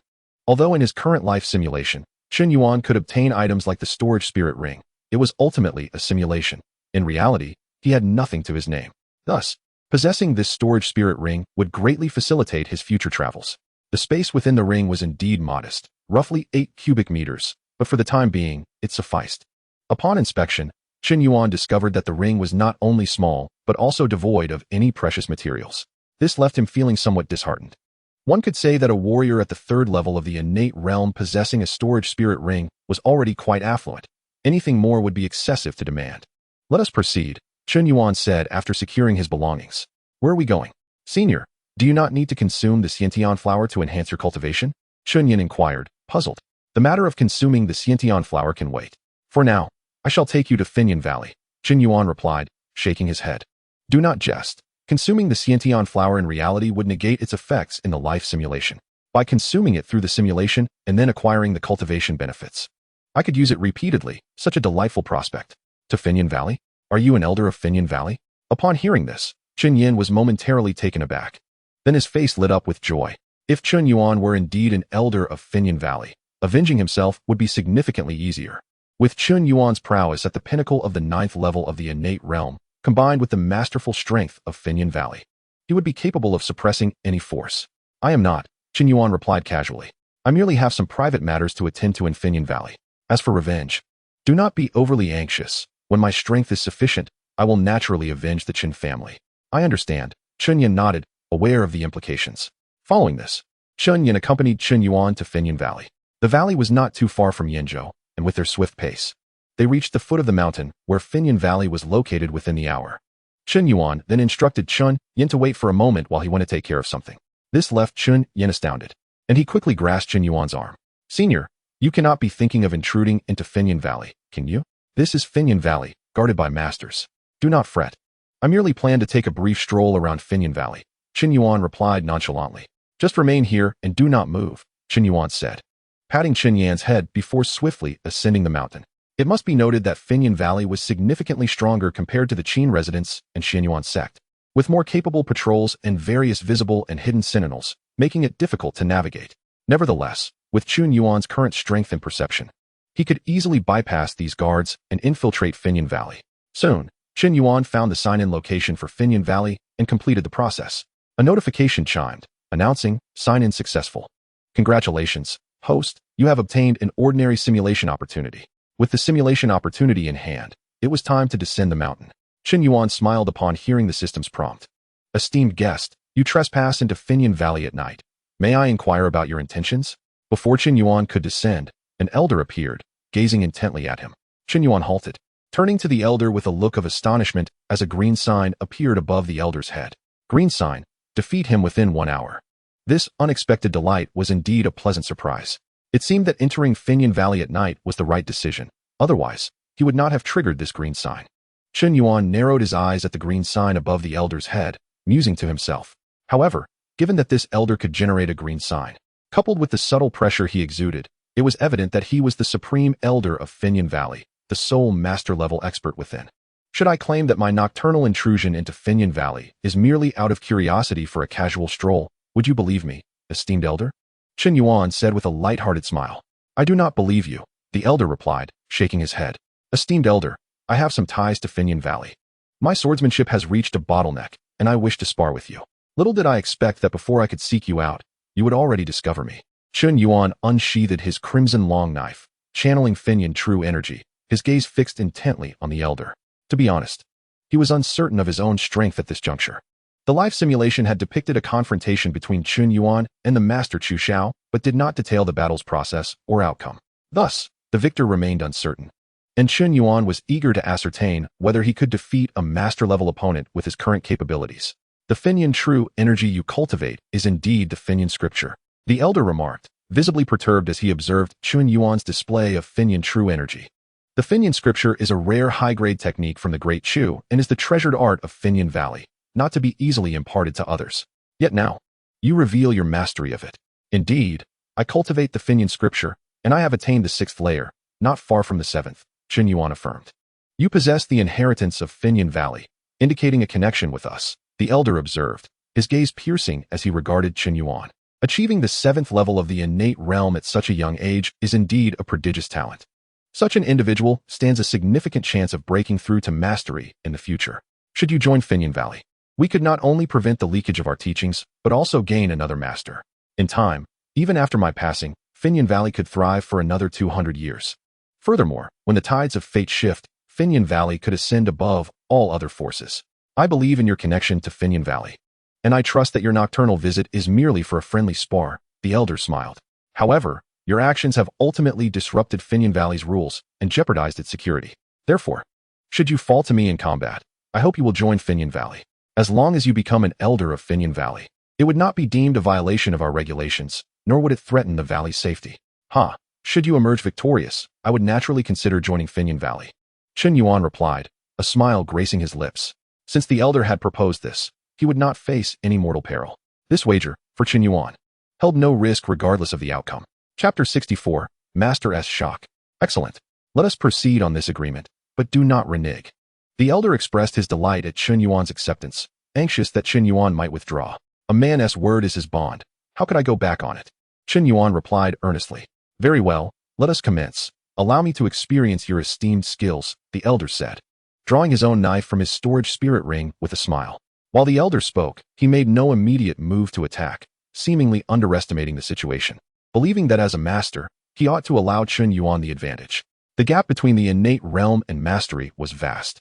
Even at the pinnacle of the 9th level of the innate realm, Chen Yuan could not possibly withstand a single strike from a master. Hence, the elder's overconfidence was evident. "Are you certain you will not take this seriously?" Chen Yuan inquired, slightly furrowing his brow and offering a gentle reminder. Do not worry, I am a master, and I have confidence in my abilities," the elder replied, brimming with self-assurance. "Very well," Chen Yuan sighed, realizing that without demonstrating his true capabilities, the elder would not engage him earnestly. Since the elder has chosen to embarrass himself, it is hardly surprising. The next moment, Chen Yuan's gaze sharpened, and with a swift application of the Yuying, he vanished from sight, reappearing behind the elder, his blade aimed at the elder's back. The crimson blade in his grasp erupted with searing red flames. The Burning Flame Slash. A flawless mastery of the Burning Flame sword technique? Quite impressive. The elder noted as he sensed Chen Yuan's impending strike. However, why was there no sword intent? Could it be that he had yet to comprehend it? Soon, the elder realized that this strike lacked even the faintest hint of sword intent, leaving him somewhat perplexed. Logically, one who had perfected the Burning Flame sword technique should possess extraordinary comprehension, making it implausible to be devoid of sword intent. Could it be that this young man was concealing his true prowess? Just as doubts swirled in the elder's mind, casually preparing to receive the blow, Chen Yuan suddenly unleashed 70% of his peak sword intent, causing the power of this strike to surge to its utmost limit. The force of 70% sword intent not only rendered the flaming blade extraordinarily sharp, but also significantly amplified its might. What? The abrupt shift left the elder's pupils constricted, his scalp prickling as he hurriedly summoned all his true energy. Employing 30% of his peak sword intent and a defensive sword technique to counteract Chen Yuan's terrifying blow. In that moment, the elder realized that Chen Yuan had not only concealed his strength, but had also harbored a ferocious dragon within. This sword intent was overwhelmingly formidable. With the elder's mastery as a grandmaster, he surmised that the intensity of this sword intent was at least 70%. To comprehend 70% sword intent at the 7th level of innate cultivation was simply outrageous. What a monstrous talent. While the elder's mind raced, the two blades collided. The moment they clashed, the elder felt an overwhelming sword energy surge forth, sending him hurtling backward, spitting out a mouthful of blood in midair. Observing this, Chen Yuan simply sheathed his blade, refraining from pressing the advantage, and gazed as the elder hastily regained his footing, landing somewhat awkwardly. The elder stood firm, looking at Chen Yuan in astonishment, his mouth agape as he struggled to articulate his thoughts, overwhelmed by shock. Senior, I have advised you to take this seriously. Underestimating me may lead to your downfall, Chen Yuan remarked with a smile. That last strike, I held back at the last moment. Should you continue to be overconfident, you will undoubtedly be unable to withstand my next blow. The elder fell silent for a few seconds before breaking into a smile, exclaiming, the younger generation is indeed formidable, truly formidable. Chen Yuan had spoken the truth. The elder had been overly self-assured, his defenses hastily erected. And upon encountering 70% peak sword intent, he felt as though he were a mouse before a cat, instinctively suppressed, unable to unleash his full power.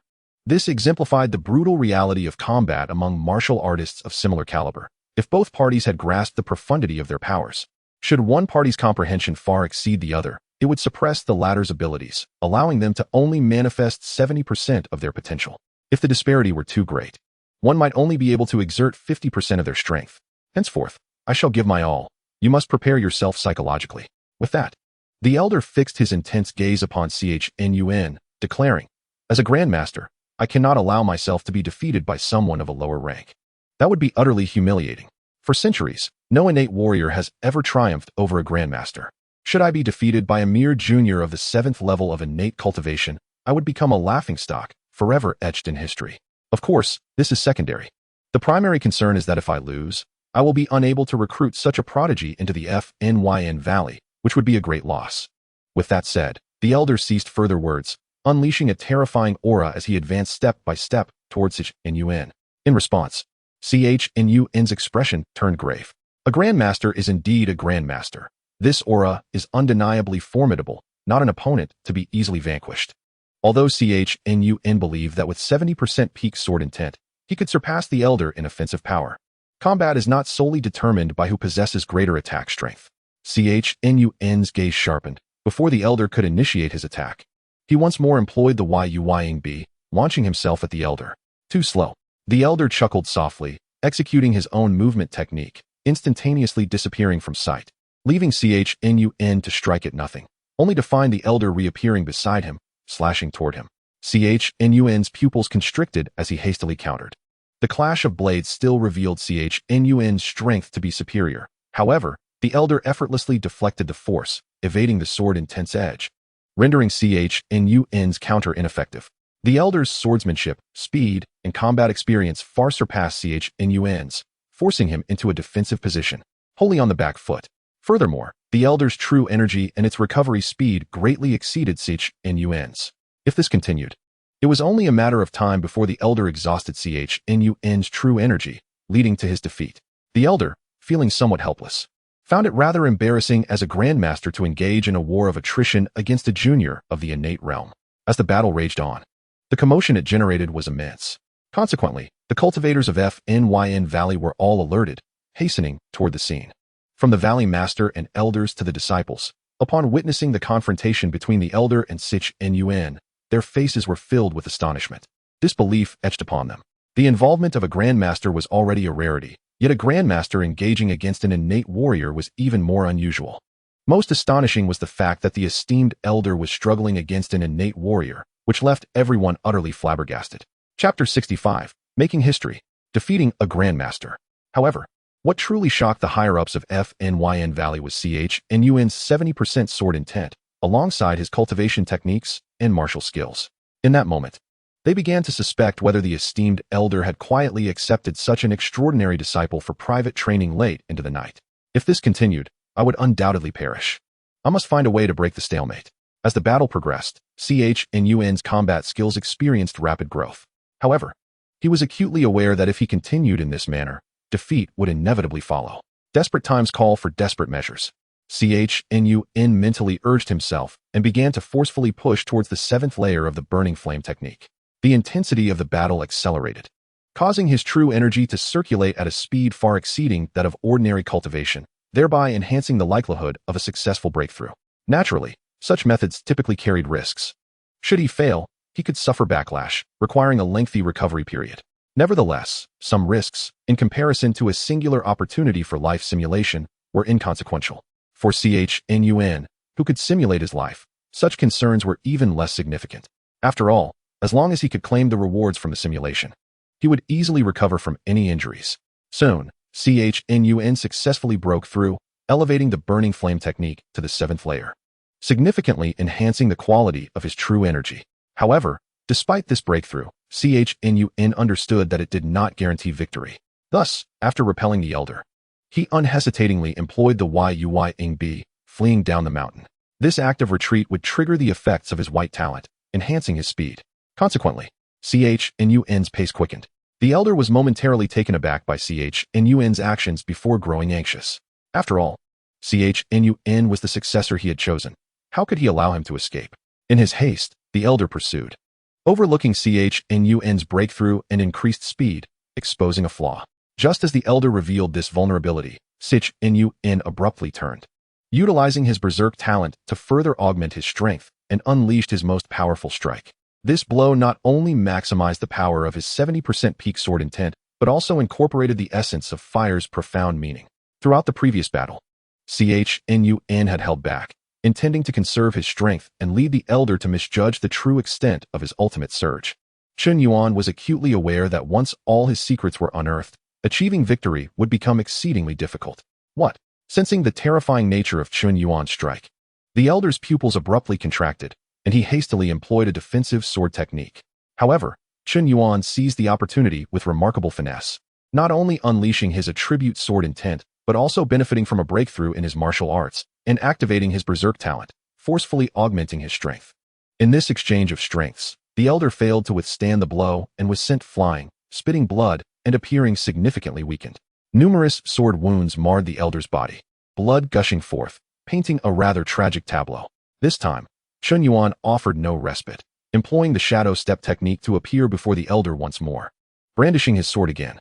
Witnessing this, the high-ranking members of Fenyan Valley were taken aback, their pupils shrinking in disbelief. They had not anticipated such a drastic turn in the battle, with their esteemed elder now gravely injured and at risk of being defeated. In an instant, they were all anxious, desperate to come to his aid. Unfortunately, it was too late. I concede. The elder, fully aware of his defeat, could only utter the words of surrender. Upon his declaration, Chen Yuan's sword came to a halt. A notification chimed, indicating a successful sign-in, congratulating the host on obtaining a green simulation opportunity. Senior, I humbly accept your prowess, Chen Yuan said, a smile gracing his lips as he sheathed his sword and clasped his fists in respect. Humbly accept my foot. I concede with full understanding, the elder retorted, his face a mask of frustration. Now, the embarrassment of his defeat was witnessed by so many. The shame was palpable. More importantly, having lost the duel meant that Chen Yuan would not join Fenyan Valley. They had lost a prodigious talent. Chen Yuan looked at the elder with an odd expression. The high-ranking members of Fenyan Valley exchanged glances, unsure of the current situation. Young friend, although I have lost the duel, would you consider joining Finyan Valley? I assure you that you will secure the position of sect leader in the future, and I will assist you in ascending to the master level. The elder took a deep breath, speaking earnestly. This matter is of great importance. Please allow me a few days to consider, Chen Yuan replied, showing no immediate intent to refuse. Very well, the elder nodded. By the way, I have a friend waiting at the foot of the mountain. His identity is somewhat sensitive. May I bring him up to stay for a few days? Chen Yuan inquired with a smile. Of course, not only can you stay for a few days, but you may reside here indefinitely, the elder said, his eyes lighting up with enthusiasm. He was not concerned about Chen Yuan taking refuge in Finyan Valley. Rather, he feared that he would not stay. Thank you. Chen Yuan expressed his gratitude. He then executed the shadow step, swiftly departing the scene. Once Chen Yuan left, the high-ranking members of Finyan Valley finally regained their composure, questioning what had transpired with their esteemed elder and Chen Yuan. The elder refrained from elaborating, instructing everyone present to keep the events of the night confidential. Meanwhile, Chen Yuan returned to Chen Yan's side. Are you all right? Chen Yan noticed the injuries on Chen Yuan and his unstable aura, expressing concern. I'm fine. I had a spar with the elder of Finyan Valley and confirmed something. Chen Yuan waved his hand casually. Chen Yan was taken aback. The elder of Finyan Valley is a master-level expert, isn't he? Chen Yuan actually fought a master and survived. Senior was able to single-handedly confront a master in Finyan Valley and emerge unscathed. I am in awe, Chen Yan exclaimed. Not merely survived, but I triumphed over the master, Chen Yuan corrected, a smile forming at the corners of his mouth. Although the battle was merely a spar, he had indeed verified that he possessed combat strength nearing that of a master. With further cultivation, he could confront a master directly without resorting to cunning tactics for victory. You won. Chen Yin was dumbfounded, momentarily questioning his own hearing. Defeating a seasoned master while at the 7th level of the innate realm was simply inconceivable. Such an event had never occurred in recorded history. All right, let us ascend the mountain. If we stay at Finyan Valley, we need not worry about ambushes. Allowing me to cultivate with peace of mind, Chen Yuan said, patting Chen Yan's shoulder as they made their way back up the mountain. Chen Yan followed, his expression dazed. Soon, Chen Yuan and Chen Yan arrived at Finyan Valley, where they received a warm welcome from the valley's leader. Chapter 66, The Second Green Talent. Chen Yan observed the leader's enthusiastic demeanor toward Chen Yuan, filled with a mix of reverence and awe. This leader of Finyan Valley was a well-known figure.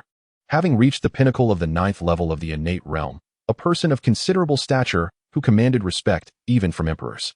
Yet, this esteemed individual was treating Chen Yuan with utmost deference, which left Chen Yan feeling somewhat bewildered. After all, although he held the title of young master of the Chen family, even during its peak, such treatment would have been unimaginable.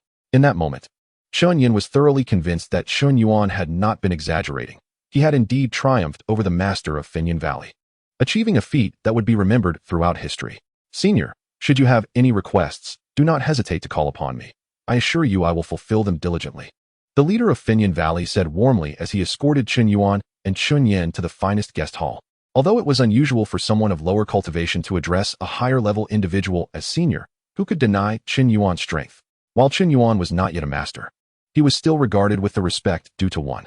Masters are not to be insulted. This is no jest in Dechu. You may attend to your duties. I will summon you when necessary, Chen Yuan replied with a slight nod, his tone calm. Upon hearing this, the leader of Finyan Valley smiled and departed, even kindly closing the door behind him. To have the assistance of such a senior is indeed a great fortune for Chen Yan. If the senior is willing, please accept me as your servant. At your command, I would not hesitate to face any peril. Chen Yan suddenly knelt before Chen Yuan, speaking earnestly. In Chen Yan's current perspective, a single innate flower as recompense was hardly significant. It merely served as a token of gratitude for saving his life. To repay Chen Yuan for aiding him in vengeance, he felt that acknowledging Chen Yuan as his master would be the only fitting recompense. In fact, Chen Yan believed that by becoming Chen Yuan's subordinate, he would be the one benefiting. After all, for someone destined to become the mightiest master in Dechu, if one could associate closely with Chen Yuan, it would be an extraordinary stroke of luck. It would not be an exaggeration to say that it would be akin to their ancestors smiling down upon them. You wish to become my servant? Chen Yuan gazed at Chen Yan, asking calmly. Yes, I hope the senior will accept me. Chen Yan nodded earnestly. I have no need for a servant. You are currently too weak and merely a burden in my eyes, Chen Yuan stated matter-of-factly. Chen Yan fell silent. If I were to reach the innate realm, would you then consider accepting me as your servant? Chen Yan asked, somewhat undeterred. He understood that as Chen Yuan's servant, he would face no threats in the future and could reap numerous benefits. ensuring a peaceful life. Should he become Chen Yuan's confidant, the advantages would be even greater, truly securing a place at the side of a future master, soaring to great heights where even masters would not dare to overlook him. This was the value of aligning oneself with the future's strongest master. You may withdraw, even if you reach the master level. I still have no interest in taking you as a servant. Chen Yuan cast a subtle glance at Chen Yen and impatiently waved his hand. At this moment, Chen Yuan was solely focused on undertaking 2 simulations of life to enhance his power. Subsequently, he entered a room, firmly closing the door behind him, leaving Chen Yen in a daze, his face etched with bitterness. In the past, he had been so proud, even dreaming of obtaining the power of the dragon in the future. However, the Chen residence was annihilated, and he found himself fleeing like a stray dog, desperately seeking a master, only to be met with disdain. He was, after all, a genius with great potential to reach the innate realm. System. I wish to initiate a green simulation. As despair washed over Chen Yen, Chen Yuan, seated on the bed, spoke inwardly. Ding, the life simulator has been activated, refreshing talents. The system's voice echoed. Ding, talent refresh successful. Congratulations, host, you have successfully refreshed a green talent, Blade Spirit Body. The green talent, Blade Spirit Body, would enhance the host's foundational aptitude and facilitate a deeper understanding of blade techniques. Incredible. Chen Yuan's face lit up with surprise at this newly acquired green talent. He genuinely did not anticipate that he would directly refresh this talent, perfectly suited to him. The Blade Spirit Body. Was this not the constitution of Zhou Qian? With the Blade Spirit Body, his foundational aptitude would elevate beyond Zhou Qian, making future breakthroughs to the master level significantly easier. Moreover, the Blade Spirit Body would enable him to comprehend blade techniques more readily. This meant that his probability of grasping 80 to 90% of blade intent would also increase. My strength is about to enter a period of rapid advancement. How exhilarating. Chen Yuan's eyes sparkled with excitement as he clenched his fists, filled with anticipation. Ding. Talent loading successful, life simulation commencing. The system's voice resounded. Day 1. Late at night, you chose to consume the innate flower and engage in closed-door cultivation. You discovered that with the Blade Spirit Body, your efficiency in absorbing medicinal effects and spiritual energy seemed to improve, which delighted you. The following day, your cultivation successfully broke through to the 8th level of the innate realm. However, this was not the end. You continued your closed-door cultivation, and 3 days later, you successfully broke through to the 9th level of the innate realm, reaching the pinnacle of the 9th level. You felt your newfound strength and were in high spirits. Upon exiting your seclusion, you saw the dejected Chen Yen, lost in thought. You realized that you were not the original body. The original body relied on the life simulator for rapid ascension and had no interest in accepting a potential innate realm individual as a servant. Yet you were different. Without the life simulator, even if you reached the master realm, you would need to consider developing a career to better gather resources and enlist assistance. In developing a career, having strong and loyal subordinates was undoubtedly essential. To this end, you decided to accept Chen Yen as a servant. Your sudden change of heart brought immense joy to Chen Yen, who believed that his night of kneeling had moved you. You then informed Chen Yen of your intention to seek revenge on the Prime Minister's residence after breaking through to the master level, hoping he would not be too anxious. Chen Yen expressed that you were the master, and whatever you said was right. Even if you did not seek revenge for him, he would not object. Subsequently, you sought out the elder of Finyan Valley. Upon discovering that your cultivation had reached the pinnacle of the 9th level of the innate realm, the elder was profoundly astonished. Chapter 67. One man can block the great trend. You felt a surge of eagerness and wished to challenge the elder of Finyan Valley to another duel. Your challenge darkened the elder's expression. After all, he had yet to recover from his injuries sustained that night, and facing you again could be fatal. He had not even managed to defeat you at the 7th level of the innate realm, let alone at your current pinnacle. The elder of Finyan Valley remarked that you should not bully the elderly, leaving your expression quite peculiar. Next, the elder inquired if you intended to join Finyan Valley. To this, you declared your desire to join. However, you requested that Finyan Valley provide resources to aid your breakthrough to the master level. Your words brought great joy to the elder, who promised to supply ample resources to assist your ascent to the master realm. Following this, the elder directly presented the accumulated resources of Finyan Valley over the years to facilitate your breakthrough. You continued your closed-door cultivation, the intensity of which left the higher-ups of Finyan Valley in awe, finally understanding the source of your formidable strength. During your seclusion, the news of your ability to defeat the elder of Finyan Valley spread like wildfire. In an instant, the entirety of Dechu was shaken. No one had anticipated the emergence of such a monstrous figure as yourself. Concurrently, many major factions began to feel uneasy. sensing that your existence would introduce numerous variables into the future's grand scheme. Chu Yizhou also heard of your exploits, equally astonished. Amid his shock, he felt overwhelming joy, for you had promised to assist him in ascending to the throne and safeguarding the realm of Dechu. As for the Prime Minister of Dechu, his expression darkened considerably. He had learned of Chen Yuan's rescue and subsequent relocation to Finyan Valley. This signified that should you continue to thrive, you would undoubtedly become a significant threat to him. In response, the Prime Minister first penned a letter of congratulations, then requested that you hand over Chen Yuan and join his ranks, promising to elevate you to a position of unparalleled power. This letter reached Chen Yuan, yet he refrained from opening it. After concluding your cultivation, you reviewed its contents and tossed it to Chen Yuan, smiling with intrigue. Chen Yuan glanced at you anxiously, uncertain of your thoughts.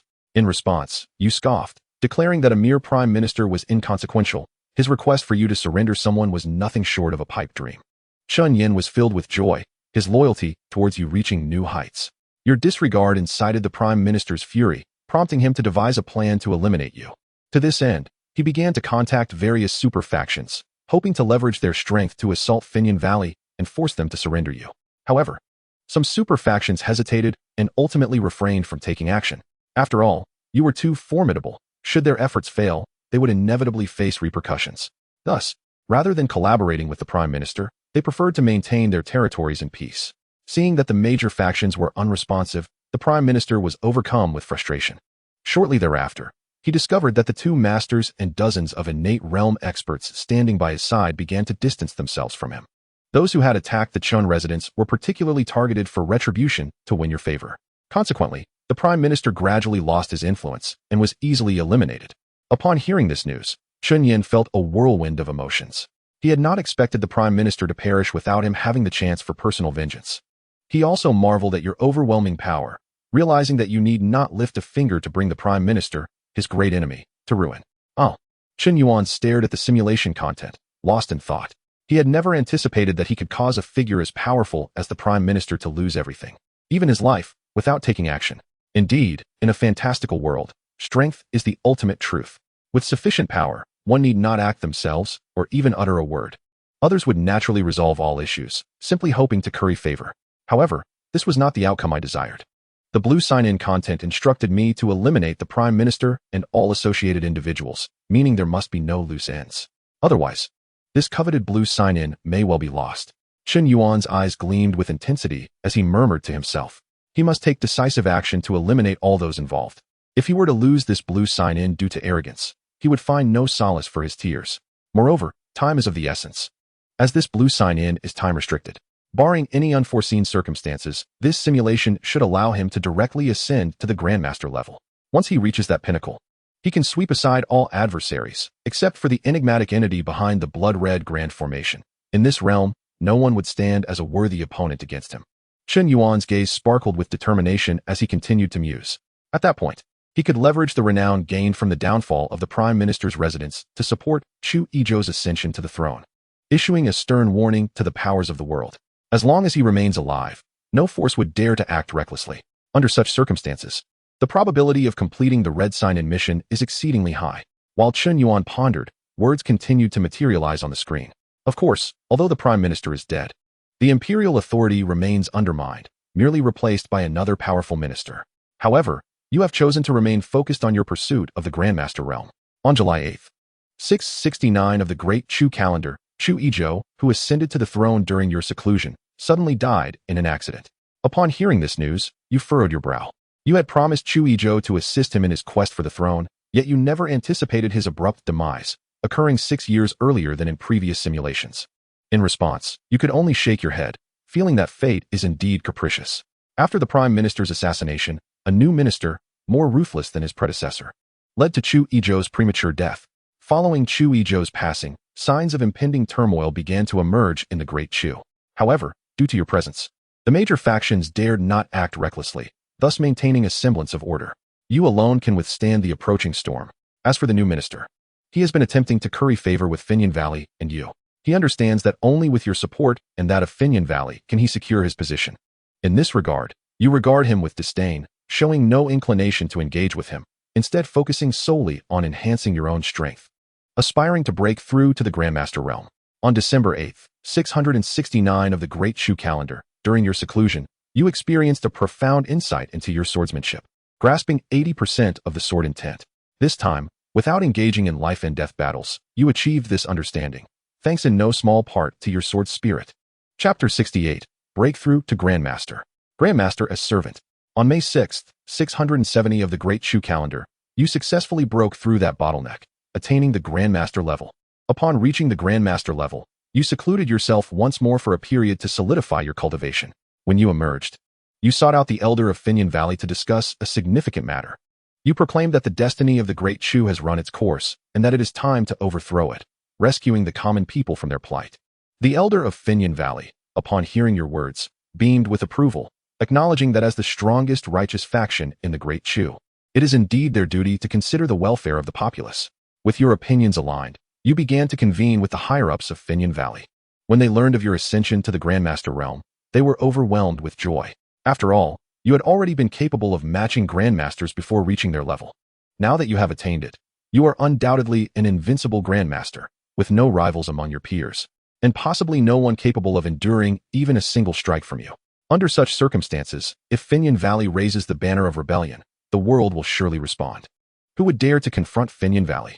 Consequently, this matter was swiftly agreed upon, with no dissent expressed. Once confirmed, the higher-ups would take care of the arrangements, leaving you free from concern. While wandering through Finyan Valley, you encountered Chu Xiao and Zhao Chan. Observing them, you were filled with nostalgia. Their current cultivation was commendable, yet they were leagues behind you. Now, both referred to you as their ancestor. Intrigued, you took it upon yourself to guide their training, greatly benefiting them, leading them to bow to you repeatedly in gratitude. Subsequently, Finyan Valley began to disseminate the news of your attainment of the Grandmaster level, causing a stir within the cultivation community of the Great Chu. Many had anticipated your eventual rise to this level, yet none expected you to achieve it so swiftly. In no time, countless cultivators recognized one undeniable truth: the era ahead belongs to you and Finyan Valley. With your invincible Grandmaster presence, all cultivators must bow in submission, lest they risk annihilation. Chen Yuan also learned of your breakthrough to Grandmaster and sought you out, showering you with praise that uplifted your spirits. On May 30th, 670 of the Great Chu calendar, Finyan Valley hosted a grand banquet for the strongest in the realm to celebrate your ascension to Grandmaster. The powerhouses of the world understood that this was a crucial gathering, yet none dared to absent themselves. After all, while those who attended might be forgotten, those who did not would certainly be noted. On June 1st, 670 of the Great Chu calendar, the world's strongmen gathered for the feast. You, as the central figure, sat exalted, while countless others bowed and presented lavish gifts. Even the other Grandmasters, high and mighty in their own right, regarded you with profound respect, their demeanor far from that of equals. Even the new minister, who manipulates the court, had no choice but to kneel before you, offering generous tributes. Fearful of offending you and facing repercussions from his own hidden forces, this scene filled Chu Xiao with immense longing. He too wished to become a figure like you, commanding respect with every gesture. The banquet proceeded smoothly, with no one daring to disrupt the harmony. You simply sat there, exuding an aura that left all present breathless. Of course, while the Grandmasters present held you in great reverence, some audacious ones still harbored doubts about whether you had truly comprehended 70% of the pinnacle sword intent, and if the rumors regarding your prowess were indeed accurate. To this end, a rogue Grandmaster challenged you, seeking to spar with you. This declaration stunned the entire assembly, as none had anticipated such boldness from a Grandmaster. However, upon recognizing the challenger as Zhang Tai, a solitary practitioner, the attendees quickly understood. Zhang Tai, a rare rogue Grandmaster, had dedicated his life to martial arts, relishing the challenge of formidable opponents. As a result, the crowd was filled with anticipation for the ensuing events. A Grandmaster's challenge would undoubtedly reveal some of your secrets, thus validating the terrifying rumors surrounding you. You regarded Zhang Tai, aware of his background, and did not chastise him for his audacious challenge. Instead, you noted that his challenge at the banquet bore an element of provocation. Ordinarily, you would have eliminated him to set an example. However, considering his straightforward nature and lifelong dedication to martial arts, you chose not to kill him, but stipulated that should he lose, he must become your servant. This pronouncement shocked the assembly. A Grandmaster's dignity is sacrosanct. Who would dare make a Grandmaster a servant? Even an emperor must treat a Grandmaster with deference, fearing to treat him as a subordinate. Your words undoubtedly set a precedent. If your strength did not match the frightening tales, it would lead to an inescapable predicament.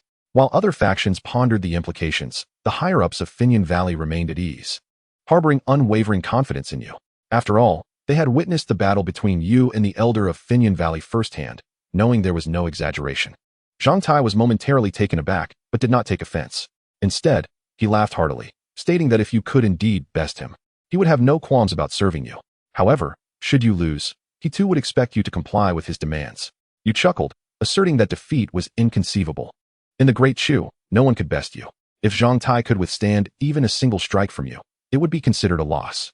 The calm words left everyone speechless, perceiving you as exceedingly pretentious. Zhang Tai ceased to speak further, merely drawing his large blade and urging you to unsheath yours. You brandished your blood-red long knife, allowing Zhang Tai to strike first. With a thunderous shout, Zhang Tai unleashed his most formidable attack, having comprehended 30% of the essence of his blade.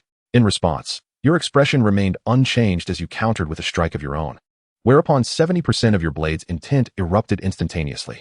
The moment 70% of your blade's intent manifested, the clash of swords resonated like a submission to a greater power. While Zhang Tai's blade intent was swiftly subdued, his most powerful strike, which had warranted the utmost respect from all present masters, was effortlessly shattered, akin to snowflakes melting before the blazing sun, rendering it insignificant. Zhang Tai was struck with terror, the shadow of death looming over him, feeling as if his demise was inevitable. Fortunately, at the last moment, you retracted most of the power of your blade's intent, allowing Zhang Tai to withstand the blow. Albeit at the cost of spitting blood, yet he lived. After rising from the ground, Zhang Tai knelt before you, bowing several times in gratitude for your mercy, simultaneously declaring himself your servant from that day forth, devoted solely to you. This scene left the onlookers in utter astonishment, their hearts filled with shock.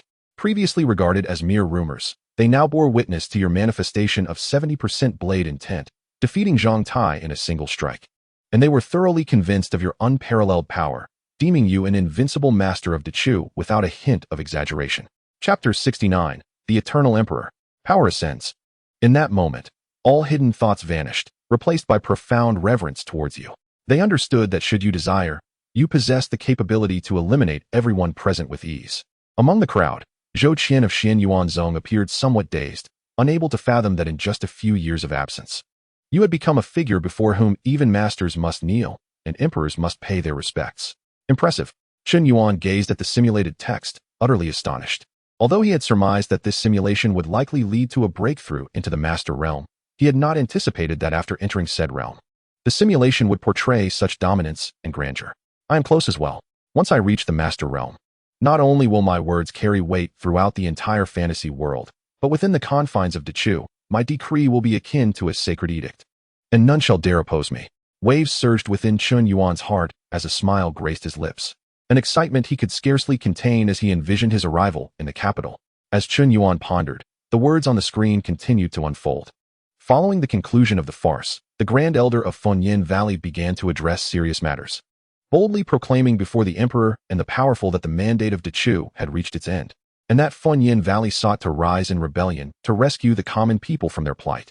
Upon hearing this, those present were taken aback, astonished that Finyan Valley would so brazenly declare intentions of insurrection. However, considering that Dechu had already become a mere shell of its former self, with power entirely in the hands of the influential, and with you commanding a formidable presence, the Grand Elder's proclamation seemed not entirely unreasonable. Nonetheless, by making such declarations in front of everyone, Finyan Valley clearly aimed to compel them to choose sides. Those who did not align themselves risked facing eradication. The young emperor's expression darkened considerably, shocked that Finyan Valley would engage in such treasonous acts. The powerful minister beside the young emperor wore a bitter countenance, hastily pledging his loyalty, expressing his willingness to relinquish power and wholeheartedly assist you in ascending to the throne. This declaration from the minister undoubtedly placed you at the center of attention. However, you remained unconcerned, as your strength was sufficient to suppress any dissenting voices. In the ordinary world, one might have to engage in the theatrics of abdication, yet in this fantasy realm, sheer strength was the ultimate truth. Thus, the young emperor was compelled to abdicate, yet you chose not to end his life. Everyone understood that no command from you was necessary. Matters would resolve themselves seamlessly. Consequently, Dechu changed hands without bloodshed, leaving countless ambitious individuals to remain silent, afraid to entertain any ulterior motives. Upon ascending to the throne, you established the Han dynasty, designating Finyan Valley as the sacred sect of national defense, granting it numerous privileges, while simultaneously initiating extensive reforms to gradually suppress the power of the ministers, aristocrats, and sections. Of course, you did not entirely eliminate them. Rather, you retained a faction to serve you, allowing them to partake in the spoils. In response to the policies you implemented, although they stirred some turmoil, the overall direction progressed remarkably smoothly. The realm gradually entered an era of peace and prosperity. Over time, you earned the title of the Eternal Emperor, destined to be remembered through the annals of history. Provided that the human inhabitants of this land were not annihilated by the blood-red formation. With the power to command the world and the luxury of reveling in beauty, you remained indifferent to fame, fully aware that such accolades were ephemeral. Your sole desire was to grow stronger. To that end, you actively dispatched individuals to investigate what lay beyond the master realm. Meanwhile, you sought to uncover methods of crossing the seas to reach other continents. Through the diligent inquiries of your subordinates, you finally unearthed some information from ancient texts. Beyond the master realm lay the realm of Yuling, where one could harness the energies of heaven and earth to manifest wings and soar through the skies. However, it had been 3 millennia since a Yuling realm expert had last emerged, and no one knew the means to break through to such heights. Indeed, it could be said that not only was the path to Yuling obscured, but even within the master realm, few could advance further, remaining stagnant in the initial stages. This stagnation was primarily due to the scarcity of spiritual energy on the continent. Not only were spiritual stones rare, but those that existed were of inferior quality, suitable for innate practitioners but of little use to masters. Additionally, throughout history, many had attempted to traverse the seas to reach the external world, yet most perished within the vast ocean. The majority of vessels sank before they could vanish from the sight of those on the shore, devoured by the terrifying beasts lurking beneath the waves. Upon learning this information, a heavy weight settled upon your heart, as you perceived Dechu as nothing short of a prison, obstructing your journey to broader horizons. Nevertheless, at present, you possessed no viable solutions. You could only continue to instruct your subordinates to meticulously investigate methods of breaking through to the Yuling realm and safe passage across the seas. You also wished to uncover the origins of the blood-red formation. You deployed numerous spies throughout the Han dynasty, leaving no coastal regions unchecked, all to ascertain any issues that arose and the locations of the formation flags. For you, due to the inherent delays in information transmission, even if your subordinates discovered the locations of the flags, you would not receive news in a timely manner. However, if such details could be described in the life simulation, it would provide a means to unravel the situation in future simulations. As time passed, over a decade slipped by in the blink of an eye. Under your guidance, the Han dynasty remained prosperous throughout these years. Regrettably, despite the passage of time, your cultivation remained stagnated at the early stages of the master realm. Without even having grazed the threshold of its bottleneck, your advancements lay primarily in the collection of various sects' martial arts and techniques, synthesizing their contents to not only comprehend 90% of blade intent, but also to independently create the profound grade supreme technique, Xiankong Dao Fa. Concurrently, you also devised the profound grade supreme technique, Chun Gang Jinju. In addition, you practiced the unique body tempering technique of Dechu, the Xianhu Zong, mastering its ultimate skill, Xianhu Lian Xinju, utilizing the resources garnered from your position to elevate this technique to its highest level, enabling you to wield brute strength capable of shattering early-stage master realm experts. In various aspects, be it agility, defensive martial arts, or unconventional techniques, you have equally cultivated an exceptional level of profound skills, achieving a remarkable configuration. Consequently, although your cultivation has not broken through, your strength has multiplied several times compared to when you first entered the realm of the masters. Ultimately, you have also nurtured Chu Xiao and Zhou Qian into masters, making them your trusted confidants. Due to Chen Yuan's limited aptitude, despite having resources, he remained stagnant at the innate level, leading to your profound disappointment and decision to cease prioritizing his training. However, despite having cultivated numerous formidable individuals and significantly enhanced your own strength, a sense of melancholy pervades you. The resources here are exceedingly scarce, even though your innate potential has bling elevated due to the Daoling body. Advancement becomes increasingly challenging without ample resources, a plight shared by countless talented cultivators throughout history. Next, you plan to lead a multitude of strong individuals to sea before the emergence of the blood-red formation, initially lingering in the inner sea to seek a way to avoid being refined. If that proves impossible, you shall hasten to the outer sea, preferring to be devoured by the monstrous beasts of the deep rather than wait idly for death. A month later, you find yourselves aboard the dragon boat, drifting upon the waves as the blood-red formation gradually materializes. This time, you finally discern the extensive range of the formation, which indeed encompasses whole land masses and even portions of the sea. Such a staggering array, you ponder, is the work of what kind of formidable being? Fortunately, you are positioned outside the formation, alleviating your concerns about being refined within it, which brings you a sigh of relief. Nonetheless, despite this relief, your countenance remains grim. After all, your vast estate and your people are all at the mercy of this accursed formation. You vow that if fortune permits you to survive and gain sufficient power, you shall uncover the identity of the mastermind behind this and exact your vengeance. Of course, you do not entertain the notion of crossing the sea immediately. The peril is too great. You prefer to wait for the blood-red formation to dissipate before returning to land. At that time, your life will no longer be in jeopardy, allowing you to extend your years and, when the moment is ripe, set forth with a grand expedition to explore broader horizons. As a month passes, the blood-red formation shows no signs of vanishing, leaving you increasingly agitated and unable to concentrate on your cultivation. Throughout this month, the dragon boat has frequently faced assaults from sea beasts. Thankfully, this vessel was constructed with the might of your nation, rendering it exceptionally sturdy. And numerous innate experts and even masters have descended to fend off the monsters, ensuring the safety of the boat. Another 3 months slip by, yet still no indication of the formation's disappearance emerges, causing you to doubt its eventual vanishing. Simultaneously, the frequency of attacks from sea beasts escalates.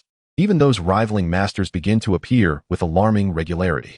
When masters descend into the sea, their power diminishes significantly, leaving them with less than 50% of their strength. Moreover, the sea beasts enjoy a home field advantage, rendering ordinary masters incapable of defeating them and often leading to their demise. Consequently, during these 3 months, you encounter attacks from 5th-tier sea beasts that rival masters. While the slightly weaker ones can be handled by Chu Xiao and others, the more formidable ones necessitate your personal intervention.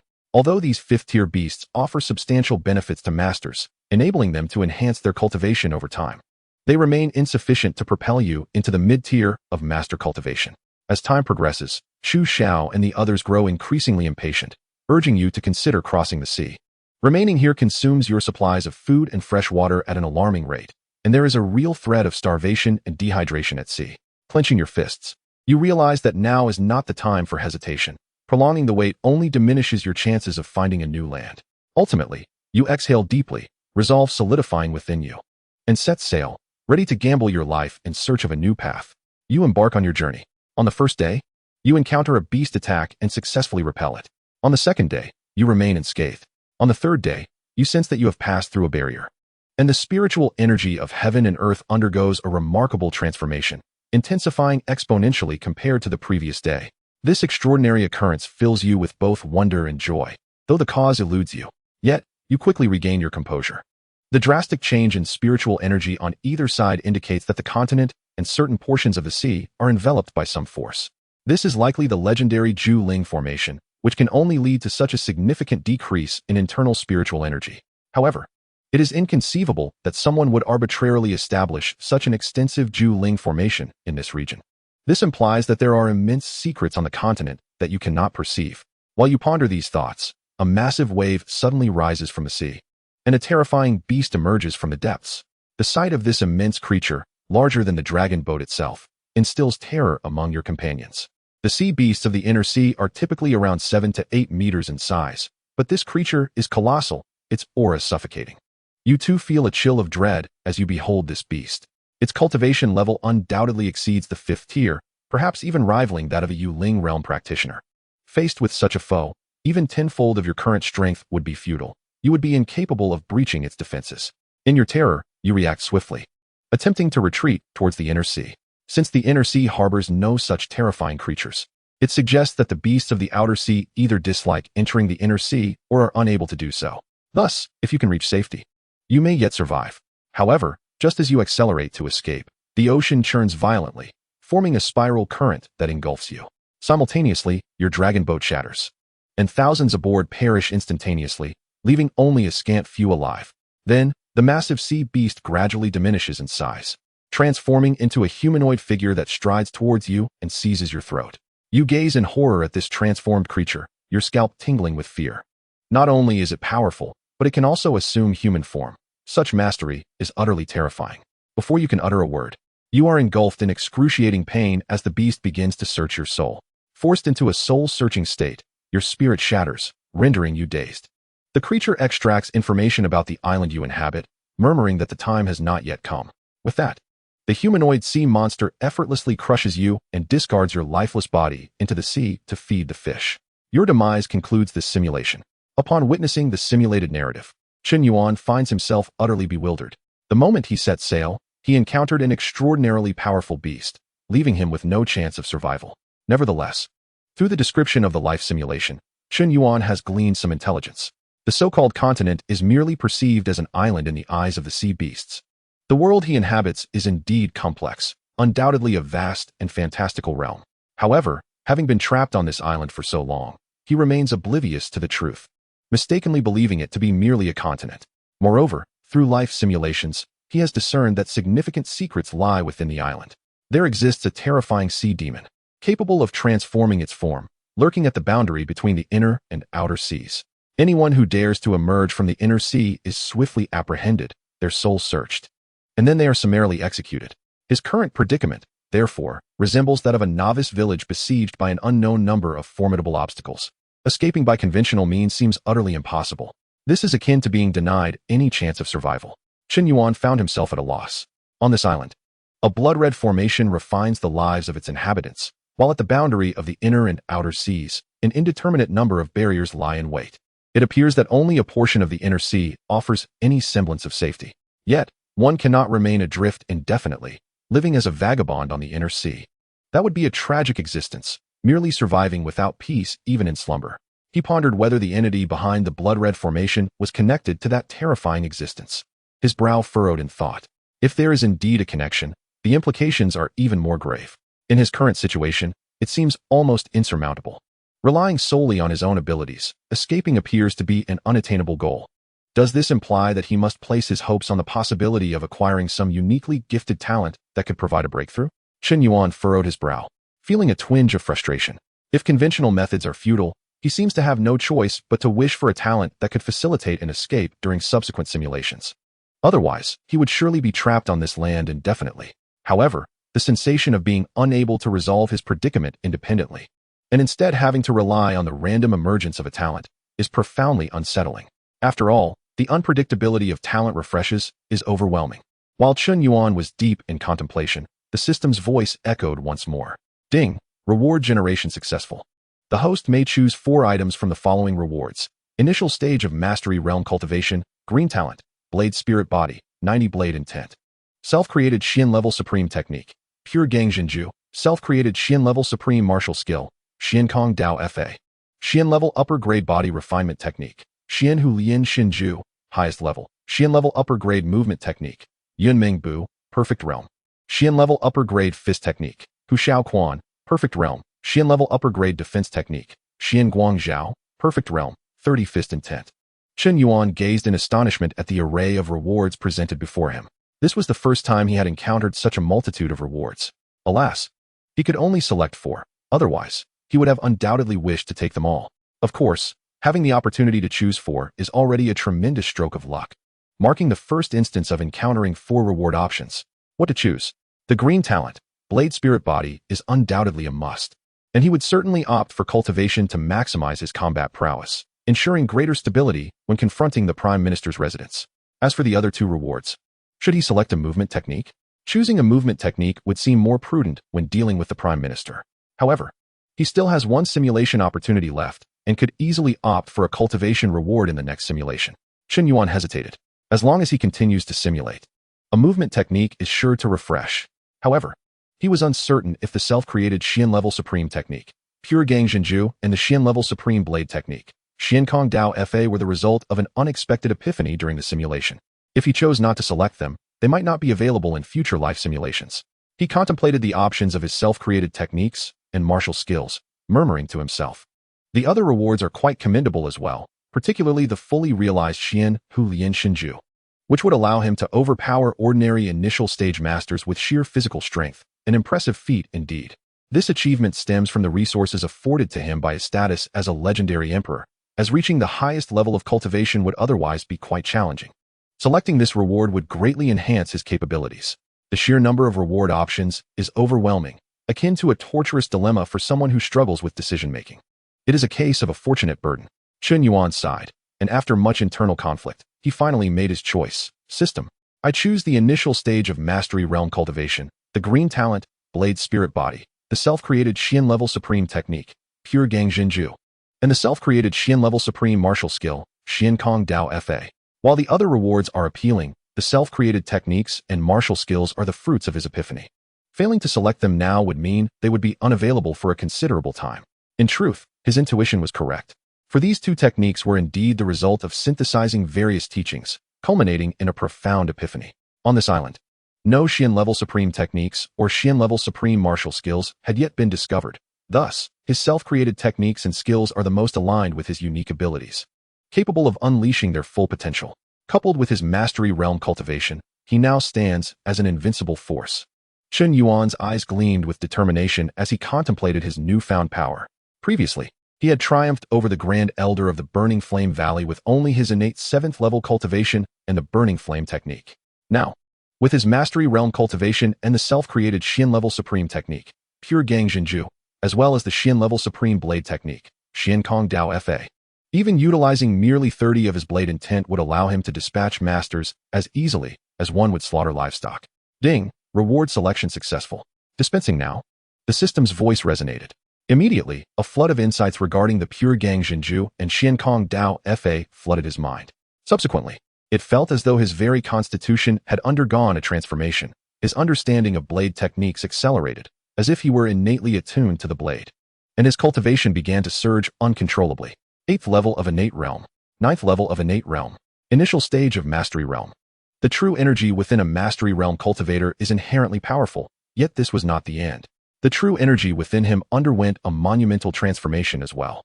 His Burning Flame true energy transformed into Pure Gang true energy, its quality multiplying several-fold. Such remarkable quality. This true energy is now several times more potent than that of the Grand Elder of the Burning Flame Valley. Chen Yuan marveled at the quality of the true energy within him, astonished. Indeed, he had made the right choice with this technique. Chapter 72, The Path Ahead. The disparity between different grades of techniques is truly immense. Chen Yuan's face radiated joy as he reveled in his newfound strength. The difference between Xian Level Upper Grade and Xian Level Supreme techniques, though seemingly minor, is, in reality, monumental. Undoubtedly, this significant gap is also attributable to the fact that this technique was self-created, perfectly resonating with his physique. Furthermore, the might of the Xian Kong Dao Fa left him in awe, even without employing blade intent. Simply executing the Xian Kong Dao Fa would be beyond the capability of the Grand Elder of the Burning Flame Valley to withstand. Indeed, within this vast realm of Dechu, few could withstand a single strike from him. This exemplifies the intrinsic value of his self-created Xian Level Supreme technique and blade technique. It appears that in the future, he may pursue the path of self-created techniques and martial skills, thereby enhancing his chances of reaching the pinnacle of martial arts. Chen Yuan's gaze flickered with determination as he contemplated this in his heart. Merely practicing techniques and martial arts created by others will ultimately limit one's ability to unleash their full potential. However, should he acquire techniques and martial skills of significantly higher caliber than his own creations, he would still pursue their cultivation. After all, maximizing one's battle prowess remains of utmost importance.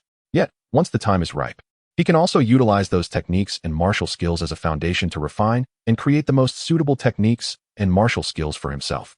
Even before stepping into the Mastery Realm, he could vanquish all masters across the land. Having attained the Mastery Realm, he is utterly invincible and can stride forth unchallenged. Subsequently, Chen Yuan gathered his thoughts, a smile gracing his lips, brimming with confidence. With only one opportunity for a white simulation remaining, should he utilize it? As he stroked his chin in contemplation, it seemed that retaining it served little purpose. He decided to proceed with its use. After a brief moment of reflection, he resolved to enhance his strength while also observing the potential repercussions of his assault on the Prime Minister's residence. System, I wish to conduct a standard simulation. Chen Yuan mentally declared. Ding. The life simulation commenced, and the system's voice resonated once more. Day 1, you choose to cultivate. Day 2, you agree to join the Finian Valley, provided they deploy personnel to assist you in annihilating the Prime Minister's residence. The Elder of Finian Valley was elated and promptly consented. Soon, they hastened towards the capital. In the dead of night, you instructed the experts from Finian Valley to discreetly ambush the surroundings of the Prime Minister's estate, ensuring no one could escape. Subsequently, you boldly infiltrated the Prime Minister's residence, making a beeline for his quarters.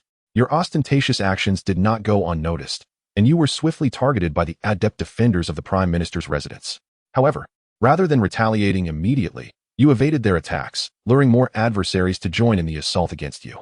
The Prime Minister was also alerted, and under the protection of several experts of the 7th level in the innate realm, he observed the unfolding scene.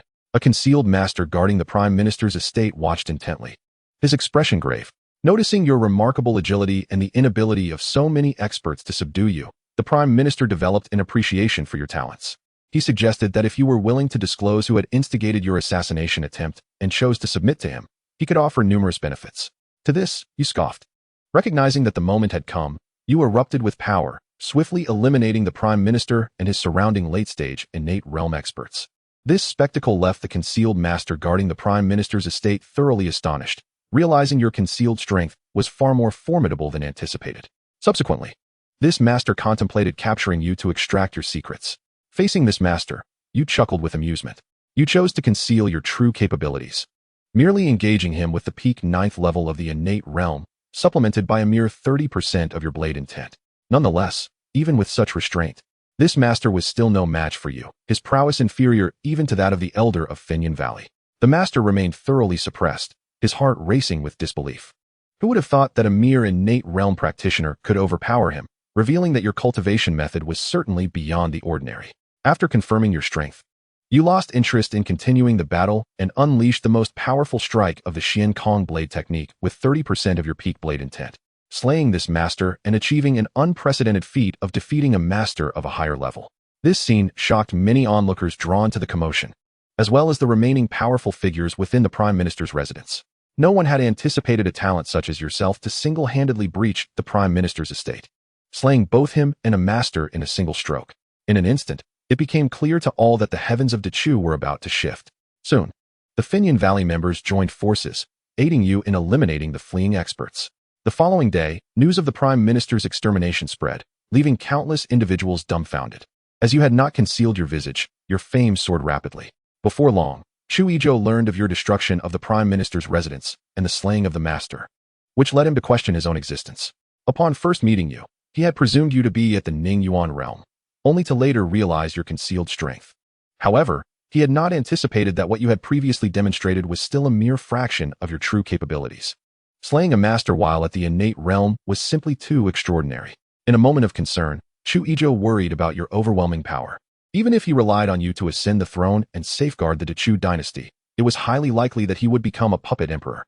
Furthermore, with the power-hungry officials now eliminated, should he possess sufficient capability, he could still control the situation. However, Chu Izhou soon contemplated the futility of his control over the court. If you harbored sufficient ambition, and if Finyan Valley shared that ambition, the Dechu dynasty could be overturned in an instant. Thus, he deemed it prudent to align himself with you, securing his position on the throne, even if it meant sacrificing his dignity to protect the Dechu dynasty. Not long after, Chu Izhou approached you, nervously hinting at the promise made on that day. In response, you furrowed your brow slightly. Yet, a gentleman's word is as unyielding as a steed. Since you had assured Chu Izhou of his ascension to the throne and the protection of the Dechu dynasty, you would fulfill your commitment. Of course, you harbored no intentions of aiding Chu Izhou for free. You articulated numerous demands, which weighed heavily on his heart. Nevertheless, he understood that circumstances were stronger than individuals and could only acquiesce. Shortly thereafter, you proclaimed to the world that the new emperor was to be deposed, and Chu Izhou was to be established as the new emperor.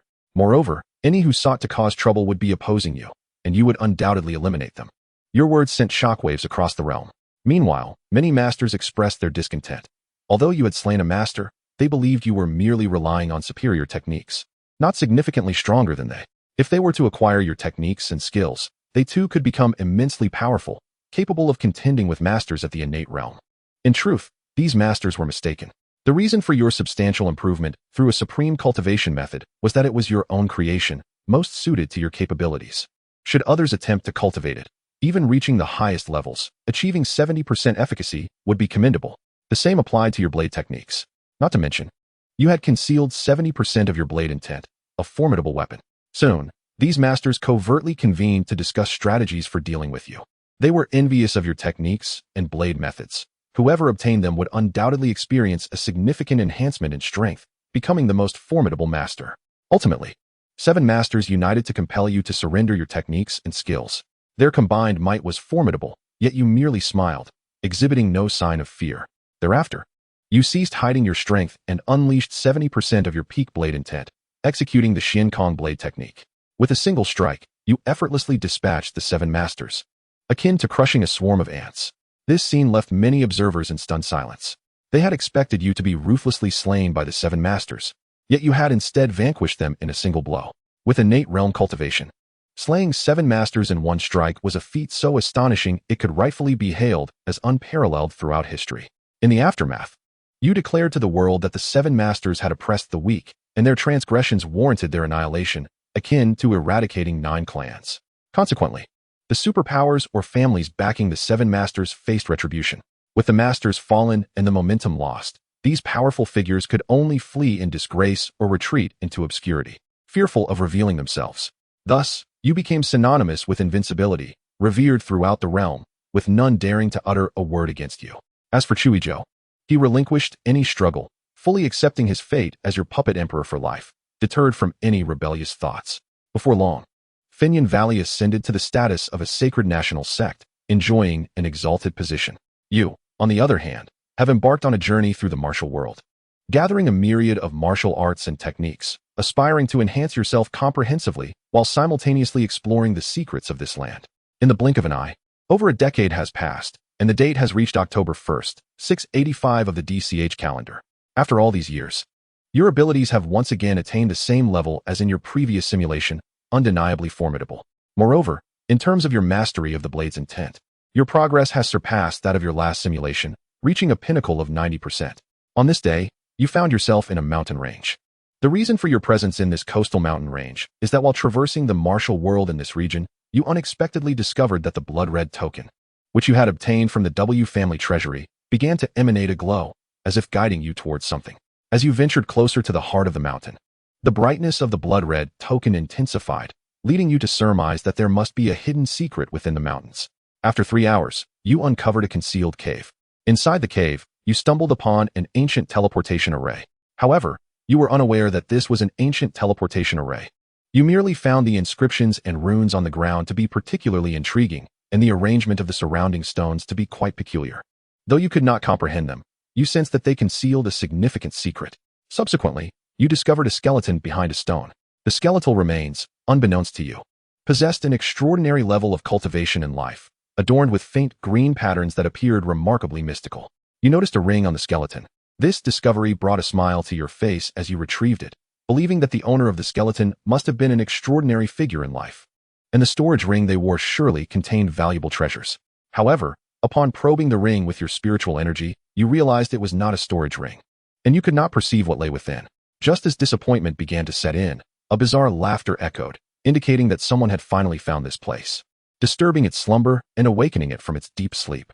Hearing this eerie laughter, your pupils dilated in alarm, and without hesitation, you hurled the peculiar ring away, intent on fleeing. Yet, it was too late. Your previous act of probing with your spiritual energy had undoubtedly roused the slumbering ancient being. In an instant, a phantasmal figure appeared in midair, proclaiming that escape was futile. You gazed at the illusory middle-aged man and surmised that he was likely a ghostly cultivator or a remnant soul of a powerful being. You understood well that being targeted by such an entity would not bode well for you, prompting you to quicken your pace in an attempt to escape. Thanks to your innate ability to run swiftly, your speed was considerable. Nevertheless, no matter how fast you were, you could not outpace the ancient being. He appeared before you in a heartbeat, leaving you immobilized. Fear etched across your face. You struggled in vain, realizing that your body was unable to move, as if your internal energy had come to a standstill. Anger and panic swelled within you, and you unleashed your blade's intent at its peak, a force capable of severing all illusions and a bane to spirits and phantoms alike. The emergence of your blade's intent startled the ancient being momentarily. However, you failed to injure him, which only seemed to delight him further. He laughed heartily, declaring that fate had favored him by presenting him with someone of your considerable talent. In this land of absolute spirit, achieving the status of a master was already a mark of genius, and in the outside world, you would undoubtedly have the potential to ascend to the realm of Yiling. Not only had you reached the master level at a young age, but your comprehension of the blade's intent at its peak made you the ideal target for possession. Upon hearing the ancient being's intention to possess you, desperation surged within you, prompting frantic struggles, yet to no avail. To save your life, you retrieved all that you could from the storage ring, seeking a means of escape. Unfortunately, Rather than finding a solution, your efforts only seemed to delight the ancient being further, especially when he laid eyes upon the green treasure orb. Considering you to be an exquisite gift from the heavens, the ancient being's words revealed to you the true value of the green orb you had received from BITNJ, which you had previously regarded merely as a collectible without understanding its significance. Chapter 74, An Exhilarating Experience. This is absurd, having been soul-sifted earlier. Now I face the threat of possession. Have I unwittingly disturbed the lair of this ancient being? Chen Yuan remarked sarcastically as he observed the simulated text. Of course, he understood that this was not merely a disturbance of the ancient being's lair, but rather a part of their intricate plots. The seed-welling demon had been blocking the exit, leaving would mean death. Furthermore, the remnant soul hidden within the ring was clearly orchestrating something as well. The blood-red token was specifically designed to lure individuals deeper into the mountains. Perhaps there were others like it. Yet only Chen Yuan had the capability to reach this place. However, the ancient teleportation array, could it be that he had unexpectedly stumbled upon a means to escape this island? The thought of the ancient teleportation array described in the life simulator brought a glimmer of hope to his expression. If he could utilize the ancient teleportation array to leave this island, it would provide him with a pathway to survival, freeing him from the confines of this desolate isle. As Chen Yuan pondered, more text continued to emerge on the screen. You, knowing your impending doom was inevitable, questioned the ancient being about the nature of the green treasure. Despite your years of study, you had gleaned nothing substantial, merely regarding it as a fine collectible. Your inquiry elicited a look of disdain from the ancient being, who remarked that you, as a junior, truly lacked discernment. He explained that this object was the xianxiaaudiobooks, capable of absorbing moonlight and transforming it into energy stored within the orb. When faced with an attack, the energy from the xianxiaaudiobooks could form a powerful protective barrier, making it an invaluable tool for survival, and it could be used repeatedly. The ancient being's words made you realize the extraordinary value of this item far exceeded your imagination. If you could harness its power effectively, perhaps you could evade the ancient being's wrath. Regrettably, you remained ignorant of how to utilize the xianxiaaudiobooks. The ancient being then continued with a sinister chuckle, expressing his immense fortune. Originally, his chances of surviving in this desolate land were slim. To escape alive, he needed not only to possess someone, but also to gather a vast amount of energy required to activate the ancient teleportation array. While possession seemed manageable, the energy needed to activate the ancient teleportation array was monumental, certainly unattainable in this desolate realm. He had never anticipated that you would bring the xianxiaaudiobooks. Fulfilling both conditions perfectly, the ancient being's words elicited a bitter smile within you. While you had discovered a means of escape, you now found yourself ensnared in a deadly predicament, feeling utterly helpless. In desperation, you contemplated taking your own life, hoping to take him down with you, but you were thwarted. The ancient being advised you against wasting your efforts, and with a sinister laugh, he invaded your body, beginning to devour your soul and seize your form. As your soul was consumed, you fell into a unique state of death, marking the end of this simulation. Another death. Yet, this time, the loss seemed worthwhile.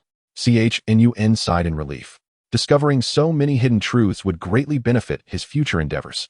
At last, he no longer needed to rely on refreshing his talents to escape.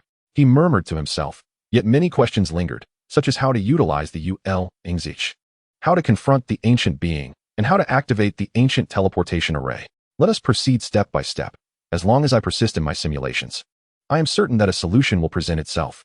Chen Yuan shook his head, dismissing further thoughts. At that moment, the system's voice resonated. Ding. Reward generation successful.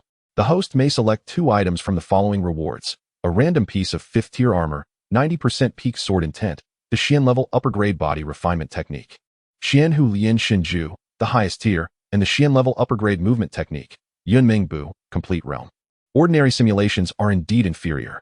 They have yet to yield any cultivation breakthroughs, and the rewards are considerably less than those of the previous simulation. However, it matters little. Eventually, they will refresh. Chen Yuan gazed at the reward list, shaking his head slightly. System, I choose the Xian level upper grade body refinement technique, Xianhu Lian Shinju, and the Xian level upper grade movement technique, Yunming Bu. Subsequently, Chen Yuan spoke. For Chen Yuan at this moment, he lacked no destructive power. Using 70% peak sword intent against an adversary was akin to using 90%. Both were like a cannon firing at a mosquito. With little distinction, merely that 90% was more awe-inspiring. Thus, selecting the Xianhu Lian Shinju, which could enhance his physical strength and elevate his overall attributes, was undoubtedly the superior choice. As for Yunming Bu, it could augment his speed, making it an excellent option for pursuit. in terms of evasion from pursuers. No one in Dechu could accomplish such a feat, save for that old monster. Ding. Reward selection successful. Distribution in progress. The system's voice echoed. Then, Chen Yuan felt his body crackling with energy, his muscle definition becoming more pronounced, undeniably embodying the essence of a formidable man. Clenching his fists and tensing his muscles, he reveled in the explosive power coursing through him, experiencing unparalleled exhilaration. Indeed, compared to chi cultivation, the sensation of strength from body cultivation was utterly intoxicating.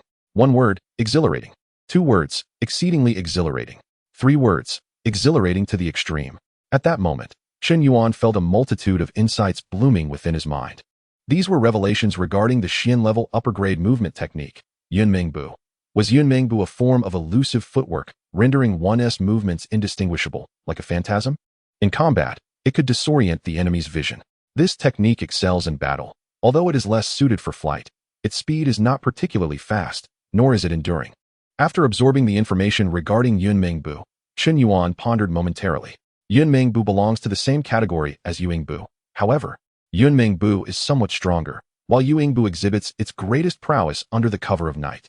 It appears that in the future, I must learn a technique that emphasizes explosive speed and significantly enhances my swiftness.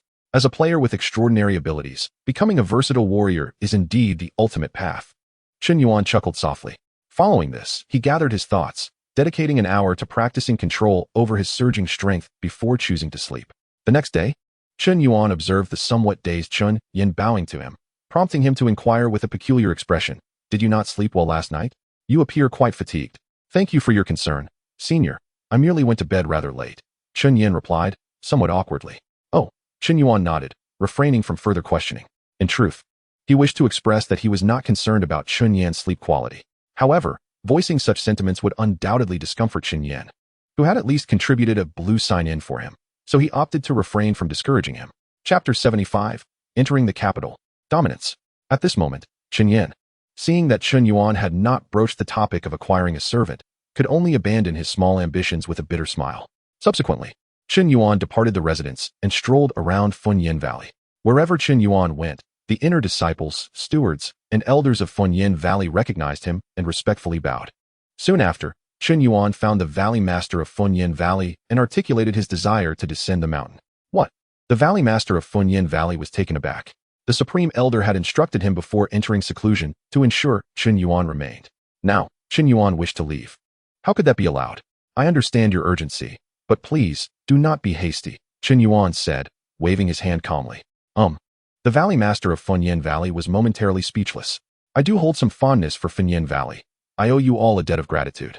Thus, if Funyin Valley encounters any troubles in the future, I shall offer my assistance. Chen Yuan shrugged casually. Although in simulations, he always joined Funyin Valley. For Chen Yuan's true self, joining held little significance. He was about to depart this island, and remaining here would merely be a waste of time. Yet, Funyin Valley had aided him significantly in his life simulations, and Chen Yuan felt a sense of attachment. Naturally, he would extend such a promise. Simultaneously, he would assist Funyin Valley in becoming a sacred nation of protection. As for dealing with the Prime Minister's residence, while the simulated Chen Yuan acted prudently, employing night raids and seeking Funyin Valley's support, for the current Chen Yuan, such measures were unnecessary. He would directly issue a challenge, compelling the Prime Minister to gather his forces, allowing for a straightforward resolution. This way, he could eliminate the problem more easily without resorting to underhanded tactics, thereby enhancing his reputation. Very well. The Valley Master of Funyin Valley smiled bitterly, realizing he could not retain Chen Yuan. Few in this world could keep such a figure. Young hero, before you depart, feel free to select any items from my Funyin Valley treasury. Consider it a farewell gift from us. The Valley Master of Funyin Valley sighed deeply, uttering these words in an attempt to cultivate deeper ties. Chen Yuan contemplated briefly and did not refuse the Valley Master's goodwill. His spatial storage ring was indeed rather low-grade and warranted an upgrade. Simultaneously, he needed to procure a set of spirit stones and battle armor. Without hesitation, Chen Yuan selected the finest storage ring, which boasted 5 times the capacity of his current one. Additionally, he acquired a set of battle armor, ensuring that none of his equipment fell below the 4th tier. After claiming his items, Chen Yuan chose to descend the mountain. The Valley Master of Funyin Valley did not dare to be negligent, personally seeing him off. The winds of change are coming to Dechu. However, with this bond between us and the esteemed senior, Funyin Valley can rest easy.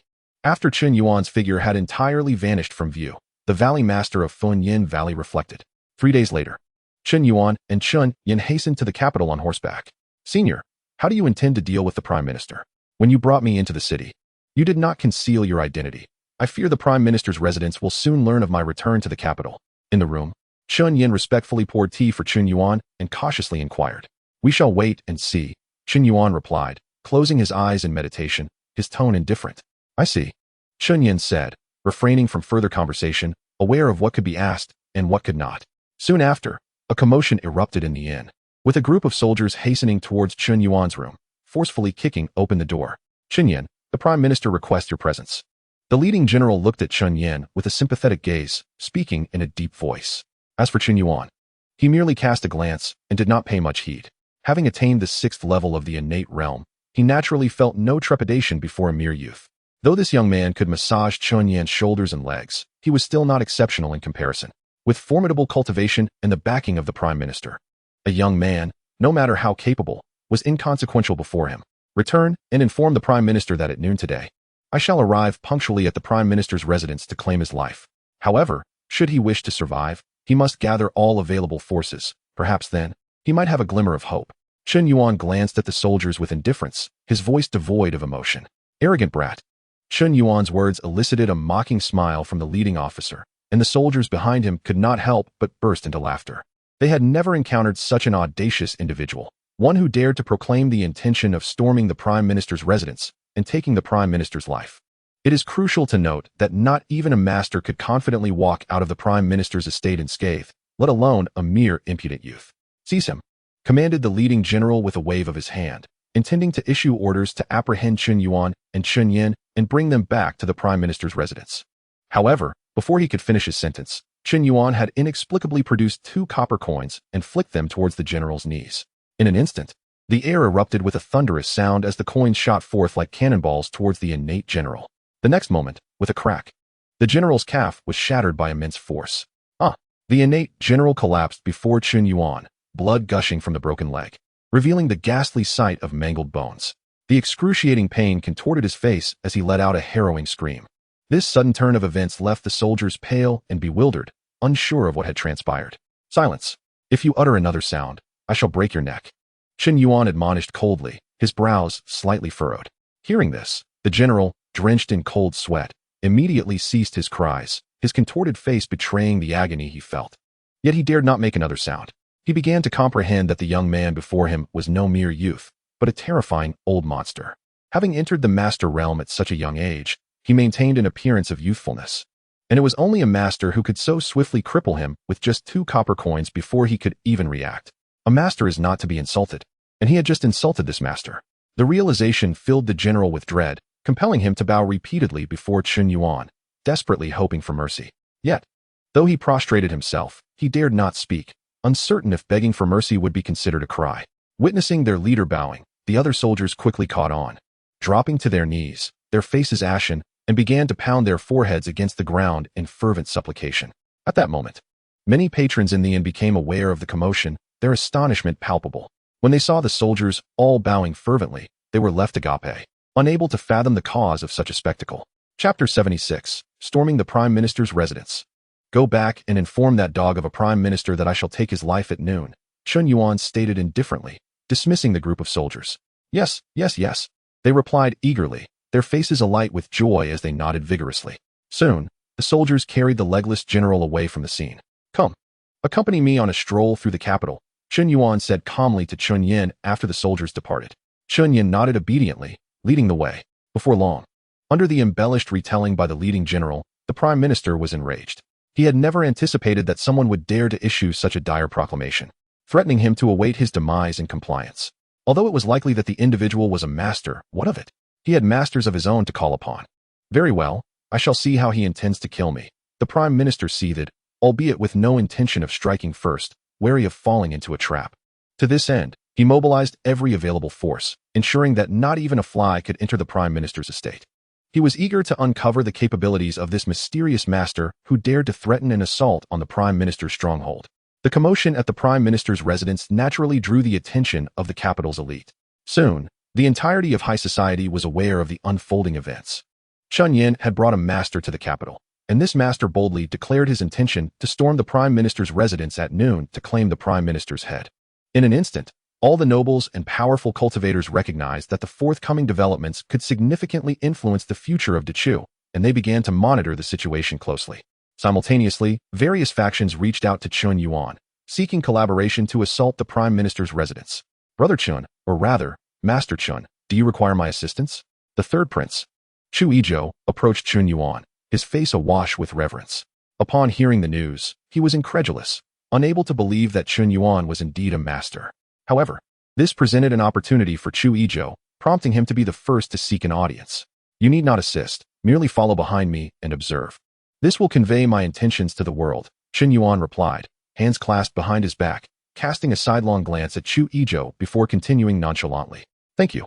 Chu Yizhou replied, his emotions complex as he clasped his hands in gratitude. Just days prior, he had shared drinks with Chen Yuan, and now he found himself in a position requiring utmost respect, a stark contrast that left him quite unsettled. Nevertheless, Chen Yuan was a figure he could not decipher. Previously, it may have been mere curiosity that led him to treat him as an equal. As noon approached, with numerous factions observing attentively, Chen Yuan, accompanied by Chu Yizhou and Chen Yin, advanced step by step towards the prime minister's residence. This scene sent shockwaves through the onlookers, who had not anticipated that Chen Yuan would truly come, let alone with Chu Yizhou and Chen Yin in tow. While Chen Yin was acceptable, the presence of Chu Yizhou following Chen Yuan implied that Chen Yuan was endorsing the third prince.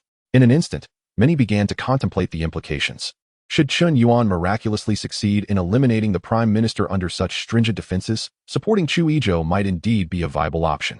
At that moment, Chen Yuan abruptly halted, eliciting surprise among the spectators, who momentarily thought him fearful. Ah, what a coincidence, Chen Yuan remarked, tilting his head to gaze at a woman atop the roof. Narrowing his eyes, above her head was a white sign that read, "Make Chen Lan kneel before you." How intriguing, yet quite insulting, Chen Yuan mused, shaking his head slightly. This task was simple. Once I dismantle the prime minister's residence, the world will flock to curry favor with me, allowing me to complete this task effortlessly without any further actions on my part. With that, Chen Yuan diverted his gaze and continued forward. At this moment, Chen Lan, startled by Chen Yuan's prior scrutiny, felt an overwhelming sense of vulnerability, cold sweat trickling down her brow. Is this what it means to be a master? No. I have encountered masters before, yet he is certainly no ordinary one. Wiping the sweat from her brow, Chen Lan murmured to herself. Initially, she had perceived this enigmatic master as somewhat reckless, but now it seemed plausible that he could indeed single-handedly dismantle the prime minister's residence, even while burdened with two encumbrances. Stop right there. As Chen Yuan approached the prime minister's residence, a guard bellowed. Undeterred, Chen Yuan pressed forward. Chu Yizhou, however, found himself conflicted. While following Chen Yuan might elevate his standing, it also posed significant danger. Nevertheless, driven by ambition, he gritted his teeth and followed. As for Chen Yan, the only option was to trust Chen Yuan, believing in his capacity for vengeance. Seeing Chen Yuan's unwavering advance, the guards readied their bows and arrows. In an instant, countless arrows rained down upon Chen Yuan. Yet, he remained composed, advancing steadily, and with a calm sweep of his blade, the arrows were severed, and the guards before him fell.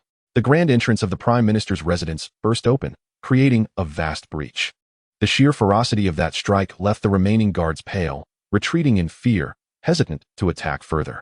Though they were formidable, they knew that to confront a master, their numbers would need to be overwhelming, and they were unwilling to sacrifice their lives against an opponent who could easily dispatch them. After all, no one wished to gamble with their lives when faced with such a lethal adversary. As Chen Yuan observed the group of armored soldiers showing no intent to act further, he too lost any inclination to slaughter them, instead directing his gaze towards the prime minister's residence. Inside the residence, the prime minister, surrounded by numerous formidable warriors, wore a grim expression as he surveyed the scene. Above the heads of the prime minister and some of the stronger warriors hovered ominous red exclamation marks, clearly indicating their status as targets. Chen Yuan understood that he needed to eliminate all individuals marked with these red symbols to complete his mission. This clarity was indeed a convenience, as otherwise, he would have been at a loss regarding the criteria for success. A slight smile graced Chen Yuan's lips as he continued to advance, unopposed this time. A cadre of ineptitude. The prime minister, witnessing this turn of events, appeared exceedingly displeased. The private soldiers he had invested heavily in proved utterly useless, inciting his ire. Meanwhile, the onlookers did not perceive the soldiers' lack of response as particularly appalling. After all, The Grand Master was overwhelmingly powerful, and even should these men sacrifice their lives in combat, it would merely serve to deplete a fraction of the Grand Master's true energy. Although this was likely the Prime Minister's intent, the soldiers were not foolish. They evidently had their own considerations. Should Chen Yuan weaken, they might seize the opportunity to redeem themselves. Conversely, if Chen Yuan maintained the upper hand, their earlier inaction would be validated as a wise choice, preserving their own lives. Chapter 77. The Prime Minister's Residence. Annihilation. Upon entering the Prime Minister's residence, Chen Yuan regarded the assembled warriors and calmly inquired, "Do you wish for me to single-handedly engage all of you? Or would you prefer to face the collective wrath of my assault?" This declaration elicited peculiar glances from the onlookers. Traditionally, the many overpower the few. Yet in the eyes of this Grand Master, it seemed to transform into the spectacle of many being vanquished by one, an audacious display indeed. Everyone, attack together and eliminate him. The Prime Minister's countenance darkened as he issued the command. The formidable warriors beside him exchanged glances and charged towards Chen Yuan from various angles, leaving him no avenue for evasion, and encompassing Chu Yizhou and Chen Yin within their ranks. In response, Chen Yuan grasped his blood-red blade and, with a sudden flourish, unleashed the mightiest strike from his self-created Xiankong Dao, the Xiankong Annihilation Blade. At that moment, 70% of his blade intent erupted, amplifying the power of the strike to its zenith. Instantaneously, the air trembled as an expansive vacuum wave surged forth in 3 directions. No innate realm warrior could withstand this attack. Even the 2 Grand Masters standing beside the Prime Minister felt their pupils constrict, their scalps prickling as they desperately attempted to evade or defend themselves. However, the full force of Chen Yuan's strike was beyond their capacity to intercept. In an instant, every innate realm warrior present, along with the Prime Minister and the 2 Grand Masters, was reduced to mere fragments of flesh, none surviving the onslaught. The Prime Minister's residence itself was obliterated, reduced to a mound of ruins. With a single blow, the battle was concluded. Gulp! The spectators, witnessing this scene, felt a chill run down their spines, involuntarily swallowing hard. They had not anticipated that the enigmatic Grand Master Chen Yuan possessed such astonishing strength. With a mere stroke, he had annihilated everyone, including 2 Grand Masters. The blade intent exhibited earlier was certainly beyond a mere 40%. Those observing from the shadows, Grand Masters among them, were drenched in cold sweat, murmuring, "Could it be that he has comprehended over 70% of the blade intent? Moreover, I have never encountered such a terrifying sword technique. From this day forth, the throne of Dechu shall belong to Chu Yizhou. Should anyone harbor thoughts against Dechu, I shall personally seek them out for an explanation." Chen Yuan sheathed his blade and spoke with an air of indifference. His voice, though soft, reached every ear with ease. In that moment, all present exchanged glances, their faces etched with awe. At that instant, every ambition flickered out. All notions of grand schemes and struggles for dominion were rendered meaningless. Anyone who dared to stir trouble would undoubtedly meet a gruesome fate at Chen Yuan's hands. This man could undoubtedly be deemed an invincible Grand Master. Meanwhile, Chu Yizhou felt a mix of joy and concern. He was elated at the prospect of ascending to the throne, confident that no one would dare challenge Dechu's sovereignty in the near future. Yet, he also feared the prospect of becoming a mere puppet emperor. Nonetheless, he quickly reconciled this thought, deciding that being a puppet emperor who could safeguard Dechu was preferable to losing the throne entirely. Ding. Sign-in successful. Congratulations, host. You have obtained 1 blue simulation opportunity. The system's voice chimed. Chen Yuan furrowed his brow at the system's prompt. Was only the blue sign-in task completed? The red sign-in task remained unfulfilled. Could it be that someone harbored ulterior motives? Or was it necessary for Chu Yizhou to officially ascend before this matter could be fully disseminated, allowing those with ambitions to relinquish their desires? Chen Yuan fell into contemplation, struggling to comprehend the situation. Never mind. Acquiring a blue simulation is better than none at all, he mused. I have fulfilled the task you entrusted to me. Now, where you wish to go is entirely at your discretion. He then turned to Chen Yin and spoke. Thank you for your immense kindness, senior. I truly wish to go nowhere, only to follow you and repay your benevolence, Chen Yin implored, kneeling before him. Chen Yuan regarded the kneeling Chen Yin and gently shook his head, offering no further words as he strode towards the exit. This left Chen Yin feeling despondent, realizing that he had truly failed to secure the favor of such a formidable ally. Witnessing this, many felt a profound sense of sympathy, acknowledging that Chen Yin had indeed been fortunate to find such a strong figure for vengeance. Alas, he had publicly declared his allegiance only to be rebuffed, a misstep that would haunt him. Had he acted more cautiously, outsiders would have certainly speculated about their relationship, refraining from harboring any ill intentions towards Chen Yin. Your generosity will not be forgotten, senior. Should you have any further instructions in the future, I will endeavor to fulfill them to the best of my abilities. Chu Yizhou bowed deeply to Chen Yuan, positioning himself as subordinate and signaling his lack of ambition. Chen Yuan nodded slightly, offering no further commentary. In the next moment, Chen Yuan vanished from sight, his speed leaving the onlookers bewildered. Only the Grand Masters lurking in the shadows perceived the fleeting movement, their expressions filled with astonishment. They discerned that it was the Yunming step of the Yunming sect.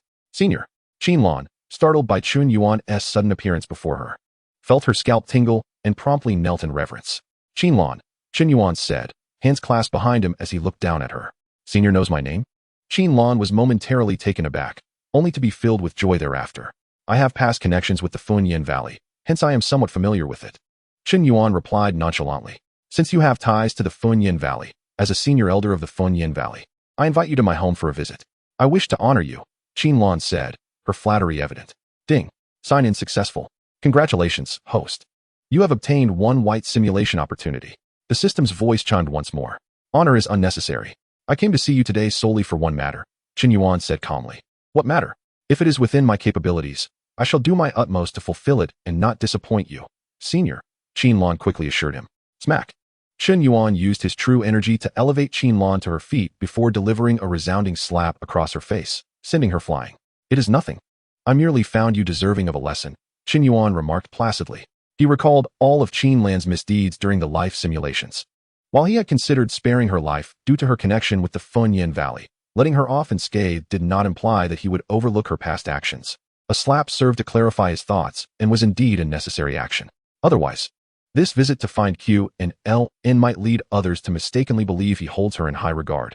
A notion that would undoubtedly bestow immense benefits upon both Q&Ln and the Q&Wangfu. Q&Ln, having been struck down, felt a deep sense of frustration yet dared not voice her anger. She could only lower her head in acknowledgement of her mistakes, pleading for Chen-Yuan's forgiveness. She was acutely aware that with Chen-Yuan's slap, her grip on power would slip away, rendering any aspiration to inherit the Q&Wangfu utterly impossible. Chen-Yuan cast a disinterested glance at Q&Ln, unwilling to squander any more time with her, and with a mere shift of his feet, vanished in an instant. Chapter 78, The First Blue Talent. Within the inn, Chen-Yuan sat cross-legged, contemplating. System, I wish to initiate blue simulation. For Chen-Yuan, acquiring formidable talents before opting for ordinary or inferior simulations had become a commendable habit. Ding. The life simulator is activated. Talent refreshing in progress. The system's voice resonated. Ding.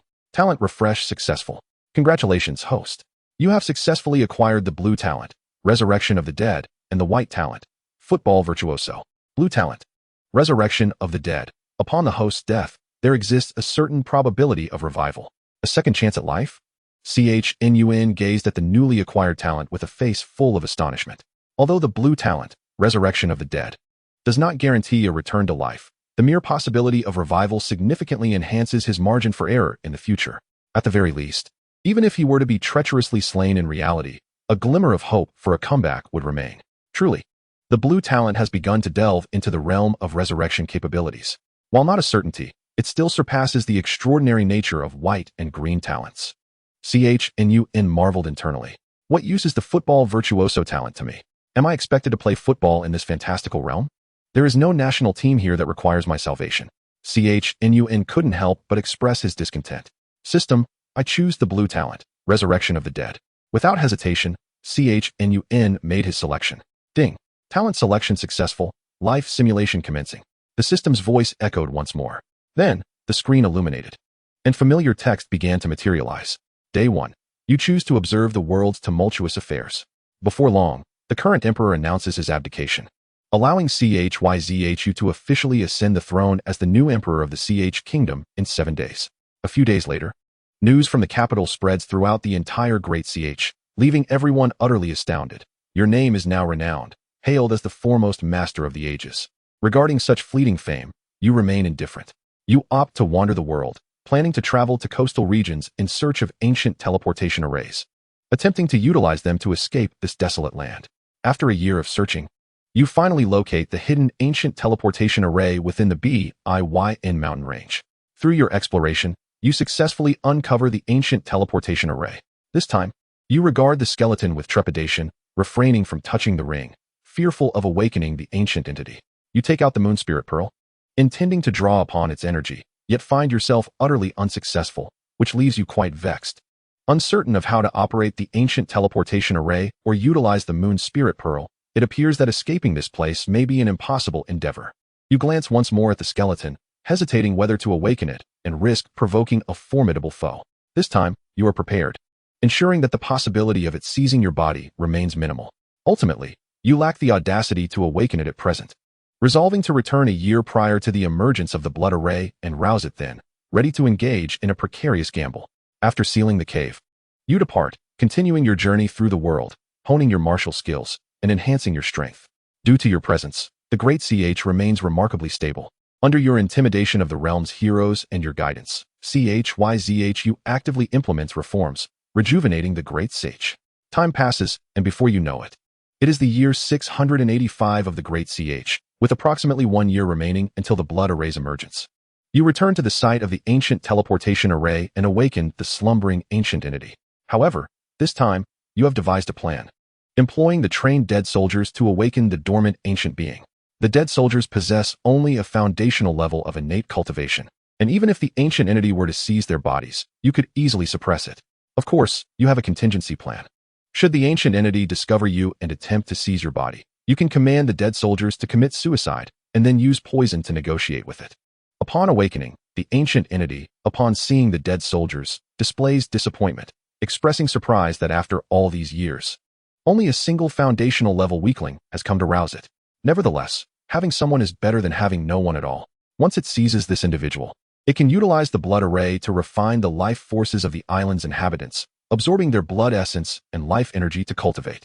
This would not only rapidly elevate its power, but also serve as an energy medium to activate the ancient teleportation array, thereby providing an opportunity to escape. Damn it. This blood array was concocted by that ancient entity. CHNUN observed the content of the text simulation, furrowing his brow. Previously, upon hearing the sea demon mention that the timing was not yet right, he had assumed that the blood array was related to the oceanic demon. Little did he know, it was actually this undead ancient being orchestrating the scheme.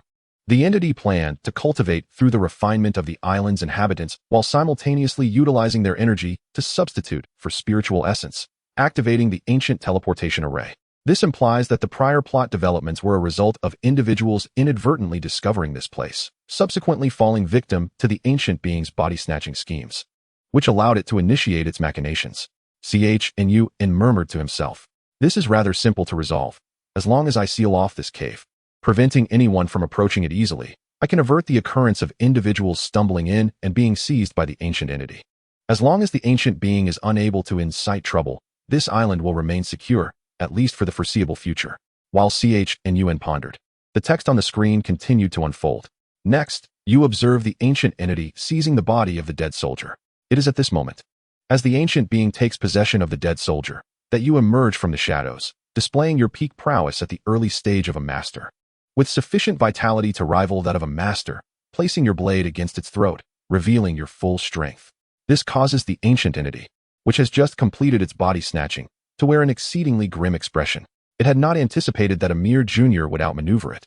The ancient entity is acutely aware that given the condition of its new body, it stands no chance against a master like you, who has cultivated both body and spirit. Moreover, not only have you achieved the dual cultivation of body and spirit, but you have also comprehended the peak intent of the blade, making your combat prowess far from ordinary. Although the techniques the ancient entity practiced in life were undoubtedly superior to yours, its foundation of mere first-level innate cultivation, coupled with the meager true energy derived from low-grade techniques, renders it incapable of executing high-level martial arts. After all, the stronger the martial technique, the greater the energy expenditure required. An entity at the foundational level can never hope to perform techniques above the low-grade tier. Finally, you have already placed the blade against its throat, leaving the ancient entity without the initiative. Any reckless movement would lead to its demise. Chapter 79. Engaging with a tiger. Counterattack. In response, the ancient entity initially resorts to threats, but upon realizing their ineffectiveness, it softens its tone, claiming there are matters to discuss, adopting a submissive demeanor that is rather comical. You then interrogate it on how to activate the ancient teleportation array. The ancient entity, surprised by your knowledge of the array, feigns ignorance. However, you fix it with a murderous gaze, preparing to take its life. The ancient creature let out a sigh, realizing that you were not easily deceived and could only admit to knowing how to activate the ancient teleportation array. However, due to a lack of energy, it was impossible to activate the ancient teleportation array to escape this place. You pressed the ancient creature again, inquiring how he had arrived in Zhuling Gd and the reason behind his downfall. The creature explained that he had been betrayed while hunting down the demonic thieves, sustaining severe injuries. In order to escape their pursuit, he had to rely on the ancient teleportation array to flee to another location. To his surprise, he ended up in Zhuling Gd, where the absence of spiritual energy and his grievous wounds forced him to remain and ultimately perish here. You chuckled, recognizing that the ancient creature was attempting to present himself as a righteous figure, fabricating a woeful narrative to elicit your trust and sympathy. You were aware that extracting any truth from him was futile and thus brandished the Yuling Zhu, demanding to know how it was to be utilized. The appearance of the Yuling Zhu ignited a flicker of excitement in the ancient creature's eyes, and he countered with a question about how you had acquired it. You remained silent, insisting he reveal its use. If he refused, you would kill him, and if he claimed ignorance, the outcome would be the same. The ancient creature understood that he could not outmaneuver you in this matter, and chose to disclose how to harness the energy of the Yuling Zhu. Although he withheld the method for creating an energy shield with it, you were acutely aware that he was concealing something, but pressing further would yield no fruitful results. While the ancient creature feared death, he also understood that divulging everything would hasten his demise. He was well aware that as long as he held some value, you would not easily eliminate him. Subsequently, you experimented with the Yuling Zhu, discovering indeed that you could channel its vast energy, causing a smile to form on your face. The ancient creature then chuckled, suggesting that if you were willing to swear a blood oath of mutual non-harm, he would teach you how to use the ancient teleportation array, allowing both of you to escape Zhuling Gd. He even offered to take you as his disciple, imparting powerful techniques and martial arts that would ensure a bright future for you. You scoffed inwardly at the thought of learning demonic techniques, which were brutal and merciless. Moreover, with the creature's temperament, the methods he taught would undoubtedly be fraught with peril. Nevertheless, the prospect of collaborating to exit this desolate place did indeed pique your interest. As you had no other alternative, after careful consideration, you agreed to establish a blood oath of mutual protection to leave Zhuling Gd together. Seeing your acquiescence, the ancient creature relaxed, employing a secret method to initiate the blood oath, indicating that both of you needed to blend your blood for the oath to take effect. He then suggested that you could go first. You, however, did not trust him and insisted he proceed first. The ancient creature grinned widely and chose to offer his blood first. Only then did you follow suit. As you initiated the blood oath, the ancient creature erupted into laughter, declaring that you were indeed just a native of Zhuling Gd, unaware of the true nature of the blood oath and its principles, yet daring to engage in one with him. This was not a blood oath, but a master-servant contract. The one who shed blood first became the master, while the second became the servant. The creature's words left your face pale. You wanted to strike him down immediately, but found that the mere thought of attacking him caused excruciating pain throughout your body, rendering you immobile. The ancient creature looked at you with a sinister grin, lamenting the missed opportunity of seizing your body, which could have facilitated his return to glory. Although he could not take over your body now, the master-servant contract meant you would be unable to defy his commands. Once he regained sufficient strength, he could attempt to seize you again. Your expression darkened as you bit down on a poison capsule, succumbing to its lethal effects. This poison, specially concocted over the years, was potent enough to kill even a master, provided they did not fully resist its effects. Naturally, you could not counteract the poison since you aimed for self-destruction. As the poison coursed through your veins, you spat black blood, collapsing to the ground and gradually losing consciousness. The ancient creature was taken aback, astonished that you had concealed such a trump card. He looked regretful, realizing that if you survived, he could later inhabit your body, increasing his chances of reclaiming his former strength. The ancient creature then unearthed his storage ring from the earth, preparing to leave. Just as he turned to depart, you suddenly revived, coldly gazing at him, and taking advantage of his unpreparedness, you struck him down with a single blow. Before his demise, the ancient creature looked astonished, never anticipating your sudden revival and your immunity to the master-servant contract's influence. After your narrow escape from death and the slaying of the ancient creature, you gazed at his lifeless body, panting heavily, your expression one of profound gloom. Had it not been for your fortuitous activation of the blue talent of resurrection, you would have indeed fallen victim to this ancient creature. Although killing him did not grant you an escape from this place, the act was necessary. Continuing to grapple with such a cunning and seasoned adversary was far too perilous. You understood that these old fiends were not to be trifled with. Nonetheless, you remained vigilant, The ancient creature's soul power was formidable, and killing his physical form might not have been sufficient to obliterate him entirely. As expected, a phantom figure emerged, lunging toward you. In the realm of cultivation, each time a practitioner attempted to seize another's body, their soul's strength had to align with the physical body, typically being much stronger than the body's level. Otherwise, the attempt would fail. Thus, the ancient creature, having seized a body of the first realm of innate strength, had significantly weakened his soul's power. When the ancient creature charged at you, it did not incite panic. You were prepared and wielded your blade with full force. This time, due to his weakened soul from previous possession attempts, you managed to severely injure him with a single strike. Aided by your pinnacle knife intent and your deliberate use of a thunder attribute blade technique aimed at soul attacks. Chapter 80. Departing from Zhu Ling GD. The ancient creature let out a shrill scream, no longer daring to engage you in combat, and sought peace. Claiming he would indeed activate the ancient teleportation array for you this time. You dismissed him with disdain, unleashing your ultimate technique to obliterate his soul, ensuring his complete demise. After vanquishing the ancient creature, you began to assess your spoils. The ancient ring adorned with bones was likely a soul-nurturing artifact, which had allowed the ancient creature to persist in a fragmented state, preventing his soul from dissipating. Although unaware of its market value, you knew it was an incredibly precious treasure. Next, you sifted through the ancient creature's storage ring, eager to discover its contents. Soon, you uncovered a set of crimson formation plates and flags, along with various spirit stones of differing qualities. It was evident that the crimson formation plates were related to the blood-red great formation. As for the assorted spirit stones, they were presumably the energy source to activate the formation. Finally, you examined the remaining items, but unfortunately, you found no rare materials or martial techniques.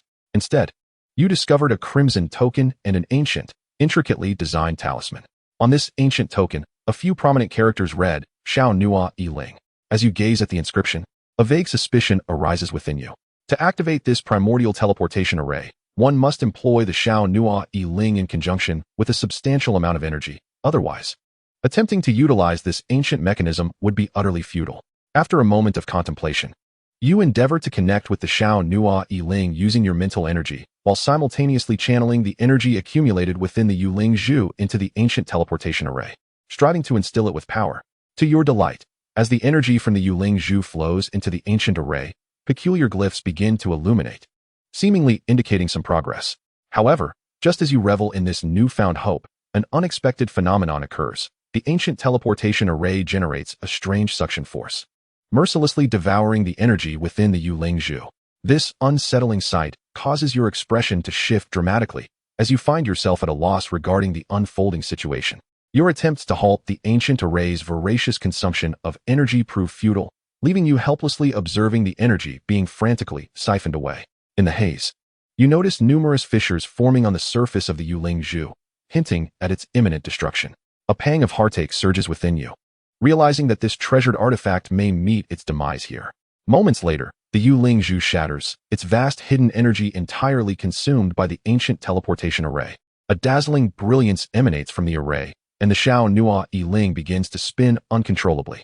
Subsequently, a towering beam of light pierces the heavens, transporting you across the fabric of space. By a stroke of fortune, akin to a blind cat stumbling upon a dead mouse, you inadvertently activate the ancient teleportation array, achieving a long-distance transfer at the cost of a Yuling Zhu.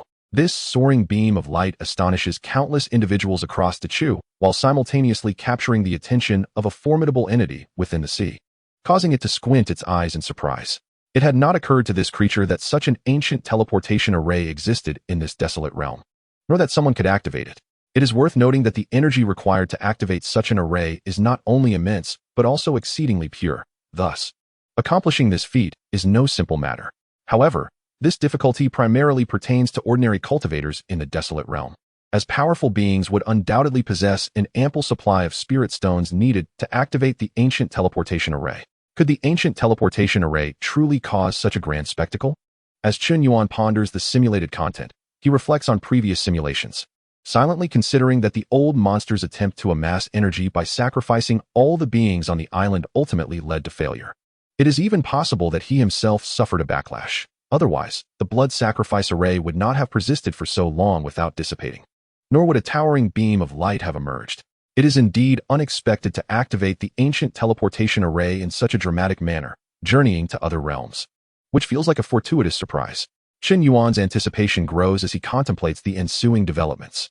Previously, he felt like a caged bird or a fish ensnared in a net. Now, this venture allows him to soar into the azure sky and plunge into the vast ocean, free from constraints. He wonders what wonders await him in the outside world, whether he can ascend to the realm of master and what heights lie beyond that. As Chen Yuan indulges in his expectations, the text on the screen continues to unfold. Soon, you find yourself in a cavern, where another ancient teleportation array resides.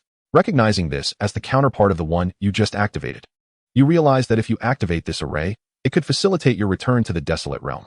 However, the thought of returning to such a wretched place is unappealing.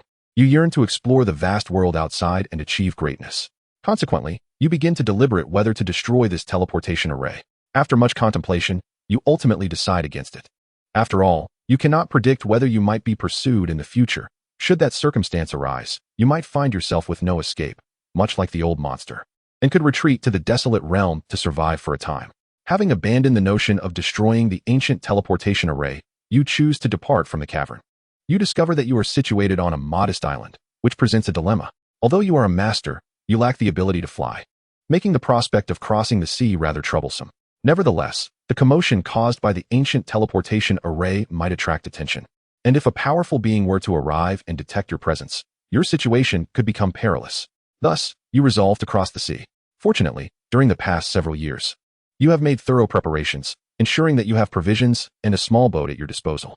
In this scenario, you need not worry about swimming across the sea or lacking sustenance during your journey. However, you are uncertain where the currents may take you, nor can you predict whether you might encounter marine beasts. The thought of the sea's monstrous creatures instills a sense of trepidation within you, as the formidable entity described in previous simulations lingers in your mind.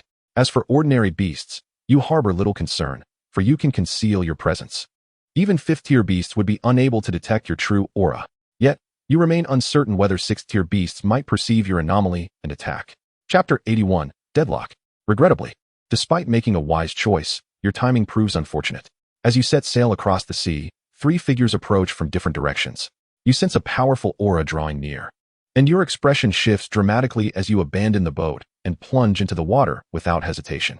Shortly thereafter, one of the figures reaches your small vessel. It is a middle-aged man with a scarred face, adorned with a pair of thunderous wings. Clearly, he is a formidable being of the Yuling realm. The keen eyesight of a Yuling realm expert is formidable. He witnesses your leap into the sea as he approaches. With a mocking grin, he dives into the water without hesitation, pulling you from the depths. Faced with such a powerful adversary, you find yourself devoid of any capacity for resistance, resigning yourself to a bitter acceptance of your fate, hoping that perhaps this will grant you a chance at survival. Soon, the other 2 Yuling realm experts arrive, demanding that the scar-faced one relinquish you. The scarred expert sneers disdainfully, dismissing them with a warning to scram, lest they meet their demise at his hands. Enraged by his arrogance, the 2 Yuling realm experts retaliate, launching an assault against him. Among masters, there exists a disparity. Likewise, there are distinctions among Yuling realm experts. The scar-faced expert's combat prowess is evidently among the stronger within the Yuling realm, far surpassing that of the other 2. Consequently, even while holding you, the scar-faced expert effortlessly dispatches the other 2 Yuling realm experts. Although their confrontation is brief, the sheer magnitude of their power leaves you in awe, making the disparity palpable. Following this, the scar-faced Yuling realm expert carries you toward the island, inquiring about your origins along the way. You are astonished to discover that you share a common language, and it dawns upon you that the scar-faced expert is aware of the ancient teleportation array, prompting his inquiry. After careful contemplation, you chose to answer him honestly, revealing that you hail from Zhuling Jidi. Upon hearing that you originate from Zhuling Jidi, the scarred-faced powerful figure of Yuling Jing experienced a drastic change in expression, astonished that the ancient teleportation array connected to such a cursed place. Consequently, without hesitation, he struck you down with a single palm, and due to the one-time effect of the blue talent, resurrection of the deceased, you were unable to revive. Your demise marked the conclusion of this simulation. Chen Yuan gazed at the text simulation, feeling utterly bewildered. What was the situation? Did Zhuling Jidi harbor further secrets? The intense reaction from the scarred-faced Yuling Jing expert upon hearing its name, leading him to swiftly eliminate the simulated Chen Yuan without regard for the truth of his claims, left Chen Yuan perplexed. What exactly were the secrets of Zhuling Jidi? Even the Sea Tribe's great demon blocking the way was somewhat understandable. But why such a significant reaction from a fellow human? Chen Yuan furrowed his brows, struggling to comprehend the underlying reasons. This was troubling. He had thought he had found a glimmer of hope, but now it seemed that the opposite end of the ancient teleportation array was under scrutiny as well. He felt a headache coming on. If all went as expected, the exposure of the ancient teleportation array was likely due to the actions of ancient monsters that had perished in Zhuling GD, leading to frequent visits from powerful beings. Alternatively, perhaps those who once pursued these ancient monsters had placed their forces here to keep watch. He hoped it was merely a coincidence that 3 Yulingjing experts happened to be nearby and witnessed the teleportation beam, prompting them to arrive. Chen Yuan muttered to himself. If indeed someone was watching him, escaping would be nearly impossible. Engaging in a battle against Yulingjing with his current mastery as merely a novice in the master realm was exceedingly difficult, especially given the modest quality of his martial techniques. The Xian level supreme techniques had never appeared in Dechu and should be considered common in the outside world. Chen Yuan did not believe that those who had reached the Yulingjing realm lacked superior techniques and martial skills. In the next simulation, he resolved to attempt the teleportation at a different time, hoping that the circumstances would not be as dire. Chen Yuan sighed deeply. After finally catching a glimmer of hope, the thought of it being ruthlessly extinguished felt cruel, as if they offered no escape at all. He was fortunate. At least he had some advantages. For others in Dechu, even if they managed to escape Zhuling GD, they would find themselves trapped on an isolated island. While Chen Yuan was lost in thought, the system's voice chimed in. Ding! Reward generation successful. The host may choose 2 rewards from the following options. Xian level superior defensive martial technique, Xian Guangzhao, perfect realm. Xian level superior martial technique, Hu Xiao Quan, perfect realm. Blue talent, resurrection of the deceased, 90% peak sword intent, 30% fist intent, combat experience. System, I choose the blue talent, resurrection of the deceased, and 90% peak sword intent. After glancing at the reward list, Chen Yuan swiftly made his selection. Although the options were numerous, there was no need for indecision. He would choose the best. Ding, reward selection successful, distributing now. The system's voice resonated. Subsequently, Chen Yuan felt a multitude of insights regarding sword techniques flooding his mind, allowing him to absorb them with rapt fascination. As for the manifestation of the talent, there was none. This was entirely normal. The blue talent, resurrection of the deceased, could only be triggered upon death, and under normal circumstances, there would be no observable change. The 90% peak sword intent proved to be formidable. However, it was still insufficient. After absorbing the insights into sword techniques, Chen Yuan exhaled deeply. As he grew stronger, the enemies he encountered in his quest to leave Zhuling GD also became increasingly formidable, with the remnants of ancient monsters and powerful Yulingjing experts. His mastery and 90% peak sword intent would not suffice. He required even greater strength. Only by acquiring truly invincible power could he find solace. Chen Yuan contemplated this in his heart. System, I wish to conduct a white simulation. Immediately, he declared within his mind. This time, he sought to test whether there truly was no path to survival. If there were indeed no options for escape, he would have to rely on the possibility of the red talent breaking the stalemate. This feeling was deeply unsettling. Ding! Life simulation device activated, talent refreshing. The system's voice resounded. Talent refresh successful. Congratulations to the host for successfully acquiring the white talent, staff technique genius. White talent, staff technique genius. Possessing this talent will enhance the host's aptitude in staff techniques. What a useless talent. Chen Yuan gazed at the newly acquired talent with great disappointment. He was currently on the path of sword techniques and had no need for staff techniques. Of course, this was primarily due to the talent's white classification. Had it been blue or even red, switching to staff techniques would not have been out of the question. Chapter 82. Despair Ding. Talent loading successful. Life simulation commencing. The system paid no mind to Chen Yuan's grievances, and the voice continued. Soon, the familiar text began to appear on the screen.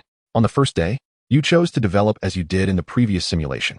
The difference this time is your desire to elevate your strength to its utmost as swiftly as possible, so you may advance to the ancient teleportation array ahead of time for your passage. Time passed, and before long, 5 years had elapsed. With 5 years behind you, you had learned all that needed to be learned. Consequently, feeling that the time was ripe, you arrived at Baiyin Mountain Range, seeking out the ancient monster. You employed the same method as in the previous simulation, allowing the ancient monster to seize the body of a death warrior in the innate realm.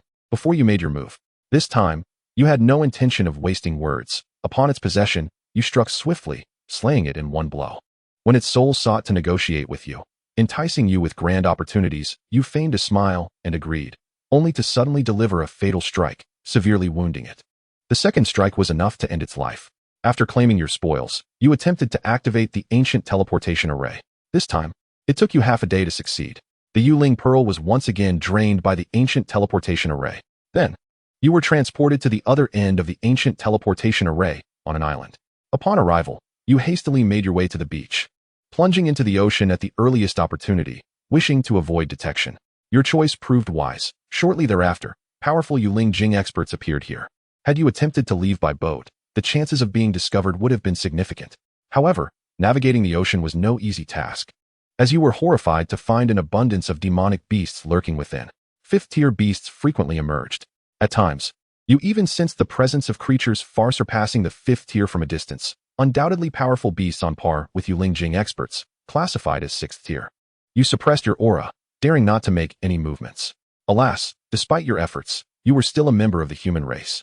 And it was only a matter of time before the sea tribe's beasts set their sights on you, let alone a solitary human in the ocean. It was common for sea tribe beasts to engage in brutal battles, devouring one another. As time passed, the assaults from the demonic beasts increased, their levels growing ever higher. You dared not retaliate, knowing that any counterattack would attract attention, spreading the scent of blood far and wide, potentially summoning even more formidable beasts. In such a scenario, your demise would be inevitable. Thereby, you had no choice but to rely on the strength of your physical body, alongside the effects of the white talent, frenzy, and the white talent, fleet-footed, to evade these beasts as you swam further away. Regarding the true energy, you dare not utilize it. Once employed, it would undoubtedly reveal your identity as a member of the human race to the demonic beasts, resulting in dire consequences. Nevertheless, despite your utmost caution and attempts to avoid conflict, you have ultimately attracted the attention of a formidable fifth-tier demonic beast. This creature is exceptionally powerful, possessing strength equivalent to that of a mid-stage human master, and it bears a potent lineage, granting it combat capabilities that far exceed others of its kind. Were you on land, you might have stood a chance against it, but this is the ocean, where the aquatic demonic beasts are exceedingly fierce, and your own power is halved, leaving you reluctant to engage in earnest combat. Faced with such a formidable foe, you find yourself unable to flee or fight, placing you in an exceedingly perilous situation. With no other options at hand, you swim toward the surface. Remaining submerged guarantees your demise. After devising a means to repel the beast, you ascend to the water's surface and employ a technique known as xianxiaaudiobooks, allowing you to traverse the waves with remarkable speed. However, the powerful fifth-tier demonic beast has fixated on you, vowing not to relent until it has devoured you. The chase you embark upon creates a significant uproar, attracting even more formidable demonic beasts. Ultimately, you find yourself ensnared in a situation from which there is no escape, destined to be consumed by the beasts and meet your end in the vast ocean. Your demise signals the conclusion of this simulation. Still, you have perished. Chen Yuan gazes at the simulated text, his heart heavy. The current circumstances render it clear that no matter his actions, he cannot evade the grim fate of death, which is indeed disheartening. Perhaps next time, instead of recklessly wandering the ocean alone, he should seek refuge on an inhabited island and devise a strategy to escape from the approaching powerful practitioners. Furrowing his brow, Chen Yuan murmurs to himself. As long as he does not expose his origins from Zhuling Jidi, there may still be a glimmer of hope. Naturally, under normal circumstances, Chen Yuan would never dare to gamble on such a slim chance. It is only when faced with the certainty of death that one might consider taking risks. It is a difficult predicament. Chen Yuan sighs. It seems that he must continue to remain in hiding, enhancing his strength in hopes of carving out a sliver of opportunity in the future. Beyond that, he appears to have no choice but to rely on that red talent. The final option, resorting to collaboration with the old monster, looms as a desperate measure. Chen Yuan squints, feeling a tumult of emotions within. Ding! Reward generation successful. The host may select 2 rewards from the following options: Xian level superior defensive martial technique, Xian Guangzhao, complete realm. Xian level intermediate movement technique, Shui Shang Piao, complete realm. Xian level superior fist technique, Hu Xiao Quan, complete realm. 30% fist intent. The choices available for reward selection are indeed dwindling, prompting Chen Yuan to voice his discontent. System: I choose Xian level superior defensive martial technique, Xian Guangzhao, complete realm, and Xian level intermediate movement technique, Shui Shang Piao, complete realm. Subsequently, Chen Yuan made his selections casually. With the options diminishing, he knew he would eventually have to choose, so there was no point in overthinking it. Ding! Reward selection successful, dispensing now. The system's voice resonated. Following this, Chen Yuan's mind flooded with a wealth of memories and insights into martial techniques, captivating him as he absorbed the knowledge. Once everything concluded, Chen Yuan opened his eyes and accessed the system map, eager to discover if any new locations had emerged for signing in within the Dechu domain.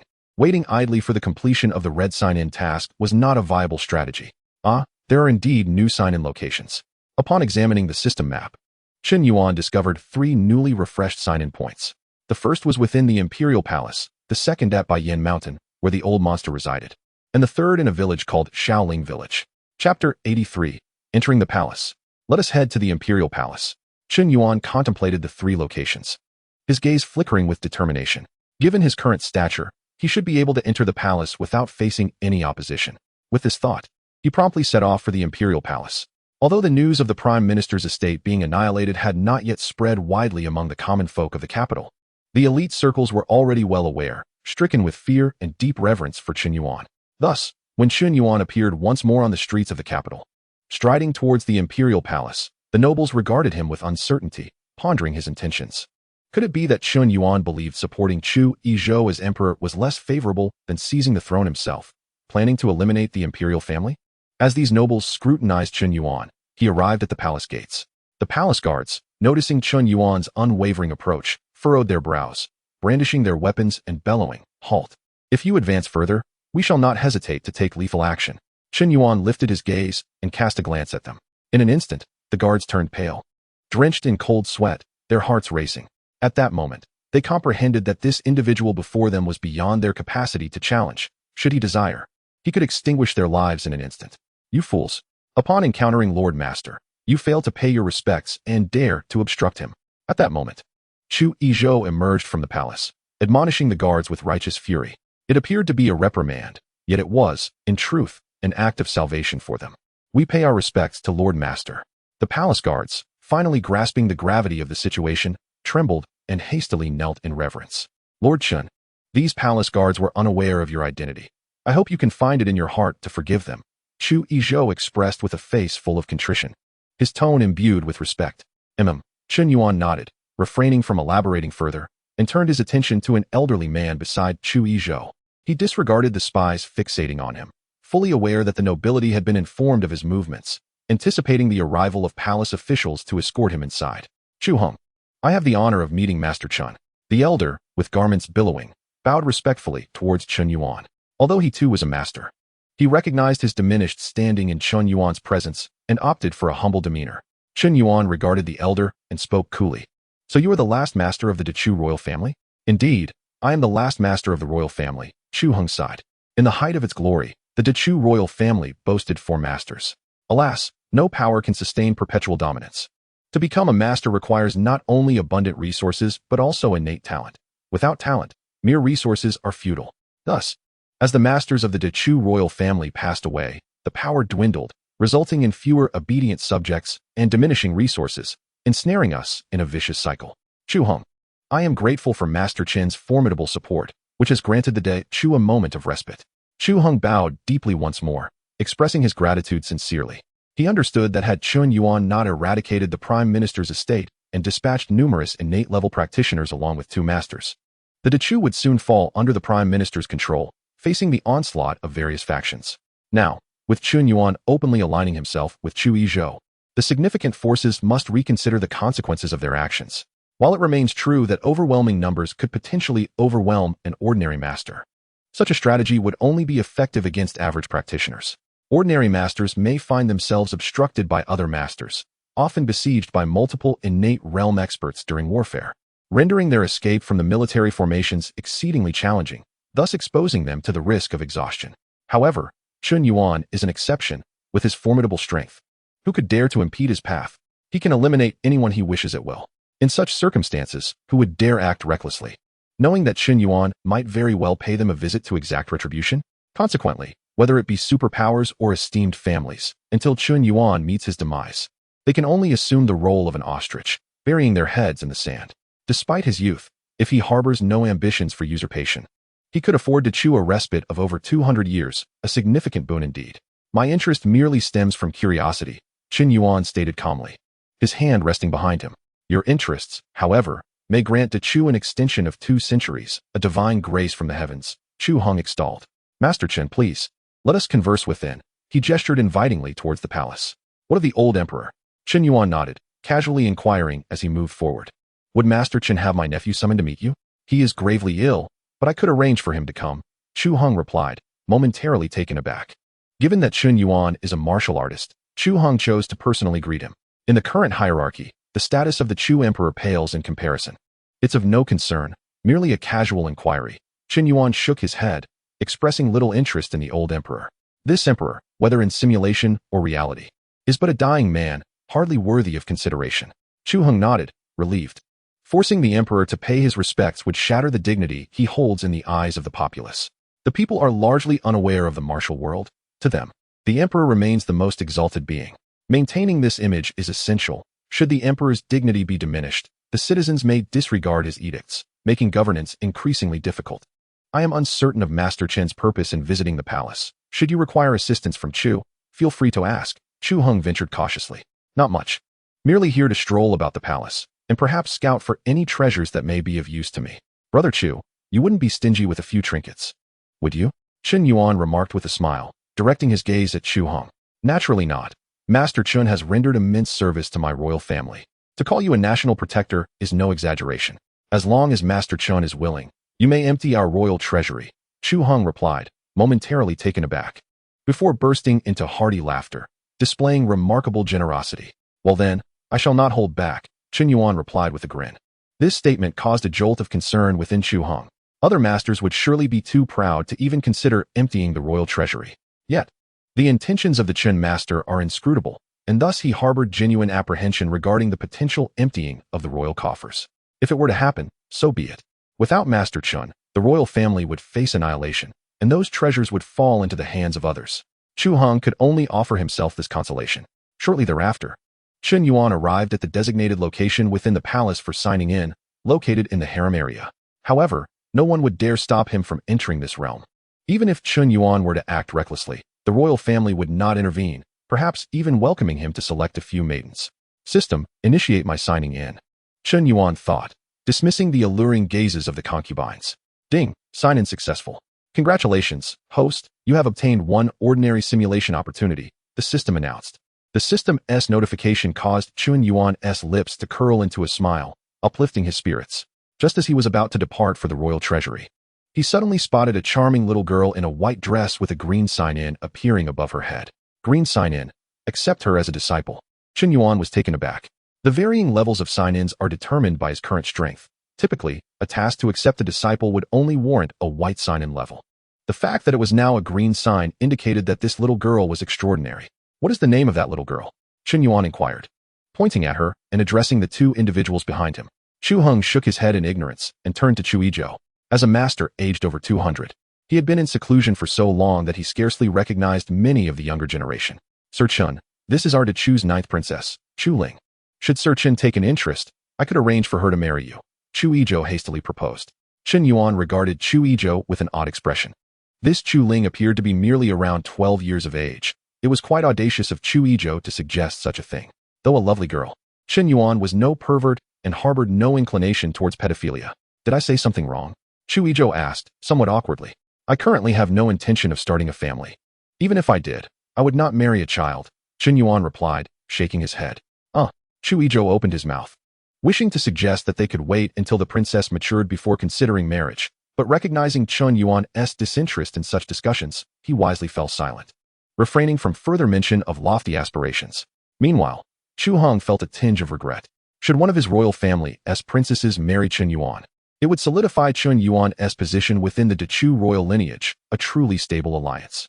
However, many things cannot be forced and must be left to fate. Disregarding Chu Yizhou, Chen Yuan approached Chu Ling directly. The little girl gazed at Chen Yuan with curiosity, her bright eyes filled with wonder. After all, no unfamiliar man had ever ventured into this realm. The strange man before her treated the harem as if it were his own abode, even commanding respect from the third royal brother, who guided him. Little one, are you interested in martial arts? Chen Yuan knelt down, affectionately ruffling Chu Ling's hair as he asked with a smile. Martial arts? Chu Ling responded, somewhat puzzled. She was more interested in music and the arts, finding martial training exhausting and fearing it might mar her beauty. Chu Heng and Chu Yizhou, standing nearby, grasped Chen Yuan's intent, their faces lighting up with joy as they quickly conveyed to Chu Ling the importance of becoming his disciple. If Chu Ling could indeed become Chen Yuan's apprentice, It would greatly benefit the royal family. While this master-disciple relationship may not rival that of husband and wife, it would still forge a close bond. In the future, should the royal family face peril, a mere whisper from Chu Ling might compel Chen Yuan to extend his formidable support. The urgency conveyed through their silent communication left the little girl bewildered. This caused Chu Yizhou and Chu Hong to nearly choke with anxiety. As the future emperor of Chu and the current master of the royal family, both were shrewd individuals with admirable composure. Yet, the gravity of this situation had them genuinely alarmed. After all, the Chu royal family currently teetered on the brink of collapse. Although Chen Yuan had pulled them back from the precipice, they felt it remained precarious. The opportunity before them was indeed the key to solidifying the Chu royal family's stability. Chen Yuan glanced at Chu Yizhou and Chu Hong, aware that they were attempting to communicate with Chu Ling. However, he bore no intention of intervening. After all, he genuinely needed Chu Ling to accept him as her master to fulfill this green sign-in task. Little girl, do you wish to take me as your master and inherit my legacy? Chen Yuan inquired, affectionately stroking Chu Ling's head. Take you as my master? Chu Ling stammered, feeling a bit flustered as she glanced toward Chu Yizhou and Chu Hong. Both were nearly beside themselves with urgency, signaling her to promptly accept the apprenticeship. If it were not for Chen interest in someone else, Chen would have eagerly wished to take that place. Kneeling before Chen and proclaiming, "Master, please allow your disciple to pay their respects." Chen's legacy is undoubtedly a lineage that surpasses even the mightiest of powers. The cultivation techniques and martial arts Chen has mastered are unlike anything they have ever encountered, transcending the mere realm of Xian Grade Superior. Master, please allow LNR to pay her respects. CHLN timidly knelt before Chen, performing the rite of apprenticeship. With a chime, the system announced, "Sign-in successful. Congratulations to the host for receiving a green sign-in opportunity." The voice of the system elicited a satisfied smile from Chen. "Since you have taken me as your master, we are now bound by the ties of master and disciple. From this day forth, you shall remain by my side." Chen stated with a smile. I understand," CHLN replied with a hesitant nod. Xing, please take me to the royal palace. As for Chyzhu, help your little sister with her mental state. You did frighten her earlier," Chen remarked, casting a sidelong glance at Chyzhu. "Understood," Chyzhu responded, feeling somewhat awkward as he nodded vigorously. Ching, on the other hand, displayed no reaction, simply watching with a beaming smile. With a member of the royal family having become Chen's disciple, the royal house was finally secure, and the DCH dynasty would not be easily toppled.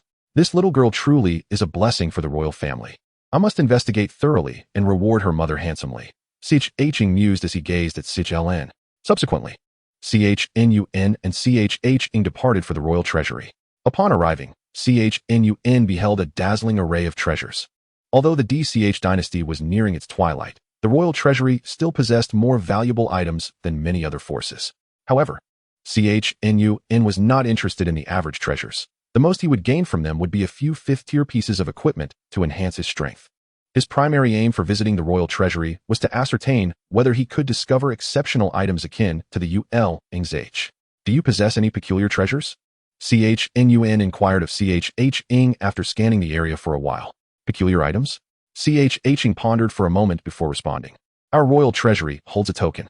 This token is crafted from an unknown material, remarkably sturdy. Even someone of my mastery cannot destroy it." "A token?" Upon hearing this, Chen raised an eyebrow. The mention of a token reminded him of the blood-red token, a deceptive item thrown out by ancient beings for luring purposes. "Is that token red?" Chen asked. "It is not red. The token is predominantly white, adorned with strange lightning patterns." Chen shook his head. "Oh, would you kindly fetch it for me to examine?" Chen inquired, stroking his chin with interest. Chen nodded and retrieved the treasured token. Chen examined the exquisitely crafted white token, his eyes sparkling with curiosity as he pressed his palm against it to see if he could leave a mark. However, even with his formidable physique capable of overwhelming ordinary masters, he could not leave any impression on it. The hardness of this token was truly astonishing. Next, Chen attempted to channel his inner energy to see if it would provoke any peculiar reaction from the token. Alas, his efforts were in vain. The token displayed no unique response. It appeared that, much like the blood-red token and the xianxiaaudiobooks, its mysteries would only be revealed when the time was right. Chen mused inwardly. "I find this token quite intriguing," he remarked with a smile. "If Master Chen finds it of interest, Please feel free to take it, Chen replied with a grin. Very well, Chen Yuan nodded. He subsequently selected a few pieces of fifth-tier equipment before departing the royal treasury with satisfaction. Afterwards, he returned to the inner palace and encountered Chen. At this moment, Chen had evidently come to understand Chen Yuan's identity, strength, and the gratitude the royal family owed him. No longer fearful, she gazed at him with respect and curiosity, sweetly addressing him as her master. This pleased Chen Yuan immensely. Although it was due to the sign-in that he chose to accept Chen as his disciple, he was nonetheless committed to guiding her in her cultivation. Perhaps this would lead to the system refreshing the sign-in girl, potentially yielding an unexpected surprise in the future. Subsequently, under the hospitality of Chen Yuan settled into a palace within the royal compound, with Chen arranged to stay in a separate room within the same palace for ease of guidance in her training. Time passed swiftly, and half a month elapsed in the blink of an eye. During this period, Chen Yuan refrained from conducting life simulations, believing it more advantageous to await the arrival of the red simulation opportunity before employing it, as it promised greater value than the lower-tier simulations. Throughout these 2 weeks, he diligently instructed Chen in her cultivation. Chen Yuan was astonished to discover that Chen possessed extraordinary innate talent. Given sufficient resources for training, she would likely complete her body refinement within 2 months. However, even more impressive than her foundational aptitude was her comprehension. She exhibited signs of grasping the essence of blade intent after merely half a month, a feat surpassing even xianxiao. If she continued to train diligently, it was likely she would understand blade intent within a year. It should be noted that this was an impressive accomplishment considering she started from scratch, showcasing her remarkable talent. It is no wonder that she could trigger such a straightforward green sign-in. Her exceptional abilities were indeed surprising and would significantly influence future life simulations. With a chime, the system announced, "Congratulations to the host for completing the red sign-in task, granting 1 red simulation opportunity." As Chen Yuan sat in an armchair, observing his little disciple's training, the system's voice suddenly rang out. This caused him to pause, his expression brightening. "The sign-in has finally been completed? My urging of Xianxiaaudiobooks to ascend swiftly and continually overseeing the royal palace has not been in vain." Naturally, the royal family's promotion of the ninth princess as his disciple must have played a significant role as well. All these factors contributed to the swift deterrence of rival forces, rendering them hesitant to act. System, initiate the red simulation immediately. Chen Yuan had awaited this day for far too long. As soon as the red simulation opportunity was within his grasp, he promptly commanded, "System, proceed." Ding. Life simulator activated, talent refreshing in progress, the system's voice announced. Ding, talent refresh successful. Congratulations to the host for successfully refreshing the red talent. Art is explosion. Art is explosion. Upon your demise, you will self-detonate, unleashing immense destructive power based on your cultivation level. Oh, this. Chen Yuan regarded this talent with a peculiar expression. The effect of this talent felt eerily familiar. Art is explosion would be incredibly effective when paired with the blue talent resurrection of the dead, creating a delightful synergy. Chen Yuan's lips curved into a slight smile as he mused. The combination of these 2 talents would yield a deathly effect. No one would anticipate that a deceased person would explode, potentially taking down even formidable opponents in the process. Regrettably, the effect of the blue talent resurrection of the dead was unstable and had a triggering probability. If it could be stabilized, it would undoubtedly become a formidable trump card. Chen Yuan reflected on this thoughtfully. Ding, talent loading successful, life simulation commencing. The system's voice echoed once more. The screen then illuminated, and familiar text began to materialize. Day 1. You choose to continue guiding your disciple S training. In this instance, you have no immediate intention of departing from Zhulingjidi. Instead, you plan to lie low for a while, nurturing formidable allies to accompany you in your eventual departure, ensuring mutual support. As time flows by, nearly 2 decades have swiftly elapsed. During these 20 years, your presence has catalyzed the resurgence of the Chu dynasty, significantly enhancing the lives of its citizens. Thanks to the endorsements of Chu Yizhou, you have been hailed as the guardian sage of the Chu kingdom, with the populace required to erect longevity tablets in your honor. Throughout these years, while mentoring your young disciple Chu Ling, you have also traversed the world, engaging in exchanges with esteemed masters and guiding them in their cultivation, garnering their profound gratitude and admiration for your genuine mastery. Moreover, you have revealed to them that you possess a method of leaving Zhulingjidi, igniting their aspirations for higher realms. This revelation has profoundly stirred the masters across the realm, leading them to fervently rally under your banner. Those who have attained mastery within Zhuling Jidi are no ordinary individuals. Their tenacity in pursuing greater heights is unwavering.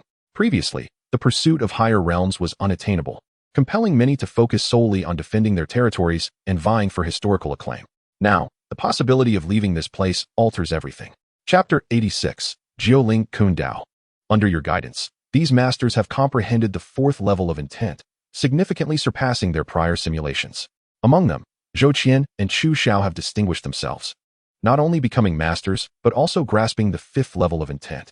Your disciple, Chu Ling, has exhibited unparalleled talent, surpassing Chu Xiao to enter the master realm earlier and comprehending the pinnacle of knife intent at the ninth level. However, lacking physical refinement, her combat prowess still pales in comparison to yours. Such prodigious talent stirs a sense of envy within you. After all, you have accumulated numerous experiences and simulations to achieve your current stature, while your disciple has effortlessly attained such heights. This leads you to reflect on the paramount importance of cultivation talent in the fantastical realm. Nevertheless, it is precisely due to the existence of your young disciple that your confidence in a successful escape has been bolstered. Naturally, you do not immediately transport everyone, but rather resolve to eliminate the ancient monster first, intending to continue your cultivation for a while before devising grand plans.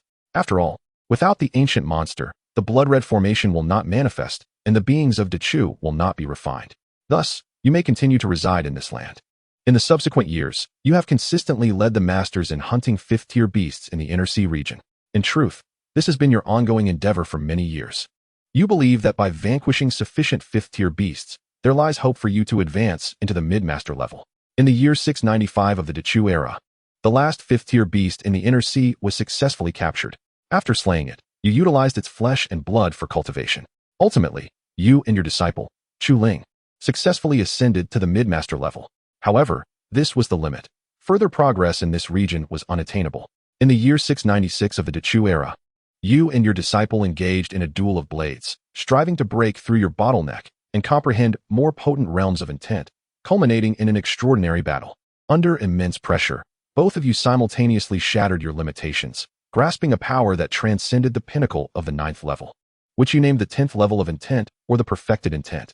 In the year 697 of the Dechu era, Chu Ling discovered a formation disc known as the Rong Ling Zhan, which possesses a wondrous effect that can amalgamate the strengths of everyone, unleashing formidable power.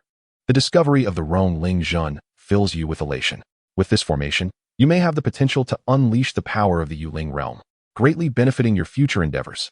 Subsequently, sensing the time was ripe, you choose not to delay any longer and lead nearly 30 masters, including your disciple Chu Ling, to venture into the outside world. You relinquish the Yuling Zhu to activate the ancient teleportation array, successfully arriving at another ancient teleportation site. Upon completing the teleportation, under your leadership, everyone promptly flees the diminutive island and takes to the sea, navigating through its depths. Shortly after your escape, formidable beings of the Yuling realm arrive at the location. However, after searching for some time without discovering any traces of you, they ultimately decide to depart. As you traverse the sea, you naturally encounter attacks from aquatic beasts. Nonetheless, you primarily face low-tier beasts with lesser intelligence. Those fourth and fifth-tier beasts, sensing your formidable presence and numerous numbers, dare not approach recklessly. After swimming for a while, you conclude that continuing to navigate the sea poses risks, prompting you to lead everyone to the surface, where you conceal your aura and employ a specially crafted vessel made of precious materials to sail onward. The subsequent journey is not without its challenges, as you encounter assaults from both aquatic and aerial beasts. The beasts that dare to attack you are not weak by any means. However, your numerical superiority allows you to utilize the Rong Ling Zhan to repel them, usually resulting in easy victories. On the third day, you are confronted by a sixth-tier beast comparable to a Yuling realm powerhouse. Again, you activate the Rong Ling Zhan, concentrating the collective strength of your group upon you and Chu Ling, unleashing tremendous power. Ultimately, you successfully repel the sixth-tier beast, preserving your lives. Recognizing the might of the sixth-tier beast instills a sense of relief within you, affirming that your decision to gather the masters of the world and enhance their combat capabilities was indeed wise. Had you not done so, traversing this path could have led to countless deaths. Of course, the most crucial factor remains your encounter with the prodigious disciple, Chu Ling. Without her as a primary combat force and the discovery of the Rong Ling Zhan, you would have surely perished in the depths of the sea, consumed by the beasts. On the fourth day, after enduring considerable fatigue, you finally catch sight of land, filling your hearts with immense joy. Ultimately, you successfully make landfall upon unfamiliar terrain. Your arrival elicits astonishment from the cultivators at the port. While a single master may not be deemed powerful across the vast expanse of Jiuling Dao, the presence of over 30 masters in this scattering of islands surrounding the 9 great spiritual islands certainly draws attention. Though the arrival of a single master may be unremarkable, the simultaneous emergence of more than 30 masters is indeed noteworthy. Upon reaching the island, a shrewd female guide approaches you, offering to elucidate the various regions and power distributions of Huangsha Island for a mere 2 low-grade spirit stones. Listening to the guide's words, your eyelids twitch. The price for a guide is outrageous. In Zhuling GD, spirit stones are rare treasures, and even second-rate forces may struggle to acquire a single stone, often reserving any they do possess for critical breakthroughs. Noticing your lack of response, the guide, puzzled, quickly asserts that her price is already quite low, as others would dare to charge 3 stones. You smile and request her to lead the way, providing insight into the various regions and power distributions. Ultimately, after the guide's explanation, you gain an understanding of your current position and the vastness of the outside world. You find yourselves on Huangyan Island, one of the many small to medium-sized islands near the Liuguang Ling Island, one of the 9 great spiritual islands. On Huangyan Island, 3 formidable factions reign supreme: King Fengman, Hyanzong, and Guanjia. Each of these clans boasts multiple formidable experts proficient in the realm of Yuling, thereby establishing their dominance over Huangyan Island. In contrast, the 9 great spirit islands represent the most prosperous regions within this maritime expanse, with each island abundant in spiritual veins and rich in spiritual energy, populated by numerous powerful beings. Here, even those at the Yuling level are regarded merely as ordinary practitioners, while true masters hold little significance. As you listen to the female tour guide's captivating descriptions, your hearts brim with awe. It is astounding that such a small place as Huangyan Island harbors so many Yuling experts, while the 9 spirit islands are even more formidable, igniting aspirations within you. In this moment, everyone witnesses the vastness of the outside world and recognizes their own insignificance, yearning to ascend to greater heights. Even the elderly masters harbor visions of the future, hoping to elevate themselves further, despite knowing the tremendous challenges they would face in advancing from the early stages of the master realm to the Yuling realm within their limited lifetimes. Yet, they remain undeterred, their resolve in the martial path unwavering. Subsequently, discussions arise concerning your next steps. You express your desire to establish a faction, believing that collective effort will enhance your survival on Huangyan Island while also facilitating resource acquisition.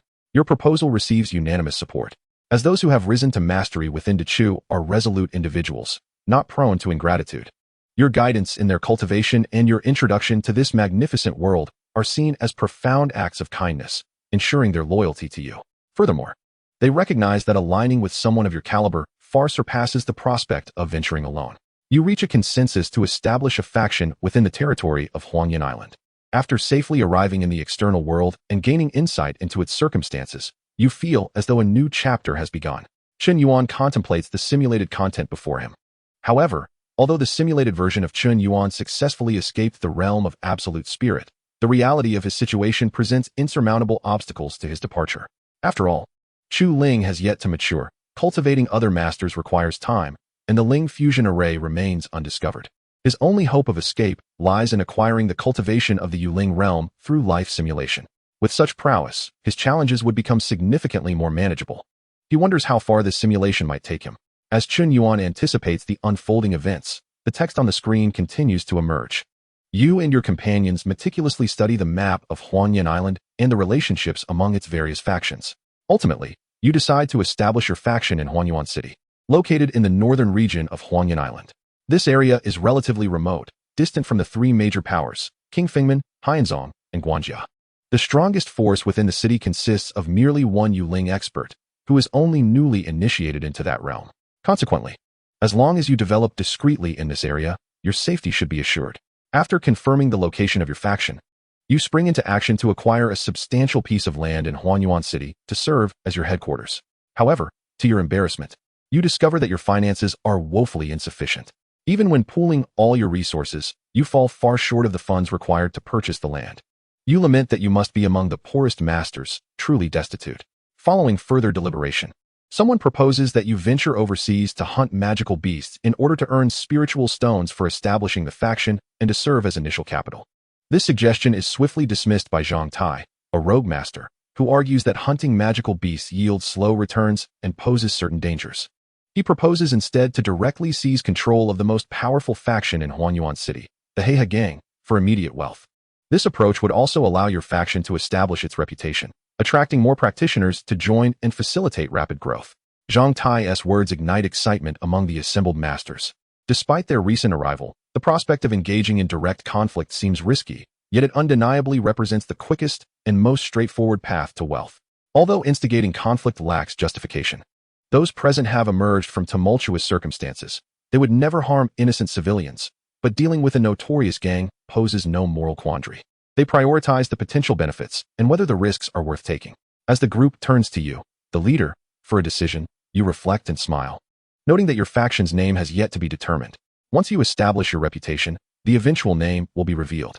Your words illuminate the eyes of the crowd, signaling your acceptance of Zhang Tai's proposal.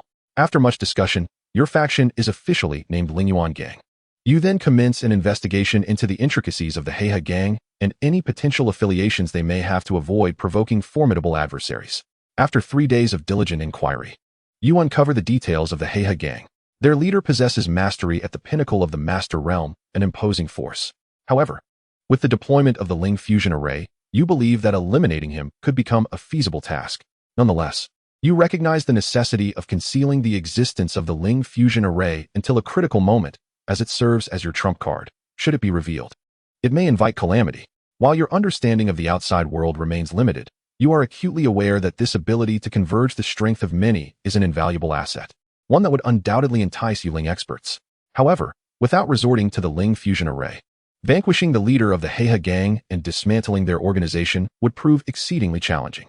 The Master Realm is distinct from previous stages, divided into 5 substages: early, mid, late, small perfection, and great perfection, with significant disparities between each. The great perfection of the Master Realm is merely a step away from the Yu Ling realm, embodying terrifying power. Although both you and Chu Ling have comprehended over 90% of the blade intent, recognized as small perfection blade intent in this realm, your cultivation remains at the mid-level of the Master Realm, placing you 3 stages below the Heihe Gang's leader. This disparity raises serious doubts about your ability to defeat him. After all, while the outside world is rich in spiritual energy, those who attain great perfection in the Master Realm are not easily trifled with. The leader of the Heihe Gang is rumored to have cultivated supreme-grade techniques and martial skills, additionally mastering 70% of the staff intent. Although 70% staff intent pales in comparison to small perfection blade intent, the advantage of cultivation cannot be overlooked. Moreover, the Heihe Gang boasts an additional 15 experts within the Master Realm, including 2 vice leaders at small perfection, and 2 others among the 13 Hall Masters reaching late Master Realm, with 5 at mid-Master Realm. This configuration of combat power renders a direct confrontation with them a daunting prospect. Beyond you and Chu Ling, only Zhou Qian and Chu Xiao possess the capability to contend against opponents of higher tiers, while the remaining masters are fortunate to hold their own against peers of their rank. After deliberation, you and your companions conclude that reckless action is unwise. You must assess your true combat capabilities to minimize casualties and secure victory. Additionally, it becomes evident that it is prudent to remain in hiding and enhance your cultivation before making any decisive moves. Regarding the matter of cultivation advancement, you and Shuling may find it challenging to elevate your prowess in a short span, as you have only recently ascended to the mid-stage of the Zhongshe realm. However, the other Zhongshe are different. Many among them have been stuck at the pinnacle of the early Zhongshe stage for decades, with the oldest having remained stagnant for a full 150 years. Their prolonged stagnation is not due to a lack of ability, but merely a scarcity of resources for advancement. Now, having arrived at Huanyan Island, where the spiritual energy surpasses that of the absolute spirit realm by 100-fold, they resemble a dragon released into the vast ocean, soaring to great heights. The foundation of these Zhongshe is exceedingly solid, and should they desire to break through, they can readily absorb the spiritual energy of heaven and earth to achieve advancement without relying on any rare treasures or high-quality spiritual stones. Even Chu Xiao and Zhou Qian, having accumulated energy for over a decade, are fully capable of leveraging their innate talents to challenge the mid-stage of the Zhongshe realm. A month has passed, and several Zhongshe have successfully progressed to the mid-stage of the Zhongshe realm. Some, having accumulated an immense reservoir of energy, have even shot straight to the pinnacle of the mid-stage Zhongshe realm upon breaking through. This spectacle fills you and Chul Ying with astonishment. Those who can attain the Zhongshe status in the absolute spirit realm are truly extraordinary talents. likely destined to become figures of the Yuling realm if born in the outside world. Even now, should they find resources to extend their lifespan or acquire some rare treasures, they would still have hopes of advancing to the Yuling realm. Contemplating this, your heart swells with excitement. After all, the xianxia before you all possess the potential to reach the Yuling realm. If you could lead this formidable group to conquer the world, there lies the possibility of establishing a powerful faction that could bring renown to Huangyan Island and beyond, to the Jiuling Islands. 3 days later, with the assistance of their peers, Xu Xiao and Zhou Qian successfully broke into the mid-stage of the xianxia realm. In an instant, your team of xianxia achieved the remarkable feat of having all members at the mid-stage of the xianxia realm, leaving many in awe. As you gaze upon this group, you recall the innate realm experts of the absolute spirit realm. Theoretically, one who can become an innate expert in the absolute spirit realm should possess xianxia-level potential in the outside world. At that moment, a pang of regret strikes you for not having brought those innate experts from the absolute spirit realm with you. Had you done so, the foundational strength of your faction would have been established, and these foundational forces could have evolved into a formidable core combat power in the future. However, since you did not bring them along, dwelling on regrets is futile. You must move forward and recruit foundational personnel from the outside. Consequently, you and your companions chose not to enter Huangwan City in a manner that would attract too much attention, but rather as a united front. The spectacle of your collective entrance into the city astonished many. It is indeed a rare occurrence for so many xianxia to act in unison within Huangwan City. After all, even among the 3 major forces in Huangwan City, the Heihe gang has only 15 xianxia members. Your arrival has drawn the attention of numerous factions, making them particularly vigilant. As they believe you outsiders will undoubtedly impact Huangwan City, the factions with only 1 or a few xianxia guarding them are especially anxious, fearing that you may have designs on them. As for the Heihe gang, the Yuan family, and the Li family, 3 factions at the apex of Huangwan City, they regard your presence with concern but do not succumb to fear. They perceive you as numerous, with over 30 members, yet all at the mid-stage xianxia realm, lacking high-end combat power. Should they confront you, they believe they could easily eradicate your group. However, the 3 major factions soon found themselves astounded when you boldly issued a war challenge to the Heihe gang in full view of everyone, directly attacking their headquarters. In that moment, many factions speculated that you had lost your senses, although you may have the advantage in numbers. Not having a single late-stage xianxia among you renders such actions tantamount to seeking death. The leader of the Heihe gang was so incensed that he laughed in disbelief, never expecting you would target them to usurp their position. As a result, he resolved to eliminate you decisively to re-establish his authority and make it clear to all factions that the Heihe gang is not to be trifled with. The Yuan and Li families began to consider whether to covertly assist in weakening the Heihe gang's power. However, taking into account the presence of the city lord's mansion, both families ultimately opted to remain spectators. Soon, under the watchful eyes of numerous cultivators in Huangwan City, war broke out between your group and the Heihe gang. As the battle commenced, you exhibited astonishing combat prowess. In a contest of equal realms, the hallmasters of the Heihe gang were no match for any of your xianxia. The late-stage xianxia of the Heihe gang were intercepted by Zhou Qian and Xu Xiao, each taking down one with ease. Meanwhile, one of the Heihe gang's deputy leaders, at the pinnacle of the xianxia realm, found himself confronted by Qiling, who suppressed him with overwhelming force. The display of her minor perfection in knife intent left the onlookers in shock. None expected that Qiling, at such a young age, would grasp such advanced techniques. The remaining deputy leader, also at the pinnacle of the xianxia realm, was besieged by 20 of your xianxia, facing a far graver fate than his counterpart in battle with Qiling.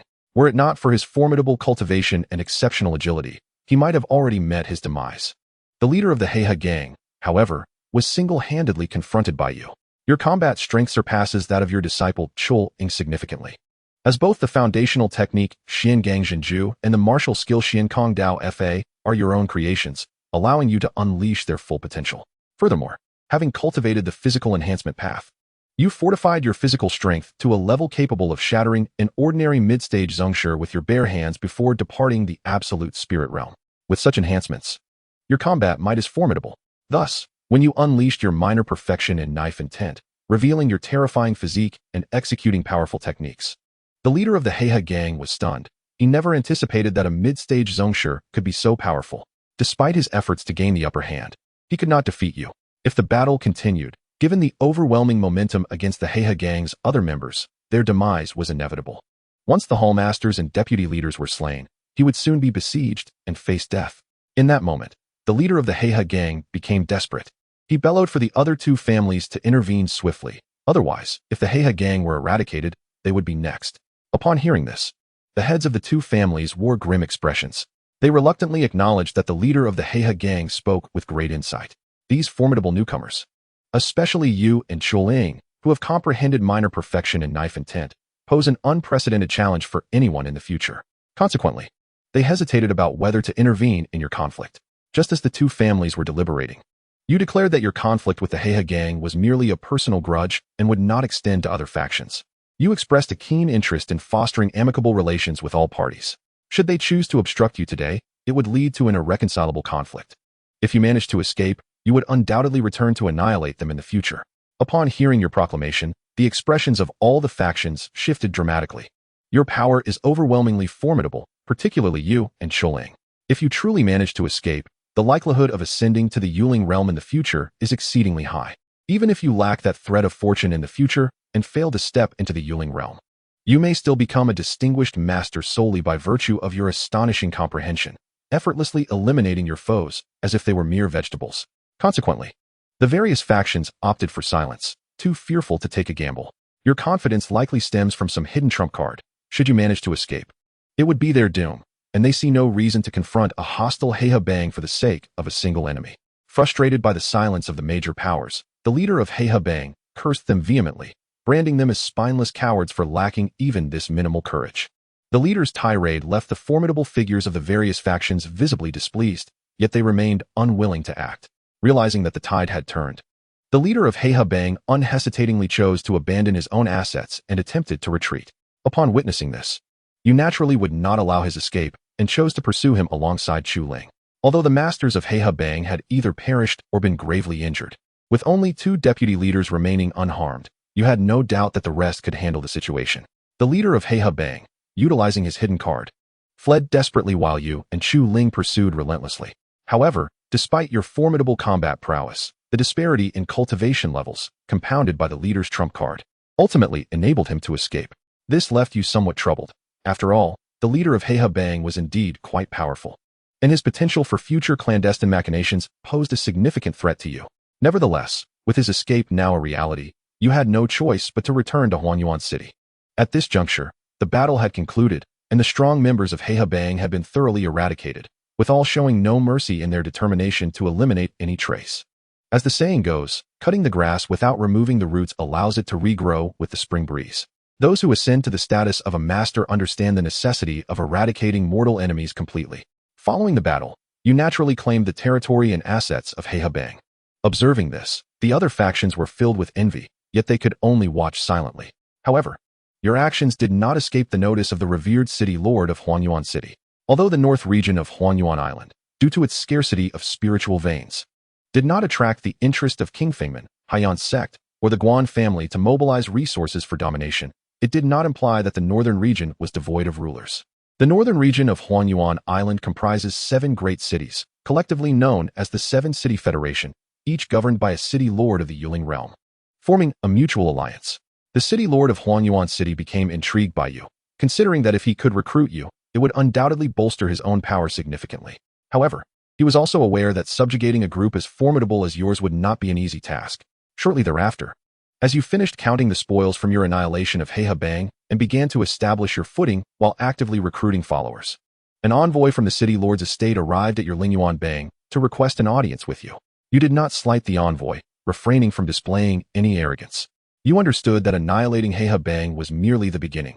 You still needed to bide your time and secretly accumulate strength. While you could easily annihilate the city lord of Huanyuan City with the Rongling Great Array, the city lord was ultimately a member of the 7-City Federation, and killing him could invite more trouble. Moreover, the Rongling Array should not be exposed lightly. Therefore, you deemed it necessary to elevate your strength to a level capable of independently confronting the Yuling realm before contemplating his replacement. Soon after, you resolved to visit the city lord's estate alone, which astonished your companions, who insisted that you should not go alone. Fearing that the city lord's invitation was a trap that could jeopardize your life, you remained calm, asserting that the likelihood of the city lord turning against you was minimal. Furthermore, it was improbable that the city lord would allow all of you to enter. Consequently, you chose to go in alone while your companions remained outside, prepared to act and deploy the Rongling Great Array if necessary. You further coldly remarked that should the city lord dare to make a move against you and your comrades be unable to assist, he would find himself in a predicament. Seeing your confidence, your companions ceased their objections, recognizing that attending the banquet was the only viable option at present. Shortly thereafter, you entered the city lord's estate, where you were warmly received. After engaging in polite exchanges with the city lord and discerning his intentions, you could not help but smirk internally. A mere novice in the Yuling realm dared to covet your allegiance. He was truly overreaching. However, despite your disdain for the city lord, you concealed it, engaging in polite conversation while subtly rejecting his overtures, affirming your support for the city lord's estate in the event of future adversities. Your words elicited some dissatisfaction from the city lord, yet he recognized the necessity of not pressing too hard, as excessive pressure could lead to unforeseen complications. Nevertheless, the city lord understood that he could not remain idle. Thus, he expressed his irritation and unleashed the terrifying pressure of the Yuling realm, intending to intimidate you. You feigned fear, which pleased the city lord greatly. Subsequently, he began to dangle a tempting proposition before you, suggesting that if you were willing to serve him diligently, he might consider allowing you to explore the Huanyan secret realm in pursuit of great opportunities. The city lord's words stirred a deep interest within you. You were certainly aware of the unique dungeons and secret realms characteristic of the fantasy xianxia world. However, having previously been in places like the Zhuling region, you had never heard of such secret realms. This was your first time encountering the term secret realm spoken by other cultivators. Chapter 90. Late Stage Master. Great opportunity. Secret realms are often accompanied by rare treasures. Such places are where protagonists in various fantasy novels rise to prominence, relying on the myriad opportunities gained within secret realms to soar to great heights. If you could enter the Huanyan secret realm and obtain some opportunities there, it would undoubtedly allow you to advance further in the future. After all, cultivation is not solely reliant on talent. It is also dependent on cultivation resources. Without sufficient resources, even a person with exceptional talent would struggle to progress swiftly. Moreover, although you have improved your root bone quality, it remains at a level comparable to Chu Xiao, significantly inferior to your young disciple, Chu Ling. Consequently, while you might have the potential to steadily advance your cultivation like other masters and aspire to enter the Yuling realm, achieving greatness within the Yuling realm or breaking through to realms beyond it would be utterly impossible. The path of cultivation is one of contending with fate, seizing every opportunity to forge ahead. Although you are cautious of your life, you are willing to take risks when necessary. After all, even Han Lama, with his small green vial, dares to gamble. If you do not take risks, achieving great accomplishments in the future will be exceedingly difficult. You then inquired of the city lord about the Huanyan secret realm and whether there were any restrictions on entering. The city lord chuckled and explained that the Huanyan secret realm is a unique secret realm on Huanyan Island, containing numerous rare treasures. Among them, the most precious is the Huanyan grass, which can assist masters in unlocking special meridians, facilitating their entry into the Yuling realm. Huanyan grass is also a specialty of Huanyan Island and is immensely valuable. Whenever Huanyan grass appears within the secret realm, various factions compete fiercely for it. However, this secret realm is not accessible to just anyone. Only the powers with a strong presence in the Yulingjing have the corresponding quotas for entry. The Lord of Huanyuan City remarked that, as one of the leaders of the Seven Cities Alliance, he possesses merely 10 quotas. If one is willing to work for him, he can reward them with 2 quotas. Listening to the words of the Lord of Huanyuan, you squinted, realizing that being a loose cultivator indeed leads to a dead end. Without a background, one cannot even enter the secret realm. These powerful factions have a firm grip on these precious resources, effectively stifling the rise of others. This is only natural, as the cake of Huanyan Island is limited. With each additional expert in Yulingjing, there is another contender for a share of the cake. And the seasoned elders surely would not welcome that. You harbored many thoughts while continuing to engage in a superficial conversation with the Lord of Huanyuan. The Lord, feeling your stubbornness, was displeased yet restrained, knowing that the Huanyan secret realm was about to open, and with talents like you and Chu Ling, possessing formidable combat strength, there was indeed hope for him to acquire more resources. Thus, even though he currently viewed you as a ferocious beast that was difficult to tame, he chose to endure rather than act against you at this moment. You sensed the Lord's intentions and chuckled knowingly. Shortly thereafter, you departed from the Lord's residence. Once you left, the steward of the Lord's residence spoke ill of you, suggesting that the Lord should eliminate you sooner rather than later to avoid raising a tiger to trouble. In response, the Lord sneered, asserting that once you emerged from the secret realm, he would naturally remove you and the Lingyuan gang. Upon your return, you recounted your conversation with the Lord, leaving everyone astonished. It was their first time hearing about such a place as the secret realm. Soon, they expressed deep yearning for the secret realm. believing that if they could enter, their future prospects of reaching Yulingjing would be much brighter. Observing this, you unreservedly doused their hopes with a bucket of cold water. Setting aside the fact that they lacked the qualifications to enter the secret realm, even if they could, it may not necessarily be a good thing. For in the Huanyan secret realm, the weakest opponents are likely to be those at the minor completion stage of the master realm, entities they cannot contend with. Furthermore, it is the experts in Yulingjing who pose the greatest threat. Even the strongest masters on Huanyan Island would struggle to withstand a single blow from a Yulingjing expert. Your words rendered the crowd speechless. Indeed, for them, venturing into the Huanyan secret realm is more a curse than a blessing. Even for you and Chu Ling, the question of how much benefit could be derived from the Huanyan secret realm and whether you could emerge alive remained uncertain. On March 5th, 698 of the Great Chu calendar, corresponding to March 5th, 3098 of the Jiuling calendar, the Huanyan Island secret realm was on the verge of opening. You and Chu Ling departed Huanyuan City aboard a flying vessel with the Lord of Huanyuan. The Lord not only brought you and Chu Ling, but also 4 masters from the Yuan family and the Li family, along with 4 masters from among the city lords. None of these individuals possessed a cultivation level lower than the minor completion stage of the master realm, with the heads of the Yuan and Li families being at the major completion stage, and 2 of the 4 masters from the Lord's residence also at the completion stage. Although your and Chu Ling's combat prowess was not the strongest in the group, the others did not dare to underestimate you and treated you with utmost respect. After half an hour, the flying vessel of the Lord of Huanyuan brought you to the location of the Huanyan secret realm. Upon your arrival, a multitude of strong individuals had already gathered there. You and Chu Ling gazed at the hundreds of experts, feeling a chill in your hearts. Just on Huanyan Island alone, there were as many as 35 Yulingjing experts and several hundred masters at minor and major completion stages, which was truly astonishing. Moreover, you were acutely aware that the masters at minor and major completion stages who had arrived were merely a portion and not the entirety. Reflecting on this, it became evident that the masters on Huanyan Island could only be regarded as ordinary experts, and in the Jiuling archipelago, they were hardly significant. Consequently, you and Chu Ling could only sigh, realizing that the spiritual energy of the outside world far exceeded that of the absolute spirit land by 100-fold. Supplemented by a plethora of heavenly materials, earthly treasures, and resources from demonic beasts. Just the strength birthed from Huanyan Island surpassed that of the absolute spirit land by a considerable margin. At this moment, the Lord of Huanyuan approached the 7 Cities Federations group, engaging in pleasantries with the other lords while also advising you on several matters. He indicated that although you possess the ability to battle beyond your rank, you must not underestimate other masters.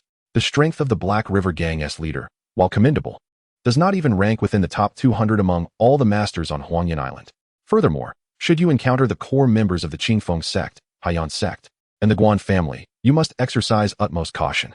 These 3 major factions maintain their positions not only due to having more than 10 Yulingjing experts, but also because they possess Earth-level martial techniques as a trump card. In battles of equal cultivation, the impact of techniques and martial arts on combat power is undeniably substantial.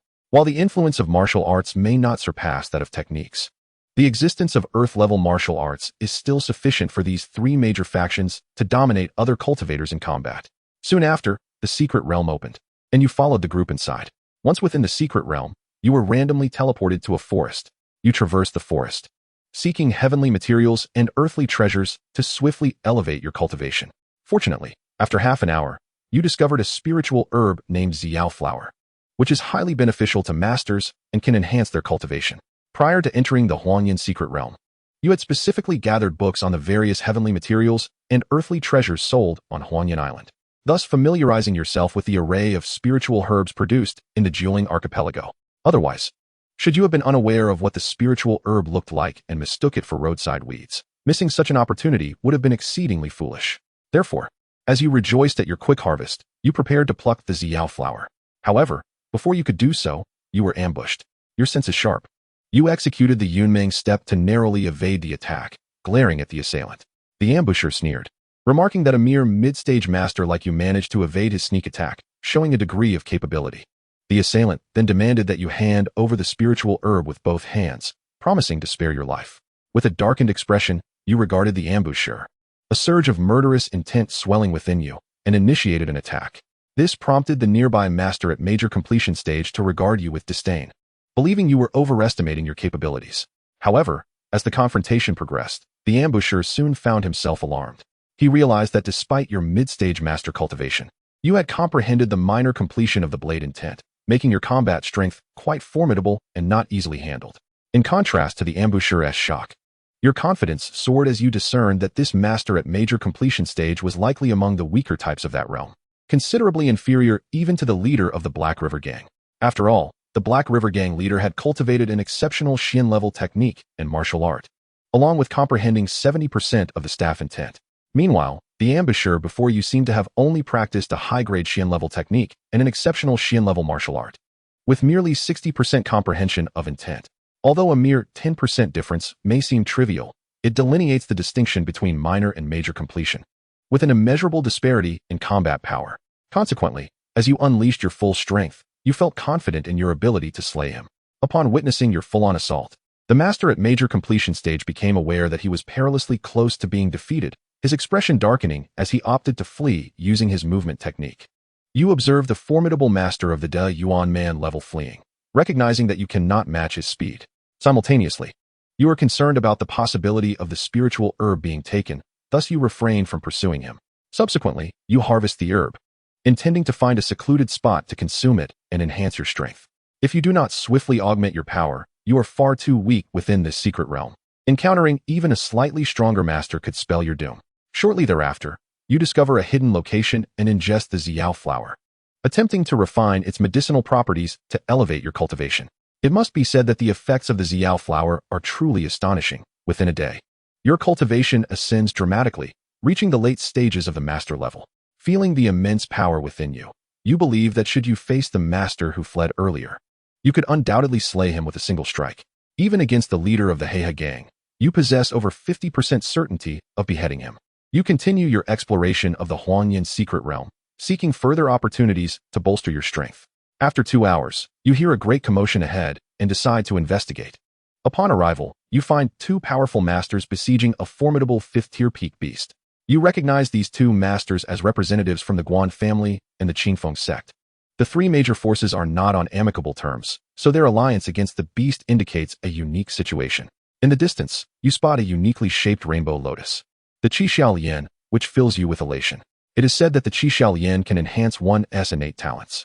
Should you consume this lotus, your future prospects would undoubtedly expand significantly.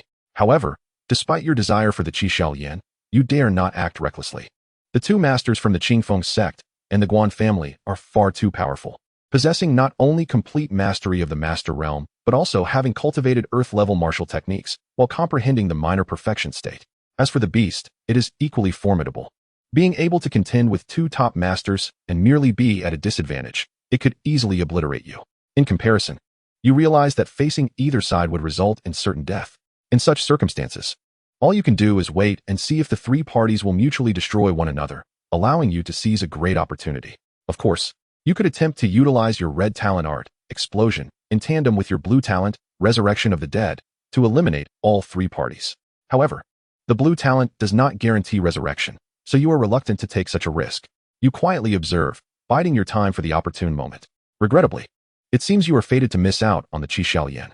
Within less than half a minute, a streak of light appears in the sky, and a powerful Lingyu realm master with spiritual wings materializes before you. With the arrival of this master, the masters from the Qingfeng sect and the Guan family immediately cease their assault, bowing to the Lingyu realm master before turning to leave without hesitation. Although both hail from significant factions, this is a secret realm. Should the other party choose to kill them, they would perish without anyone knowing. Due to the discretion of the Qingfeng sect and Guan family masters, the Lingyu realm master, named Chen Shi, does not impede their departure. Subsequently, Chen Shi effortlessly slays the formidable 5th-tier beast and plucks the Xiaolian. Witnessing this scene, you sigh inwardly, realizing you are destined to be without the Xiaolian. At the same time, you lament the vast chasm between the masters and the Lingyu realm. The 5th-tier beast could face 2 premier masters, yet was unable to withstand a single strike from a Lingyu realm master. Just as you prepare to leave after Chen Shi departs, he suddenly turns his gaze toward you and beckons you to come forward. Startled, you had not anticipated that Chen Shi could detect your presence. Reluctantly, you step forth. Upon your emergence, Chen Shi regards you with amusement, remarking that he did not expect to encounter the renowned Lingyuan gang leader from the northern region of Huangyan Island. Chapter 91, Talent Unleashed. Shueihua Sect. As you listen to the words of the Lingyu realm master Chen Shi, you feel a chill run through you. It is surprising that he recognizes your existence. It seems your mid-level master prowess in vanquishing the Heihe gang has caught the attention of the Lingyu realm master. In a flurry of thoughts, you bow respectfully to Chen Qi, expressing that it is an honor for a senior to acknowledge your presence. Chen Qi chuckles, asserting that there is no need for flattery, as you are destined to perish at his hands today. His words cause your expression to change dramatically, and you flee without hesitation. You do not comprehend why Chen Qi targets you, nor do you need to. Survival is paramount. Unfortunately, no matter how exquisite your movement technique, it pales in comparison to the flying Lingyu realm master, who swiftly closes the distance and subdues you. With a face full of unwillingness, you gaze at Chen Qi and inquire why he seeks to kill you without cause, as there should be no animosity between you. Chen Qi sneers, stating that he has enmity with the lord of Huanyuan City, and since you are allied with him, you must die. In response, you grimace, clarifying that you have not allied with the lord of Huanyuan City, but only engaged in mutually beneficial dealings. Chen Qi remains unmoved, pressing forward with his lethal intent. As you perish, the effect of your red talent art, explosion, activates. A terrifying explosion engulfs the area, instantly obliterating the unsuspecting Lingyu realm master Chen Qi. However, the explosion's catastrophic force also devastates the Qi Xiaolian, reducing it to ashes. Once the explosion subsides, thanks to your blue talent, Resurrection of the Dead, you come back to life. Staring at the massive crater left in the wake of your explosion, you are shaken, astonished by the sheer ferocity of your red talent art. A Lingyu realm master was utterly vanquished without the slightest chance to retaliate. Following this, you seek to locate Chen Qi's storage ring to loot his belongings. Yet, to your dismay, the overwhelming power of the explosion has destroyed both your storage ring and Chen Qi's, leaving you bereft of all possessions. Ultimately, you depart in frustration, devoid of any attire. Half an hour later, you encounter a master of moderate strength at the small perfection level and seize his clothing and dagger, continuing your ventures within the Huanyan secret realm. However, during the ensuing period, your fortunes fluctuate between good and bad, while you discover several rare treasures. You do not encounter any exceedingly precious materials again. On the fourth day of the secret realm's opening, you witness a towering pillar of spiritual energy emanating from the center of the Huanyan secret realm, leaving you utterly astonished. You recall the legends you have gathered about the Huanyan secret realm. The local specialty is the Huanyan grass, yet the true treasure is the legacy of powerful beings. It is rumored that within the Huanyan secret realm lies the legacy of a Bihai realm master. The Bihai realm transcends the Lingyu realm, and its power is regarded as truly formidable throughout the Jiuling Islands, rendering it an invincible figure among the surrounding scattered islands. Such beings cultivate techniques of Earth level at the very least. Without Earth level techniques, one cannot hope to ascend to the Bihai realm, as cannot support a cultivator's breakthrough to such heights. Earth-level techniques are incredibly precious, enough to drive countless Lingyu realm masters into frenzy, compelling them to fight fiercely for the chance to acquire them. After all, only by obtaining Earth-level techniques can one aspire to ascend to the Bihai realm, akin to finding a pathway to the future. Your enthusiasm for DGGNGF and DGWJ is palpable. Yet you are acutely aware that with your current capabilities, vying for opportunities in that arena would likely yield naught but a mere ripple, and you could easily be extinguished by a mere flick of a hand from a formidable practitioner of the Yuling realm. The allure of opportunity is enticing, but the prerequisite is one's very life to partake in it. Thus, you refrain from venturing to the site of the spiritual energy pillar. Not to mention that the location may not even herald the emergence of a legacy from a Bihai realm master. There are many seasoned masters like yourself who are well aware that true grand opportunities are beyond their grasp, even if fortune were to smile upon them. They would ultimately be coerced into relinquishing any gains upon exiting the secret realm. An hour later, you encounter Chu Ling. At this moment, she is gravely injured, mercilessly toyed with by a consummate master of the great perfection level. It is evident that this individual possesses the capability to end Chu Ling's life. Yet he chooses not to, opting instead for a game of cat and mouse, intending to exhaust her strength before doing as he pleases. Chu Ling, having succumbed to despair and unwilling to suffer indignity, contemplates self-termination. However, upon catching sight of you, she is overwhelmed with joy and pleads for your assistance. Nevertheless, she swiftly recalls the prowess and identity of the pursuing master, promptly altering her plea, urging you to flee and not attempt a rescue. Unmoved by her request, as a master, it is inconceivable to abandon a disciple in peril. Moreover, Chu Ling has been nurtured under your guidance, forging a profound bond. Thus, despite knowing that the master pursuing Chu Ling hails from the prominent Guan family, you remain resolute and choose to confront him. Observing this, the Guan family master scoffs derisively, claiming you are akin to a mantis trying to stop a chariot utterly oblivious to your own limitations. As the battle commences, you are swiftly overwhelmed. Although your cultivation has reached the late stage of the Master Realm, the Guan family master of great perfection surpasses you significantly in both cultivation and skill. Having mastered DGWJ and comprehended 80% of sword intent, the might unleashed by his DGWJ is indeed formidable, rendering your Xiankong Dao FA inadequate in comparison. Were it not for the fact that this DGWJ is not of the Guan family's own creation, but rather a technique passed down from a senior master, you might have been dispatched with ease. As the battle drags on, the specter of defeat looms ever closer, inciting further anxiety in Chu Ling. In a critical moment, disregarding her injuries, she valiantly launches an attack, seeking to create an opportunity for you to retaliate. Alas, her wounds are too severe, and her desperate strike results in her being slain by the Guan family master. This scene ignites a fury within you, compelling you to employ a desperate strategy that would inflict mutual destruction, yet in the end, you fail to slay the master, merely severing one of his arms before meeting your own demise.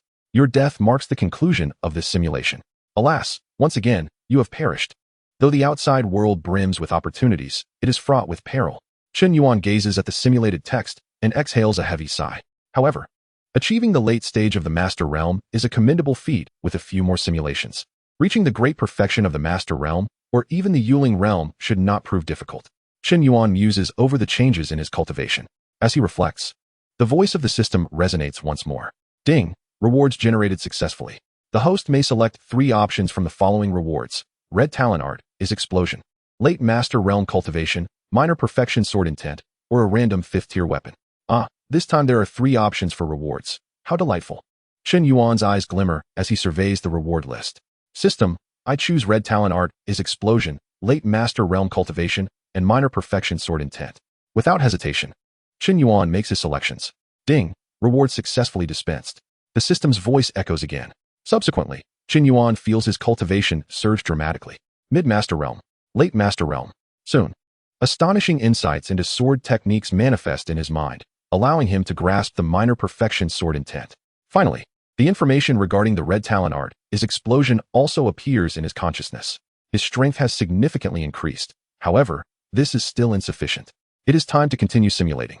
Chen Yuan's gaze flickers with determination as he resolves, System, I wish to initiate a green simulation. Without hesitation, he commands inwardly. Ding! Life Simulation Engine activated, refreshing talents. The system's voice resonates again. Ding! Talent refresh successful. Congratulations to the host for successfully refreshing the Green Talent Moonlight Human. Green Talent Moonlight Human. When utilizing this talent, the host will experience a boost in cultivation while battling under moonlight, the extent of which depends on the current cultivation level. This talent can be used once per day and refreshes at midnight. A talent that can enhance cultivation without side effects? Quite splendid. Chen Yuan's eyes brighten as he observes the effects of the Green Talent Moonlight Human. With this talent, his strength will see a notable enhancement, undoubtedly increasing his survival rate while exploring the Huangyan secret realm during simulations. Ding! Talent successfully loaded, life simulation commencing. The system's voice rings out once more. The screen illuminates, and familiar text begins to materialize. Day 1. You instruct your disciple Chu Ling in her cultivation. In the ensuing events, you opt to follow the previous simulation's path, gathering the strength of many to venture into the outside world. In the year 697 of the Great Chu calendar, both you and your young disciple Chu Ling have comprehended the Great Perfection Sword Intent. Moreover, due to your meticulous guidance, Chu Ling's cultivation surpasses her previous simulation, reaching the pinnacle of the Mid-Master Realm. Yet, your young disciple Chu Ling fails to acquire the Rong Ling Jinpan. This predicament greatly troubles you. After all, you are acutely aware that without the Rong Ling Jinpan, you cannot harness the collective strength of others to unleash the combat prowess of the Yuling Realm. In such circumstances, encountering a 6th-tier demon beast on par with a Yuling Realm master would spell certain death. Despite your concerns, you resolve to utilize the ancient teleportation array to journey to the outside world. Ultimately, you traverse the ancient teleportation array to the outside, continuing to employ the methods from the previous simulation to evade the gaze of Yuling Realm masters, navigating through the sea for a distance before embarking on a sailing vessel. Regrettably, you encounter an assault from a 6th-tier demon beast. With no other options, you instruct everyone to scatter and flee, hoping that those who can escape will do so. You and Chu Ling are fortunate. The 6th-tier demon beast does not pursue you, allowing both of you to successfully evade capture. However, adrift on the vast ocean, directionless, your demise is inevitable. An hour later, you are once again beset by a 6th-tier demon beast. This causes Chu Ling to descend into despair. In this moment, you resolutely decide to make a desperate gamble, hoping to trigger the synergy between the red talent art is explosion and the blue talent resurrection of the dead. Yet, before you can initiate your self-destructive assault, a streak of light appears from the distance, soaring above you and dispatching the 6th-tier demon beast, thereby rescuing you. You gaze at the female Yuling realm master in the sky, profoundly grateful for her life-saving intervention. This female cultivator pays little heed to your gratitude, instead fixing her intense gaze upon Chu Ling, inquiring whether she would be willing to become her disciple. The words of this female cultivator leave Chu Ling somewhat stunned. She had not anticipated that a Yuling realm master would wish to take her as a disciple. However, Chu Ling quickly regains her composure, politely declining, stating that she already has a master. Her response prompts the female cultivator to frown, asking who Chu Ling's master is and whether they can be compared. Chu Ling remains silent, unwilling to disclose your name for fear of incurring the wrath of the female cultivator, who might then seek to harm you. Upon observing that Chu Ling remained silent, the female cultivator turned her gaze towards you, inquiring about the sect from which this pair of senior siblings hailed, questioning whether it could possibly rival her own Xianxiaaudiobooks sect. In response, you feigned composure, asserting that your master was a solitary cultivator, a practitioner of the Pi High realm. Upon hearing this, the female cultivator coldly remarked that a mere Pi High realm solitary cultivator teaching a disciple like Chu Ling was indeed misleading to the younger generation. If she were to join her Xianxiaaudiobooks sect, she would undoubtedly achieve greater success. Her words left you and Chu Ling astounded. You had not anticipated that the mere mention of a solitary cultivator of the Pi High realm would be met with such disdain. This implied that within the Xianxiaaudiobooks sect, there likely existed individuals far more formidable than those of the Pi High realm.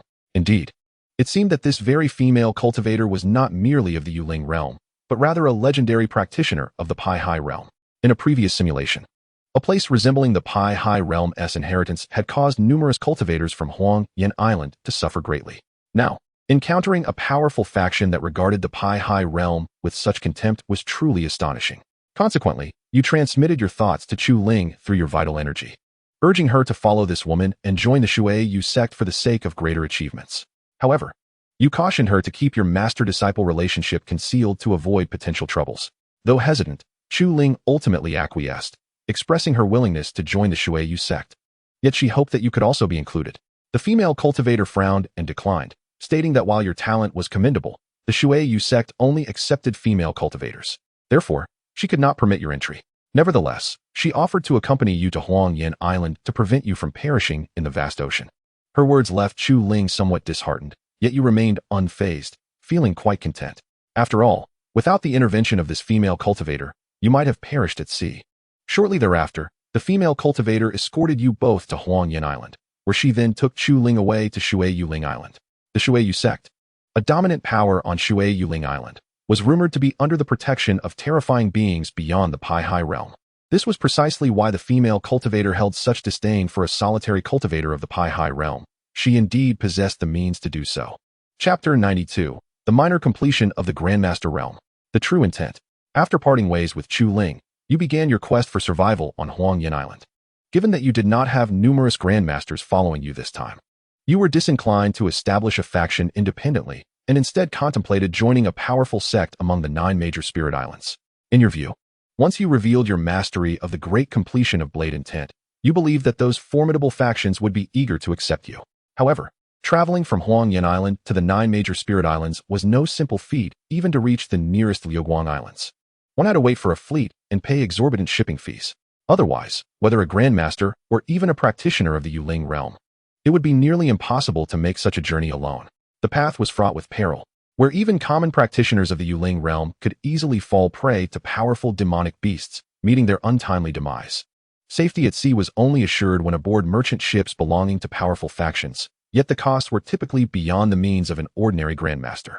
After careful consideration, you resolved to exchange the martial skills you had gathered in Dechu for travel funds.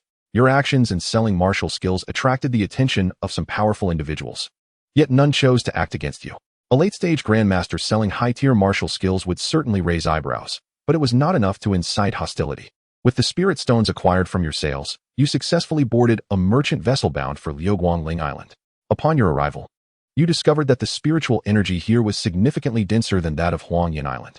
Following a period of travel, You finally arrived at the entrance of the dominant sect, Liuguang sect, on Liuguang Ling Island 3 days later, eager to be accepted as a disciple.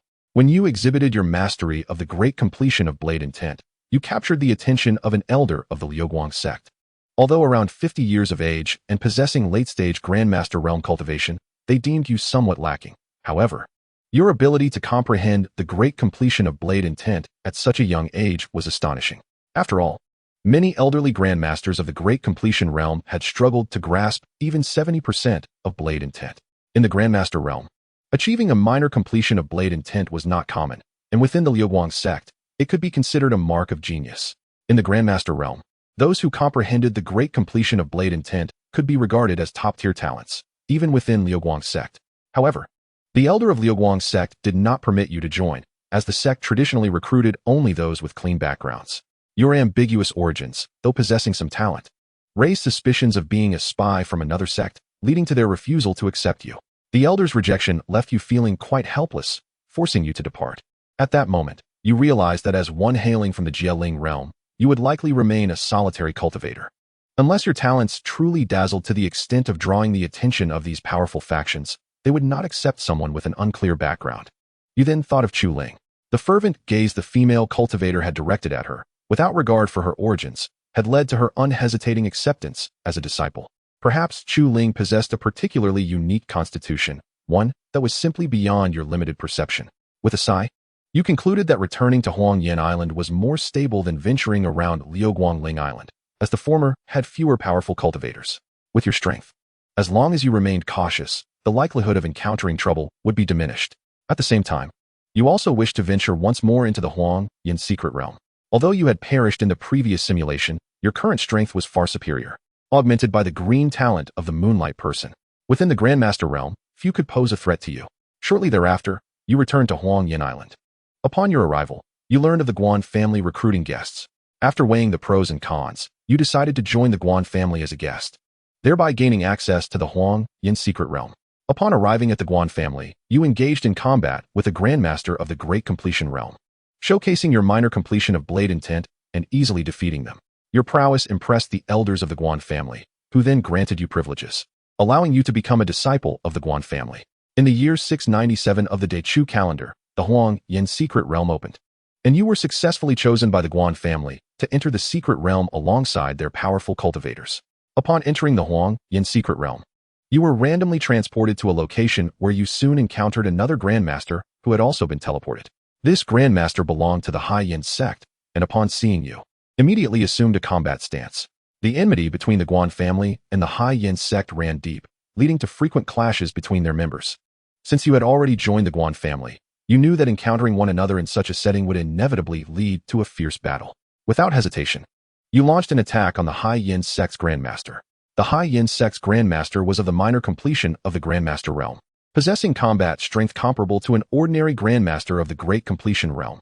However, they were no match for you, and you swiftly defeated them. After vanquishing them, you obtained a considerable amount of spirit stones and some medicinal herbs from their storage spirit ring. You felt quite satisfied with your gains. The opportunities within the Huangyan secret realm were not solely limited to the treasures found within. Often, the rewards from defeating other cultivators surpassed those acquired through treasure hunting. Of course, if one chose to hunt others, they must also be prepared for the possibility of being counterattacked. Following this, you roamed throughout the secret realm in search of further opportunities. You are eager to find the Xiao flower, which is capable of enhancing your cultivation, as well as the xianxiaalian, known for improving one's innate talent. Regrettably, you lack the memories from your previous simulation and can only wander aimlessly. As a day passes, although you discover some rare medicinal herbs, they do not possess the qualities necessary for your advancement, leaving you somewhat frustrated. However, during this day, you encounter two masters from rival factions, engage in combat, and successfully slay them, yielding considerable rewards. Among these, the most precious is a superior movement technique known as the Jiefeng Bu, classified as a profound great skill. Should you master this technique, your ability to both attack and defend within the master realm would significantly increase your chances of survival. On the second day, you hear sounds of battle ahead and decide to investigate. You soon witness a fierce clash deep within the mountains between a human and a beast. The human is none other than the third elder of the Qingfeng sect, who has attained the pinnacle of the master realm and comprehended the minor perfection of sword intent, making him nearly unmatched among the masters on Huangyan Island. placing him among the top 10 on their leaderboard. However, the beast he battles is equally formidable, engaging him in a relentless struggle. You assess the combatant's strengths and conclude that facing either would leave you with little chance of victory. Unfortunately, the Huanyan secret realm lacks nightfall. Were it not for this, under the moonlight, you could benefit from the enhancement of your green talent, Moonlight Person, to elevate your cultivation to the pinnacle of the master realm and easily defeat both adversaries. You silently observe the battlefield and notice an astonishing fragrance of herbs emanating from a cave behind the beast. Clearly, this cave harbors precious treasures. Otherwise, the third elder of Qingfeng's sect would not be recklessly embroiled in such a bloody conflict with a powerful beast. You patiently wait for the opportune moment, believing that the likelihood of both parties suffering mutual injuries is quite high. Yet, you harbor concerns that, similar to your previous simulation, a formidable figure from the Yuling realm might emerge to seize the spoils. Fortunately, your worries prove unnecessary. This time, you are fortunate, as no Yuling realm experts discover the scene. Instead, the third elder, despite sustaining severe injuries, employs a powerful trump card to decisively slay the formidable beast. Upon witnessing this, your eyes gleam with determination, recognizing that the moment has come. Without hesitation, you charge at the third elder of Qingfeng's sect. Your sudden assault takes him by surprise, inciting both fury and alarm as he hastily attempts to defend himself. Unfortunately, your strike comes too swiftly and fiercely. Ultimately, the third elder fails to evade your lethal blow and is slain. After vanquishing the third elder, you seize his storage spirit ring, but you do not take the time to inspect its contents. Instead, you promptly enter the beast's cave in search of the treasured herbs. Soon, you discover a small golden flower. The moment you lay eyes on this golden flower, joy floods your expression. This flower, known as the xianxiaaudiobooks, is exceedingly rare. Not only can its roots enhance cultivation, but its petals also aid in comprehending the Tao. Should the experts of Huanyan Island learn of the xianxiaaudiobooks' existence, they would undoubtedly covet it and pursue you with lethal intent. Thus, without hesitation, you secure it within your storage spirit ring and hastily depart, seeking a safer location to consume the xianxiaaudiobooks and bolster your strength. Unbeknownst to you, as you leave, a master concealed within the forest has witnessed everything. Initially, this master had hoped to benefit from the conflict, but your earlier display of overwhelming prowess in the master realm dissuades him from intervening. After you depart, he plans to inform the higher-ups of Qingfeng's sect about your slaying of their third elder in hopes of gaining favor. Meanwhile, upon finding a secluded spot, you immediately consume the root of the xianxiaaudiobooks. While it would have been more advantageous to refine it into a jinyang pill, you lack the skills of an alchemist, and the secret realm poses great dangers, leaving you no choice but to waste this precious resource. You ponder the prospect of developing an alchemical talent in the future. Such skills would simplify the acquisition of resources. As you reflect, the text on the screen continues to unfold. With the consumption of the xianxiaaudiobooks, your cultivation begins to ascend rapidly. In just one day, you reach the minor perfection stage of the master realm. Following this, you stabilize your cultivation and consume the petals of the xianxiaaudiobooks. As you do so, you enter a peculiar state of comprehension. While remaining in the absolute spirit land, you were unaware of the true essence of intent, but upon arriving at Huanyan Island, you discern that beyond intent lies the true intent. True intent is exceedingly difficult to grasp in the master realm. Those who can comprehend minor perfection of intent are deemed remarkably gifted, true geniuses. Those who can achieve major perfection are considered top-tier talents within the Jiuling archipelago, destined for greatness if their innate qualities are also commendable. To comprehend even a thread of true intent in the master realm is an exceedingly noteworthy achievement. After all, many who have entered the Yuling realm have yet to grasp a single thread of true intent. Though a mere thread of true intent does not equate to the genuine article and falls far short of its embryonic form, it nonetheless signifies an entry point, conferring power that surpasses mere intent. Ordinarily, your current level of comprehension would not suffice to grasp even a thread of true intent in the master realm. But with the aid of the xianxiaaudiobooks petals, you enter a deep state of understanding and successfully comprehend a thread of sword technique true intent. Upon emerging from this moment of enlightenment, you laugh heartily, exhilarated beyond measure. You have now attained the minor perfection stage of the master realm and grasped the thread of sword technique true intent, resulting in a staggering enhancement of your combat prowess. With your current strength, while you may not be deemed invincible among the masters of the Jiuling archipelago within the confines of Huanyan Island, you would struggle to find anyone capable of withstanding your strike. Now, as long as you do not encounter a Yuling realm expert within this Huanyan secret realm, you can move with confidence. Even if you were to cross paths with one, with a stroke of luck, your red talent, explosive arts, combined with the blue talent, resurrection of the dead, could potentially allow you to prevail.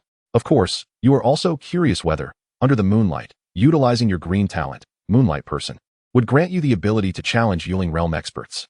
In the ensuing days, you continue to explore the secret realm and encounter a master from Qingfeng sect at the pinnacle of the master realm. Upon seeing you, he displays a look of joy, yet he does not hesitate to flee. This unexpected behavior puzzles you, filling you with unease. Your instinct urges you to pursue and eliminate him, but the disparity in cultivation and movement techniques prevents you from closing the gap, leaving you profoundly frustrated. Had you mastered the profound grade movement technique, he might not have escaped so easily. Thus, you resolve that once your journey through the secret realm concludes, you will wholeheartedly train in the Jiefengbu to enhance your speed, which is even more crucial than sheer power. Before long, you are suddenly besieged by no fewer than 20 masters from Qingfeng sect. This development causes you to frown, suspecting that your ambush on the third elder has been exposed. Soon, the words of the Grand Elder of King Fengmen validated your suspicions. He declared that you had slain the third elder of King Fengmen, and today he would flay you alive, making your existence a living hell.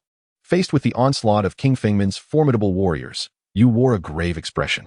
Although you were confident that, at full strength, you would be virtually unmatched within the realm of masters, the challenge of facing many adversaries alone proved to be exceedingly troublesome. After all, had your agility surpassed that of this group, you might have employed guerrilla tactics to eliminate them one by one. Yet, your speed was inferior to that of the King Fengmen experts, making it immensely difficult to achieve such a feat. However, with the situation having escalated to this point, there was no room for retreat. You charged towards the Grand Elder of King Fengmen with a determination to perish in battle, hoping that he would underestimate you. Should that be the case, you could strike him down with a single blow, instilling fear in the others and seizing a chance for survival. Otherwise, your only recourse would be to rely on the synergistic techniques of your two innate talents. Yet, the activation of such talents depended on probability. You would not bank on them for a miraculous escape unless pushed to the brink. The Grand Elder of King Fengmen, upon witnessing your advance, sneered, deeming you utterly foolish. At that moment, he unleashed a formidable aura, launching his most powerful attack. The Grand Elder, having also comprehended the essence of the minor completion realm, possessed a deeper foundation and a higher mastery of earth-ranked martial skills than the third Elder of King Fengmen, rendering him even more formidable. Had this encounter occurred previously, you would have stood no chance against the Grand Elder, who could have easily eliminated you with a single strike. However, now that you had attained the minor completion realm of the master level and grasped a sliver of the true essence of swordsmanship, the circumstances were markedly different. With a cold expression, you executed the most potent technique of the Xiankong sword art, while wholeheartedly channeling that fragment of swordsmanship's true essence. This strike was immensely powerful, causing the Grand Elder's expression to shift dramatically as he attempted to evade, but it was too late. Soon, the two attacks collided head-on. Your assault shattered the Grand Elder's technique like dried twigs, ultimately leading to his demise. After slaying the Grand Elder of King Fengmen, you swiftly seized his storage spirit ring and broke through the encirclement, fleeing for your life. The remaining masters of King Fengmen were left aghast. They had not anticipated your formidable prowess, capable of slaying their strongest elder with a single stroke. Moreover, some keen-eyed masters sensed the essence of swordsmanship emanating from you, sending chills down their spines. A master at the minor completion realm exhibiting such comprehension was a genius even among the top-tier sects of the Jiling archipelago. However, the masters of King Fengmen quickly recovered and resumed their pursuit. Your previous strike had momentarily intimidated them, but the individuals present were not easily daunted. They swiftly assessed the situation's advantages and disadvantages. A talent like yours, if allowed to escape today, would undoubtedly become their future nightmare. Despite your strength in dispatching the Grand Elder, their numbers were overwhelming. With coordinated ranged attacks, they would wear you down in due time. Moreover, harnessing the power of intent required mental energy, and employing a fragment of swordsmanship's true essence at the master level would impose a heavier burden, exponentially increasing your mental expenditure. Thus, you could not possibly endure for long. As long as they maintained their pressure, your demise was inevitable. Sensing the intentions of the King Fengmen masters, your expression grew increasingly somber. Nevertheless, while your agility could not rival theirs, you were bolstered by the advantage of your white talent, which enhanced your speed. Although the effectiveness of this talent appeared diminished at the master level, it still offered some benefit, enabling you to close the gap slightly. You did not need to outrun all the masters of King Fengmen, but only those at the minor completion realm. Without those 10 or so minor completion realm experts, the 5 grand masters of King Fengmen would not dare to pursue you alone. You navigated the mountains, employing the Yunming step to confound them in your escape. Unfortunately, misfortune struck anew when you encountered a formidable expert from the Yuling realm, and even more regrettably, he was from King Fengman. Normally, there were rules governing engagements among Yuling realm experts to prevent the strong from preying on the weak. Otherwise, chaos would ensue, leading to substantial casualties among masters. Under typical circumstances, the Yuling realm expert from King Fengman would refrain from breaking the rules to confront you. However, upon witnessing his sect's masters pursuing you and confirming that no other cultivators were nearby, he acted without hesitation to obstruct your escape route. Soon, the masters of King Fengman caught up with you. This turn of events left you with a grim realization. Today, you were destined to perish. Consequently, you resolved to fight back against the King Fengman warriors in a desperate bid for survival. However, these masters had evidently devised a strategy to counter you. They launched a coordinated ranged assault, leaving you no opportunity to approach. In this dire situation, you comprehended that your demise was certain. You chose to discard your weapon and surrender, attempting to draw them closer, particularly the Yuling realm expert. Upon witnessing your capitulation, the King Fengman warriors exchanged cold smiles, intending to capture and torment you, while the Yuling realm expert descended from the sky. At that moment, you resolutely took your own life. Your act of self-destruction bewildered the King Fengman warriors. Soon, the explosive effect of your red talent activated, unleashing a terrifying blast that engulfed the area, reducing both the Yuling realm expert and the masters to ashes, leaving no trace behind. In the aftermath, you were resurrected by the effects of your blue talent. The resurrection of the fallen. You gazed into the vast crater before you, filled with gratitude for your fortuitous escape. Had fortune not smiled upon you, you would have undoubtedly fallen into their clutches. Yet, you were acutely aware that having slain so many experts from King Fengman, you had irrevocably made an enemy of the sect. Unless the Guan family chose to protect you, remaining on Huangyan Island would place you in grave danger. Thus, you felt compelled to avoid gambling on human nature. Should King Fengman invest significant resources to bribe the Guan family, the likelihood of them handing you over was substantial. With this thought in mind, you could no longer afford to seek opportunities within the Huangyan secret realm and hastened towards the exit.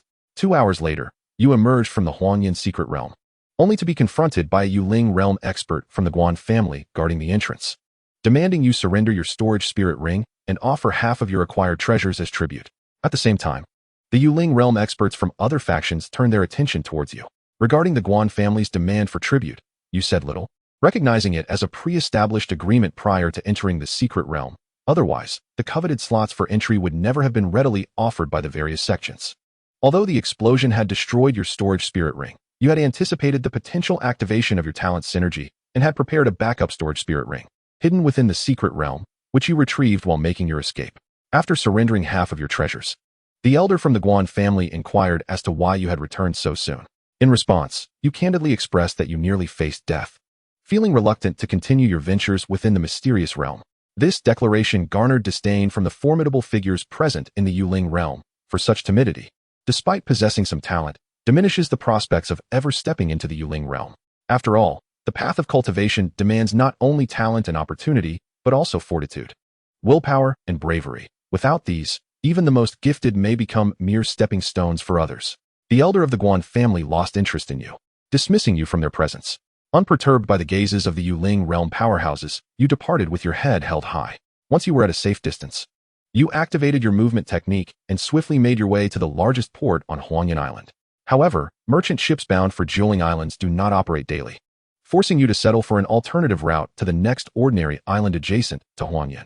In such circumstances, the journey is brief and does not necessitate a large merchant vessel. A modest trading post guarded by a Yuling realm expert suffices for safe passage.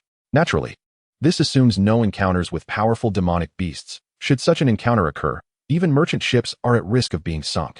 Nevertheless, luck was on your side this time, and you successfully reached the next island.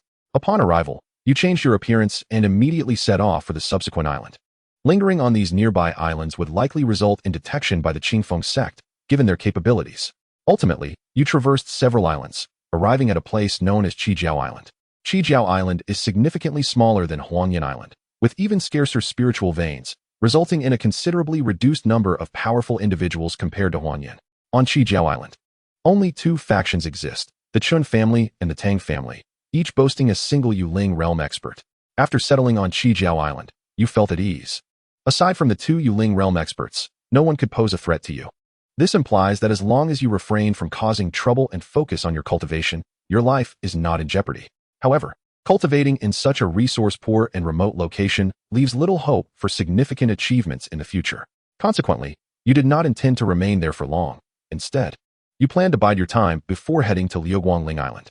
Your initial departure from Liuguangling Island was due to the overwhelming presence of powerful individuals, making you feel too weak, coupled with the imminent opening of the Huanyan secret realm as a significant factor.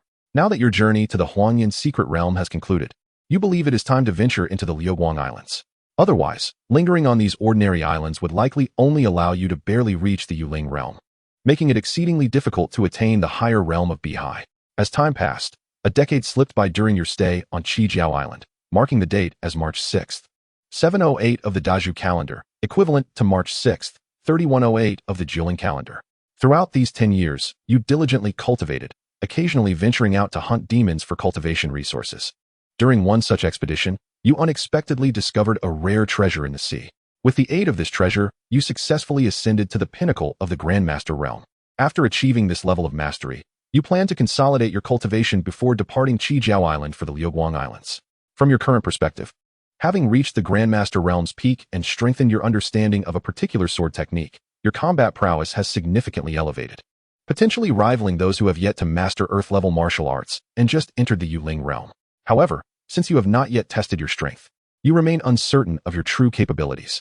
Nevertheless, you are confident that under the moonlight, utilizing your green talent, the Moonlight Man, you would undoubtedly possess the strength to contend with and even defeat ordinary Yuling realm experts. On March 20th, 3108 of the Jiling calendar, just as you were preparing to leave Qijiao Island, the Chen and Tang families erupted into conflict. Due to their sudden hostilities, both families ceased their maritime operations, preventing your ability to depart alone. Although your current combat strength is formidable and the moonlight enhances your abilities, you are still not a Yuling realm expert and cannot fly. Thus, sailing alone across the sea poses substantial risks. Consequently, you opted to observe the battle, waiting for the conflict to conclude before determining your next move. It became apparent that both families were fighting with utmost seriousness, unleashing their full might and causing rivers of blood to flow. This left you bewildered, as you had lived on Qijiao Island for a decade and were well aware of the frequent intermarriages between the Chen and Tang families, who jointly defended their dominance on Qijiao Island. However, the ferocity of their conflict, aimed at annihilating one another without regard for their former ties, seemed paradoxical. Like you, many wandering cultivators silently observed the battle, speculating on the reasons behind the outbreak of hostilities. Yet, your detached observation ultimately brought you into the fray. The two families were determined not to allow outsiders to benefit from their struggle, and on the third day of the conflict, they unexpectedly united to target the wandering cultivators on the island, intending to eliminate any unrelated parties first. Your dissatisfaction with the Chen and Tang family's sudden purge of spectators ignited a desire for vengeance within you. After repelling your pursuers, you resolved to lay low and wait for both families to weaken each other before seizing your opportunity. The might of the two families left the wandering cultivators on Qijiao Island with little chance of survival, resulting in near-total annihilation. Following this, the two families, believing there were no more nuisances to contend with, resumed their bloody struggle. Eventually, even the Yuling realm ancestors of both families chose to engage in combat, clashing fiercely in the air. Chapter 94, Spiritual Artifacts. Combat Power Source. During their fierce struggle, the ancestor of the Chen family berated his opponent for his unscrupulousness, asserting that he had discovered the treasure first and even shared a low-grade spiritual artifact with the ancestor of the Tang family, who still coveted the low-grade spiritual artifact and other treasures in his possession. The ancestor of the Tang family responded with a cold laugh, arguing that Earth-level martial arts were exceedingly precious, and the Chen ancestor should have shared them for joint cultivation to avoid the current strife. Listening intently to their exchange, you were taken aback, finally grasping the underlying cause of their fierce battle. Artifacts below the 5th rank are deemed mundane, while those above the 5th rank are classified as spiritual artifacts. Low-grade spiritual artifacts are immensely valuable, with many Yuling realm experts lacking such weapons altogether. It is said that even among the 3 dominant factions on Huanyan Island, only 3 or 4 low-grade spiritual artifacts exist within their reserves. The rarity of Earth-level martial arts is even more pronounced. Only the 3 major factions possess them on Huanyan Island. At that moment, your heart surged with excitement. Should you manage to acquire 2 low-grade spiritual artifacts and an Earth-level martial art, your combat power would undoubtedly experience a significant enhancement. Of course, this is contingent upon the Earth-level martial art obtained by the Chen ancestor being a sword technique. Otherwise, you would need to devise a risky plan to exchange for an Earth-level sword technique. The Chen ancestor vehemently condemned the Tang ancestor's unscrupulousness, while the Tang ancestor mocked the Chen ancestor, asserting that without him, the Chen ancestor would never have discovered the treasure. Their battle intensified, both parties seemingly intent on each other's demise. Ultimately, the two clashed until nightfall, leaving both severely wounded and gasping for breath. Observing this, you sensed that the moment had arrived and unhesitatingly activated the effects of the green talent, Moonlight Man. In an instant, your cultivation has experienced a significant enhancement. Although you have yet to reach the realm of Yuanjing, you can be considered a half-step into that domain. Attaining this semi-Yuanjing state, while you cannot maintain prolonged flight, you are nevertheless able to temporarily condense delicate wings of spiritual energy and ascend into the sky. Your sudden ambush astonished the patriarch of the Chen clan. Upon realizing that you were merely at the half-step Yuanjing level, he was infuriated, feeling belittled and regarding your audacity to launch a surprise attack as outrageous. The distinction between Yuanjing and anything below it is stark. Even though he is currently gravely injured, wielding a spiritual weapon, he finds it effortless to slay someone at the half-step Yuanjing level. Your unexpected assault also startled the patriarch of the Tang clan. However, he quickly regained his composure and, with a sinister smile, joined forces with you to mount an attack, aiming to seize the opportunity to eliminate the patriarch of the Chen clan. The patriarch of the Chen clan vehemently berated the patriarch of the Tang clan for his shamelessness, choosing to focus his efforts on the latter while launching a powerful strike at you. Had you been an ordinary half-step Yuanjing, this blow would have caused significant injury, if not your demise. Alas, you are no ordinary half-step Yuanjing, employing the full mastery of your sword intent. You unleashed the most formidable strike of the Xian Kong blade technique, forcibly tearing through his attack and advancing towards the patriarch of the Chen clan. Observing this, the patriarch of the Tang clan's eyes lit up with surprise at your unexpected combat prowess. He erupted into laughter, promising you benefits in exchange for your continued interference with the Chen patriarch, granting him the opportunity to strike. The Chen patriarch, taken aback, did not anticipate that you had grasped the profound sword intent of the half-step Yuanjing. In his prime, he would have dismissed you, but now, gravely injured and preoccupied with the Tang patriarch, he found it troublesome to contend with you. After joining the fray, you refrained from exerting your full strength initially, seeking the right moment to act. Ultimately, after another fierce clash between the Chen and Tang patriarchs, you seized your chance and unleashed a fragment of your sword technique's true essence. Upon its eruption, the lethality of your swordplay surged exponentially, catching the Chen patriarch completely off guard. His defense was predicated on your previous attack power, and with your sudden outburst of strength exceeding all expectations, you effortlessly shattered his defenses and delivered a lethal blow. After slaying the Chen patriarch, you swiftly seized his storage ring and spiritual weapon, turning on your heel to flee without hesitation. Initially, you believed your strength was sufficient to contend with the Yuanjing level. However, after your encounter with the Chen patriarch, you realized that the chasm between the Master Realm and Yuanjing was greater than you had imagined. Were it not for the Chen patriarch's severe injuries and the Tang patriarch's engagement with him, even with your true essence, killing him would have been exceedingly difficult. Although the Chen patriarch was not a mere novice in Yuanjing, but rather a seasoned warrior who had held a spiritual weapon for many years, it still underscored certain truths. Your sudden surge of power that resulted in the demise of the Chen patriarch incited shock and awe across the battlefield, leaving everyone astounded. To slay a Yuanjing with a mere half-step Yuanjing, albeit through a 2-on-1 scenario and a surprise attack, was nonetheless a breathtaking feat. The Tang patriarch was initially taken aback, but upon regaining his senses, his astonishment transformed into fury. His clan had been embroiled in a fierce battle with the Chen clan, and he had sustained significant injuries in his clash with the Chen patriarch. To have a mere youth seize the spoils from under his nose was an immense humiliation and loss. Consequently, the Tang patriarch immediately pursued you, intent on exacting vengeance. The relentless pursuit of the Tang patriarch proved to be a considerable headache for you. Though he too was injured, you still hesitated to confront him head-on. The disparity in cultivation levels remained evident, compounded by the temporal limitation of your green talent, the Moonlight person. If the effect of your talent were to expire, you would stand no chance against the Tang patriarch. Thus, the chase continued, leading you both far from the vicinity of Qizhao Island. In a desperate bid for survival, you dove into the ocean. Regrettably, the Tang patriarch, undeterred by his injuries, followed you into the depths, relentless in his pursuit. Once submerged, the advantage of flight dissipated, and the gap between you and the Yuanjing narrowed considerably. The effect of your white talent, which enhanced your speed, re-emerged. While airborne, the enhancement from your white talent was nearly negligible. By the time one reaches the Master Realm, the benefits of the white talent become quite feeble, let alone in the presence of Yuanjing. Realizing this shift, you swam deeper into the ocean, hoping that the increasing pressure of the depths would amplify the effect of your white talent. Your strategy was sound. The Tang Patriarch, gravely injured, could not possibly pursue you indefinitely. However, you were unprepared for the encounter with a fearsome beast lurking in the depths. Consequently, both you and the Tang Patriarch fell victim to the jaws of the beast, resulting in a deadly confrontation with no victor. With your demise, this simulation came to an abrupt conclusion. Chen Yuan surveyed the simulated narrative, stroking his face in disbelief at such an outcome. Yet, perhaps this conclusion was not entirely unexpected. Both the Chun and Tang Patriarchs, along with the simulated Chen Yuan, were blinded by the allure of treasure. The Chun and Tang Patriarchs fought to the death over the spoils, while the simulated Chen Yuan, in a daring bid for survival, ventured into the treacherous depths of the ocean. Thus, he met his fate. After reflecting on this, the system's voice chimed in. Ding! Rewards generated successfully. The host may choose 3 from the following options: Mastery of Great Perfection, Insight into Blade Technique, Low-Grade Spiritual Weapon Qingling Blade, Random Heavenly Material, or Earthly Treasure. Despite the availability of 3 rewards, the absence of a refresh for his green talent left Chen Yuan feeling quite regretful.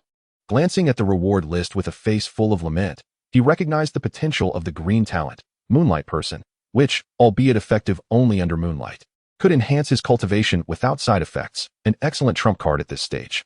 Regrettably, it did not materialize. As for the low-grade spiritual weapon, was it a blade? If so, it was conceivable that the earth-level martial technique obtained by the Chun Patriarch might also be a sword technique. If he could acquire that technique and draw upon its true essence, perhaps he could create his own earth-level blade technique. Contemplating the reward list, Chen Yuan's mind was consumed with thoughts of self-created techniques and martial arts, having tasted the superiority of self-invented skills over those crafted by others. Naturally, should he encounter exceptionally high-grade techniques, he would prioritize their cultivation. However, if they were of low-grade earth level, self-creation would be preferable. Alas, his current comprehension was insufficient. Even if he obtained a high-grade martial technique, the likelihood of successfully creating one remained slim. If it were as simple to create earth-level martial techniques, the girl Chu Ling would have long since accomplished it during her simulation. Swaying in his bamboo chair, Chen Yuan observed the diligent practice of Chu Ling and shook his head. Creating one's own techniques and martial arts requires not only profound insight, but also an opportune moment. His Xian Gang True Method and Xian Kong Blade Technique were birthed from a moment of enlightenment during a simulation, an amalgamation of various schools of thought, rendering them impossible to create without such a fortunate occurrence. System: I choose the mastery of Zongshi Dayuanmen and the comprehension of the knife technique. The inferior spiritual weapon, Qingling Dao, was selected. Subsequently, Chen Yuan made his decision. While heavenly materials and earthly treasures are indeed valuable, their merit relies upon their quality. Should one select a worthless item, it would be a grave disappointment, squandering a reward option. Had the reward explicitly indicated something of great worth, such as the Jinyang flower, Chen Yuan would certainly have chosen it. Ding! Reward selection successful. Distribution in progress. The system's voice resonated once more. Chen Yuan then felt his cultivation rapidly ascend. Zongshi Realm Lesser Perfection. Zongshi Realm Greater Perfection. As his cultivation reached its zenith, a multitude of insights flooded his mind, leaving him enraptured. Once all was concluded, Chen Yuan naturally grasped a fragment of the true essence of the knife technique. Regrettably, it was merely a fragment, not the embryonic form of the true technique. Had he comprehended the embryonic form, the enhancement to his combat prowess would have been substantial, potentially allowing him to slay a powerful adversary in the Yuling realm. Chen Yuan murmured to himself. He then glanced at his storage spirit ring, discovering a long knife adorned with azure patterns, its blade radiating a chilling brilliance that made his eyelids twitch.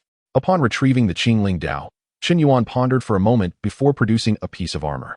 This armor was of the 4th tier. Even a Zongshi wielding a 5th-tier weapon would require utmost effort to destroy it. Without further ado, Chen Yuan swung the Qingling Dao at the 4th-tier armor. He did not exert excessive force, merely using his innate power. Nevertheless, even so, the Qingling Dao sliced through the 4th-tier armor as effortlessly as one would cut through vegetables, the incision remarkably smooth. What a swift blade! And it possesses an astonishing amplification effect on true qi. If wielded by a Yuling realm expert, the amplification would surely be even more remarkable. Chen Yuan was filled with admiration. Perhaps with this Qingling Dao, he could contend with the severely injured ancestor of the Tang family in simulation. However, he lacked the time to experiment with the spiritual weapon's capabilities, nor did he dare to gamble. Grasping the Qingling Dao, Chen Yuan reflected. I wonder, with my current strength and wielding the Qingling Dao, could I slay an ordinary Yuling realm expert, or perhaps a common 6th-tier demon beast? In the forthcoming simulation, he would certainly venture out to sea. The uncertainties of the ocean were immense, and he was uncertain if Chu Ling would manage to locate the rolling array plate. Nor could he predict if anyone would suddenly appear to rescue them. Consequently, Chen Yuan concluded that relying on oneself was preferable to depending on others. If his strength could genuinely reach the Yuling realm level, he could traverse the sea more securely. With one remaining opportunity for an ordinary simulation, he would have to sign in at those 2 locations afterward. Very well, I shall proceed to those 2 places first and sign in. Chen Yuan mused slightly. Foregoing further simulation, having engaged in consecutive simulations twice, it was time to attend to some matters. Following this, Chen Yuan instructed Chu Ling to diligently train and not to be lazy, then vanished from her sight. A day later, Chen Yuan arrived at the sign-in location in Xiaoling Village. Ding, sign-in successful. Congratulations to the host for obtaining 1 ordinary simulation opportunity. The system's voice echoed. After completing the sign-in, Chen Yuan intended to leave the village. However, before he could depart, the village chief knelt before him, pleading for his assistance in slaying the demons plaguing the village. Elder, why do you believe there are demons in the mountains behind Xiaoling Village? Has anyone perished at the hands of these creatures? Chen Yuan helped the elder to his feet and inquired earnestly. The system's sign-in locations are often not simple. Thus, Chen Yuan did not dismiss the elder, choosing to investigate the matter himself rather than arranging for official assistance in demon slaying. Chapter 95. The Female Demon. No one in Xiaoling Village has fallen victim to the demons. It is merely that at night, strange laughter emanates from the mountains, disturbing our sleep and instilling fear that the creature may descend upon the village to kill. The village chief spoke with palpable dread. Have you reported this to the authorities? Chen Yuan asked. Yes, but no one has come to ascertain the situation. The village chief replied with a bitter smile. Chen Yuan was not surprised by the village chief's answer. He pondered briefly before responding. Since I am passing through this area, I may assist you in resolving this trouble. But, rest assured, I possess a treasured tome passed down through my family for generations. It is said that should it be leaked, my family will face dire consequences. Today, I am willing to offer it to you. Before Chen Yuan could finish his sentence, the village chief hurriedly expressed his intentions. Upon hearing this, Chen Yuan smiled gently. He was not concerned about the tome from a small village. After all, there was not a single person in the village who had even attained the Gathering Qi realm. How formidable could their so-called tome truly be? My lord, please wait a moment. I will have my child fetch the tome for you. Without waiting for Chen Yuan to say anything further, the old village chief ordered his son to retrieve the tome. There is no need for such urgency. Village chief, Chen Yuan shook his head and said, My lord, you are willing to take the risk to slay the demons for our village. We must express our gratitude. However, our village is quite impoverished, lacking in gold and silver. Thus we can only offer the tome as recompense. Please do accept it. The old village chief spoke earnestly. Seeing the village chief's persistence, Chen Yuan shook his head and refrained from further protest. Soon, the village chief's son returned with the tome, which was a yellowed volume, appearing somewhat aged. Initially, Chen Yuan did not pay it much heed, but upon perusing its contents, his heart jolted, revealing an expression of astonishment. This tome was not an ordinary cultivation method or martial technique, but rather a secret art that could ignite one's essence blood to enhance combat prowess. Essence blood is exceedingly precious. Once ignited, it invariably incurs severe side effects, taking many years to recover. Excessive burning could even result in damage to the practitioner's foundation, hindering progress for a lifetime. A method that inflicts harm upon oneself while slaying enemies. It could indeed serve as a trump card, allowing one to strike back at a critical moment and preserve one's life. Chen Yuan's gaze fixated upon this blood-burning secret art, his heart unsettled. With this secret art, the hope of successfully crossing the sea through the ancient teleportation array undoubtedly increased. Indeed, the system's sign-in locations often yield unexpected benefits. The sign-in at the royal palace led me to encounter Chu Ling and acquire a miraculous token. In this sign-in at Xiaoling Village, I have obtained this secret art. Chen Yuan mused inwardly. Village chief, having gained such an advantage, I shall strive to eliminate the demons and restore peace to Xiaoling Village. Subsequently, Chen Yuan met the village chief's hopeful gaze and made his promise. This brought immense joy to the village chief. He produced the tome, hoping that Chen Yuan would commit to his word. Otherwise, without any incentive, even if Chen Yuan chose to assist out of chivalry, he would not exert himself fully.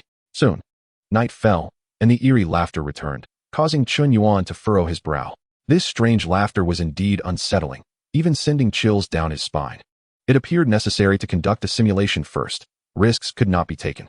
Chen Yuan's gaze flickered with uncertainty.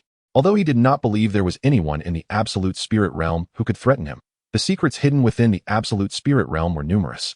and one must not be careless. System, I wish to conduct an ordinary simulation, Chen Yuan declared within his mind. Ding, life simulation commencing. The system's voice resonated. Subsequently, the screen illuminated, and familiar text began to materialize. Day 1. You choose to venture to the mountains behind Xiaoling village to investigate.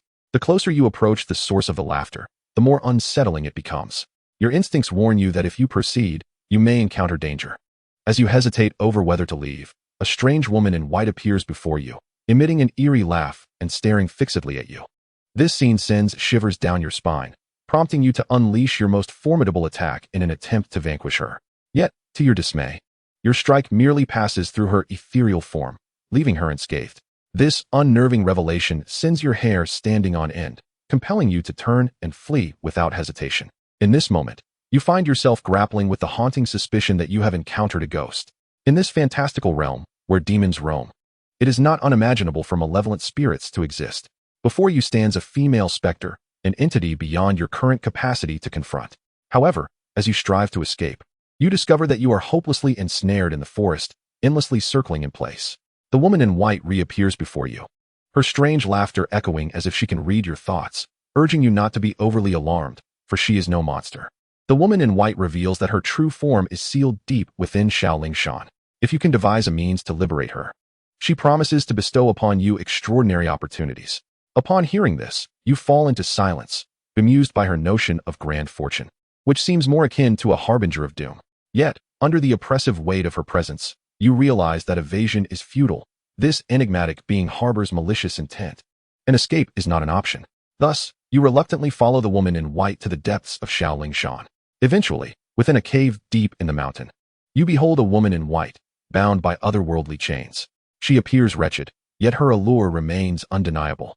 You inquire how to free her, and she instructs you to strike a specific point, claiming it to be the heart of the formation.